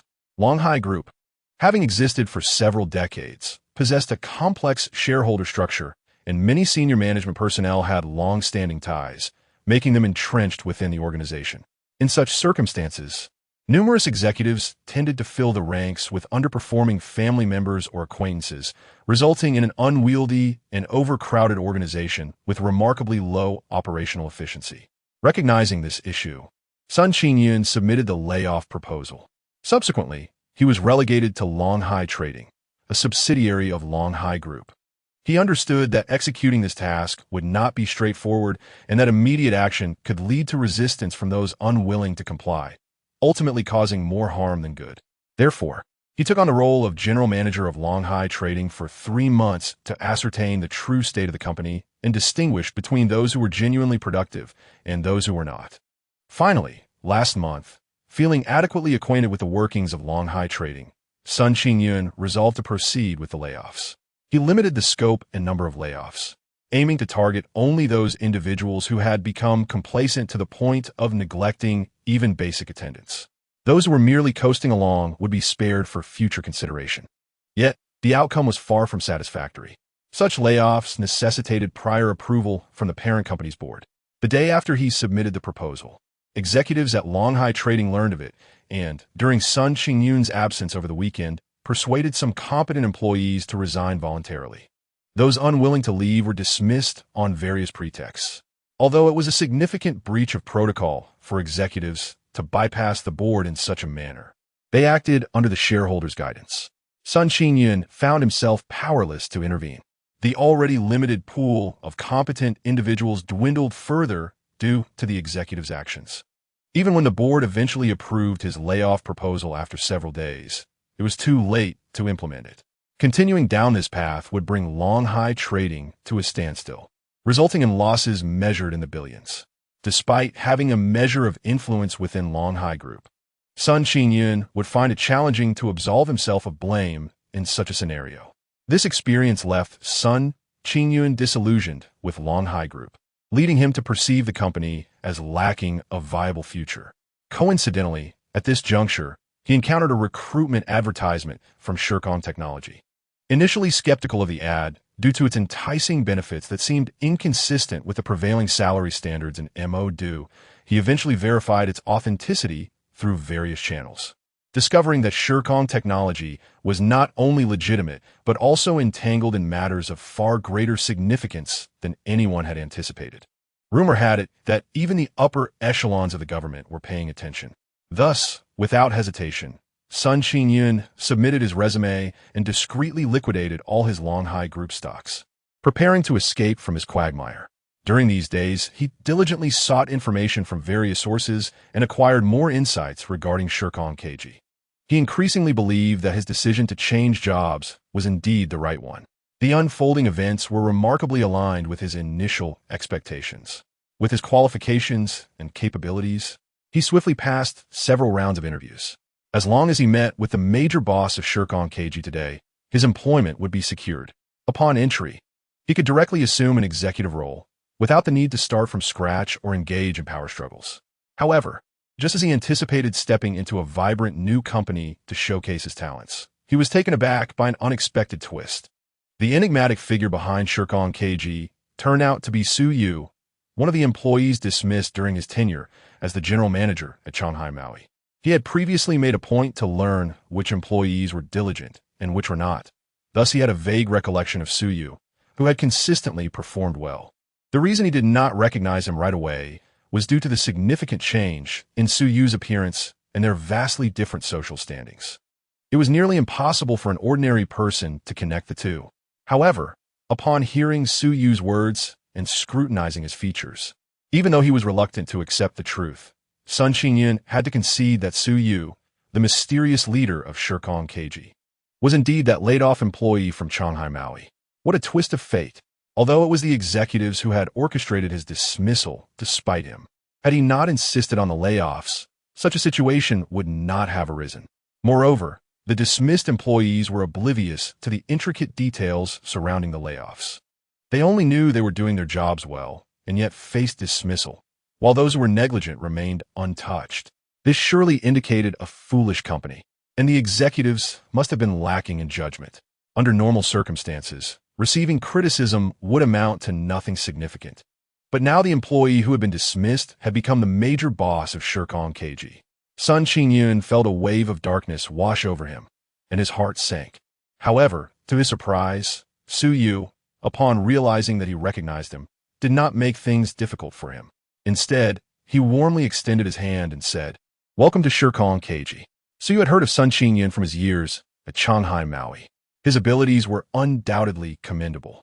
Although the situation surrounding the layoffs seemed complex, Su Yu's perspective now, as a leader, differed from when he was merely an employee. He had long suspected that there were hidden truths behind that layoff. Without knowing the complete picture, he would not rashly dismiss the carefully selected individuals. Sun Qingyun was overjoyed and quickly grasped Su Yu's hand, fervently assuring him, "Chairman, rest assured. I will dedicate myself wholeheartedly to my responsibilities." After some casual exchanges, Su Yu instructed him to wait outside for a moment while he continued with the interviews. There were not many executives that required his personal attention. Apart from Sun Qingyun, Su Yu spent only a few minutes with each additional candidate. By just before 11, the interviews were completed, and he announced that all executives had passed. Subsequently, he took the group on a rented bus to the already constructed Zawayuan, accompanied by several prominent media representatives from both official channels and local outlets in Modu.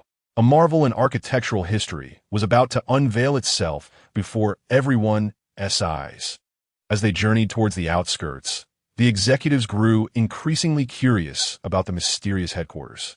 After all, they were individuals of some standing in Modu, with access to various sources of information.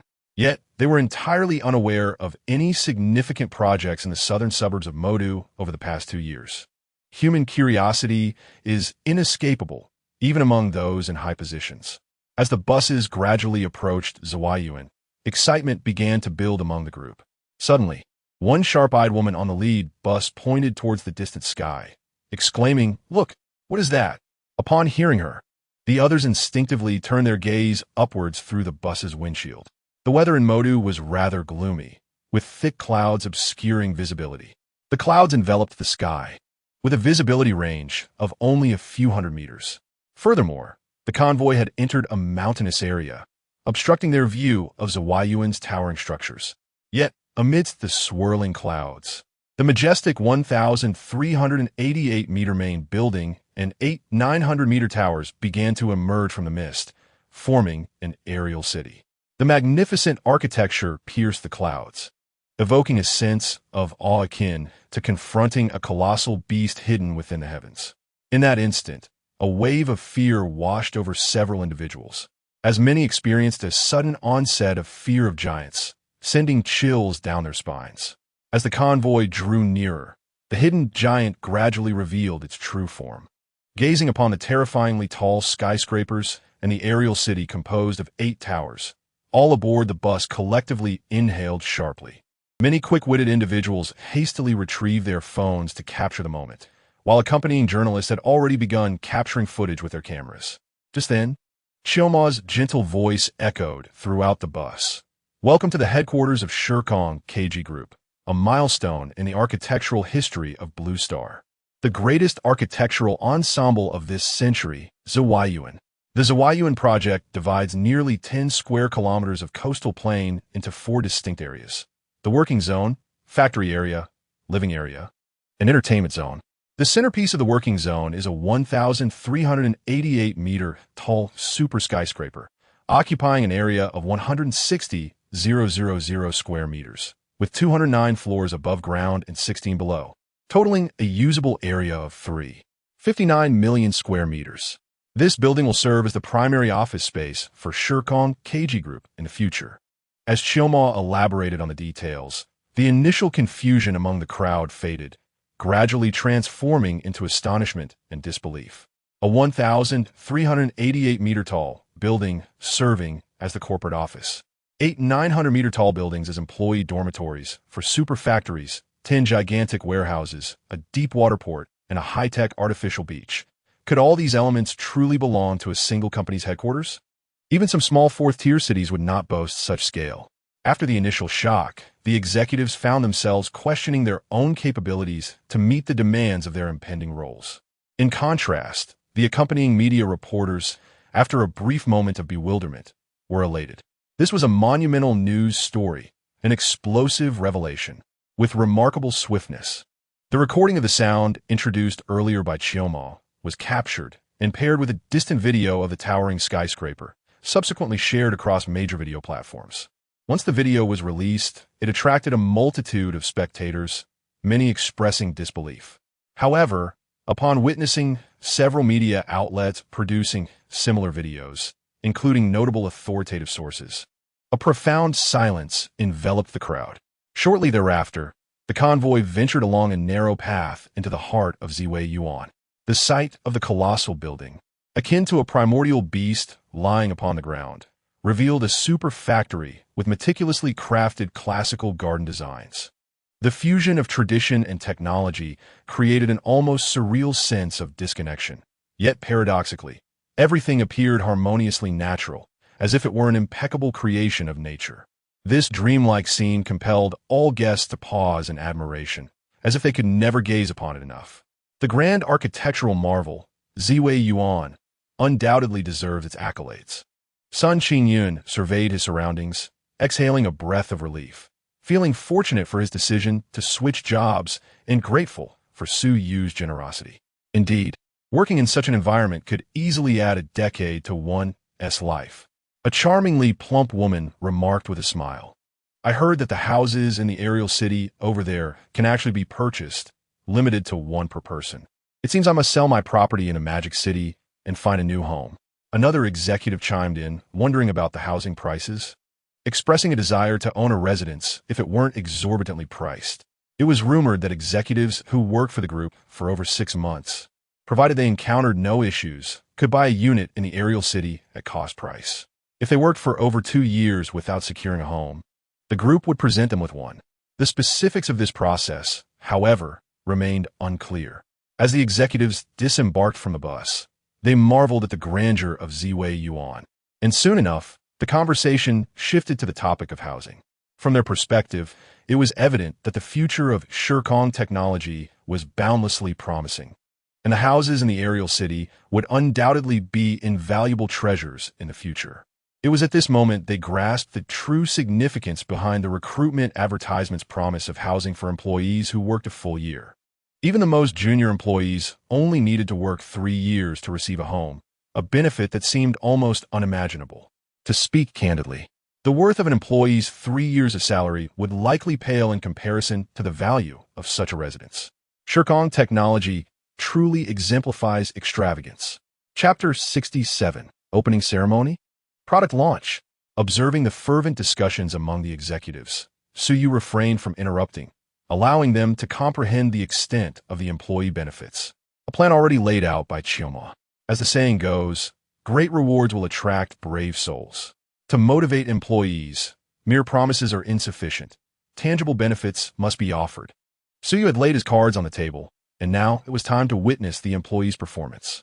The employee benefits advertised were indeed real, yet the provision of housing was not easily attained. Chioma had devised a comprehensive assessment system, regardless of an employee's rank. Only those who passed the assessment and met the required tenure would receive housing.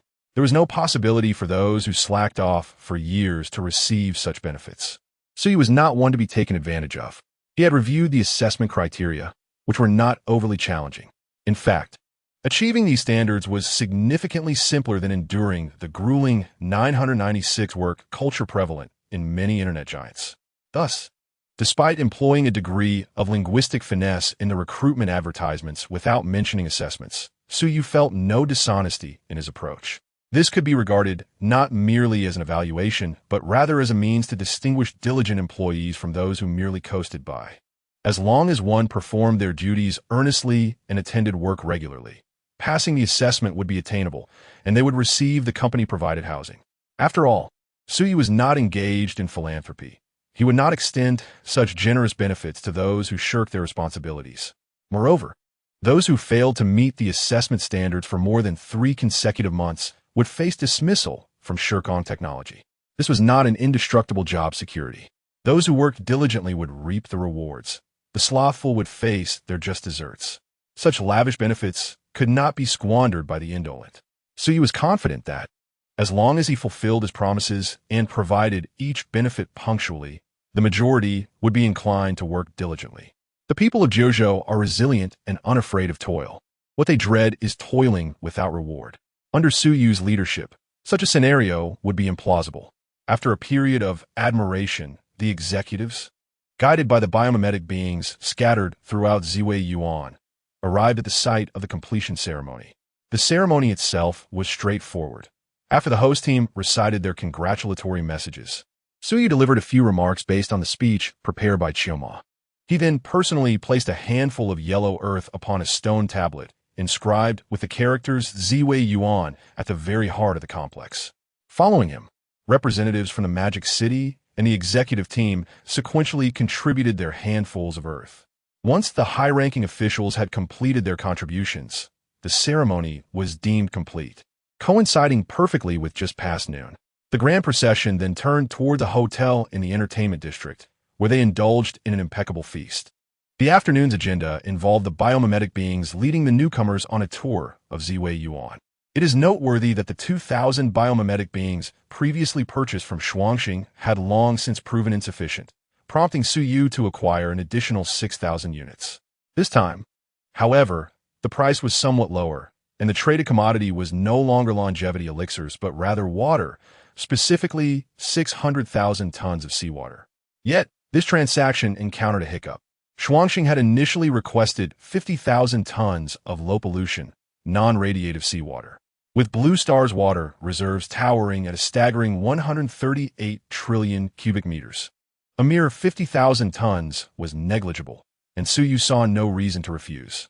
However, upon transporting the water to the shore for her, Shuangxing detected trace amounts of radiation within the seawater, leading to a complaint against Suyu. Consequently, he had to compensate with an additional 10,000 tons. It was then that he recalled the neighboring entities discharging nuclear waste into the ocean. Frustration mounted as he noted the loss of 10,000 tons of seawater due to their actions. He made a mental note to remember this.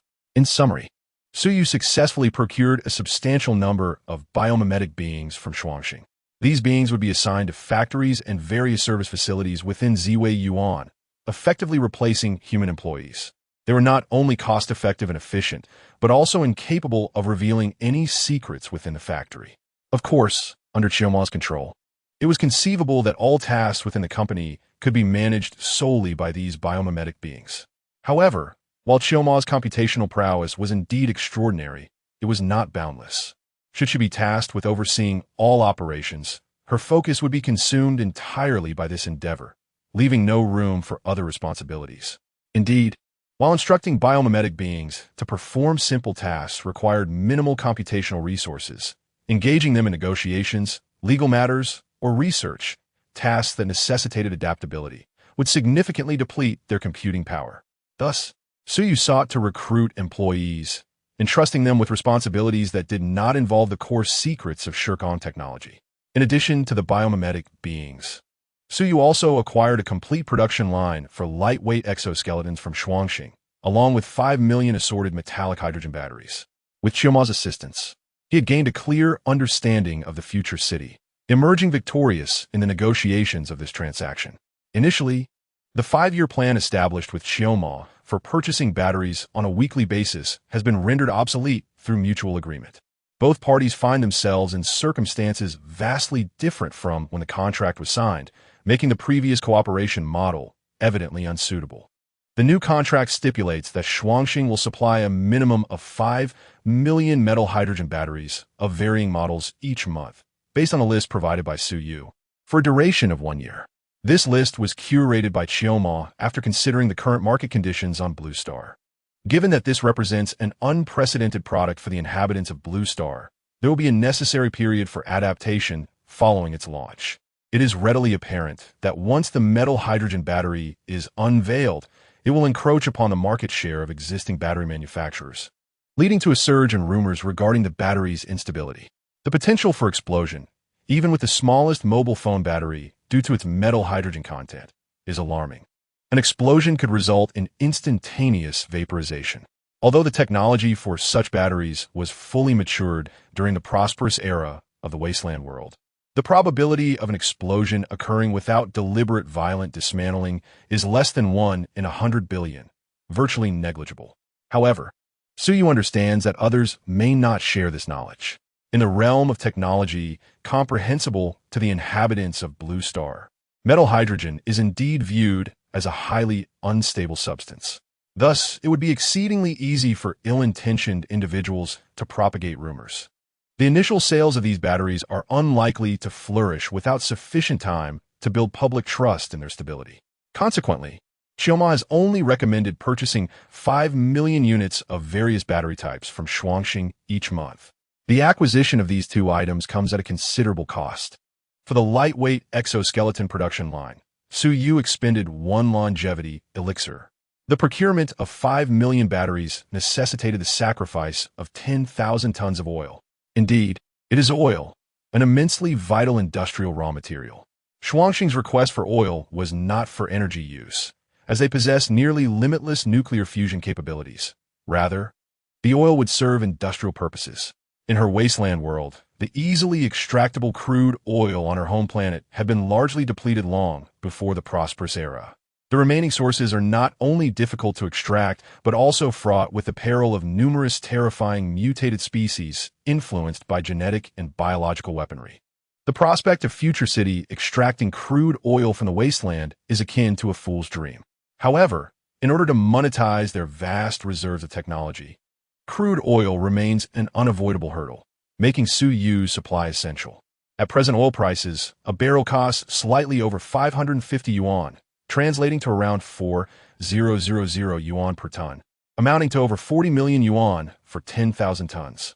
Meanwhile, according to Xiaoma's estimations, the sale of 5 million metal hydrogen batteries could yield Suyu a staggering profit exceeding 40 billion yuan. This figure accounts for a significant number of lower-value batteries. In summary, under Xiaoma's guidance, Suyu stands to gain substantially from this transaction, both financially and in terms of personal satisfaction. The thought of Shuangxing's bewilderment upon discovering that only the first longevity elixir was effective brings a smile to Suyu's face, serving as a fitting retribution for her previous sale of the 60 heavy exoskeletons without providing him with batteries. The lightweight exoskeleton and metal hydrogen batteries are poised to be the flagship products showcased at the opening ceremony of the time-space technology this evening. The metal hydrogen batteries require no further elaboration, while the lightweight exoskeleton, despite its parameters being vastly inferior to the 60 heavy exoskeletons, is undeniably a product of cutting-edge technology. Individuals donned in this lightweight exoskeleton can sustain a speed of 60 kilometers h while carrying a load of 200 kilograms over a distance of 500 kilometers. While this data may not compare favorably with the heavy exoskeletons, it represents an extraordinary piece of equipment for an individual soldier on Blue Star. The heavy exoskeletons can only be produced via the black box method, resulting in limited availability and unmatched potential in warfare. Suyu has classified the heavy exoskeleton as a non-sale item. He does not intend to sell it to anyone or any faction besides the military of Jojo in the immediate future. Conversely, the lightweight exoskeleton is positioned as a globally available, unlimited civilian product. In the domestic market, he plans to restrict its use to official transactions. However, when it comes to international sales, he has no qualms. Priced at 200,000 yuan per unit, it will be available to anyone with the means to purchase. How can one expect to engage in combat when their adversaries are equipped with such superhuman capabilities? A prompt investment is advisable. For those troubled by the agility of Toyota pickups, a lightweight exoskeleton could easily overpower such vehicles. This would demonstrate that even a well-matched mechanism like Heijo could transform into a formidable force with these exoskeletons. Of course, he would refrain from revealing that the Jojo military procured their heavy exoskeletons at 1 million yuan each and could easily overpower dozens of lightweight exoskeletons with just one. The government wholeheartedly supports such export-driven initiatives, but a minor agreement has been established with Suyu. Specifically, overseas users of these lightweight exoskeletons must settle their purchases of time-space technology products through proper channels. In return, the government has placed an order for 100,000 lightweight exoskeletons for domestic law enforcement use, totaling 200 billion yuan, to be delivered in 4 installments over 6 months. They will procure at the same price as Suyu sells externally, without any negotiations. Compared to the 1 million yuan cost of heavy exoskeletons, the expenditure on lightweight exoskeletons is even greater, representing a clear olive branch extended to Suyu. Additionally, The government has facilitated the procurement of all raw materials for time-space technology, showing little interest in what these materials would be used for. Whether it involves oil, grain, or other seemingly unrelated resources, assistance is readily available at the lowest prices. In conclusion, with the introduction of lightweight exoskeletons and metal hydrogen batteries as primary products, Suyu faces no shortage of topics to address during tonight's opening ceremony. Seated in the top office of the towering 1,388-meter building, Suyu finds no inclination to admire the scenic view of the cloud sea. Instead, he is preoccupied with the lengthy speech prepared by Chioma, comprising tens of thousands of words. Despite having undergone genetic modification that enhances his cognitive abilities beyond the ordinary, memorizing such an extensive manuscript within a few hours remains a daunting challenge. Chioma, perched on the edge of the desk, swings her legs while gazing dreamily at the ethereal skyline above the clouds. At a certain moment, Chioma suddenly raises an eyebrow and comments, "It appears you need not force yourself to memorize this speech." Suyu, taken aback, looks up in surprise, about to inquire further when his phone, resting nearby, suddenly rings. Upon checking, he sees that it is General Zhou Qing, whom he encountered at the military base previously. Casting a glance at the expectant Chioma, Suyu answers the call. "Mr. Su, I hear you are currently preparing for the company launch and product promotion." The moment the call connects, Zhou Qing's rapid-fire voice, tinged with urgency, fills the line. "Indeed, what seems to be the matter? We currently have an opportunity to provide equipment for a practical demonstration. I wonder if you might be interested?" Zhou Qing probes. Practical demonstration? Suyu is momentarily taken aback, not anticipating the conversation would turn to such a topic. After a moment's contemplation, he inquires, "What sort of practical demonstration are we talking about? Is it an exercise or a genuine combat scenario?" In the end, there was a hint of excitement in his tone. Goodness, he hadn't yet had the chance to test his power armor. He had long been eager to find a few unfortunate souls to experiment on. Unfortunately, the domestic environment was relatively stable, and the last encounter with Chuyu being attacked was a rare opportunity. As a result, his power armor had served little purpose aside from showing off. Now, upon hearing Zhou Qing's words, it seemed there was indeed an opportunity for a skirmish. Sure enough, after hearing Suyu's inquiry, Zhou Qing decisively stated, "Go abroad, with real weapons, to the battlefield." Chapter 69, The Official Commission. Go abroad, with real weapons, to the battlefield. Upon hearing Zhou Qing's voice on the other end of the line, Suyu, despite being mentally prepared, was momentarily taken aback. However, curiosity quickly followed. "Aren't we really going to the battlefield? Where's this battlefield? What is the situation?" A series of questions poured out, and Zhou Qing responded without hesitation. "Indeed, it is true. The battlefield is located in a small country in the northern part of Heizhou, where a civil war has erupted. 3 hours ago, the rebels captured the capital and began indiscriminately slaughtering and plundering foreign personnel and enterprises. Jiuzhou has dozens of significant mines and factories in that country, with over 100,000 Jiuzhou citizens living and working there. They are now in an extremely perilous situation, and due to the suddenness of the incident, we had no time to prepare for evacuation. Mobilizing the nearby naval forces will take at least 2 days. Currently, these compatriots have gathered in a large factory under the guidance of the local embassy. But the rebels have already discovered them and are launching a fierce assault on the factory. The armed forces in the factory cannot hold out for long. It will be breached in at most 2 hours. At that point, these madmen will have a large number of Jiuzhou hostages, putting us in a very passive position.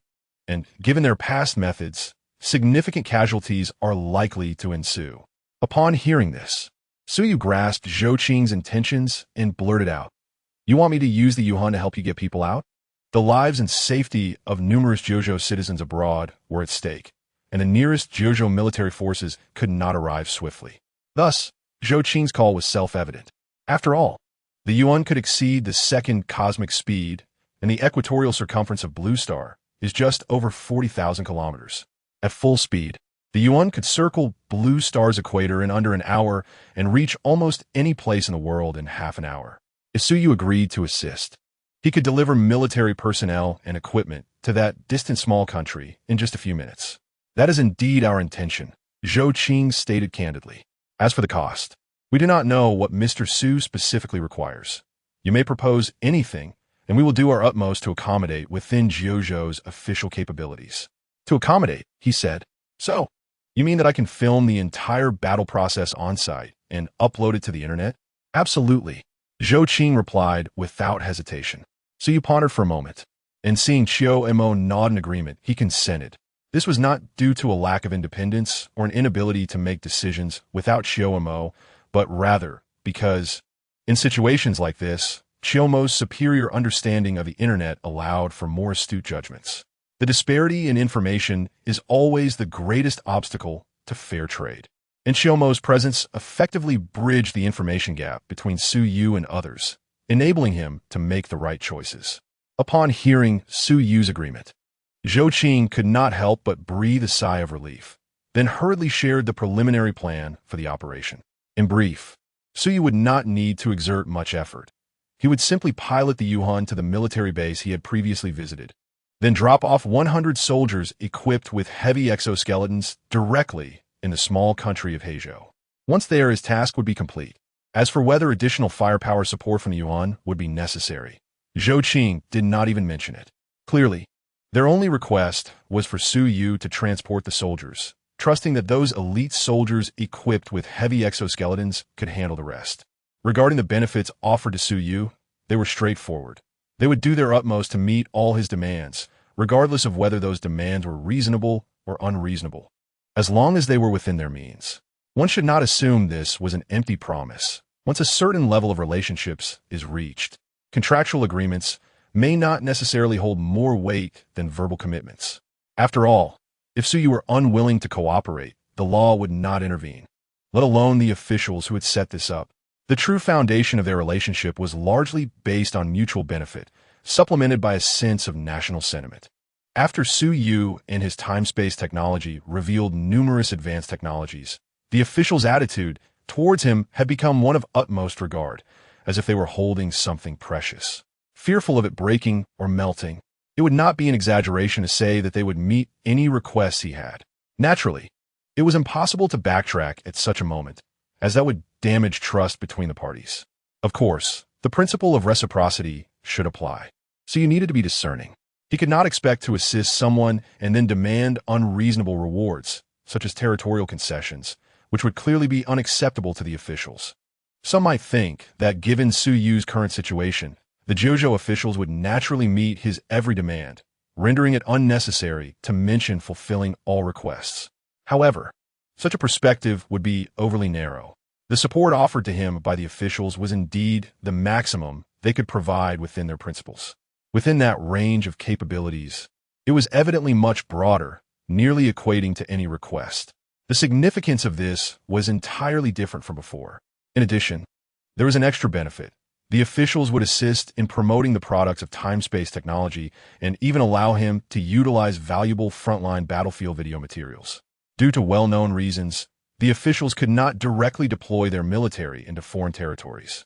Thus, the 100 soldiers would not enter the battlefield under military auspices, but would instead be designated as security personnel from a certain company. If Su Yu wished, that company could be time-space technology. Once exposed, no amount of splendid promotion or eloquence could match the impact of a headline showcasing security personnel from time-space technology, clad in exoskeletons, triumphing against foes vastly outnumbering them. No matter how exquisitely designed the exhibition, nothing could more effectively demonstrate the advanced technology of time-space technology than soldiers clad in exoskeletons dominating the battlefield. Chapter 70. The Unfortunate Explorer. After concluding his conversation with Zhou Qing, it was just past 1 in the afternoon. Executives and media attending the Zvuan were immersed in an immersive experience within the seemingly newly emerged headquarters of time-space technology, guided by the synthetic beings. There was no immediate need for Su Yu to make an appearance. Thus, although his presence was not crucial, he decided to join the excitement. After summoning the Yuan from his inventory, he donned the Storm-class power armor and entered the Yuan alongside Qiu Mo. It is worth noting that the initial inventory provided by the trading platform was now insufficient. His current inventory consisted of spaces purchased specifically with trading points. 50 trading points could secure an inventory space of 100,000 cubic meters, vastly exceeding the original allocations. It proved exceptionally useful. Those 3 yuan were stored within these purchased inventory spaces. As before, it took merely a few seconds from the moment the YUSN took off to its arrival above the military base nestled within the mountain hollow. It gracefully descended and docked on the prearranged open ground prepared by the military. As SY stepped out of the cabin, donning his power armor, he beheld 100 soldiers arrayed in formation, clad in heavy exoskeletons, each interface adorned with an array of weapons. Leading this contingent was none other than his old acquaintance, ZHUBWI. Aren't you a research personnel? Remarkably, you are commanding operations? SY remarked as he approached HUBWI, gently tapping his shoulder guard. Instantly, ZHUBWI felt a tremendous force, staggering back 2 steps before regaining his balance. His gaze then shifted to SY's power armor, envy glimmering in his eyes. The various capabilities of the heavy exoskeleton had already been thoroughly tested, and the data could only be described as terrifying. Yet, this formidable apparatus appeared utterly powerless when confronted with SY in his power armor, akin to a child. A mere poke sent him reeling backward. I am not commanding operations. I am merely a nominal commander. My primary role here is to gather data on the performance of the exoskeletons in combat. The detailed operational plan has already been devised. These soldiers are the elite among elites, adept at leveraging their strengths to deal with the less competent adversaries. ZHUBW, I adjusted his glasses, evidently dismissing the insurgents emerging from the HIZHU region, who, under the adept matching mechanism, were merely engaging in robbery and extortion. Of course, this disdain pertained solely to their actions. As for their combat effectiveness and skill, it was uncertain until they had clashed. While it was unlikely for a formidable army to emerge from the HIZHU region, one could not afford to underestimate them, as they had indeed been cultivated. Your profession seems rather perilous, having to go to the front lines. SY expressed in astonishment. It was indeed dangerous in the past, although we did not engage directly. Several colleagues fell victim to stray bullets, and some even lost their lives. ZHUBW, I replied, shaking his head. He then patted his breastplate with a smile. However, it is not as perilous now, especially with this. It's almost impossible to meet one's demise without being on the front lines. They exchanged casual pleasantries as the soldiers on the open ground completed their final equipment inspections and began boarding the YUSN. SY harbored no concern about them potentially turning against him and attempting to seize control of the YUSN. After all, although he had no intention of using it, there was indeed a backdoor he had left within the exoskeletons. At a mere thought, he could render all exoskeletons inoperative, transforming them into a massive iron mass weighing hundreds of kilograms. He did not believe the military had neglected this consideration. Hence, from any perspective, there was no motivation for them to act otherwise. A violent explosion echoed from afar, jolting a man clad in a filthy windbreaker and carrying a backpack awake.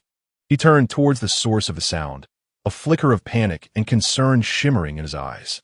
Elash, the captain of an exploration team from the HIZHU branch of the GZHU mining group, had encroached upon his rest time, lured by the promise of double wages and substantial allowances for this expedition. The compensation offered was simply too generous. After days of traversing the vast mountains, LH finally located his destination. Following preliminary assessments with several teammates utilizing a variety of equipment, he realized that he had seemingly stumbled upon something extraordinary. There indeed existed iron ore within this mountain, and it was not the small open-pit mine indicated in the intelligence reports. More accurately, beneath this open-pit mine lay a colossal deposit buried within the earth and stones. The richness of this underground deposit was beyond comprehension. Based on his expertise, LH tentatively estimated that the iron ore reserves might reach a staggering 80 billion tons. Moreover, all of it was high-grade iron ore. Upon reaching this conclusion, he was taken aback. After all, the largest known iron ore deposit in the world was merely 72 billion tons. Had he inadvertently set a new record? Initially, LH suspected a malfunction in his equipment, but after several recalibrations yielded the same result, he grasped the gravity of the situation. Choosing not to disclose the final calculations to his teammates, he falsely claimed the existence of only a small open pit mine and led his team away. Reluctantly, he found himself taking refuge in this factory, having become separated from his companions during the evacuation process, now utterly alone. As he listened to the increasingly intense sounds of gunfire outside, he felt engulfed by fear, pessimistically concluding that he was likely doomed. Many around him shared his sentiments, with some even pragmatically recording their last words on their phones. Observing this, LH2 retrieved his phone and activated the camera, preparing to leave behind a final message. Yet just as he did so, the bright sky abruptly dimmed. Instinctively, he looked up, only to discover a massive object had inexplicably appeared above everyone's heads. Chapter 71. Airdropping into the battlefield, leaving no one behind. Have we arrived? By the window, ZHUBW, I gazed down at the vast factory below, his voice somewhat hoarse. In less than 20 minutes, they had traversed over 9,000 kilometers, journeying from MD to this location. Although he had known prior to the journey that the YUSN could exceed the second cosmic speed, reaching their destination so swiftly was still astonishing. Experiencing the acceleration firsthand, he felt as if he were walking on solid ground, scarcely perceiving any sensation of speed. This left him utterly perplexed, unable to discern the nature of the technology at play. He had only heard a few esteemed physicists speculate that it might involve a practical application of gravity, though it remained vague and uncertain. Aware that urgent matters lay ahead, ZHUBW, I could not help but voice his curiosity. How have you managed to address the issue of overload? Could you share any insights? It is merely a rudimentary application of gravitational waves, SY replied, half-jokingly. If he were to divulge this knowledge, would he have needed to establish a trading space to amass wealth? He would have long since become the richest individual on Blue Star. As ZHUBWI's pupils contracted in shock, his heart trembled at the revelation of its connection to gravity. However, acknowledging the pressing nature of their situation, he refrained from lingering on this topic and instead inquired, is there a pre-established troop deployment plan within your vessel, Mr. S? Typically, transport aircraft follow a comprehensive protocol for deploying airborne troops, with strict requirements regarding altitude, speed, and weather conditions to maximize safety. Although the YUSN dwarfed all transport aircraft in existence, it remained uncertain whether it adhered to such formal troop deployment procedures. No need, GM, who stood behind SY, interjected, shaking her head. In a moment, I will instruct the YUSN to hover 5 meters above an open area. Once the doors are opened, you may jump directly down. At that height, even an ordinary person like SY, who has only utilized an exoskeleton once or twice, can easily leap. If these elite soldiers who have undergone rigorous training and have been using exoskeletons for nearly a week encounter any issues, that would indeed be bizarre. ZHUBW, I nodded in agreement, refraining from further inquiries. The strikingly beautiful blue-haired woman exuded an air of mystery. Even the authorities had been unable to uncover any information regarding her. It seemed as if she had materialized from thin air. Despite her enigmatic identity, this woman exuded a peculiar presence that was unmistakably authoritative, akin to a secretary shadowing Suyu. Yet, when conversing with outsiders, she effortlessly radiated an undeniable aura of strength. The concept of aura may appear abstract, but it undeniably exists. The kind of aura that Xiaoma possessed was something Zhou Boyi had only encountered in powerful figures who wielded life and death authority from their lofty positions. Consequently, each time he encountered Xiaoma, he felt an involuntary sense of reverence. In contrast, he could engage in normal conversation with Suyu. Before long, the operating drone, Yuan, glided over a playground within the factory premises. Positioned centrally and distanced from the previous conflict, it offered a relative sense of safety. The area was already teeming with individuals, leaving only a small patch of space in the center, yet it was sufficient for 100 warriors to descend. Maintaining its optical invisibility, Yuan silently hovered just 5 meters above the ground. Xiaoma cast a glance at the neatly lined up 100 warriors, stating calmly, "The hatch will open shortly. You have a maximum of 5 minutes to disembark. After 5 minutes, Yuan will seal the hatch, activate the optical invisibility module, and ascend to standby." As her words fell, a hatch large enough to accommodate a tank slowly opened at the rear of Yuan. Simultaneously, the optical engine disengaged, revealing the colossal hovering vessel to all below, casting a shadow over the morning sun. One by one, the heavily armored warriors stepped out without hesitation. Upon witnessing the sudden appearance of Yuan, Li He's mind momentarily froze. Such a phenomenon exceeded his comprehension. As he focused ahead, he noticed an individual clad in heavy armor gradually standing upright, surveying the surroundings before leaping several meters away, raising their weapon in a state of alertness. This was merely the beginning, as more individuals donned in identical armor leaped from the spacecraft. Fully armed and silent, they exuded an air of discipline and lethal intent. The people in the playground soon realized the mystery of Yuan and the warriors descending from it. A palpable fear of the unknown enveloped them, silencing any voices. The playground was eerily quiet. Then came the announcement. This is the security team of Jiuzhou Space-Time Technology Group. You're all safe. As the massive Yuan engaged its optical camouflage, it gradually vanished into the sky. Noting the bewildered expressions on everyone's faces, Suyu couldn't help but smirk slightly. Well, this is rather lonely, he mused, but he shrugged it off and turned to Zhou Boyi, saying, "Leave the southern forces to me. I've been itching to try my hand." Zhou Boyi expressed slight concern. "I noticed the fighting seemed quite intense in the south. Are you certain you can handle it alone?" He was aware that Su Yu's powered armor was far superior to their exoskeletons. However, they were facing an army born from the exceptional matching mechanism of the Black State region, relying on faith-based firepower. This was, after all, a battleground filled with uncertainties. Not to mention, he had glimpsed tanks and armored vehicles in that direction. "Do not worry.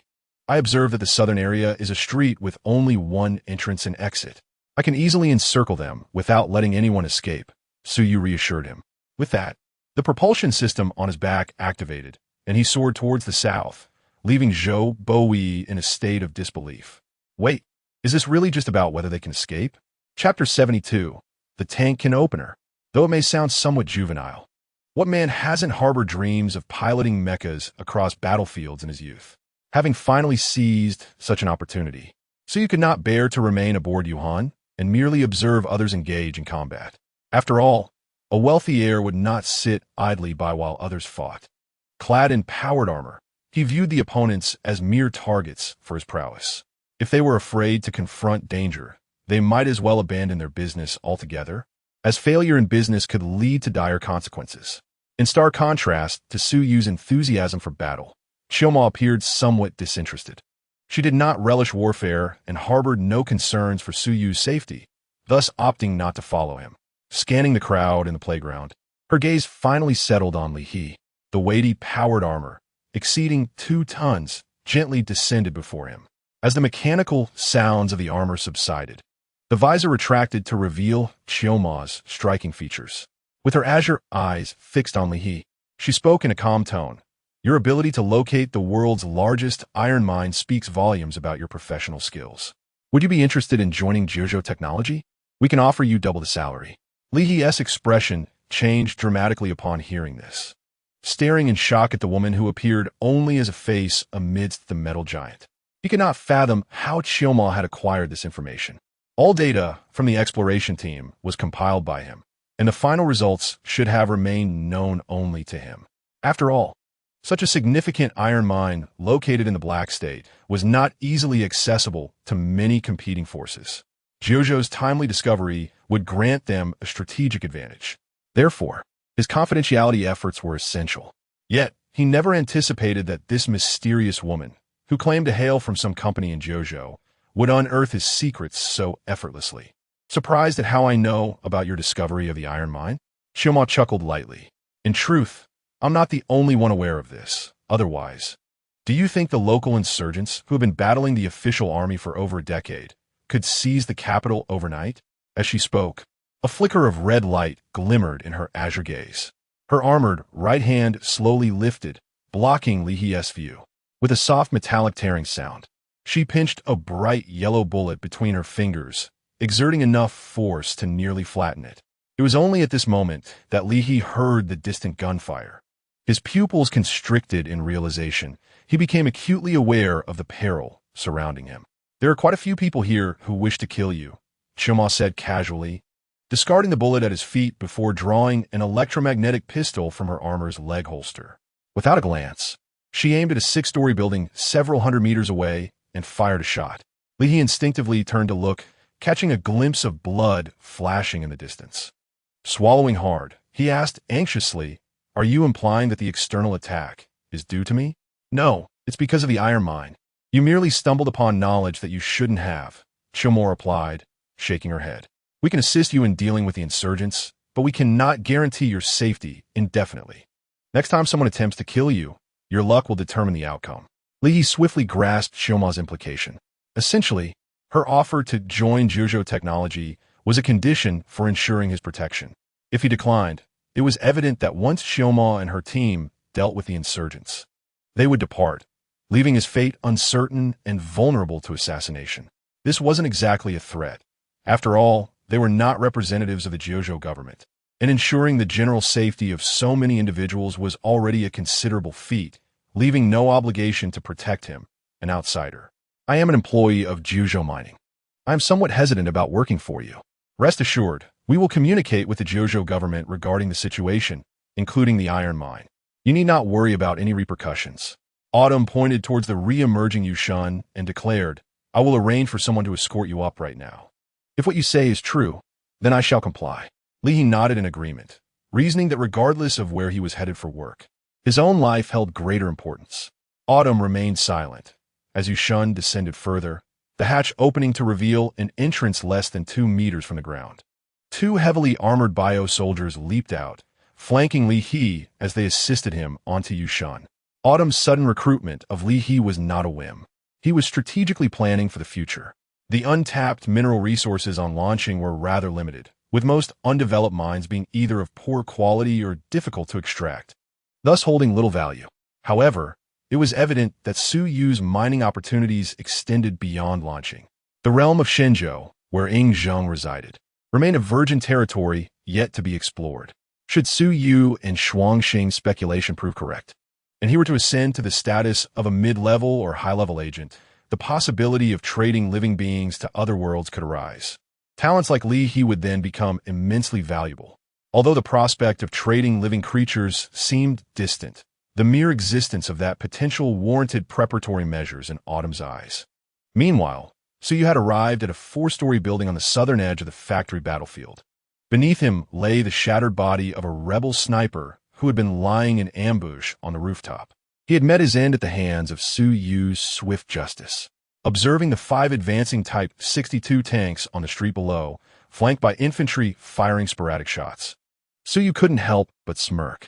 It was said that the Heizhou region boasted an excellent matching mechanism, and it indeed lived up to its reputation. These attackers had been assaulting the factory for over an hour and had yet to breach the entrance, even with tanks leading the charge. Though the Type 62 was an antique from the last century, it was still a main battle tank. Against the factory's security personnel armed with nothing but light weaponry, it should have easily bulldozed through. Yet, these attackers failed to execute even the simplest infantry tank coordination, with tanks charging forward while infantry remained far behind, firing blindly. The security personnel managed to repel several main battle tanks using cluster grenades, resulting in only 2 minor injuries, while the rebels suffered multiple fatalities. The absurdity of the situation left Su Yu bemused. However, he was not there to spectate. After a brief observation, he stood up, retrieving his Gauss rifle and aiming at the foremost tank. Open can. With a sharp crack, the tungsten core armor-piercing round was propelled at 20 Mach, piercing the rear armor of the main battle tank. An explosion ensued as the tank's internal munitions ignited, sending its turret soaring. The battlefield, previously alive with chaos, fell eerily silent. Both sides, bewildered by the sudden disappearance of the tank, were plunged into existential doubt. Chapter 73. Ripping Tanks, Terrifying Combat Power. Wow. This can opener is indeed effective, Su Yu exclaimed, his eyes glinting with excitement as he witnessed the obliterated tank. One shot, one tank. How impressive. Without hesitation, he aimed once more at another tank's side armor. Open can. This time, even the rebels, however slow on the uptake, sensed something was amiss. After 2 tanks were swiftly dispatched, the remaining crew members scrambled out of their vehicles in a panic. From his vantage point, Suyu refrained from firing again, allowing the fleeing personnel to escape the tanks and seek cover. He casually slung his Gauss rifle over his back. The armor on either side of his spine quickly retracted, releasing 8 small drones that shot out in rapid succession. Some of these drones were purely for reconnaissance, while others possessed limited offensive capabilities, true wonders for urban warfare. However, Suyu had no intention of engaging in combat with them. Their sole purpose was to record the unfolding events. 8 drones would capture every angle, complemented by the first-person recording system integrated into his powered armor helmet. Once the battle concluded, the footage could be edited for a spectacle far more impressive than any film. Within a street-side building, a group of rebel crew members peered cautiously through the windows, glancing nervously at the 2 destroyed Type 62 tanks on the street. Had they not fled quickly, they would surely have met the same fate. They were so intimidated that they dared not approach the wrecks, fearing another surprise attack. Typically, in such situations, infantry would coordinate with tanks to clear nearby anti-tank units. Yet these rebels lacked even the basic concept of infantry-tank cooperation. Their tanks relied solely on their armor to charge forward, and upon encountering anti-tank weaponry, they faltered. This exemplified the average skill level of Heijo's armed personnel. Through the drone's perspective, Suyu observed the rebels' reactions and noted that they had decided to hide inside the nearby building after losing 2 tanks. Did they truly believe that their flimsy walls could withstand the armor of a main battle tank? Hiding inside was futile. Faced with such ineptitude, Suyu felt a twinge of disdain. They were even less competent than the assassins he encountered while targeting Chuyu that fateful night. With a swift motion, Suyu flicked his right arm, ejecting a chain adorned with numerous small metal plates from his wrist. In the next instant, the chain coalesced into a razor-sharp chainsaw sword. Although the chainsaw sword was hastily assembled from scattered plates, the electromagnetic force rendered it seamless. When at full power, the sword's edge vibrated at hundreds of thousands of times per second, making it nearly indestructible. Under the morning sun, Suyu admired the glinting chainsaw sword in his hand, nodding in approval. It appeared formidable indeed. With a heavy thud, Suyu leaped from the small building, positioning himself strategically in the street. Surrounding him were 420 armed personnel, 3 tanks, and 7 armed pickup trucks. The battlefield data provided by his assistant painted a vivid picture, marking every enemy within a radius of several hundred meters. This was the result of the 8 drones surveying the terrain and relaying real-time video and thermal imaging data to the central computer of his powered armor.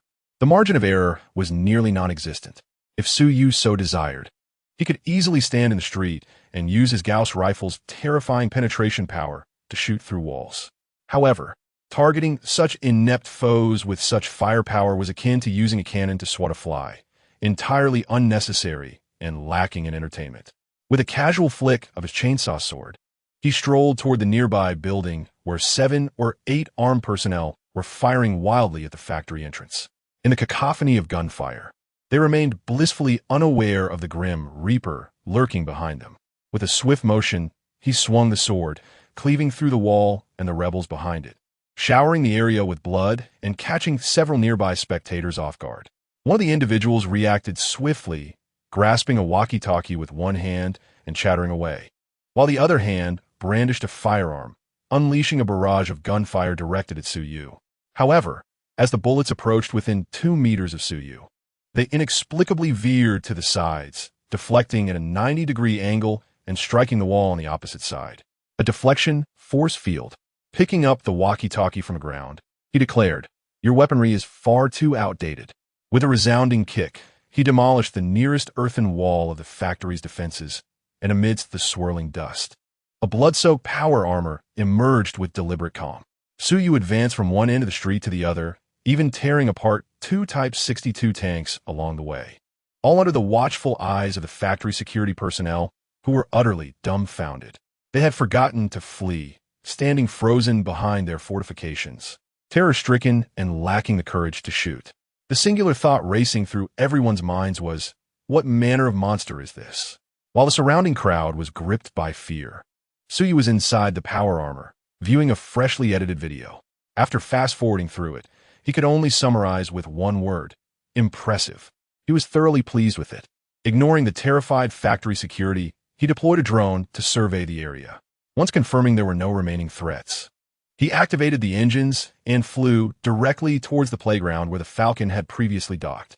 In less than 20 minutes, the rebel forces, numbering over 1,000, including Suyu's 400, were completely annihilated, while not a single one of the 100 soldiers suffered casualties. The ensuing events no longer required Suyu's involvement.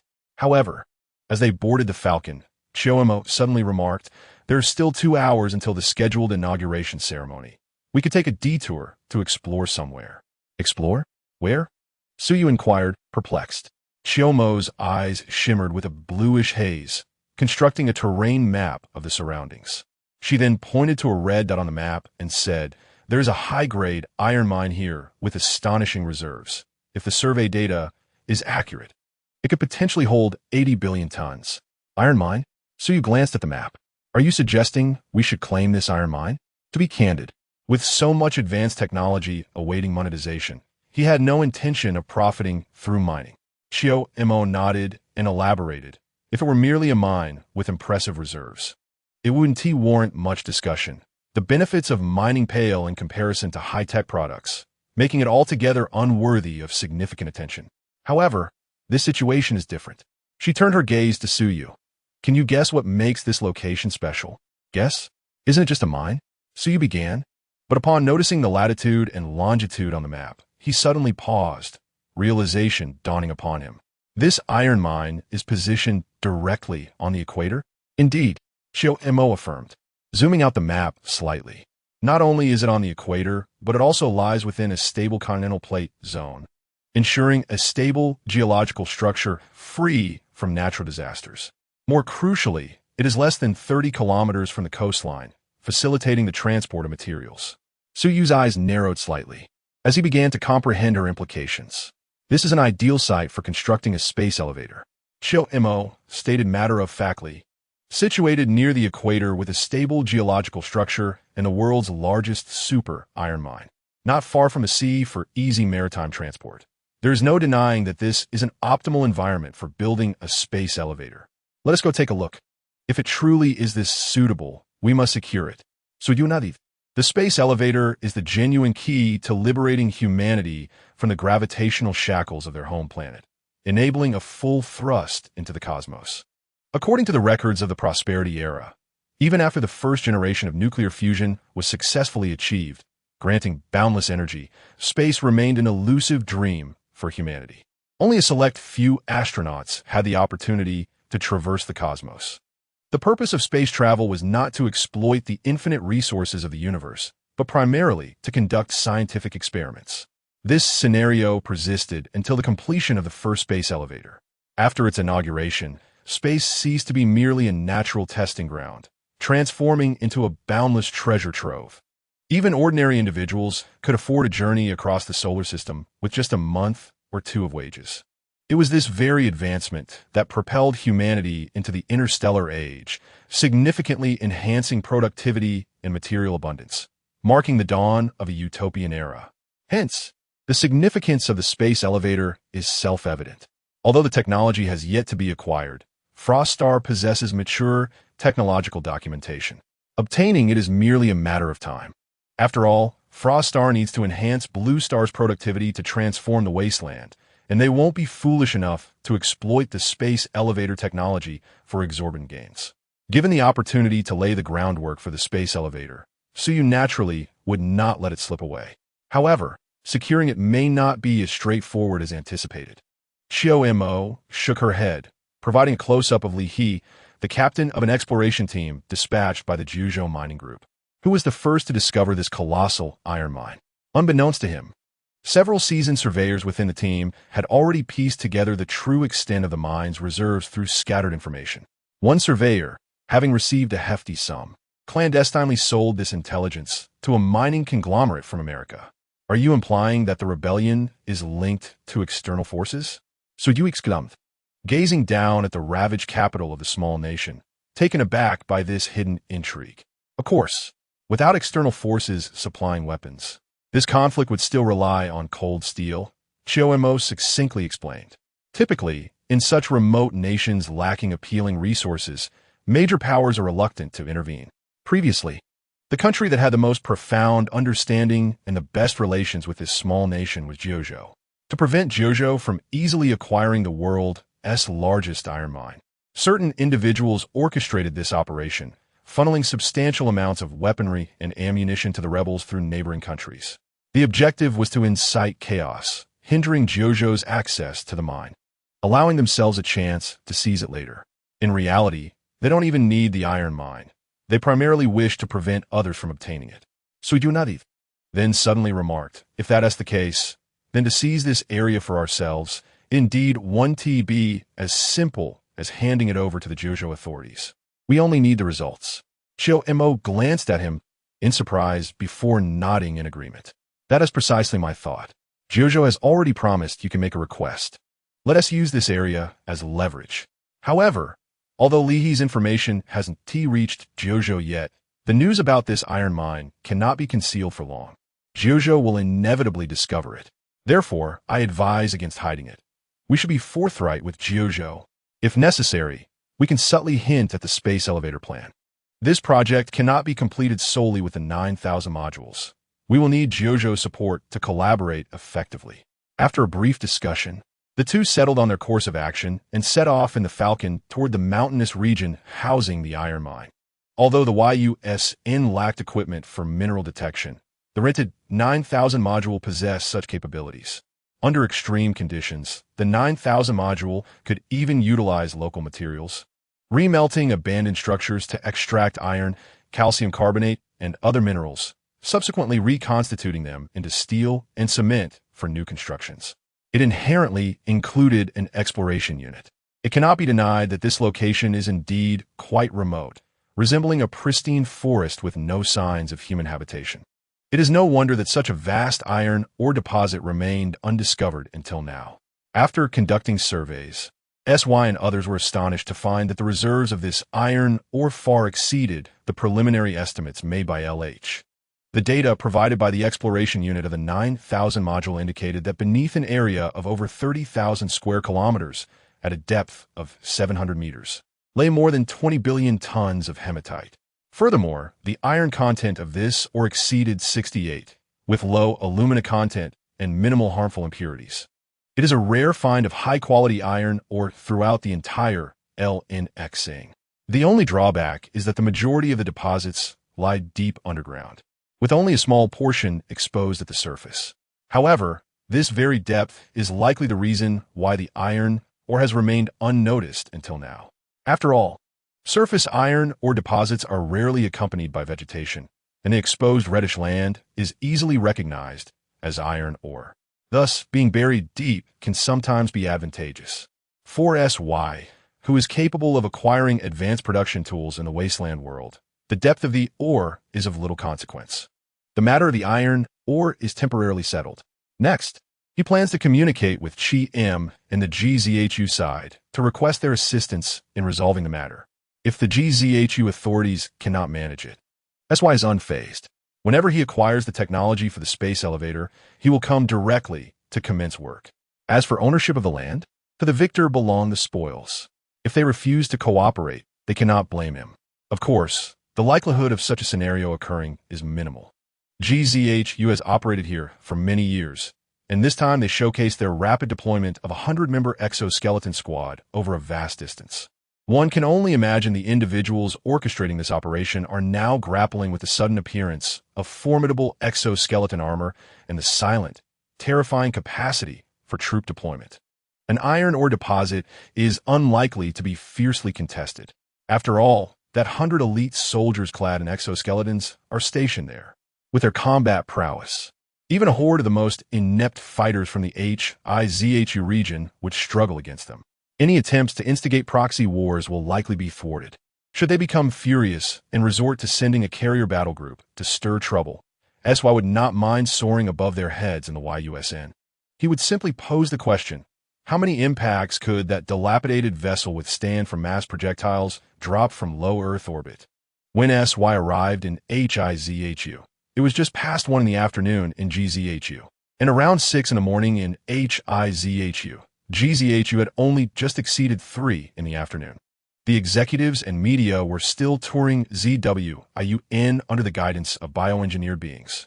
Additionally, many employees who had recently joined SHK Inc. KJ made a special trip to the site. Although it was not a workday, these employees became part of SHK Inc. KJ the moment they signed their agreements. The site was naturally open to them, just a few hours prior. With the influx of media into ZWIUN, the veil shrouding this architectural marvel in human history was lifted, complemented by the deliberate promotion from the GZHU authorities. The towering main building, rising to an astounding height of 1,388 meters, and the 8 900-meter structures arranged in a complex layout forming an aerial city, swiftly ignited a frenzy online. Within mere hours, it dominated the trending topics across major forums. In less than half a day, the news of ZWIUN and SHK Inc. KJ flooded the internet. Many prospective employees, intrigued by the news, felt compelled to visit early. Although the current trend favors minimizing skyscrapers, the sheer presence of a structure exceeding 1,000 meters in height is impossible to overlook. Coupled with the breathtaking internal landscape of ZWIUN, few could find fault with its splendor. Coincidentally, at this moment, someone inadvertently disclosed online that ZWIUN is indeed the headquarters of SHK Inc. KJ, casually sharing previous recruitment information and current employee contracts. The reactions were explosive. Wow, such high salaries and benefits, nearly double that of competitors. I'm devastated.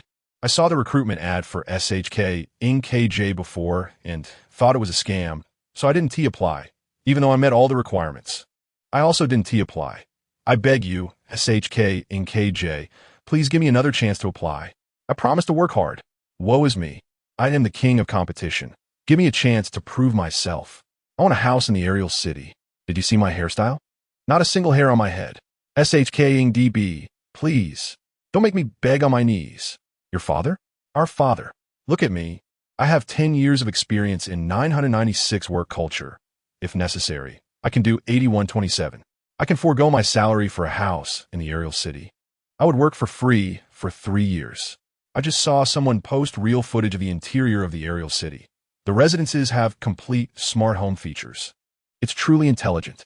Laundry and cooking are nearly fully automated. Once you move in, you only need to eat, sleep, and work. No household chores at all. Far superior to the hundreds of thousands spent on artificial intelligence at my home. Most importantly, a 100 square meter 3-bedroom suite with such impressive amenities only costs 500 yuan a month for rent, with all utilities included. I'm an MD. I'm going to rent a place right now. Think again. It's only open to employees. Moreover, according to their standards, the most ordinary employee, after a year of work, can purchase SHK Inc. KJ products at cost price, and the houses in the aerial city are considered products. Surprised? Amazed? The cost price for a 100 square meter 3-bedroom suite in the aerial city is only 8,000 yuan per square meter. It's hard to say. If SHK Inc. KJ truly becomes a giant company in a certain aspect, then what you said holds water. But if it were to go bankrupt, ZWIUN would merely be a useless spectacle. TSK, brother, you might want to check out the latest news just released by GZHU. Link. SHK Inc. KJ's security team defeats thousands of rebel troops in HIZHU, protecting the safety of hundreds of thousands of compatriots. What the? Chapter 76. SHK Inc. KJ GM. As soon as this news was published by GZHU, it instantly attracted countless viewers. After all, this was released by an official media outlet. Although official media have engaged in various questionable practices in recent years, their credibility is still significantly higher compared to unscrupulous self-media. Particularly with such an international incident, it is evident that fabrications are unlikely. Thus, when people saw the headline stating SHK Inc. KJ's security team crushes thousands of rebel forces, safeguarding the safety of hundreds of thousands of compatriots, many were initially in disbelief. However, upon noticing that the account was GZHU News, they had no choice but to accept it. Yet, the absurdity of the situation lingered in everyone's minds, refusing to dissipate. This compelled them to watch the accompanying video in its entirety. After viewing, all gasped in astonishment, and then began to comment. What on earth? Are you all just posting anything now? Brother, did you forget to switch accounts before posting? This is an official media account. If the video is not deleted soon, one's job may be at stake. How can you use such a title for a gaming video? Just get lost. Frankly speaking, I have played many major titles, yet I have never encountered such a realistic scene. It is almost indistinguishable from reality. Is there a possibility that this is indeed real? Nonsense. That exoskeleton, that speed, that power. Do you seriously expect me to believe this is real? Such visuals I have only witnessed in science fiction films. To me, it resembles a gaming graphic. To be honest, is this time-space technology not a gaming company? If they could truly produce such a game, I would buy it in droves. The scene in the video, featuring hundreds of warriors clad in heavy exoskeletons charging across the battlefield, tearing apart armored vehicles, is simply astonishing. After watching the video, hardly anyone believed it to be real. Everyone thought it was a publicity stunt by the official media. As the comments section heated up, netizens divided into two camps, debating whether it was game footage or cinematic imagery. Eventually, several authoritative media outlets released another perspective of the exoskeleton combat video, using the same title. At the end of the video, a brief introduction to the specifications of the 60 heavy exoskeletons was provided. Those who previously doubted were now genuinely astonished. After all, in the realm of JoJo, while the official media occasionally engages in quirky antics, such a coordinated display from multiple outlets had never before been witnessed. Upon reviewing the provided information about the 60 heavy exoskeletons, everyone could not help but swallow hard. In energy-saving mode, it can bear a load of 1 ton and travel long distances at a speed of 100 kilometers per hour. Its frontal armor can withstand cannon fire. Is this not akin to the emergence of Iron Man? As more information surfaced, the credibility of the claims soared. It turned out to be true. Subsequently, many people began to focus on the core of the matter. The security team under Shirkong Keiji had defeated thousands of insurgents in Heizhou, rescuing hundreds of thousands of compatriots. What exactly is a Shirkong Keiji? How could they possess such formidable security forces capable of vanquishing thousands of insurgents? What transpired in Heizhou that necessitated the rescue of so many fellow citizens? Soon, the term Shirkong Keiji and Heizhou situation surged to trending topics. Given that Heizhou is thousands of miles away from JoJo, without official disclosures, it would be impossible to gain a clear understanding. However, Shirkong Keiji is different. With its headquarters located in Modu, they are set to hold an opening ceremony today. As a result, the opening ceremony of Shirkong Keiji was thrust into the spotlight. Meanwhile, Chioma, who had been observing the online situation, timely released a notification under the official account of Shirkong Keiji. The opening ceremony will commence at 6 o'clock this evening and will be broadcast live across the internet. It will also serve as our product launch event, showcasing the latest batch of products from Shirkong Keiji. Stay tuned. Once the announcement was made, netizens noted its serious release from major platforms and promptly elevated it, generating immense buzz. Countless users inquired in the comments whether the 60 exoskeletons mentioned by the official media were real and if the battle in Heizhou indeed occurred. In less than 2 hours, comments and shares exceeded hundreds of thousands. Indeed, the excitement was palpable, and tonight promised to be a grand spectacle. Suyu gazed at the real-time data compiled by Chioma, along with the projected viewership for tonight's live broadcast, and could not help but exclaim. In the realm of the internet, Chioma truly understood the game. Coupled with her formidable computational power, she could nearly manipulate the digital world at will. This was all achieved while adhering to the rules, without any reckless behavior. Within mere hours, she could ignite a highly trending topic. If she were to act freely within the networks of Blue Star, the scene would be unimaginable to Suyu. You have 2 hours. Be prepared. The speech can be somewhat shortened, but you should remember the key points, Chioma replied as she sat on the sofa, brewing tea. Suyu looked at the speech before him, rubbing his temples in mild frustration. He did not anticipate that shortening it slightly would shift the focus from merely the opening ceremony to the subsequent product launch. However, as he glanced at Chioma, meticulously preparing tea beside the coffee table, an idea struck him, and he suddenly suggested, "Why don't you go up and speak for me?"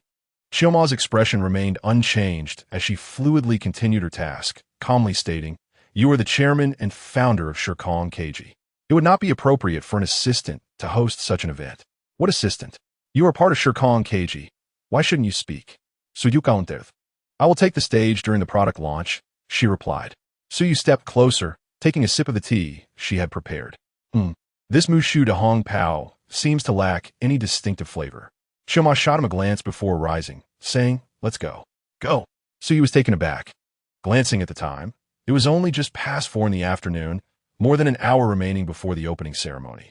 He stood, puzzled, and asked where to. Accompany me to choose a dress, Qiuma shrugged. How much do you plan to pay me each month? The cost of clothing can be substantial, and I want to work for a low salary.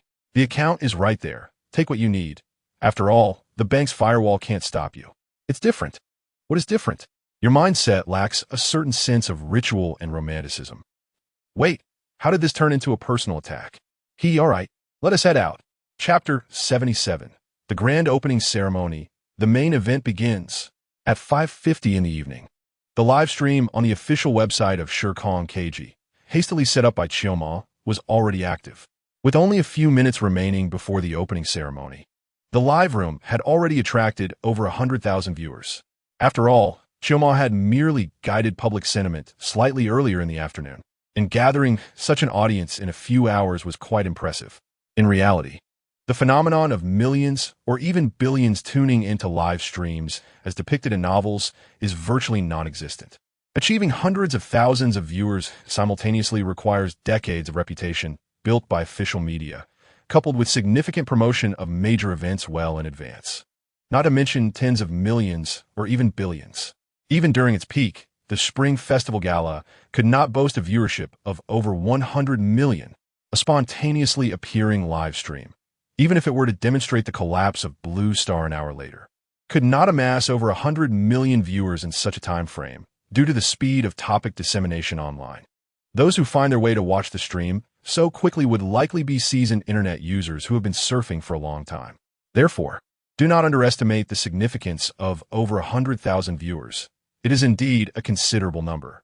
The main building of Ziyuan, standing at 1388 meters, was named Beiji Palace after Qiuma consulted Suyu. It is said that there are 3 walls in the heavenly realm: Zy, Taiwei, and Tianshi. Zy is the central wall, located in the northern sky, hence also known as the Central Palace or Zy Palace, with the North Pole as its core. The eastern and western walls consist of 15 stars, divided into the left and right walls. Thus, naming the core building of Zy as Beiji Palace is perfectly appropriate. The opening ceremony tonight will take place in the Grand Exhibition Hall on the first floor of Beiji Palace. At this moment, the hall has been beautifully decorated, and all the guests have taken their seats. It is just a matter of time before Qiuma can take the stage to host the ceremony on behalf of Suyu. However, in the backstage dressing room, the hired makeup artist was finding it difficult to address Qiuma, stating, Miss Chiu, you are so stunning that I cannot find a single flaw. It seems unnecessary to apply any makeup. In my humble opinion, makeup would only detract from your natural beauty. As Qiuma nonchalantly remarked, I understand. I did not invite you here to do my makeup, but rather to seek your advice on which gown will be most suitable for me to wear on stage tonight. She gestured toward the nearby wardrobe. The makeup artist instinctively glanced over and swallowed hard. Inside the wardrobe, an array of exquisite garments crafted from luxurious silks awaited, starkly contrasting with the commonly seen Western-style gowns that were often revealing. Are you planning to wear these for tonight's ceremony? The makeup artist inquired, a hint of disbelief in her tone. Is there a problem? Qiuma replied with a gentle smile. In fact, I prefer these styles over the typical gowns. Perhaps due to her prolonged association with Suyu, her aesthetic sensibilities had gradually shifted towards the classical styles of Jiuzhou rather than the Western trends. Upon recalling Qiuma's identity as part of a temporal technology enterprise, and glancing at Suyu, the chairman of the company, the makeup artist refrained from voicing her thoughts about Qiuma's unconventional choices and instead smiled. I was merely jesting. The trends of etiquette are completely irrelevant in the presence of you two, given the strength of your company. Even if Qiuma were donned something remarkably unconventional for the opening ceremony, the audience would only be enamored by her beauty.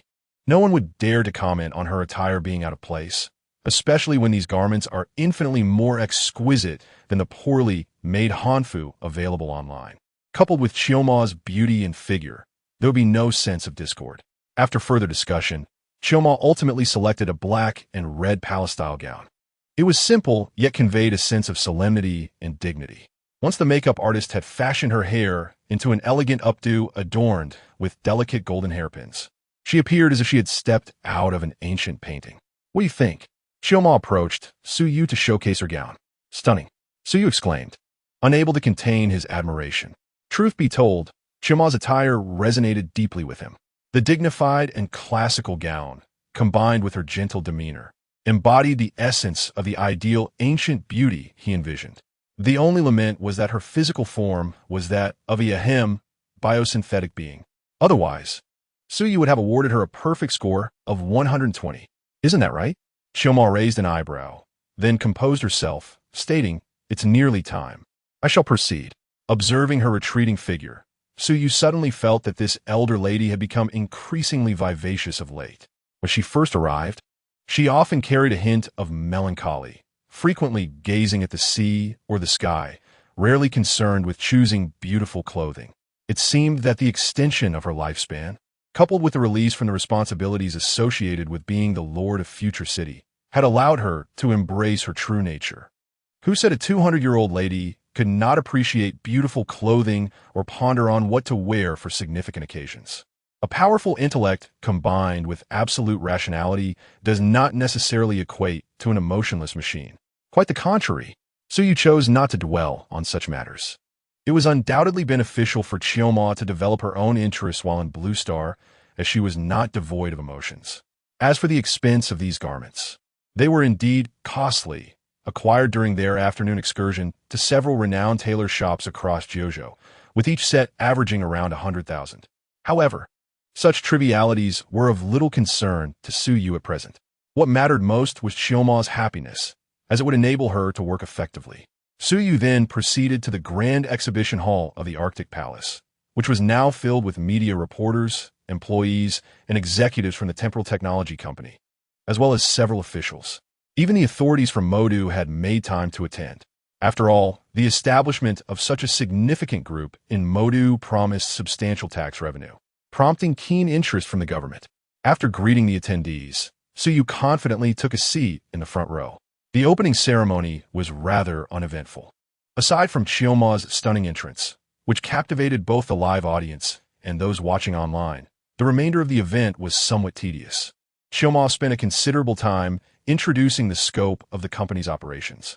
Although the company currently had only 3 subsidiaries, each focused on either exoskeletons or batteries, it was expected that more groundbreaking technologies would emerge in the future.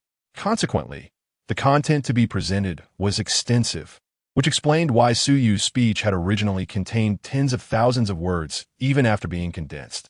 Fortunately, Chioma's ability to engage the audience was exceptional. Even the most tedious and intricate topics became captivating under her presentation. The 2-hour opening ceremony passed by almost unnoticed, as all present expressed a sense of regret. Chioma gracefully exited the central stage, paving the way for the evening's main event, the product launch of the Temporal Technology Company. Following a brief darkness in the exhibition center, beams of blue light suddenly erupted. These blue particles swiftly coalesced into a 3-dimensional projection. Suyu focused intently and realized that it was a first-person perspective projection of his earlier experience in Heijo, where he had demonstrated the power armor against young challengers. Chapter 78. Holographic Projection. The astonished audience, the lights in the exhibition center abruptly dimmed, causing a stir among the attendees. However, before they could express their astonishment, they witnessed blue particles gradually materializing on the stage. A multitude of blue particles emerged, slowly coalescing until they formed a flawless first-person projection of the entire Power Armor series. Is this naked eye 3D? No, this is holographic projection. Genuine holographic projection. Wow, it really is. Many attendees gasped in amazement. After years of neglecting this field, had holographic technology advanced to such a level? This can't be right. My previous company specialized in equipment. If holographic projection has reached this capability, what are we even doing? As soon as the projection appeared, numerous individuals voiced their astonishment. After all, even the grassroots employees of Temporal Technology were not ignorant and had a basic understanding of various technologies. The quality of the holographic projection before them was undeniably impressive, eliciting awe. However, their amazement at the technological advancement was fleeting. In the next moment, the projection delivered a shock far greater than that of the holographic technology itself. The first-person perspective of the power armor began to ascend rapidly. Upon reaching a certain height, the view suddenly switched to a third-person perspective, offering a drone's eye view of the airborne power armor.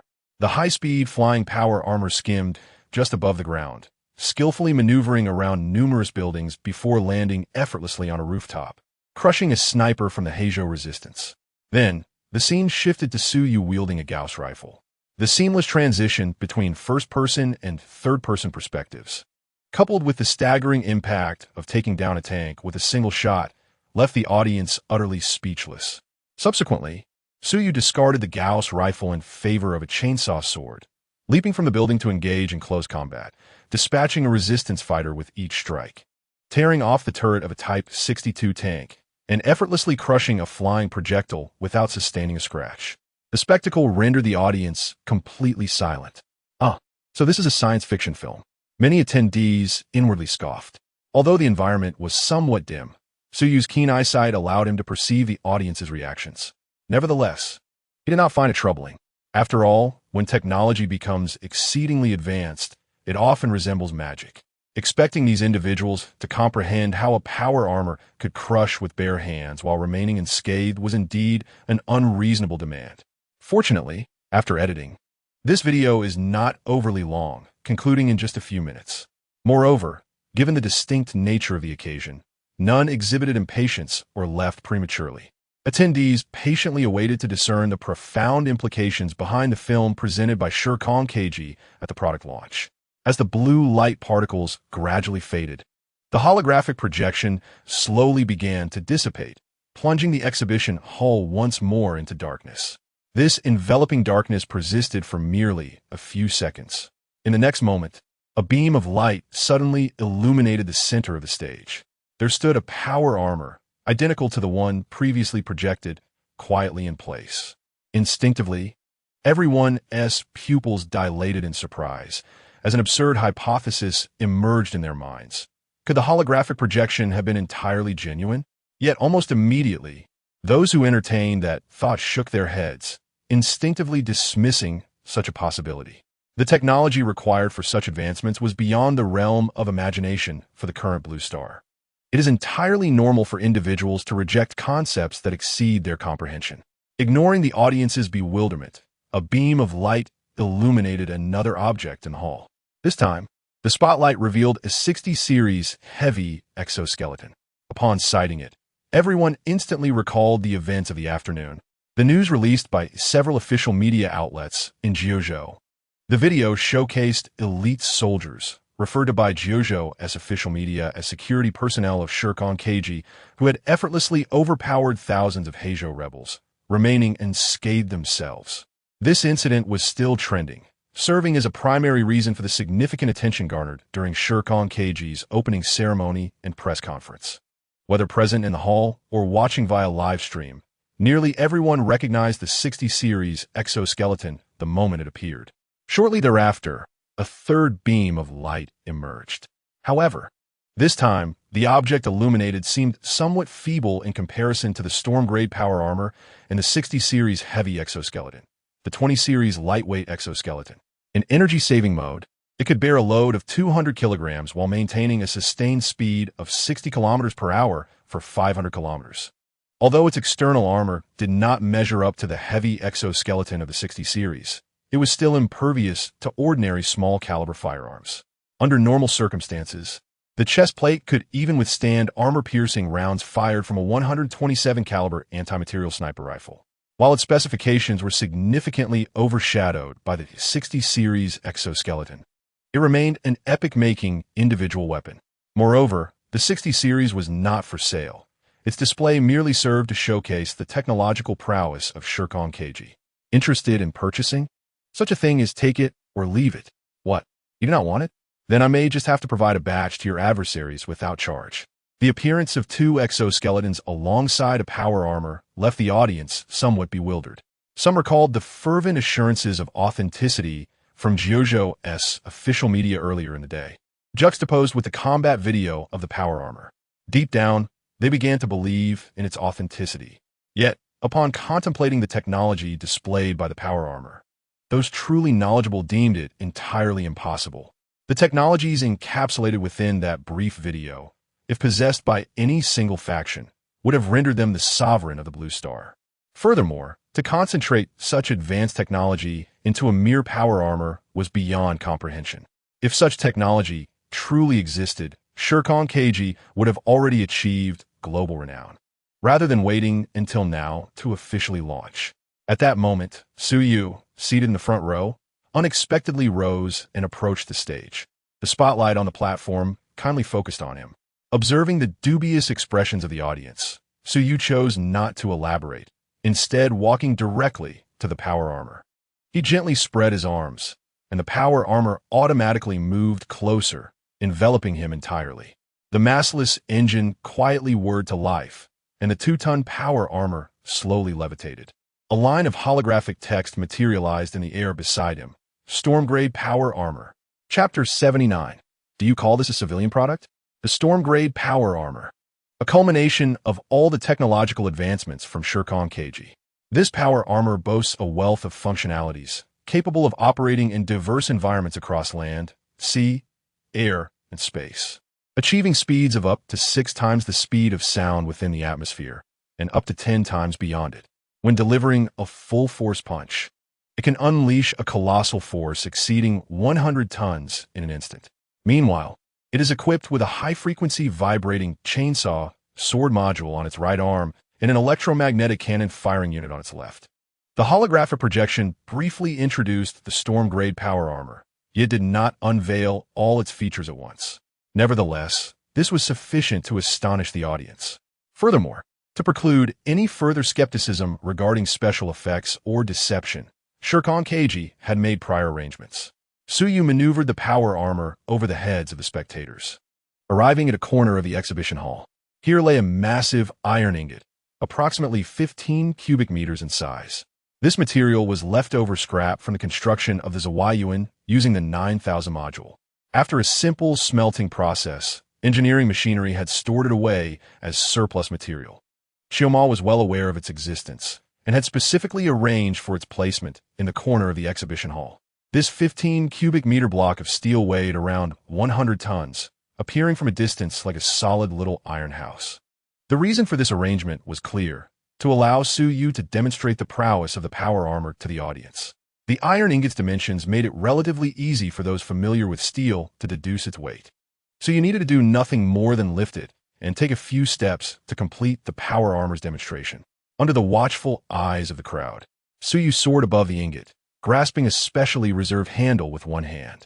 With the massless engine operating at full capacity, he effortlessly lifted the massive object weighing nearly 100 tons.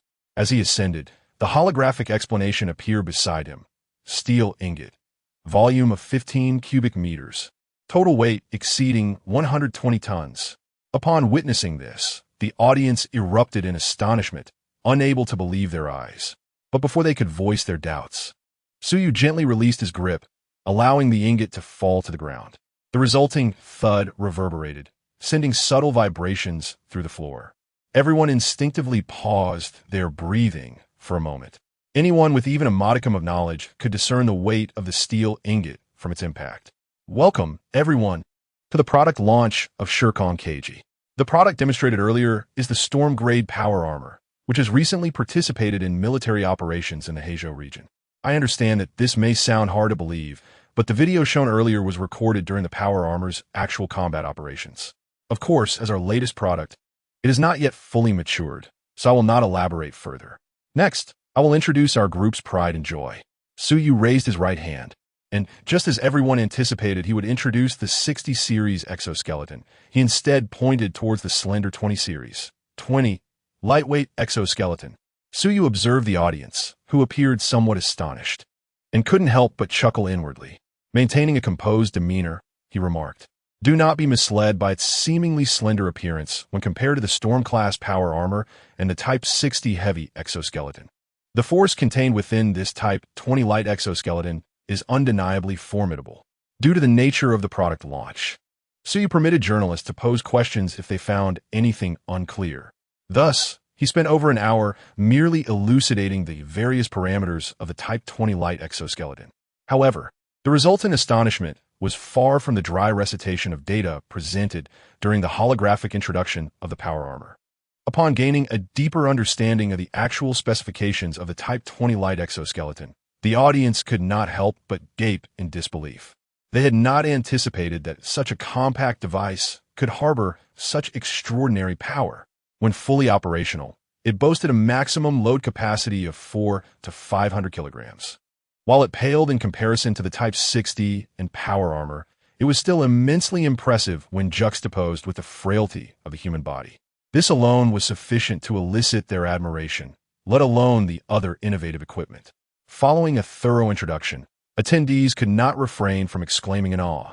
At this juncture, Suyu shifted his tone, declaring, "The Type 20 light exoskeleton is a civil engineering assistive device independently designed and developed by our company. With its advent, workers will be able to perform hazardous tasks more swiftly and safely. I am confident that in the near future, this exoskeleton will become a significant boon for laborers." The audience collectively responded, "Wait, you claim that this contraption is a civil product? Did you not just mention the assistive targeting module? Was it not said that with this device, holding a firearm would be akin to having a self-targeting system, allowing one to shoot precisely where they aim? Is that a feature one would expect from a civil engineering apparatus? What purpose would a targeting system serve in your siege machinery? Is it to ensure accuracy when using a pneumatic nail gun?" Mr. Su, a journalist, could no longer restrain himself and raised his hand. Suyu, who had been enthusiastically rambling about the potential of the Type 20 exoskeleton in the civil sector, was not offended by the interruption. Rather, he smiled and inquired, "What question do you have, my journalist friend?"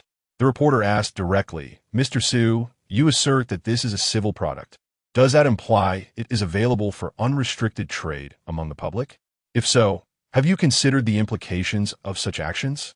"Of course, civil products can be freely bought and sold," Suyu replied matter-of-factly, but then suddenly slapped his forehead. "Oh, I nearly forgot. Due to the Type 20's excessive emissions, it currently does not comply with the relevant laws and regulations of the Jojo region. Thus, it will not be available for sale here for the time being. However, rest assured, the scientific team at Shirkong Technology is working tirelessly to resolve this issue, and I believe it will soon grace the Jojo market." Returning to the previous topic, he continued, "Where were we? Yes, energy and power. The Type 20 exoskeleton employs a fully electric, environmentally friendly design. With its core energy source from metallic hydrogen battery produced by our Shirkong technology, technologically advanced and pollution-free." The journalist interjected, "Why not just admit that you intend to sell this as military hardware abroad? Otherwise, this explanation seems rather insulting to one's intelligence." Naturally, the sentiment of feeling insulted was not limited to that one journalist. The entire venue erupted in a stir. Even the comments in the live stream surged dramatically. Yet, the online audience seemed less concerned with Suyu's blatant fabrications and were instead astonished by the chairman of Shirkong Technology's adeptness in maintaining the spectacle. Following the initial astonishment among the live audience, they quickly grasped the crux of Suyu's statements, prompting another journalist to rise and ask, "Mr. Su, I noticed that you mentioned the metallic hydrogen battery produced by your company. If I am not mistaken, Shirkong Technology currently has two wholly owned subsidiaries. One is Shirkong Heavy Industries, which presumably manufactures these exoskeletons, while the other is Shirkong Energy. Is the metallic hydrogen battery you referenced indeed a product of Shirkong Energy?" My dear journalist friend, you have uncovered a blind spot," Suyu exclaimed, clapping his hands. The ground of the exhibition area parted, and a tray slowly emerged from beneath. On the tray lay a battery the size of a brick. Suyu casually picked it up and introduced it succinctly. "This is our Shirkong Energy's flagship product, the metallic hydrogen battery. The metallic hydrogen battery possesses an extraordinarily high energy density. To what extent, you may wonder. The highest energy density lithium batteries currently hold approximately 0.35 kilowatt-hours of energy per kilogram. In contrast, gasoline contains roughly 12 kilowatt-hours of energy per kilogram. The metallic hydrogen battery I am holding weighing precisely 1 kilogram, can release energy exceeding 10,000 kilowatt-hours. Its energy density is 900 times that of gasoline. The audience erupted in astonishment. Almost instinctively, the attendees stood up, their eyes filled with disbelief as they gazed at the small brick-like battery in Suyu's hand. An energy density 900 times that of gasoline? Surely this is absurd. What kind of celestial technology is this? This is preposterous. It sounds even more outrageous than the previously showcased flying power armor, though that too was quite implausible in its own right. Have you considered one crucial aspect? That power armor not only flies, but possesses such immense power. Where does its energy originate? The remarkable feature of that device must lie elsewhere, right? If we solely discuss energy, the brief demonstration earlier would suffice, and a little gasoline would cover it since it was stated that it is not for sale. Thus no need for long-term usage considerations. Quite right. But what about the commercially available Type 20 light exoskeleton? How do you address the energy issue? It is so compact. Surely it cannot run on gasoline as well. Oh my, it truly is the case. Not to mention the heavy exoskeleton. From the combat videos released by the official media, it seems to operate continuously without any apparent concern for energy supply, whether it be the power armor, the Type 60, or the Type 20. These compact, individual equipment pieces exhibited astonishing strength and speed. A moment's thought reveals that they must be substantial power consumers. If Shircon technology has not devised an efficient solution to the energy issue, then these dazzling devices are merely castles in the air, utterly impractical. No matter how impressive the functionality, without adequate energy supply, it is all in vain. Mr. Su, are you truly not jesting? The reporter who posed the earlier question was momentarily stunned, quickly pressing for clarification. Of course, I can stand by my words. Suyu replied with a light chuckle. No sooner had he spoken than another holographic image materialized before the audience.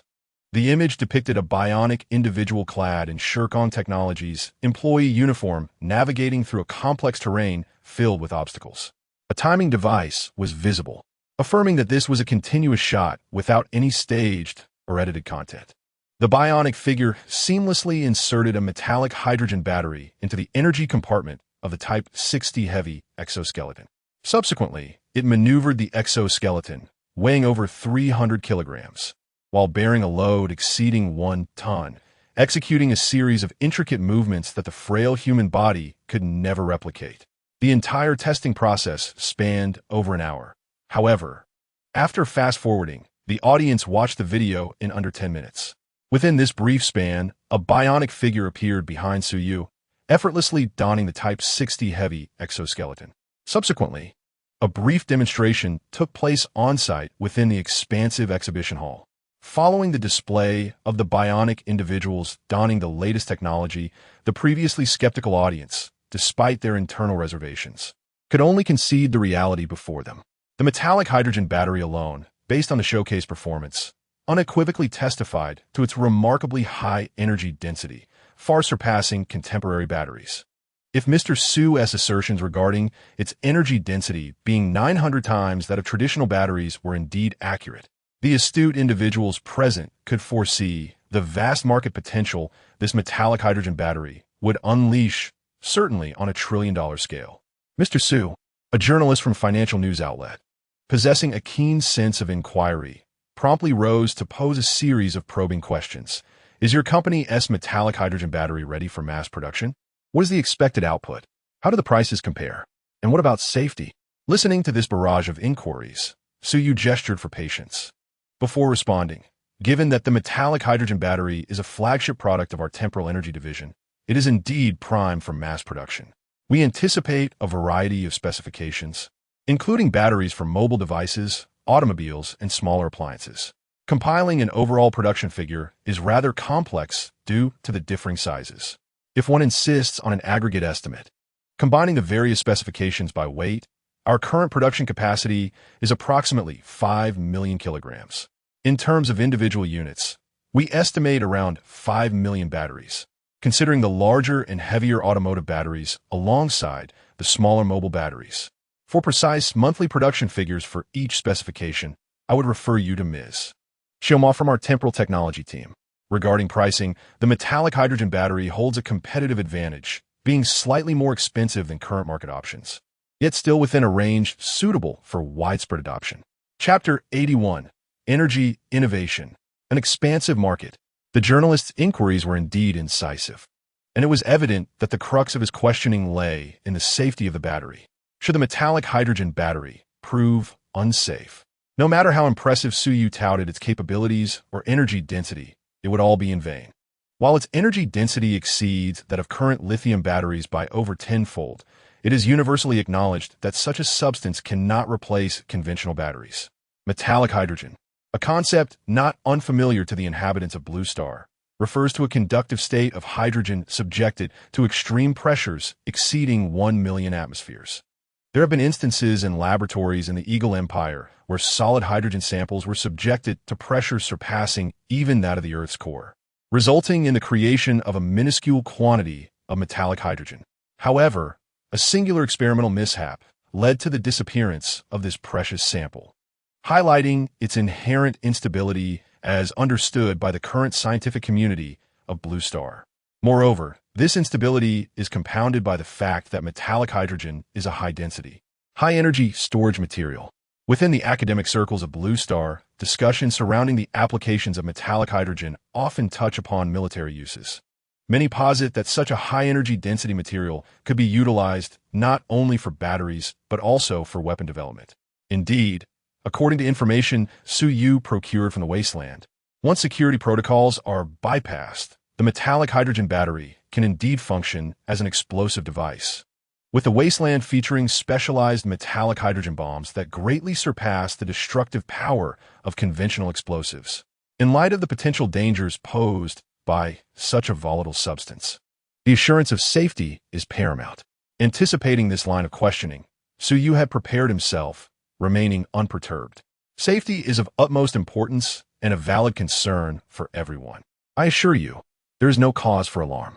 He casually lifted a 1-kilogram metallic hydrogen battery before connecting it to a specialized power testing instrument, indicating the display, which revealed it was fully charged, holding over 10,000 watts of energy. He then nodded towards the nearby, powered exoskeleton. In an astonishing display, the imposing exoskeleton, without any human operator, sprang to life. After positioning itself appropriately, it swiftly unsheathed a chainsaw sword from its wrist. To the astonishment of all present, the exoskeleton executed a clean strike, severing the metallic hydrogen battery and its supporting tray in half. The battery fell to the ground, emitting only a wisp of white smoke. Returning to its original state, Suyu nonchalantly retrieved the severed battery, showcasing the gleaming metallic edge to the camera and audience, proclaiming, "We possess a method for stabilizing the storage of metallic hydrogen batteries. Regardless of whether subjected to compression, cutting, puncturing, immersion, or burning, even under extreme conditions, the energy will only dissipate through a controlled release pathway, preventing any explosion. I can assure you, safety is unequivocally guaranteed. In most scenarios, even if the battery sustains damage, it will neither explode nor cease to function." Continuing, Suyu reconnected the severed battery to the power testing instrument. The display, which previously indicated over 10,000 watts, now reflected just over 5,000, with no other changes apparent. This revelation sparked a wave of astonished gasps among the attendees, particularly those well-versed in technology, who instinctively drew in their breath and clamored for more information. Unlike the exoskeleton, which was evidently not a civilian product, the metallic hydrogen battery represented a groundbreaking innovation in the energy sector. Its intrinsic value already surpassed $1 trillion, and the potential market it could generate upon release could easily reach $10 trillion, if not more. It promised an extraordinarily vast market opportunity. Among those present, the employees and executives of Shirkong Technology were astonished to discover the extent of the groundbreaking technology they had joined, feeling fortunate to be part of such a momentous occasion. Meanwhile, media representatives sought to unearth further sensational news, and the official delegates from the Magic City contemplated how to persuade Suyu to establish battery production there, ensuring a boost in local tax revenue and enhancing their political legacies. Concurrently, Many online viewers of the live broadcast were strategizing on how to capitalize on the market disruptions introduced by the metallic hydrogen battery. Imitating production was out of the question, as it was clear that this was proprietary technology exclusive to Shirkon Technology, which had yet to publish any related academic papers. It was evident that Shirkon Technology had no intention of relinquishing battery production to merely profit from patent royalties. Rather, they aimed to retain control over the metallic hydrogen battery. However, even purchasing these batteries from Shirkon Technology to integrate into existing electronic devices promised unimaginable profits. Securing a batch of metallic hydrogen batteries from Shirkon Technology would allow one to act as a reseller to major players in the electrical industry, yielding substantial gains. Originally slated to conclude before 9 o'clock that evening, the product launch continued well past 10 o'clock, driven by relentless inquiries, until Suyu finally declared the end of the event. This momentarily calmed the fervent audience, both those present at the venue and those watching the live broadcast. At this juncture, everyone realized that their presence tonight was not in vain. Even if they could not derive any tangible benefits, they were highly likely to witness the advent of a new era. Exoskeletons, powered armor, and metallic hydrogen batteries. The products showcased at the product launch by SHK Inc. KJ were nothing short of astonishing, leaving many to question whether they had just traversed time and inadvertently entered the future upon stepping outside. The name SHK Inc. KJ abruptly emerged in the consciousness of all on this seemingly ordinary evening. It not only stunned the attendees, but also, shortly after the conclusion of the launch, spread across the globe, reaching every nook and cranny of LNX Inc. through the internet. It brought a tremor of excitement to the world. The reactions from the electric giants were swifter than anyone had anticipated. That very night, after 11, SY's phone was inundated with calls. Chapter 82. Clients at the door, your phone is ringing. In the villa at TOW, SY was enjoying a late-night snack. As Chi M noticed his phone lighting up from across the table, she reminded him. SY glanced at it, casually dismissing the call, and then said to Chi M, "Aunt Chi, please set up a program for me, aside from a few important numbers. I do not wish to receive any other calls." Chi M shot him a disapproving look. "The information I gathered online suggests that your way of addressing me is not out of respect for my age, but rather stems from some indescribable sense of impropriety." SY, who had just taken a sip of porridge, sputtered it out in surprise. After hastily wiping his mouth with a tissue, he retorted, "That's slander." Chi M merely scoffed, unperturbed, and continued, "Are you not concerned I might stumble upon those films on your phone while designing this program?" SY confidently proclaimed, "Feel free to look. It's a joke with my current assets, a mere phone isn't all I possess. All my study materials are stored on another device." Chi M shot him a teasing glance. Just then, another call came in. SY, puzzled, remarked, "Didn't you say you could design software in a second? Is the call blocking program not ready yet?" This call fell into the category of important by their program as standards, yet it was not particularly urgent. Whether to answer was left to personal discretion. Chi M shrugged. "It's rather late for an important call. Isn't it?"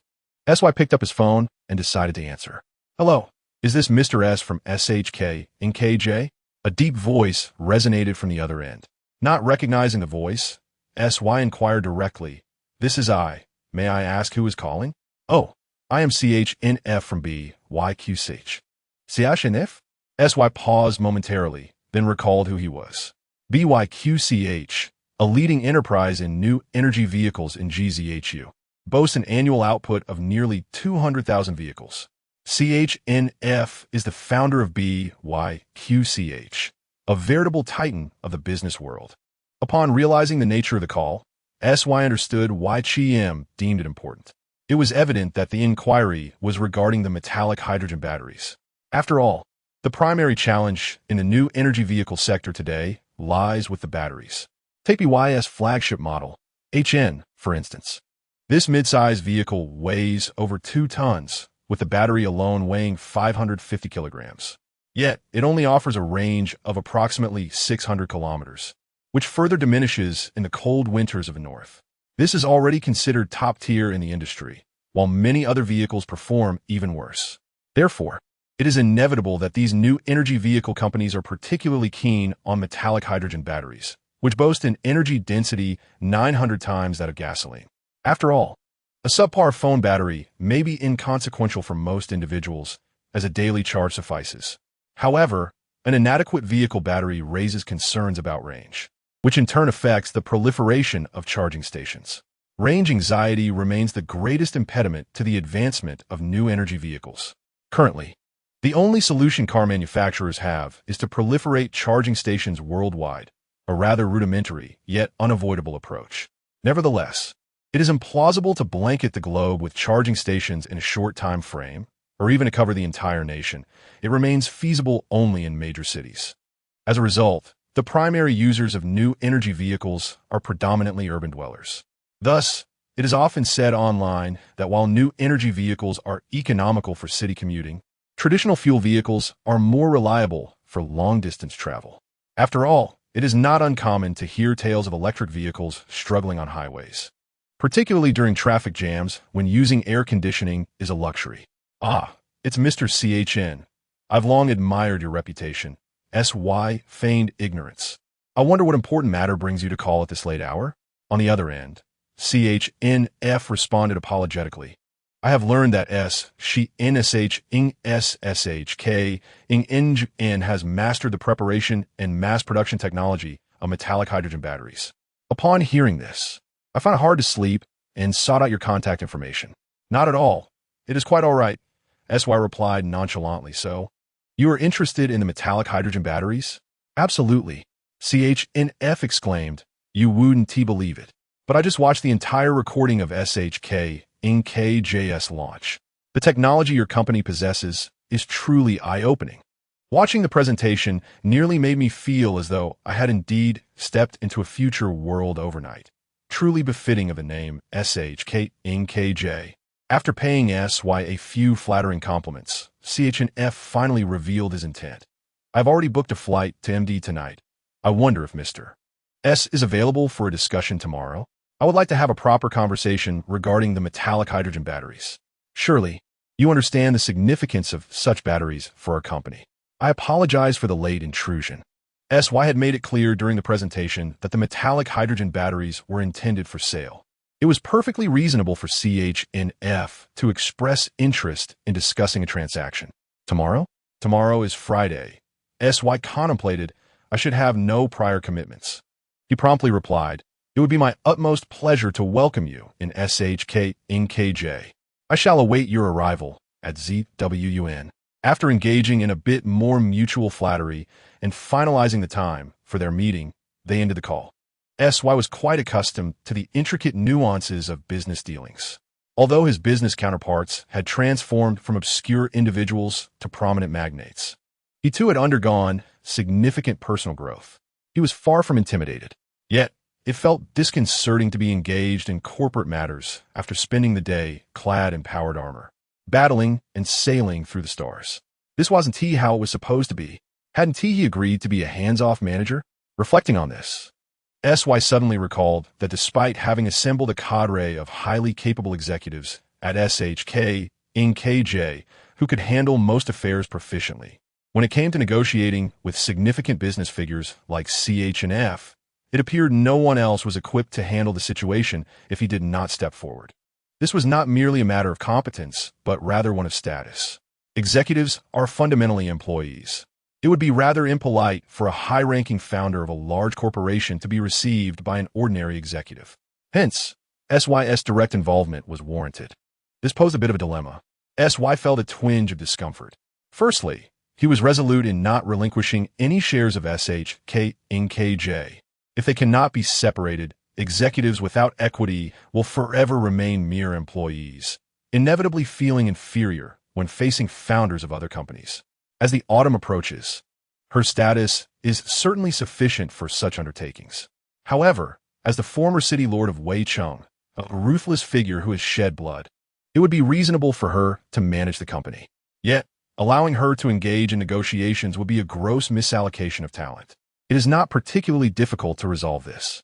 Having already surmised what troubles Suyu, Chioimo smiled knowingly. Just as her words fell, Suyu's phone rang again. This time, however, the number was not an unknown call from Chen Fu, but one with a saved contact. Zhuyi Wei. Suyu cast a glance at the evidently expectant Qiu Mo before answering the call. Chapter 83. The first overseas order for lightweight exoskeletons. Mr. Su, it's been a few days. I trust you have been well? As soon as the call connected, Chu Yu's voice greeted him, slightly hoarse yet resonant, embodying the archetype of a mature woman's voice, starkly contrasting with Qiu Mo's gentle tone. Not bad, Suyu casually replied. Miss Chu, calling at such a late hour, there must be something on your mind? Apologies for the intrusion, Chu Yu responded politely, then proceeded directly to the point. I heard that your company, Shikong Chonggong, has a model of the 20 lightweight exoskeleton that you plan to sell overseas. May I inquire if you have any channels for weapon sales abroad? Sales channels? Suyu narrowed his eyes, somewhat surprised by her sudden inquiry. Could she be considering acting as a middleman, purchasing the 20 units from him and then reselling them at a premium abroad? Nonetheless, it seemed that Shikong KG indeed lacked overseas sales channels for such equipment. Of course, Suyu was not the only executive in the company. With some time, his subordinates could certainly address this issue. After all, as long as the product is of high quality, there is no fear of buyers not coming to the door. Chuyu could not possibly be unaware of this, yet she still took the time to call him, which piqued his curiosity. After a brief contemplation, Suyu replied, Our executives at Shikong KG have only recently assumed their positions. Although they're diligently working to develop overseas channels, time is limited, and we currently lack pathways in this regard. Do you have any suggestions, Miss Chu? Suggestions might be a stretch, Chu chuckled. However, just moments ago, a client overseas inquired if I could contact you to procure a batch of 20 exoskeletons. I wonder if Mr. Su would be interested? Oh, what kind of client warrants your attention enough to call me at this hour? Suyu asked with keen interest. Wagner. Goodness, that's quite a significant client. Suyu exclaimed. Moreover, they were embroiled in conflict, arguably the most formidable mercenary group in the world. Their combat prowess is so exceptional that they could easily overpower regular armies. Thus, many netizens in Jiuzhou humorously refer to this mercenary group as the Wagner Front, a central force in a battlefield that has drawn global attention. The critical point is that they are a private armed force. Engaging in trade with them is undoubtedly simpler than dealing with certain nations. A straightforward exchange of payment for goods suffices. How many do they intend to procure? Suyu shifted his posture, his demeanor becoming more serious. Although they were mercenaries, he did not need to ponder long. Selling such equipment to Wagner today would likely invite condemnation from the Eagle country, leading to sanctions against him. The good news was that he was not particularly concerned about sanctions. The bad news was that if the order were too small, he would be reluctant to accept it. 3,000 units. Chuyu quickly clarified, this is the first batch, and if the combat performance is satisfactory, they will likely order more. Given the circumstances on their end, it is probable that the units will not solely be for Wagner's use. 3,000 will surely not suffice. 3,000 units, even at the lowest configuration of the 20 exoskeleton, would amount to 6 billion. Suyu had already made the pricing of the 20 exoskeletons clear on Shikong KG's official website. The base model was priced just under 2 million, slightly above 199,000. The base model hardly included any modules, featuring only the most basic transmission system and lightweight armor. Not significantly different from what he had introduced to the previous press conference. However, this product also had advanced versions. The advanced model sacrifices some load capacity to accommodate thicker armor and can be equipped with more sophisticated auxiliary modules inside the helmet. This includes a self-targeting auxiliary aiming module comparable to that in the 60 exoskeleton. The price for this is a mere 399,000. If that does not suffice, there's also a custom version available. It can be outfitted with armor matching the specifications of the 60 heavy exoskeleton, maximizing defense. Additionally, it comes equipped with an upgraded power system, which, while not as advanced as that of the 60, is superior to the default of the 20. Although it consumes more energy, a larger battery can easily resolve that minor issue. This was a modification that Qiu Mo specifically designed for the 20, requiring no technical alterations from Shuangxing and could be modified directly in the factory on launching. Each unit costs 699,000. Furthermore, if one is willing to invest even more, they can include a battlefield situation mapping module from the Storm-class power armor. With such a device, one would possess an extraordinary advantage. Urban warfare? Simply walk through walls. One must wonder if this is not enticing enough. Are all 3,000 units to be the base model? Or shall we mix in some? So you inquire. 2,500 base models, 400 advanced models, 100 custom models, and 2 units equipped with your battlefield situation awareness module. Chu rapidly detailed. That totals 72,898,000,000. So you calculated swiftly. How do they intend to make the payment? They plan to settle in natural gas and oil. However, if you do not wish to accept this, I can process the payment on their behalf. Just handle the shipment of the oil and gas for me. I see. Suyu nodded, then, with keen curiosity, asked, but what do you stand to gain? Acquiring such a substantial amount of oil and gas, while allocating so much cash to me, must not be a trivial matter for your company. He found it hard to believe that Chu would assist in this endeavor without Wagner providing her with significant benefits. Frankly speaking, even if Chu did not offer help, given some time, they could still reach out to Shirkan KG. As for the oil and gas settlement, that was hardly an issue. Those commodities are hard currency, and there are countless ways to convert them into cash. The inconvenience is limited, and it is unrealistic to think that Wagner would reward Chu with an exorbitant commission for such assistance. I need them to help me with a task, specifically, to eliminate someone. Chu pondered briefly before revealing this without reservation. I see, Suyu noted, choosing not to probe further. He continued to converse with Chu for a few more moments, arranging to meet the following evening at Shirkan KG to finalize the contract before ending the call. Suyu then turned to Chiu Mo, astonished. Did you just suggest that Chu should work at Shirkan KG? Chapter 84. Chu Secret, a 1,000-year family. Why not? Ki Montak Shulgit. Come on now. Suyu shook his head. The Wanfu group she oversees is already a conglomerate with assets in the hundreds of billions and possesses an unspecified scale of arms company. Why would you want to come work for me? Perhaps being the boss is not as comfortable as it seems. Chiu Mo replied nonchalantly. What do you mean? Suyu furrowed his brow, immediately suspecting there was more to this than he understood. At the end of autumn, it is not a riddle to inquire about the origins of the Chu family. The speaker immediately states, do you know the background of the Chu family? The Dongnan Chu clan has been a prestigious family for a millennium. It is rumored that the Chu family descends from the royal lineage of the state of Chu during the spring and autumn period. Though the veracity of this claim is likely unknown even to the members of the Chu family themselves. Nevertheless, it is well documented that the Chu family has been active in the southeastern region since the end of the Tang dynasty, marking over 1,000 years of existence. This is an ancient and formidable lineage. The Wanfu group you're familiar with is merely the tip of the iceberg of the Chu family. 1,000-year-old lineage indeed. Suyu was momentarily taken aback, then exclaimed, such families really exist in reality? Of course they do. In the past century, nearly every prominent individual with the surname Chu you have heard of belongs to this family. They are involved in various industries, yet they never mention their lineage, leaving ordinary people unaware. Chiu Mo elucidated. Dynasties may flow like water, but these families remain steadfast. If you believe that a bit of turmoil can erase such families from the annals of history, you underestimate the wisdom of these 1,000-year-old clans. Even during the desolate age of our Luo Xia world, many powers still exist in the form of family structures. Some of these are so powerful that they are not inferior to future city. A mature family is an advanced organizational structure, bound by blood ties and united in controlling production resources. While it may appear simplistic and crude, simplicity here also connotes stability.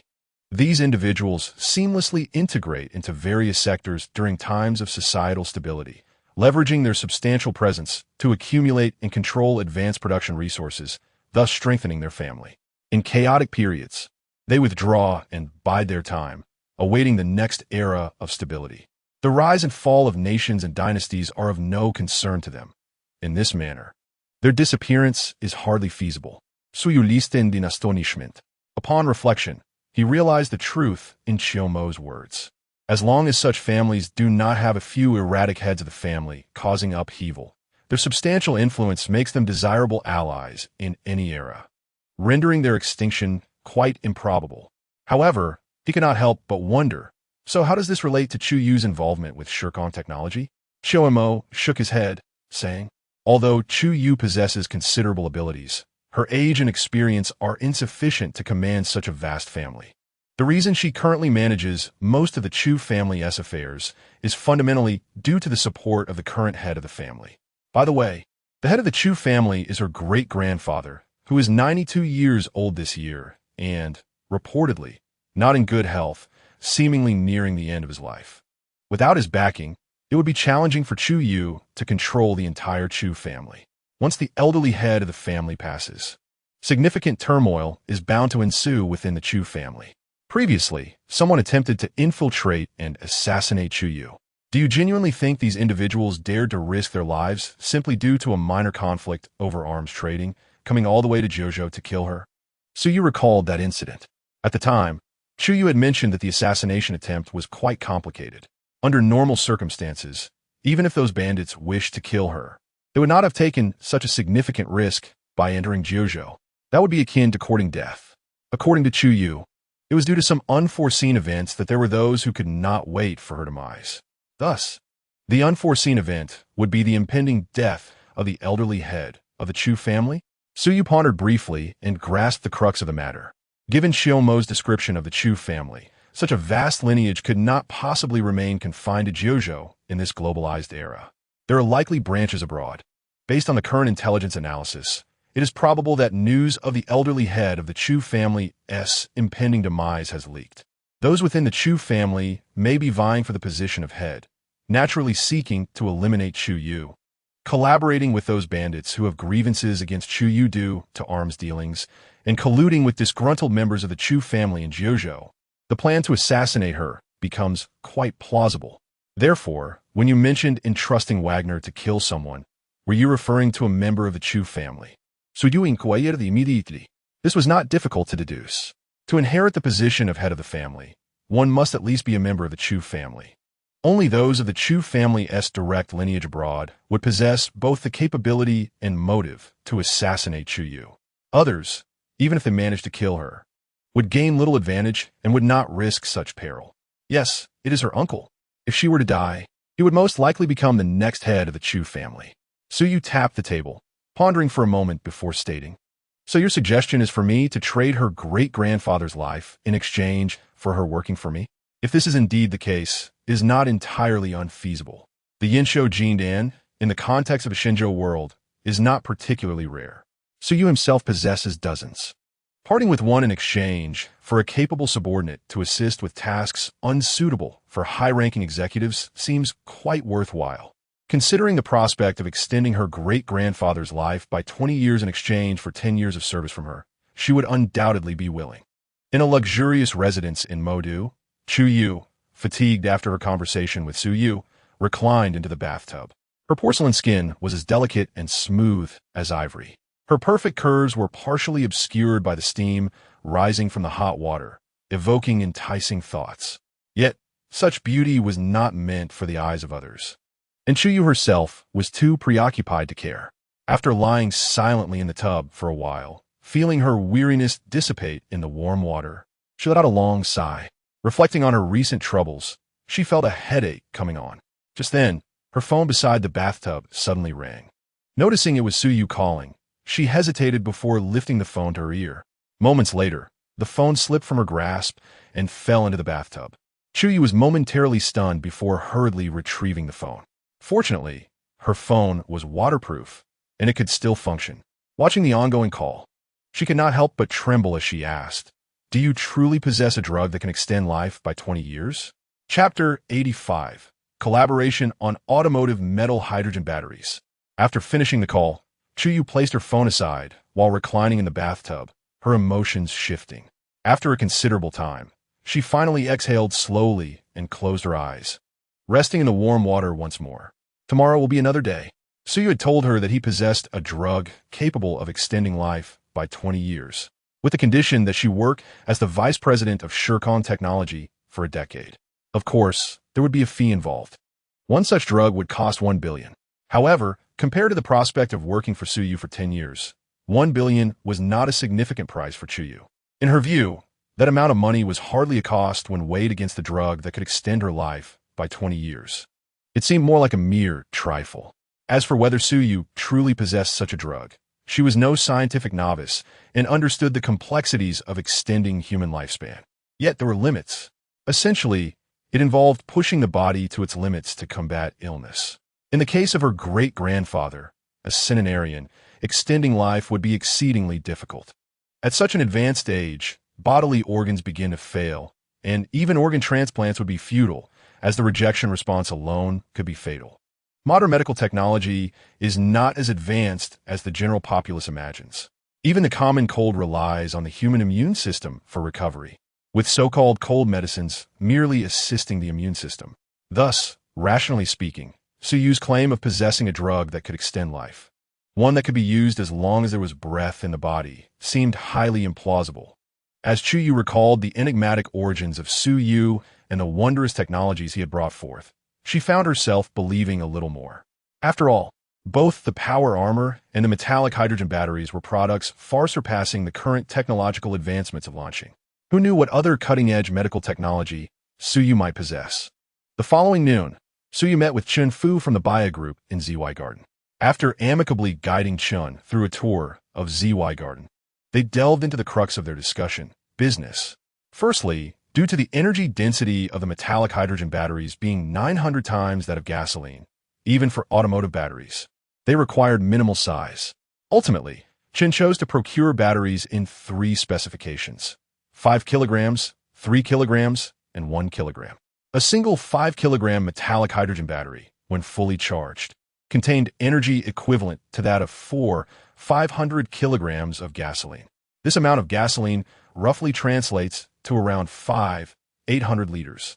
Based on the fuel consumption of a traditional mid-sized vehicle averaging 10 liters per 100 kilometers, it would suffice for a travel distance of 58,000 kilometers. This range had reached a staggering level, calculated under the premise of conventional fuel vehicle consumption. Furthermore, electric vehicles typically exhibit even lower energy consumption than fuel vehicles, as electric motors utilize energy far more efficiently than internal combustion engines. When considering the efficiency of electric motors, a fully charged 5-kilogram metallic hydrogen battery could potentially enable a vehicle to travel over 100,000 kilometers. Many might wonder why electric vehicles are deemed more environmentally friendly despite the pollution associated with electricity generation. The answer lies in the oversight of energy utilization efficiency in such calculations. The energy utilization efficiency of electric motors exceeds 90, while that of internal combustion engines languishes at around 40. This means that the energy wasted during the fuel combustion process in internal combustion engines is significantly greater than in electric motors. Hence, despite gasoline having an energy density several times that of batteries, electric vehicles can achieve ranges comparable to those of fuel vehicles. A vehicle with a fuel consumption of 10 liters per 100 kilometers would, if equipped with a 70-liter fuel tank, carry approximately 50 kilograms of gasoline when full. In contrast, an electric vehicle, due to its lack of need for complex components found in traditional vehicles, can accommodate a battery weighing between 500 to 600 kilograms while maintaining a similar overall vehicle weight. Consequently, the disparity in energy capacity between the two types of vehicles is not as exaggerated as it may seem. Additionally, since electric motors are more efficient than internal combustion engines, a fuel vehicle filled with gasoline might achieve a range of 700 to 800 kilometers, while an electric vehicle could similarly cover 500 to 600 kilometers. High energy utilization efficiency is the core reason why electric vehicles are considered more environmentally friendly.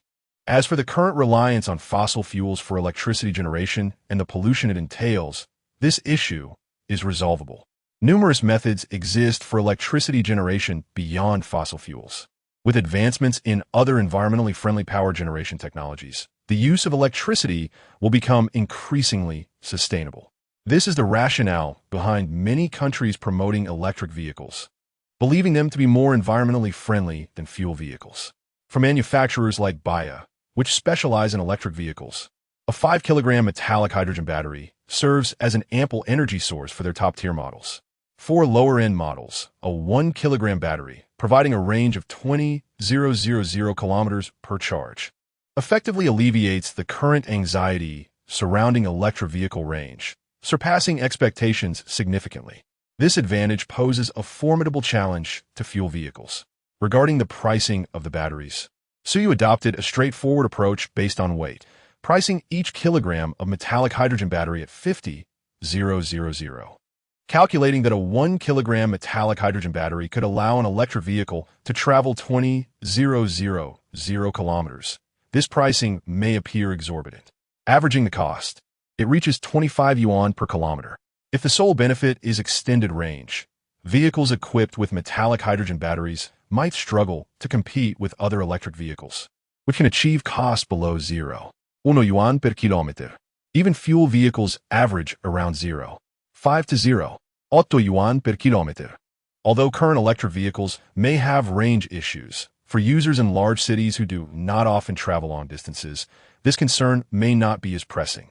Most likely, they would not wish to spend excessively. Ultimately, users prioritize practicality over cutting-edge technology. Even if a vehicle were equipped with a fusion reactor offering an extraordinary range of 10 million kilometers, if the operating costs exceeded those of conventional electric or fuel vehicles, consumers would remain disinterested. Suyu's willingness to set such prices stems primarily from the nature of a one-time transaction. Metallic hydrogen batteries are not rechargeable once depleted. They require refueling with hydrogen. Suyu has access to metallic hydrogen production technology sourced from the wastelands. This process only necessitates water, allowing for the establishment of a facility by the sea capable of producing several tons daily. The only significant cost arises from the substantial electricity required for production. However, Suyu has already enlisted nuclear engineers to explore the first generation of fusion reactor blueprints.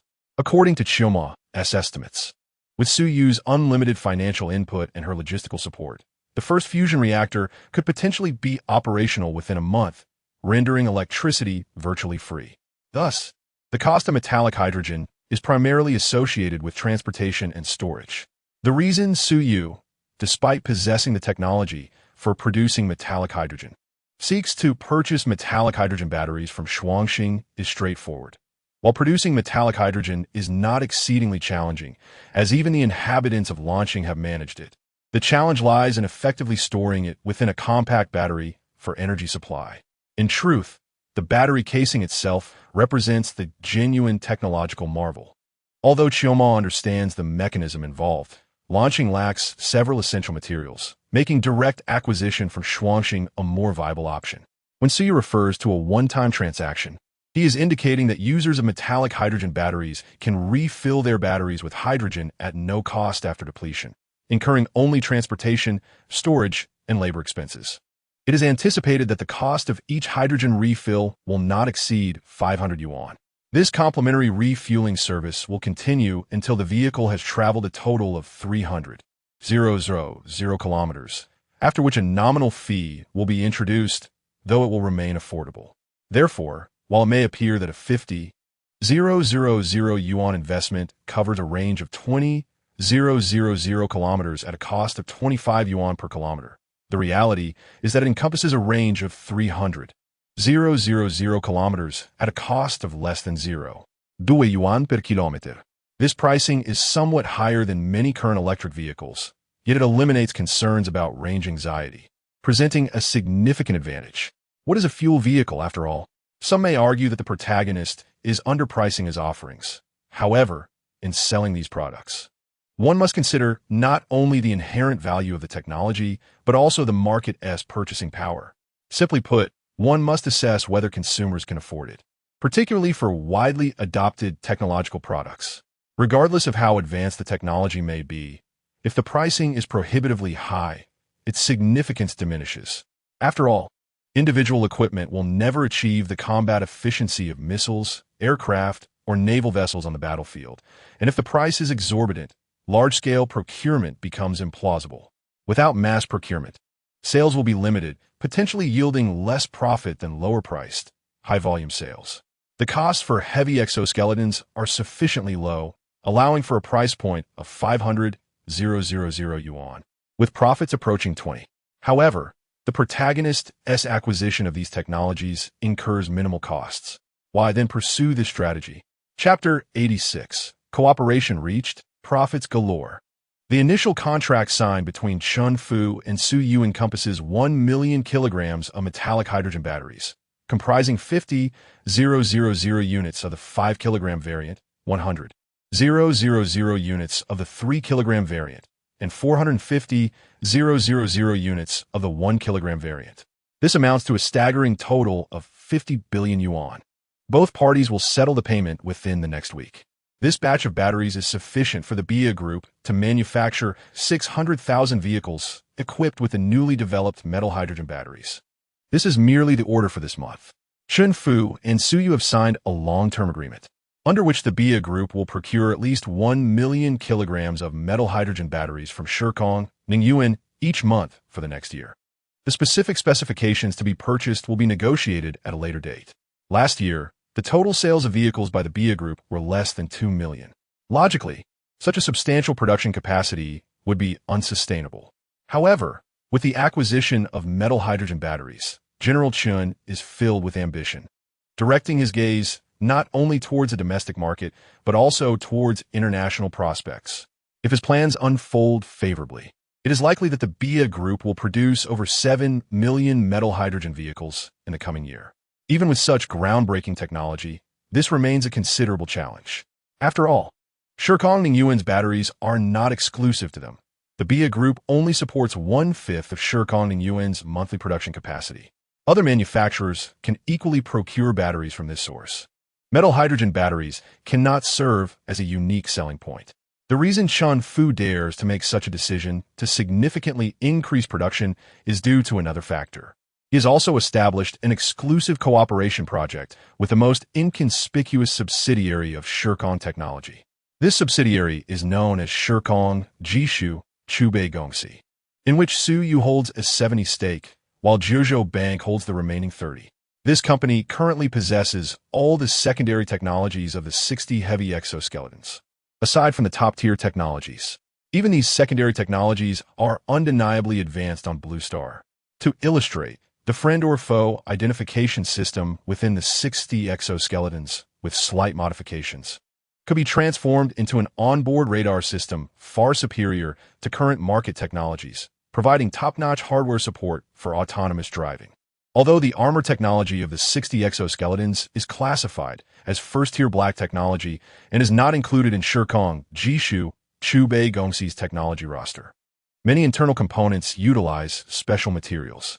For instance, the skeleton is constructed from titanium alloy combined with another composite material. This composite material is cost-effective and remarkably lightweight, achieving a strength of 4,000, far exceeding the high-strength steel typically employed in critical automotive components. While it is slightly inferior to high-strength carbon fiber, the key advantage lies in its affordability. It is both lightweight and economical, making it entirely suitable for vehicle manufacturing. The exclusive cooperation project established between the BIA Group and Shikong Jishu Chubei Gongxi stipulates that all commercial technologies produced by Shikong Jishu Chubei Gongxi for the next 5 years can only be developed in partnership with the BIA Group in the automotive sector. Any technological monetization outside of civil automotive applications will naturally not involve the BIA Group. Shikong Jishu is free to proceed as it sees fit. Of course, the cost of this collaboration is not insignificant. 200 billion. This is the financial commitment required to sign this contract. Furthermore, any subsequent technology transfer or procurement related to product production will incur additional costs. The collaboration with Shikong Jishu is the crux of Chunfu's audacious production increase. He does harbor some regrets, however, as the technology reserves of Shikong Jishu do not include the powerful motors integrated within the 60 exoskeletons. If such technology were available, it would be extraordinary. Presently, vehicles boasting 600 to 700 horsepower are regarded as performance cars, while those exceeding 1,000 horsepower are classified as top-tier performance vehicles. According to the publicly disclosed parameters of the 60 exoskeletons, if the motors were redesigned based on their principles and installed in vehicles, they could potentially yield over 5,000 horsepower. That is a power output surpassing that of tanks. If such horsepower were applied to a vehicle without restrictions, discussions of acceleration from 0 to 100 would become irrelevant. Acceleration from 0 to 500 could likely be achieved in under 5 seconds. A vehicle? It would resemble a ground-hugging flying machine. Nevertheless, despite his regrets, Chun Fu is very pleased with the business deal he has secured. Undoubtedly, the BIA automotive brand is poised to enter a phase of unprecedented dominance. Even if competitors seek to procure metal hydrogen batteries from Shirkong and Yuan, it would prove ineffective. Suyu is equally satisfied with this transaction, having accumulated $250 billion in revenue within a single afternoon. Although $200 billion of that is allocated to Shirkong Technology, with only 70% belonging to him, it remains a substantial income of $140 billion, supplemented by the $500 billion from the batteries. This totals a daily revenue of $190 billion. As for costs, the total expenses are less than $100 million. This exemplifies the benefits of monetizing advanced technology, and this is merely the beginning. Countless collaboration intentions are flooding in from all directions.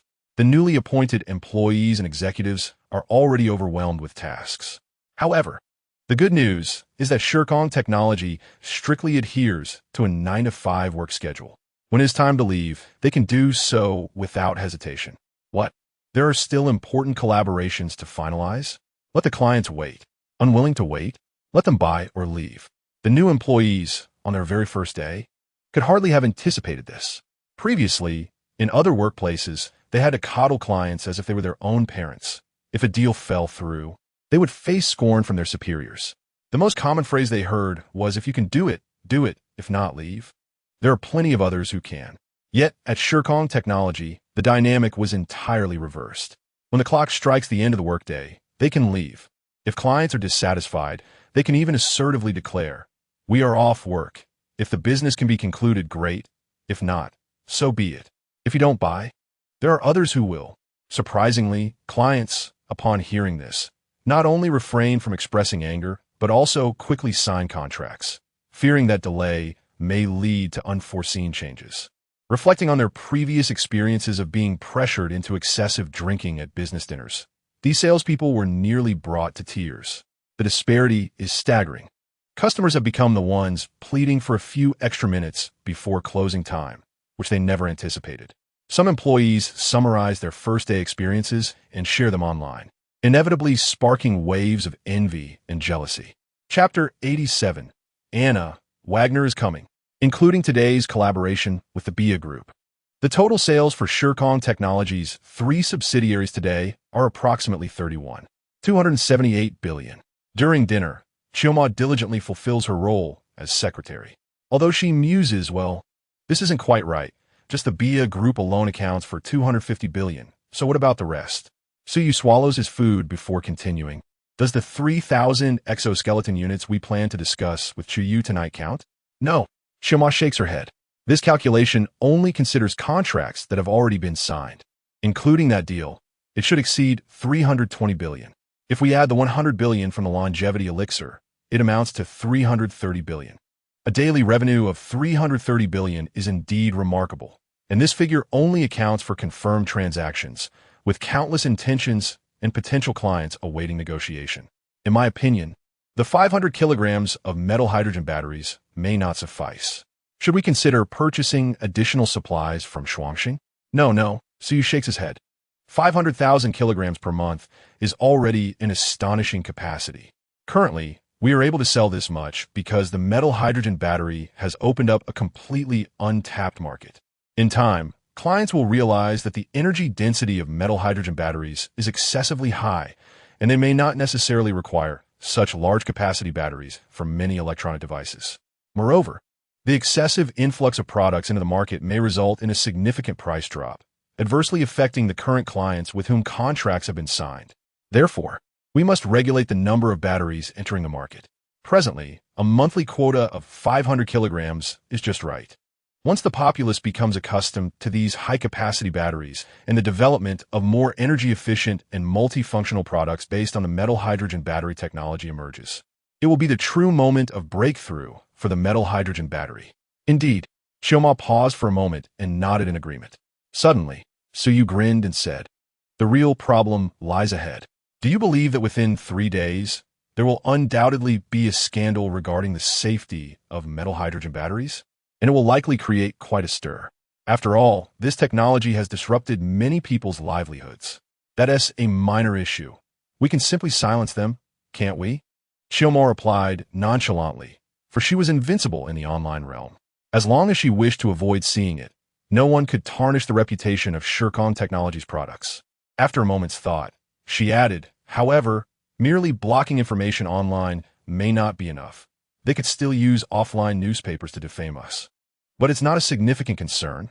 We just need to identify the puppeteers and make them disappear. Though she wasn't particularly fond of killing, she wouldn't hesitate to ensure the physical annihilation of such individuals. Not at all. This is merely a passionate business battle. How intriguing. Once we secure Chuyu today, we can leave all business matters to her, allowing us to seek some amusement, Suyu replied eagerly. He was curious to see how those rivals, whose livelihoods he had disrupted, would respond. Chioma shot him a glance, choosing not to elaborate further. Not long after Suyu finished dinner, Chuyu arrived at Zawayuan, accompanied not by bodyguards, but by a blonde woman. It was evident from her appearance that she was a Slavic woman, clearly a trained fighter. Considering the true buyer of the order, it was easy to deduce that this lady was the representative sent by Wagner for negotiations. This is Mr. Suyu, the chairman of Shirkong Technology, Chuyu introduced after greeting Suyu. Mr. Su is even more handsome than in the videos. He is truly a perfect creation of the creator, Anna exclaimed, her eyes fixed on Suyu as she spoke fluent Jiuzhou dialect. Your company's headquarters is astonishing. When I arrived, I felt as though I had entered a world of the future. Miss Anna was indeed a stunning sight. Easily the most beautiful Western woman I had ever encountered. The beautiful lady possessed an uncanny intuition. This place was indeed the future. Suyu smiled without offering a definitive opinion. To be fair, just as Anna praised him, he was not merely being polite. Among Western ethnicities, Slavic women are the most aligned with Jiuzhou aesthetics, and Anna was undoubtedly a standout among them. Her features were well-defined, and her skin was not rough like that of other Slavs. Instead, it appeared delicate and tender, even without makeup. Coupled with her tall stature and long legs, she easily rated a 95 out of 100. Her exotic charm added to her allure, making her not much less appealing than Chuyu. Of course, the elegance embodied by Chuyu, stemming from her 1,000-year-old family lineage, was difficult for ordinary individuals to compare to. It was akin to the authoritative demeanor occasionally displayed by Chioma, a unique presence cultivated over a century in control of Future City, which was challenging for ordinary people to replicate. A single glance or gesture could convey an irresistible aura. Mr. Su has an excellent eye for beauty. Anna appeared confident about her looks, graciously accepting Suyu's compliment. She continued, your company's technology is indeed more impressive than that of the headquarters. After exchanging pleasantries, they naturally transitioned to the main topic. Suyu led them to the underground 5th level of the Arctic Palace. This space had been specifically designed as an underground equipment testing facility. While there wasn't enough room for testing powered armor, it was certainly adequate for testing the 20 lightweight exoskeletons. Anna was evidently no helpless damsel. Upon arrival, she immediately expressed her desire to personally test the equipment. Suyu, of course, had no reason to refuse. As Anna donned the exoskeleton, she began testing its performance, a process that spanned nearly an hour. Observing her enamored interaction with the 20, it was clear she was highly satisfied with the exoskeleton. This equipment had the potential to alter the dynamics of the battlefield. Anna approached Suyu and the others with a slightly excited expression. She had tested all the modified versions of the 20, coming to a straightforward conclusion. She wanted them all, especially the 999 model, which was equipped with a drone battlefield situational mapping and auxiliary targeting module. It was simply astonishing. For a fleeting moment, Anna even felt as if she were playing a game with cheat codes. Then the realization struck her. This technology truly seemed to operate as if it were cheating. How many do you intend to procure? Suyu inquired with a smile. We have plenty in stock, and we can ship them out as early as tomorrow. The 3,000 units previously discussed with Ms. Chu remain unchanged, he added. Anna blinked at Suyu and said, however, I believe it is necessary to place an additional order. I will report to my superiors later today and expect to receive a definitive response by tomorrow. Therefore, I hope to finalize the contract tomorrow. Of course. Suyu nodded in agreement. They continued to chat for a while. And it was worth noting that Anna spoke Jeojo dialect quite fluently and possessed a solid understanding of Jeojo culture. The communication flowed effortlessly without any barriers. Moreover, she was quite talkative and appeared to have a more open mindset than many Eastern women. The two engaged in a pleasant conversation, while Chuyu remained nearby, accompanying them but not interjecting much into their dialogue, instead conversing with Chioma. It wasn't until Suyu arranged for Anna to be escorted to the hotel in the entertainment district as a Yuyuan for rest that the three of them turned to discuss the evening's truly significant matter, the Yin Shou Jin Dan. Chapter 88, Mechanical Transformation Yin Shou Jin Dan. Is this what can extend a person's life by 20 years? In the top floor office of the Arctic Palace, Chuyu stared at the Yin Shou Jin Dan in the box before her delicate brows furrowed. Before arriving, she had imagined it would be some sort of potion, but upon seeing it, it appeared to be a high-tech product. Was it merely a single pill? This is it, Suyu shrugged. Did you not notice the fragrance? Did it not evoke any other feelings? Chuyu instinctively leaned in to take a closer whiff. The aroma of the Yin Shou Jin Dan was quite apparent, and she had certainly noticed it earlier. However, she found it hard to believe. It smells delightful, bringing about a refreshing sensation, even better than sandalwood or ambergris. But what does this have to do with extending human life? Chuyu looked up at Suyu, puzzled. Suyu, unsure of the principle behind this item, hastily fabricated a response. Scientific matters are best left undiscussed with non-experts. You would likely find it difficult to comprehend. Chuyu shot him a quirky glance, and then couldn't help but say, I hold a Ph.D. in basic medicine from Chi Medical College, graduated 2 years ago. I should have a bit of understanding in this area. If it's convenient, Mr. Su, I would appreciate it if you could explain. Who would have imagined that a powerful businesswoman with immense assets would have a background in medicine? It's not convenient. Suyu's expression stiffened. Maret Ju, this is a company secret, and I cannot disclose it. I hope you understand. Then how can I trust that this medicine is effective? Do you possess any clinical trial reports? Chuyu inquired, her voice tinged with skepticism. One misstep, and the elderly might have but a month or two left to live. A single miscalculated bite could spell their end. No, do not inquire further. Any questions will yield only folk remedies, Suyu replied, shaking his head. The crux of the matter is that there are no alternatives. Who besides me can assure you that the head of the Chu family can live for another 20 years? Chuyu furrowed her brow, casting a hesitant glance at the Yin Shou Jin Dan. This concept diverges entirely from the biological medical principles you understand in Lanxing. Yet it is indeed effective. However, should you be unwilling to utilize it, I have another approach. As she turned, she regarded the bewildered Chuyu, and a light chuckle escaped her lips, her azure eyes emanating a multitude of blue particles. Holographic projection. The particles gradually coalesced into a complex mechanical representation of a lung. If memory serves, the primary ailment afflicting the head of the Chu family is lung cancer. My solution is rather straightforward. Merely replace the lung. Of course, this would not prolong life significantly. It would necessitate continuous substitutions of mechanical organs until no replacements remained, leading to complete cessation. Replace mechanical organs? Chuyu failed to realize that this holographic projection emanated from Chiomo's eyes, mistaking it for a pre-existing facility within the office. Approaching the mechanical lung, she scrutinized it for some time before inquiring, if I heard correctly, you've mentioned you people from Lanxing? Indeed, we do. As she spoke, a crimson arc of electricity materialized at her fingertips, crackling violently as it made contact with the air. Chio-mo casually seized a decorative tree within the office. With a resounding crack, the volatile arc reduced the tree to splinters. She signaled a cleaning robot to clear the debris before turning to the still-dazed Chuyu. It's merely a built-in electric shock device in the mechanical arm, capable of releasing currents exceeding 5 amperes, merely for self-defense. As she spoke, she glanced at Suyu with a casual air. Of course, the deterrent factor is minimal, as the highest authority over this body rests with Suyu. So, your hands are augmented with such technology?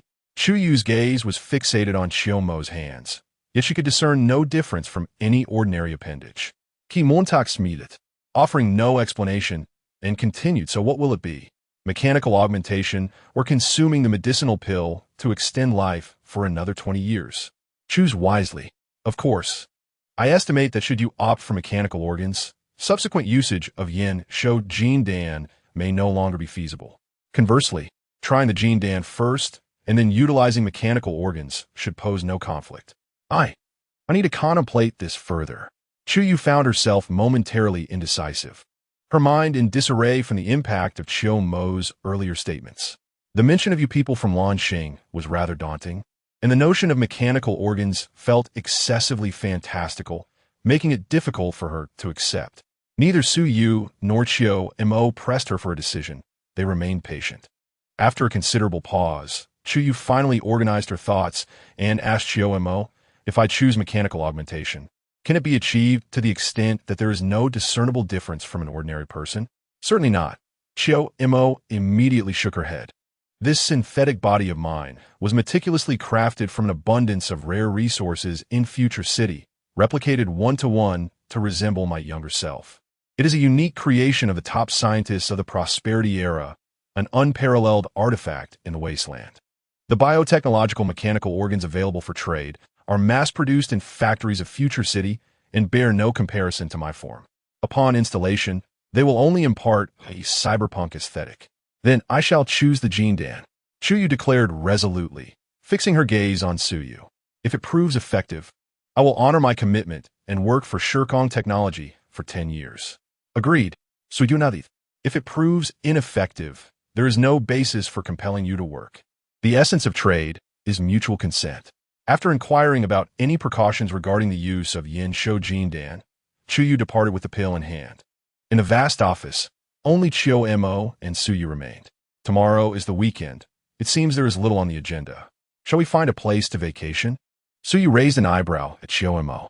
Every camera in your world serves as my eyes. I have essentially seen every location accessible to humans, Chiu Mo replied, shaking her head. However, if you wish to go, I can certainly accompany you. Then let us venture to a place where no one else can go, Su Yu suggested, glancing out at the starry sky. Speaking of which, since acquiring the Yuhan, I have longed to gaze into space, but have yet to do so. Seize the day, shall we? Chapter 89. The Starry Sky? That is the domain of biological weapons.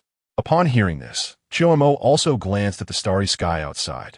Despite the dismal weather in Modu over the past few days, the apex of the Arctic Palace soared above the clouds. From this vantage point, the sky stretched above, and below lay a sea of clouds. The gloomy weather below did little to affect this place. With a tilt of her head, Chiu Mo asked, shall we depart? Let's go. Su Yu promptly rose, opening the grand door to the top-floor office. Behind the office lay a helipad. Though modest in size, it was ample for the Yuhan to land. After all, the craft itself did not require landing. A flat area sufficient for approaching the ground for embarkation sufficed. The two entered the Yuhan in succession. In the next moment, the craft unleashed a sonic boom and vanished from the summit of the Arctic Palace. Desiring to witness the gradual ascent into the starry expanse, Su Yu refrained from accelerating the Yuhan excessively. After the initial launch, it did not exceed the speed of sound. In fact, departing Lanxing does not necessitate achieving the first cosmic velocity. As long as the engine consistently exerts power, it suffices. Moreover, escaping the solar system poses no challenge. The so-called first cosmic velocity denotes the speed at which a vessel will no longer descend back to Earth, even if the engine ceases to function. Thus, failing to achieve this speed would require boundless fuel to maintain thrust and prevent falling back down. Even with Su Yu's leisurely pace, the Yuhan could still depart from Lanxing, albeit requiring more energy. Fortunately, the craft was equipped with nuclear fusion, rendering energy a non-issue. As they gazed at the receding ground and the vibrant nightscape below, Chiu Mo marveled. It is breathtaking. Such scenery she had only witnessed over a century ago. After the wasteland era, that world had ceased to possess such monumental structures, and the notion of nightscapes had vanished entirely. Su Yu, upon hearing her, contemplated a question and inquired, why have I never heard you or Shuangxing mention space exploration? Since your home planet is no longer suitable for habitation, why not abandon it and seek a planet in outer space for colonization? Given the vastness of the universe, with your technology, finding arable land should not be insurmountable. Escaping the gravitational pull of the home planet is straightforward, but severing its protective embrace is profoundly challenging, Mo replied, shaking her head. Why? So you asked, perplexed. Logically, with their prosperity-era technology capable of colonizing entire star systems, the affluent ought to have outgrown the need for a home planet. Mo sighed. When I previously discussed these matters with you, it is evident you missed crucial details. What details did I miss?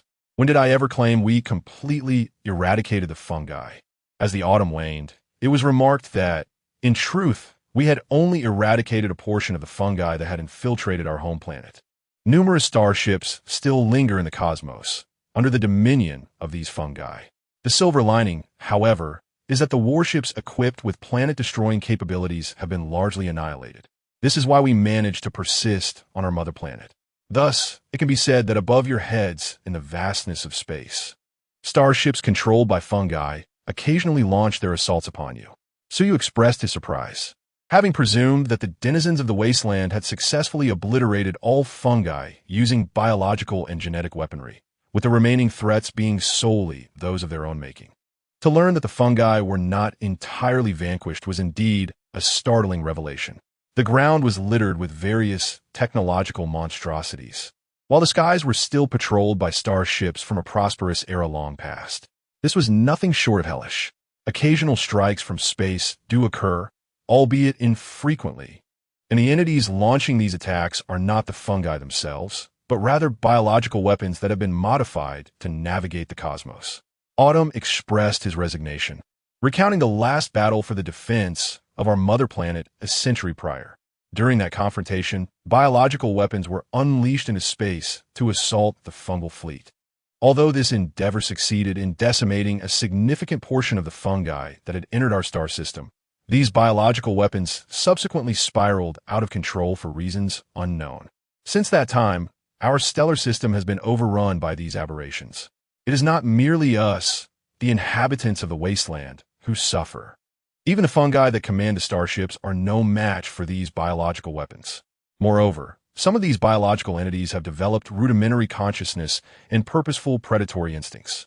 More alarmingly, they possess the ability to thrive in the void of space and have undergone mutations due to cosmic radiation, culminating in the emergence of reproductive systems that were originally non-existent in their design, leading to their rapid proliferation in the cosmos. At present, the total population of these monstrosities likely numbers in the tens of millions, scattered throughout the entire stellar system. Their vitality is astonishingly resilient, as they can subsist on the most basic of materials, consuming the countless remnants of starships that litter the void, thereby allowing for unrestricted growth. Furthermore, to adapt to the harshness of the cosmic environment, their outer skin has become alarmingly tough. To eliminate these creatures, one would require temperatures exceeding hundreds of millions of degrees, akin to the core of a nuclear explosion or the use of extremely high-powered lasers. Kinetic weaponry is nearly ineffectual against them, and one would be hard-pressed to find a substance harder than their exteriors. These biological weapons were initially conceived to combat the starships under fungal control, rendering them nearly immune to the majority of weaponry from the prosperous era. However, it is likely that the designers never anticipated their eventual loss of control. The current state of the wasteland is such that any human or human-controlled starship daring to intrude into our star system will be torn to shreds. Faced with these artificially engineered monstrosities on such a grand scale, even the full might of the humans from the prosperous era would struggle to eradicate them, let alone the beleaguered inhabitants of the wasteland. The cosmos? That realm belongs to the fungi and biological weapons. Beyond our star system, the more distant expanses of space are also sealed off by remnant fungal warships, rendering escape impossible. So you pondered the nature of the technology that could create such abominations. In Chapter 90, the truth behind the explosion of technology is revealed. If your stellar system is filled with such creatures, how is it that you still find refuge on your mother planet? Can these monsters not directly invade your home? So you recalled another pressing question. According to Autumn's account, these biological weapons are both formidable and numerous. How then do the inhabitants of the wasteland continue to survive on their mother planet? They dare not enter, Autumn replied, shaking his head. The reason eludes me as well. In truth, The existence of these monstrosities defies logic. The biological technologies of the prosperous era could not have achieved such feats. If I had to venture a guess, Autumn hesitated, a rare look of uncertainty crossing his face. What do you mean? Suyu inquired, intrigued. I suspect that the emergence of these biological weapons may be linked to the true cause of the technological explosion that occurred centuries ago in our world.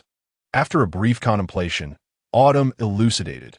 From the advent of the first steam engine to the inception of the internal combustion engine, a mere decade elapsed. And we transitioned into the age of internal combustion engines without fully harnessing the potential of the steam engine. Before this, the foundational theories regarding internal combustion engines were scarcely developed. This is not an isolated incident. The realm of nuclear energy is another example. You may find it hard to believe that our initial foray was in a nuclear fusion. During a particular battle, an explosive device equivalent to 200,000 tons of TNT was deployed, annihilating hundreds of thousands of enemy troops and sending shockwaves across the globe. Within a decade following the invention and deployment of the first hydrogen bomb, we mastered the first generation of controllable nuclear fusion technology. At this juncture, Autumn let out a sardonic laugh. Over 30 years after we achieved controllable nuclear fusion, a scientific team published a paper announcing a monumental breakthrough in nuclear energy. Can you guess what they discovered? What? So you asked, curiosity piqued. Nuclear fission. Autumn's expression darkened. Prior to this, the technology surrounding nuclear energy was shrouded in secrecy. People were aware of the existence of nuclear fusion, but had no grasp of the specific theoretical formulas or reaction processes. Outside of a few major powers, almost no one understood the origins of this remarkable energy source until the principles of nuclear fission were unveiled, revealing the true nature of nuclear energy. Ironically, the team that discerned the principles of nuclear fission was part of a nuclear physics group from a prominent nation, which had previously participated in the design and advancement of nuclear fusion reactors. Upon discovering the fission reaction, this team erroneously concluded that nuclear fission was a more advanced technology than nuclear fusion. Do you grasp the implications of this? It suggests, so you inhaled softly, that when they developed nuclear fusion, they were entirely ignorant of its underlying principles. The fission reaction requires slow neutrons to bombard uranium-235 nuclei, causing them to split and releasing additional neutrons in the process. Theoretically, a single slow neutron is sufficient to initiate a chain reaction, with the remaining reactions occurring spontaneously. Thus, controlling the reaction merely demands managing the speed and density of the neutrons, a task that is not particularly challenging. Conversely, the conditions for nuclear fusion are exceedingly stringent, necessitating temperatures in the tens of millions or even hundreds of millions of degrees, rendering control immensely difficult. The two processes are not even remotely comparable in complexity. It would be one thing if the more challenging process preceded the easier one. However, it becomes particularly intriguing when controllable nuclear fusion has already been commercialized. Yet some still regard nuclear fission as the more advanced technology. This raises significant questions. Indeed, it is perplexing, and thus emerged one of the greatest scandals in the annals of our world's technological history. While countless individuals celebrated a tremendous leap forward in nuclear energy, a junior researcher who had recently joined a nuclear energy research institute and gained access to the theories of fusion compared the two processes and unearthed the discrepancies. Prior to his revelation, virtually no one, including the esteemed scholars who had developed controllable nuclear fusion reactors, had recognized this issue. Most had merely regurgitated established knowledge, utterly oblivious to the underlying principles of nuclear energy. Such occurrences are not isolated. Instances of technologies surpassing theoretical foundations arise occasionally, yet their frequent occurrence underscores a significant issue. The notion that war propels technological advancement is utterly fallacious. Humanity had undoubtedly mastered some unknown source of technology. However, upon venturing into the cosmos, this source of technology was inexplicably sealed away. This notion lacks any theoretical foundation and exceeds the current understanding of technology, resembling the emergence of the hydrogen bomb almost identically. Thus, Chima gazed at the starry sky outside in late autumn and sighed. If we can locate that object, perhaps humanity in that world still has hope. If not, we must rely on Xuanxing, who has acquired a trading platform. With no way to ascend to heaven or burrow into the earth without external assistance. The wasteland would inevitably become the prevailing narrative of that world. Is it possible that the technologies you obtained abruptly originated from someone who had also acquired a trading platform? Suyupandev. This possibility, albeit not entirely absent, is indeed quite slim. Xiaoma shook his head, stating, according to the trading platform rules that you and Xuanxing described, there should only be one agent per world. If our world already had an agent, what role does Xuanxing play? The likelihood of the original agent having perished is even slimmer. If the technological explosion was indeed due to the agent's influence, that agent must be at least a mid-level or even a high-level one to survive from the era of technological explosion to the end of the prosperous era and still create biological weapons. From your and Xuanxing's developmental trajectories, if it were to reach that point, you would undoubtedly possess technology and even metaphysical capabilities far beyond the understanding of the prosperous era. It is simply impossible for the wasteland to have persisted until now, let alone due to some unforeseen cause leading to accidental death. Based on the calculations, I lean towards the notion that the source of the technological explosion is some form of unconscious, inanimate object rather than an individual. Chapter 91, Jiuzhou, Supporting Free Trade, is exceedingly complex. Perhaps I should instead admire the scenery of Blue Star. Although the wasteland world seems to harbor numerous significant developments, its background is far more intricate than I previously imagined. However, this is of little concern to me, and even less so to Xiaoma at present. There is little to discuss. Our current altitude is over 370 kilometers above the ground, having traversed the stratosphere and mesosphere, now located within the thermosphere. Your Jiuzhou space station is roughly at this altitude as well. If one merely wishes to appreciate the view of Blue Star from space, this is quite an appropriate location. Xiaoma chuckled. Shall we step outside for a look? Of course. Suyu waved his hand. The two Storm-class power armors parked nearby automatically approached, unfolding their armor to accommodate both of them. The power armor of the prosperous era, often referred to as all-terrain armor, implies its adaptability to any operational demands of various terrains, including space. This armor is equipped with a life support system containing solidified nutrient solution, which can be decomposed into essential nutrients for the human body during prolonged operations in extreme conditions and supplied through the life support system. The Storm-class power armor parameters indicate that it can sustain occupants in space for over a month without additional supplies. Wearing such equipment in space is remarkably straightforward, especially at an altitude of merely over 300 kilometers. Even without the Yingshun, one could easily fly here using just the power armor. Once both donned their power armor, they opened the hatch of the Yingshun and stepped outside.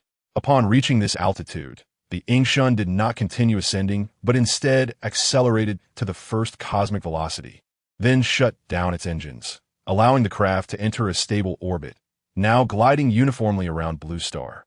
Within the Yingshun, Suyu and Xiaoma naturally achieved the first cosmic velocity as well. Upon reaching this speed, Blue Star's gravitational pull becomes negligible, creating a sensation of having escaped the pull of the Earth. Although gravity remains, it feels almost imperceptible, imparting an illusion of weightlessness. The moment the hatch opened, gazing up at the immense blue planet above and experiencing the sensation of weightlessness, Suyu experienced what it felt like to exit a spacecraft. Unlike the astronauts from Blue Star, who must endure significant risks and proceed with utmost caution, his movements felt remarkably casual. With his right hand, encased in the power armor, he gently pushed against the hatch and propelled himself forward, soaring several hundred meters in an instant. It was only after he adjusted the armor's engine with a slight reverse thrust that he gradually came to a stop. How does it feel? Xiaoma's voice resonated through the communication channel. This sensation, Suyu glanced at his hand, momentarily dazed before exclaiming, "It truly is peculiar." Inside the Yingshun, due to its gravity wave technology, he felt no sense of weightlessness even at such heights. Yet, outside the Yingshun, the feeling was strikingly pronounced. The disorientation of lacking a sense of up or down is an extraordinary experience for any being accustomed to life on Blue Star. I must say, acquiring 3 Yingshun from Xuanxing was immensely advantageous. This mature aircraft is both multifunctional and practical. Should there be future opportunities, Suyi would certainly desire to procure more from Shuangxing. Not to mention, given the necessity of helium-3 for nuclear fusion, establishing a base on the moon for future temporal technology is imperative. Such vessels will undoubtedly be indispensable. Of course, obtaining the complete set of blueprints would be even more advantageous. The following 2 days passed with little of note. The company gradually stabilized, and there were no significant contracts requiring Su Yu's personal attention. It remains uncertain whether Chu Yu is still hesitating, as she has yet to administer the longevity elixir to the head of the Chu family. On a weekend afternoon, after nearly 2 days of research, Wagner finally determined the quantity of exoskeletons to procure, increasing the originally planned purchase of 3,000 units of the 20 exoskeletons to 5,000. This order also included 10 units of a modified premium version valued at $999 each. This batch of equipment was secretly transported via land rail to the Russians, without any unforeseen incidents along the way. On the same day, Wagner boldly declared that they had procured over 5,000 units of the 20 lightweight exoskeletons from Temporal Technology. Regarding this, Anna specifically consulted Su Yu, to which he had no objections. After all, the customer is king. Given the substantial expenditure on their purchases, it would be unreasonable not to allow them a boast. Moreover, the more Wagner brags, the greater the exoskeleton's reputation on the international stage, leading to increased profits for him. Temporal Technology had no grounds to object. The moment the news was released, it caused quite a stir internationally. Their ongoing conflict had already become a focal point in recent years, attracting countless eyes. Coupled with the recent emergence of Temporal Technology, showcasing its technological prowess, the announcement of Wagner's procurement naturally became the center of international attention. That evening, during a press conference, a spokesperson for Jiuzhou was asked by foreign media whether Jiuzhou's overt provision of exoskeletons to Wagner indicated any intentions regarding the conflict there. Without hesitation, the spokesperson replied, "Companies in Jiuzhou possess the right to sell legal products to anyone, which does not represent the official stance of Jiuzhou. We have neither the authority nor the necessity to intervene. Personally, I am quite fond of a principle espoused by the Eagle Sauce: free trade." Upon hearing this, the foreign media, who had been eagerly anticipating a response, found themselves momentarily dumbfounded, unsure of how to counter. After all, regardless of the specifications of Temporal Technology's exoskeletons, they were publicly designated as civilian products.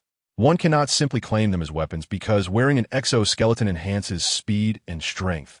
There isn't even a single firearm present. Moreover, the crux of the matter lies in the fact that this affair is indeed a trade between Shirkong KG and the Wagner Company, devoid of any involvement at the national level. It is utterly unreasonable to inquire with the spokesperson of Jiuzhou. Chapter 92. Matching Times Reset. New Trading Partner. This series of events quickly stirred a tempest across the global internet. Both Wagner and Shirkong KG found themselves in the eye of the storm. Naturally, due to the ongoing conflict, Wagner has been subject to criticism online for the majority of the time. The adage that too many lice do not itch applies here. They are indifferent to the backlash. As others vent their frustrations, they eventually lose interest in the tirade.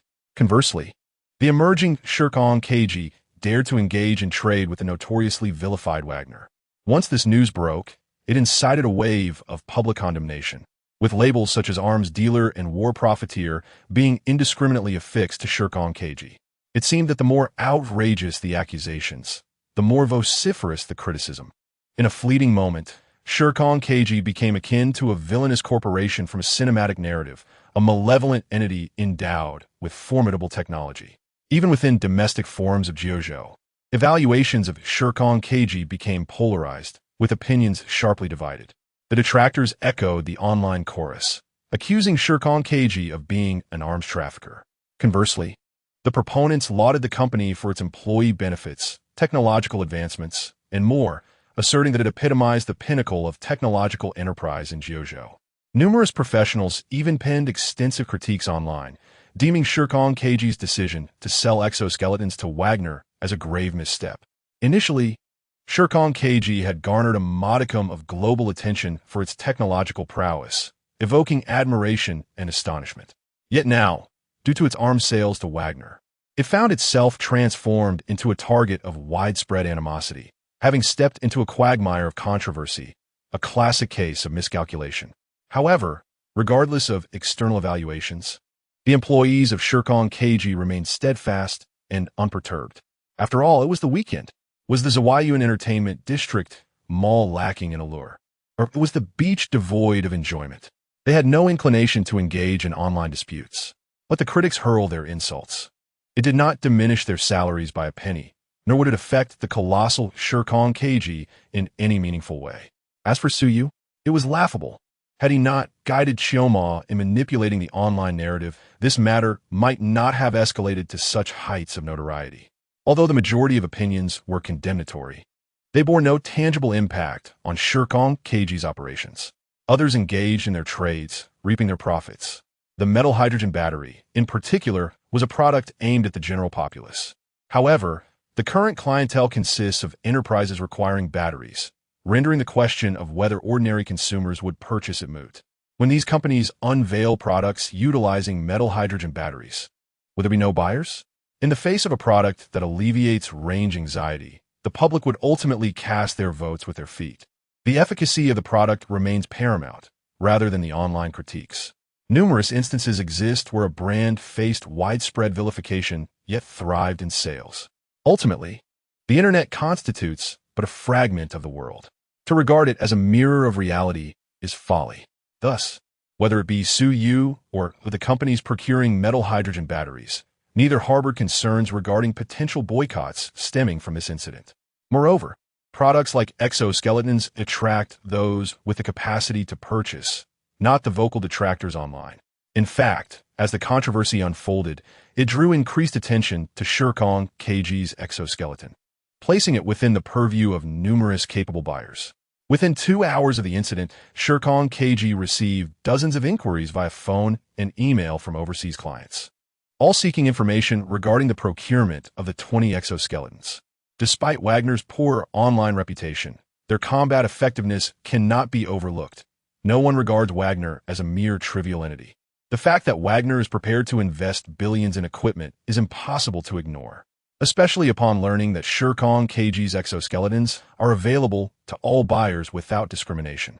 The interest from potential customers surged, from major nations to armed groups in conflict zones, and even civilian firearms companies from the Eagle country expressing interest in introducing the 20 to the market. The array of interested parties was vast. After all, high-end military hardware from major powers often involves selective clientele. Merely possessing wealth does not guarantee a purchase.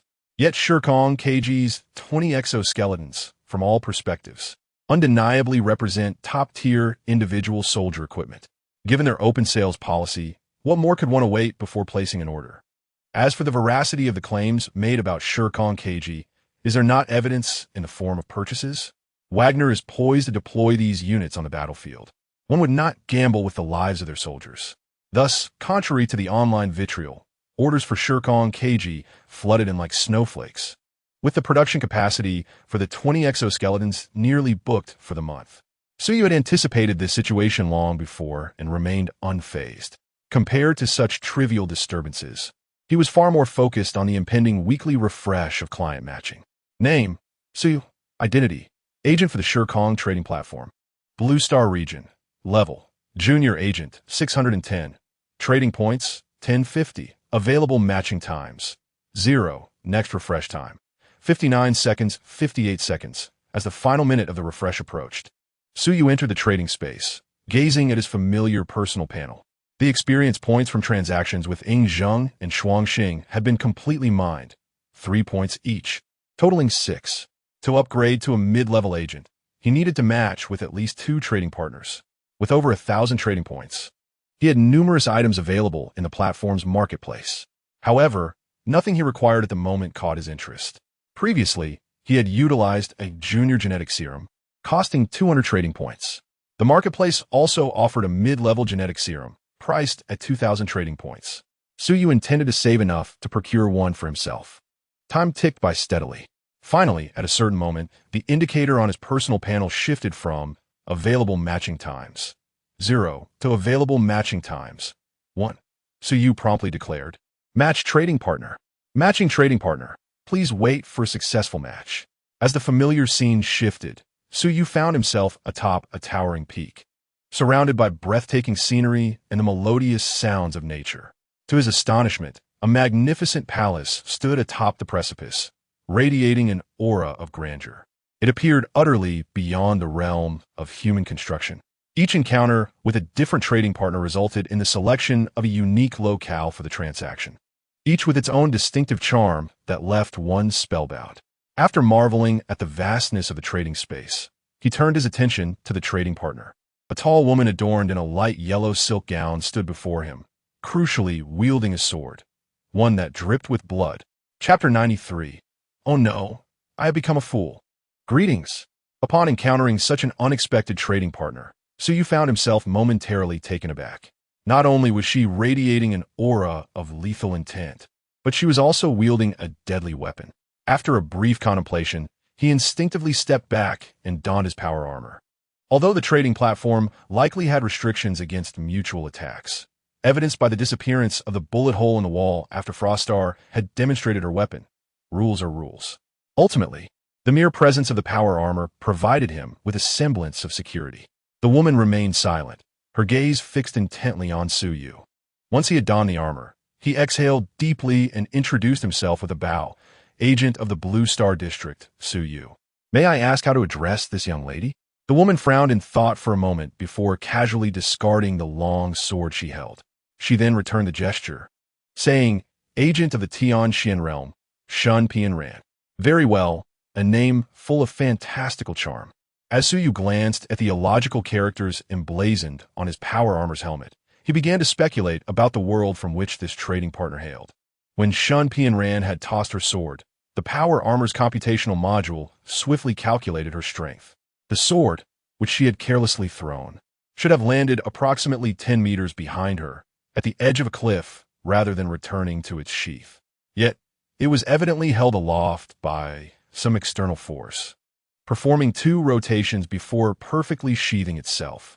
Such feats could be achieved in this wasteland world through electromagnetic attraction or gravitational waves. However, judging by Shun Pianran's attire, it was clear she did not hail from a technologically advanced world. The power armor's detection module revealed no fluctuations of relevant force fields, suggesting a mystical rather than technological origin, reminiscent of the sword techniques described in various novels. If Su Yu's conjecture held true, then Shun Pianran's Tianxian realm was likely a realm of metaphysics even more advanced than the Shenzhou where Yingzheng resided.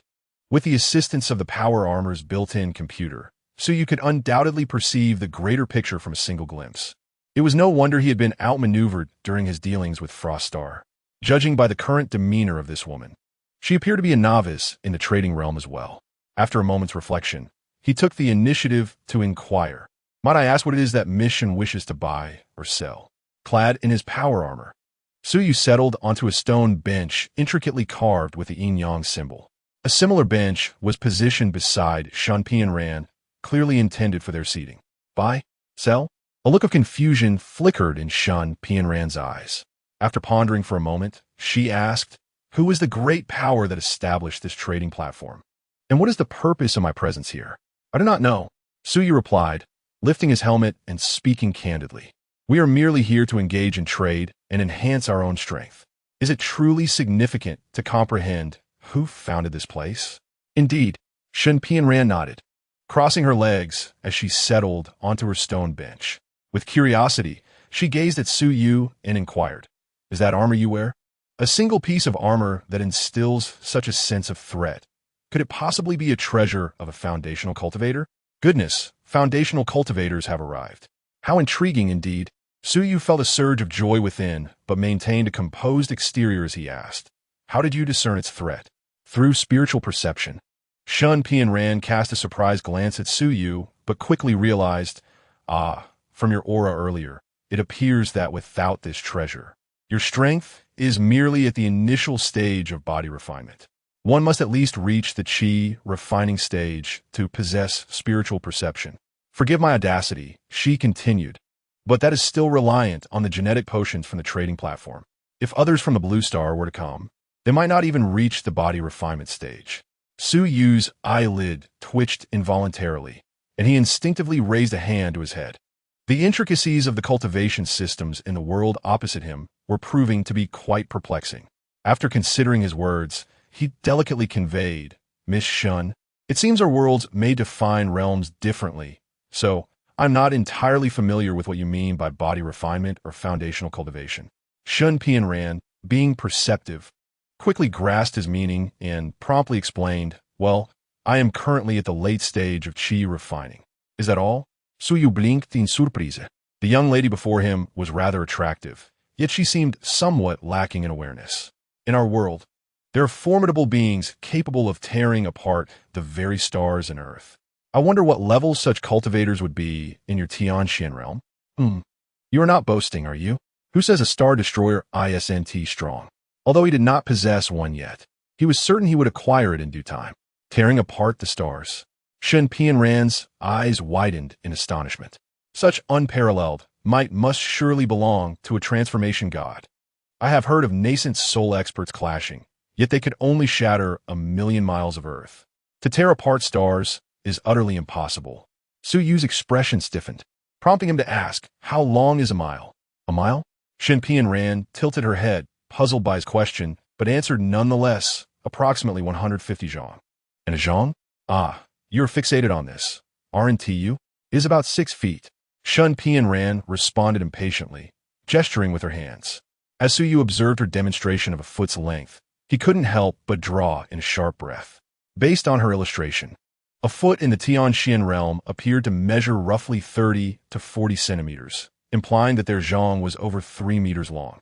Thus, a mile must equate to 400 to 500 meters, quite comparable to Su Yu's definition of a mile on the blue star. 1,000,000 miles? May I ask, how far does your world stretch from south to north? Who can say? It is simply very far, perhaps billions of miles. Shen Pianran frowned, questioning the purpose of his inquiries. Su Yu mused, the equatorial circumference of the blue star is just over 40,000 kilometers, converted into miles. That is only around 80,000. Their world stretches billions of miles. A battleship capable of obliterating the blue star would only tickle such a realm. As he recalled his earlier claim of being able to tear apart stars, Su Yu felt an involuntary twitch at the corners of his mouth. "Oh no, I have become a fool." Chapter 94. Who told you to be a cultivator? "No, I was merely asking out of pure curiosity." Cough, cough. Su Yu cleared his throat to mask his embarrassment and then stated earnestly, "Might I inquire if you have anything you wish to trade, whether buying or selling?" The purpose of this trading platform is to facilitate exchanges. I have no items to trade. I am being pursued by enemies outside and possess nothing of value. Shen Pianran pouted, her spirit clearly dampened.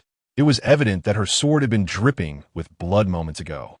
Su Yu pondered for a moment before continuing. "You need not present items for trade immediately. You can share what you require.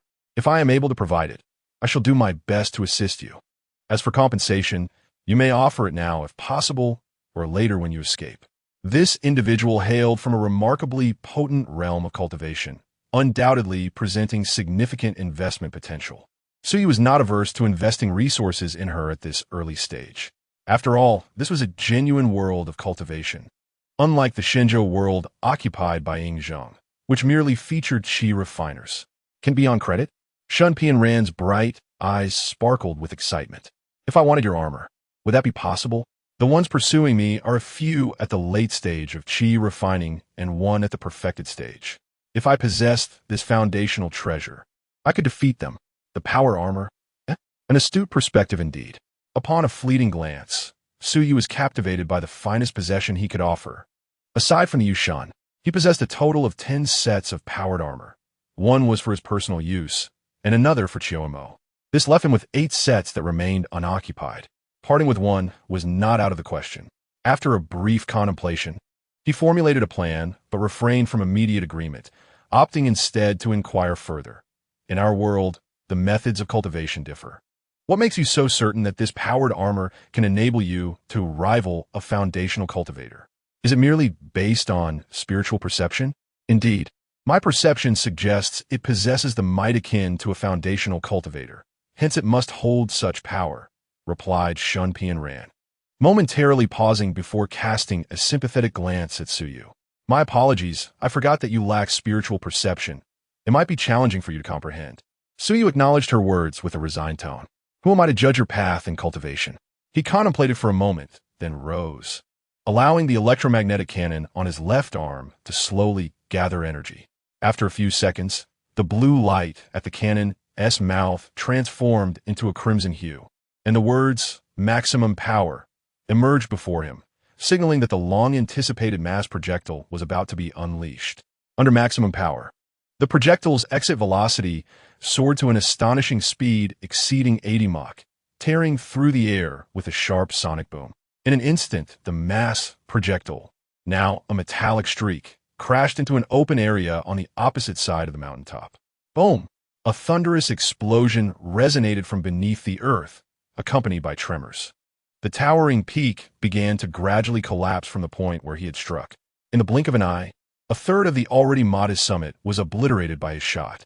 Suyu estimated that the force of this shot rivaled that of an explosion weighing several hundred kilograms. This was indeed the most formidable weapon mounted on the powered armor. Having completed this display, he turned to Shun Pianran, whose eyes flickered with astonishment. How does this measure against the foundational cultivators from your realm? After a moment of contemplation, Shun Pianran replied earnestly, "It surpasses the average perfected Qi practitioners, just barely sufficient to contend with some weaker foundational cultivators in a casual strike. However, it is evident that the strength of your armor lies not in its offensive capabilities, but rather in its defensive prowess." As she spoke, she casually formed a sword gesture. The blood-stained flying sword sheathed at her back suddenly unsheathed, creating a burst of energy, and in an instant, it lunged towards Suyu. Before he could react, the powered armor's deflection system promptly engaged. An unseen repulsive force radiated outward, diverting any object traveling faster than 60 kilometers per hour. The incoming flying sword was deflected just 2 meters away from Suyu. Far from being disheartened by her failed strike, Shun Pianran instead exhibited an expression of excitement. Yes, this is it. My intuition was indeed correct. Suyu's lips twitched slightly, dismissing her sudden assault as inconsequential, knowing he was safe within the trading space. Instead, he pondered the information she had inadvertently revealed.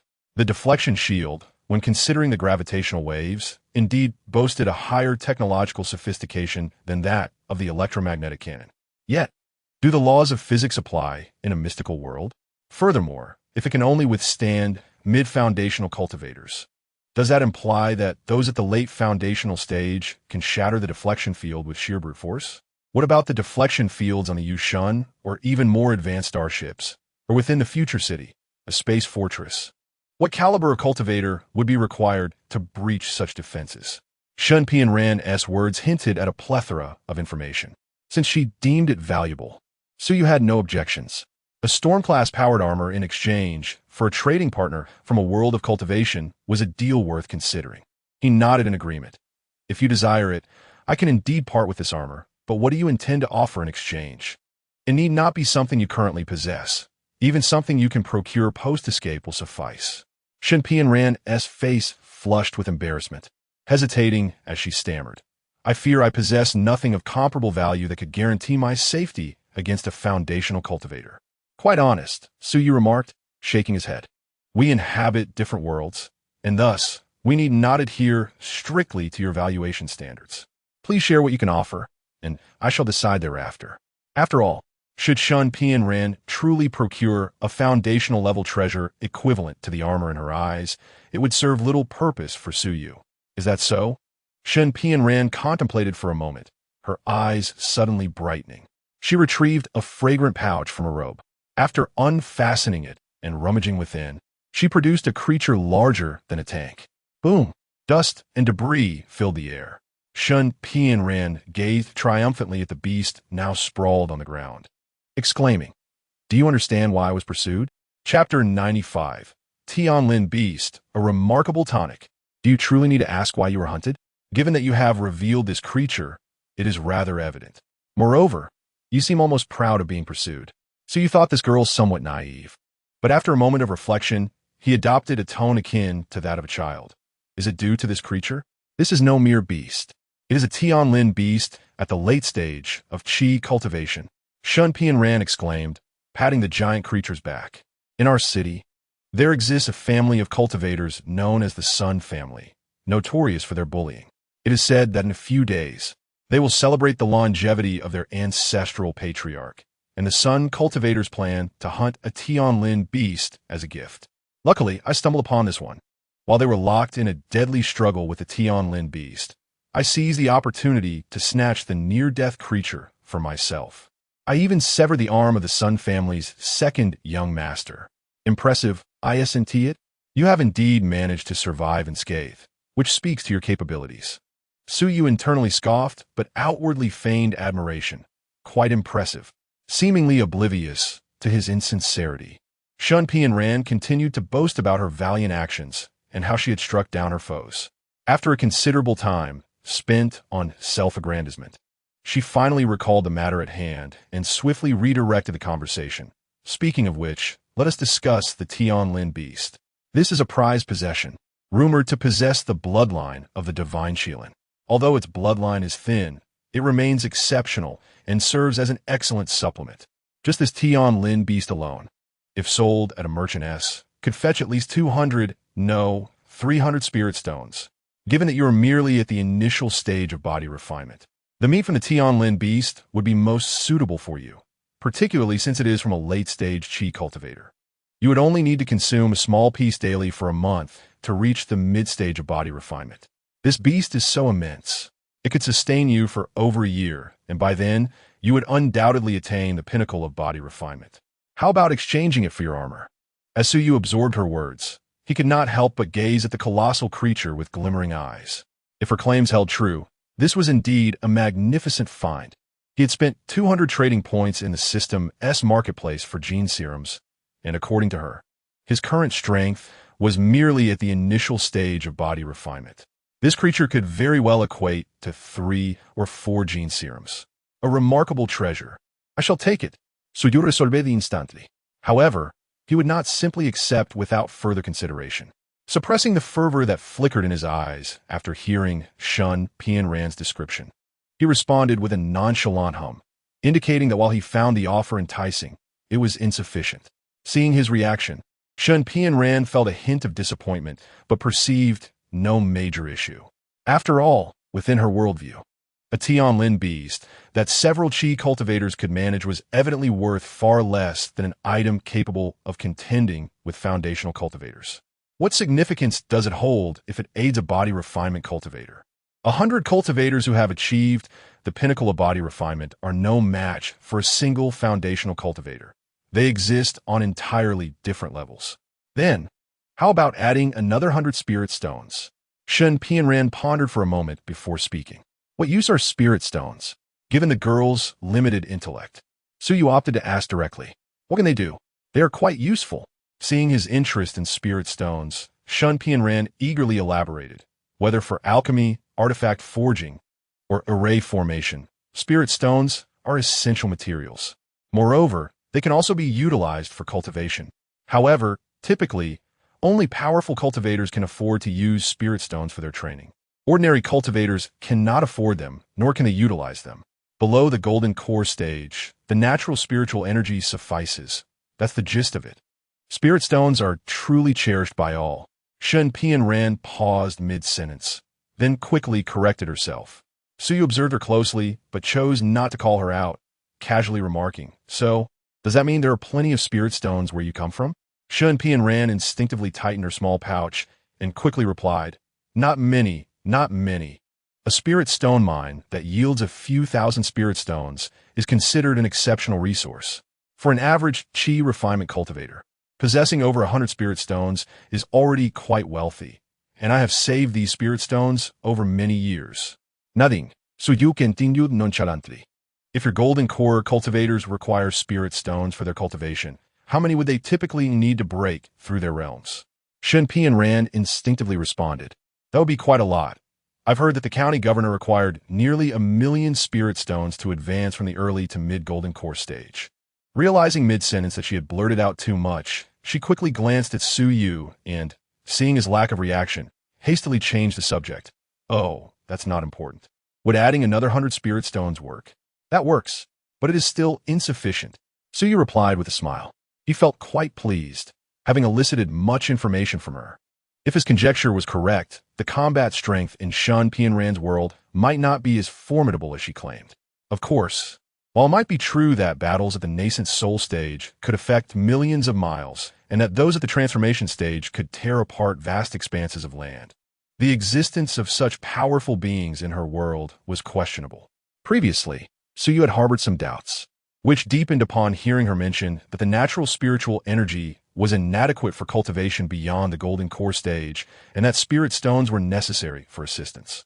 Thus, he sought to glean more about the spirit stone production in her world. If spirit stones were as plentiful as dirt, there would be little worth discussing. However, it was evident from her words that spirit stones were, in fact, quite precious. The consumption of over 1 million spirit stones just to transition from the early to mid-golden core stage indicated that this amount could equate to the entire wealth of thousands of Qi refinement cultivators. If the realm of cultivation she inhabited did not operate under the extreme condition where the strong treated spirit stones as air while the weak could not even catch a whiff, it would imply that spirit stones were relatively scarce. Furthermore, if those above the golden core stage required spirit stones for their cultivation, then under conditions of limited spirit stone availability, it was highly likely that there would not be many high-level cultivators above the golden core stage in her world. Of course, there was also the possibility that Shun Pianran appeared harmless but concealed a darker nature, having feigned her earlier demeanor to mislead Suyu. Thus, without concrete evidence, he refrained from making any firm conclusions, merely entertained the possibility. I truly have little to offer. Everything of value I possess is with my master, who seldom grants me anything. Shun Pianran pouted. Nothing to give? Suyu suddenly chuckled. Not necessarily. To be honest, I'm quite interested in the cultivation method you practice. No way. As soon as Suyu's words fell, Shun Pianran shook her head vigorously, decisively rejecting him. My cultivation method was passed down by my master. It enables one to cultivate to the golden core stage. In our world, it is a rare find. There is no way I would trade it. Seeing her reaction, Suyu surmised that acquiring this elixir from her would be quite challenging, and he did not intend to continue coaxing her. Though she appeared somewhat dim-witted, such individuals were often more difficult to deceive. Naturally, Suyu adhered to the principle of fair trade and had no intention of tricking her. Since he could not acquire her personal cultivation method, he could still ask her to procure some lesser methods. Regardless of their level, it sufficed for him. However, before he could express this thought, Shun Pianran interjected, "How about this? I have some elixirs. Perhaps they can serve as compensation." As she spoke, she rummaged in her small pouch for a while before retrieving several porcelain vials. Shun Pianran held up the vials, introducing each one. This is a Bixia pill. One can cure all ailments. This is a beauty pill. A mortal who consumes one can maintain their youthful appearance until death. This is a Qingling pill. It is excellent for aiding cultivation, and if a mortal takes one, they become a genius, learning anything swiftly. She presented a total of 7 or 8 different elixirs, each contained in separate vials, with about 10 or so in each. After completing her introductions, she looked at Suyu with hope. All these elixirs were given to me by my master. If purchased, they would cost at least 300 spirit stones. The Tianlin beast is worth 100 spirit stones, and with these elixirs, their combined value would exceed 600 or 700 spirit stones.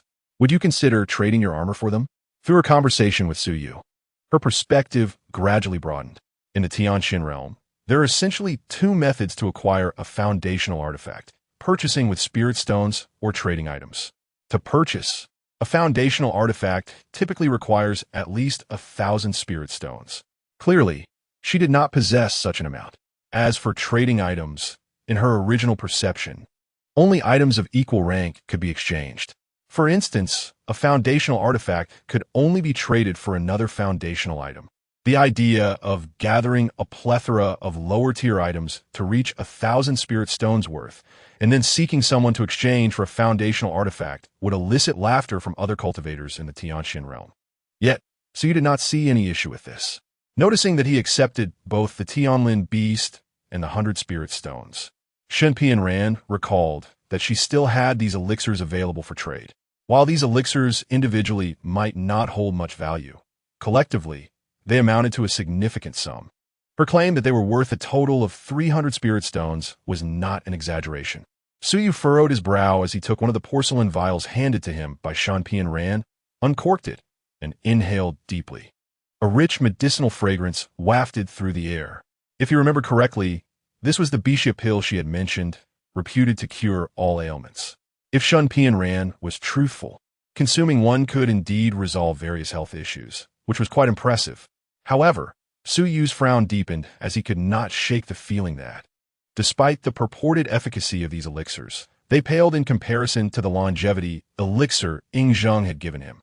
After sampling the contents of several vials, this sensation intensified. The longevity elixir, even without considering its ability to extend life by 20 years, had a flavor that was incomparable to these elixirs. Just a whiff of the longevity elixir could invigorate the spirit and dispel fatigue, far surpassing the effects of an entire case of energy drinks. In contrast, while these elixirs possessed a pleasant aroma, it was merely fragrant without any additional effects. Suyu glanced at the trading panel. The transaction has been duly acknowledged by the system. Clearly, at least regarding the efficacy of these elixirs, Shanpian Ran is not being deceitful. This is rather peculiar. Suyu did not provide an immediate response. Instead, he engaged in deep contemplation. Firstly, it is known that the world of Yi Jin Jing, known as Shenzhou, is evidently less advanced in the realm of metaphysics compared to the Tianxian realm. This is evident from Yi Jin Jing's purchase of 60 exoskeletons from him. To say nothing of the matter, Shanpian Ran's recent display of dismantling several exoskeletons with her bare hands was astonishingly effortless. Not to mention, there are even more formidable foundational cultivators, and those at the levels of Jindan and Yuaning. If the metaphysical powers in Yi Jin Jing's domain were indeed more advanced than those of Shanpian Ran's Tianxian realm, there would be little reason for him to procure exoskeletons to combat the Xiongnu. Under the premise that the metaphysical forces in Shenzhou are inferior to those of the Tianxian realm, the longevity elixirs presented by Yi Jin Jing must be of a higher caliber than those offered by Shanpian Ran, which warrants further scrutiny. From the manner in which Yi Jin Jing casually provided him with dozens of these elixirs, it suggests that they are not particularly rare or precious in his possession. Although Yi Jin Jing is the sovereign of Shenzhou, arguably the most prominent figure of his time, his status is incomparable to that of Shanpian Ran in the Tianxian realm.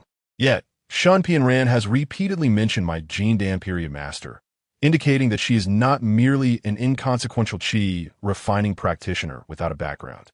Additionally, considering the disparities between the worlds and the more developed and refined cultivation system in the Tianxian realm, it stands to reason that the elixirs she produces, even if not as potent as the longevity elixirs crafted through the collective resources of Yi Jin Jing's nation, should not be vastly inferior. Yet as it stands, these elixirs pale in comparison to the longevity elixirs, which can grant an additional 20 years of life as long as one draws breath. Of course, it is also possible that Shanpian Ran is concealing superior items and merely presenting him with subpar ones. After some contemplation, Suyu tentatively inquired, "Do you possess any elixirs that can extend life?" Elixirs that extend life? Shanpian Ran was taken aback, her expression shifting to one of intrigue as she gazed at Suyu. Such elixirs are rare and elusive. Their crafting has long ceased. Those that occasionally surface are often unearthed from ancient secret realms or tombs. Even elixirs that can only prolong life by 3 to 5 years are highly coveted by those nearing the end of their lifespan, leading to fierce competition and even violent confrontations. Longevity elixirs are exceedingly precious. Why would you think that a mere qi refining practitioner like me would possess such things? Indeed, Suyu felt a sense of certainty in his heart, as if he had grasped a crucial piece of information.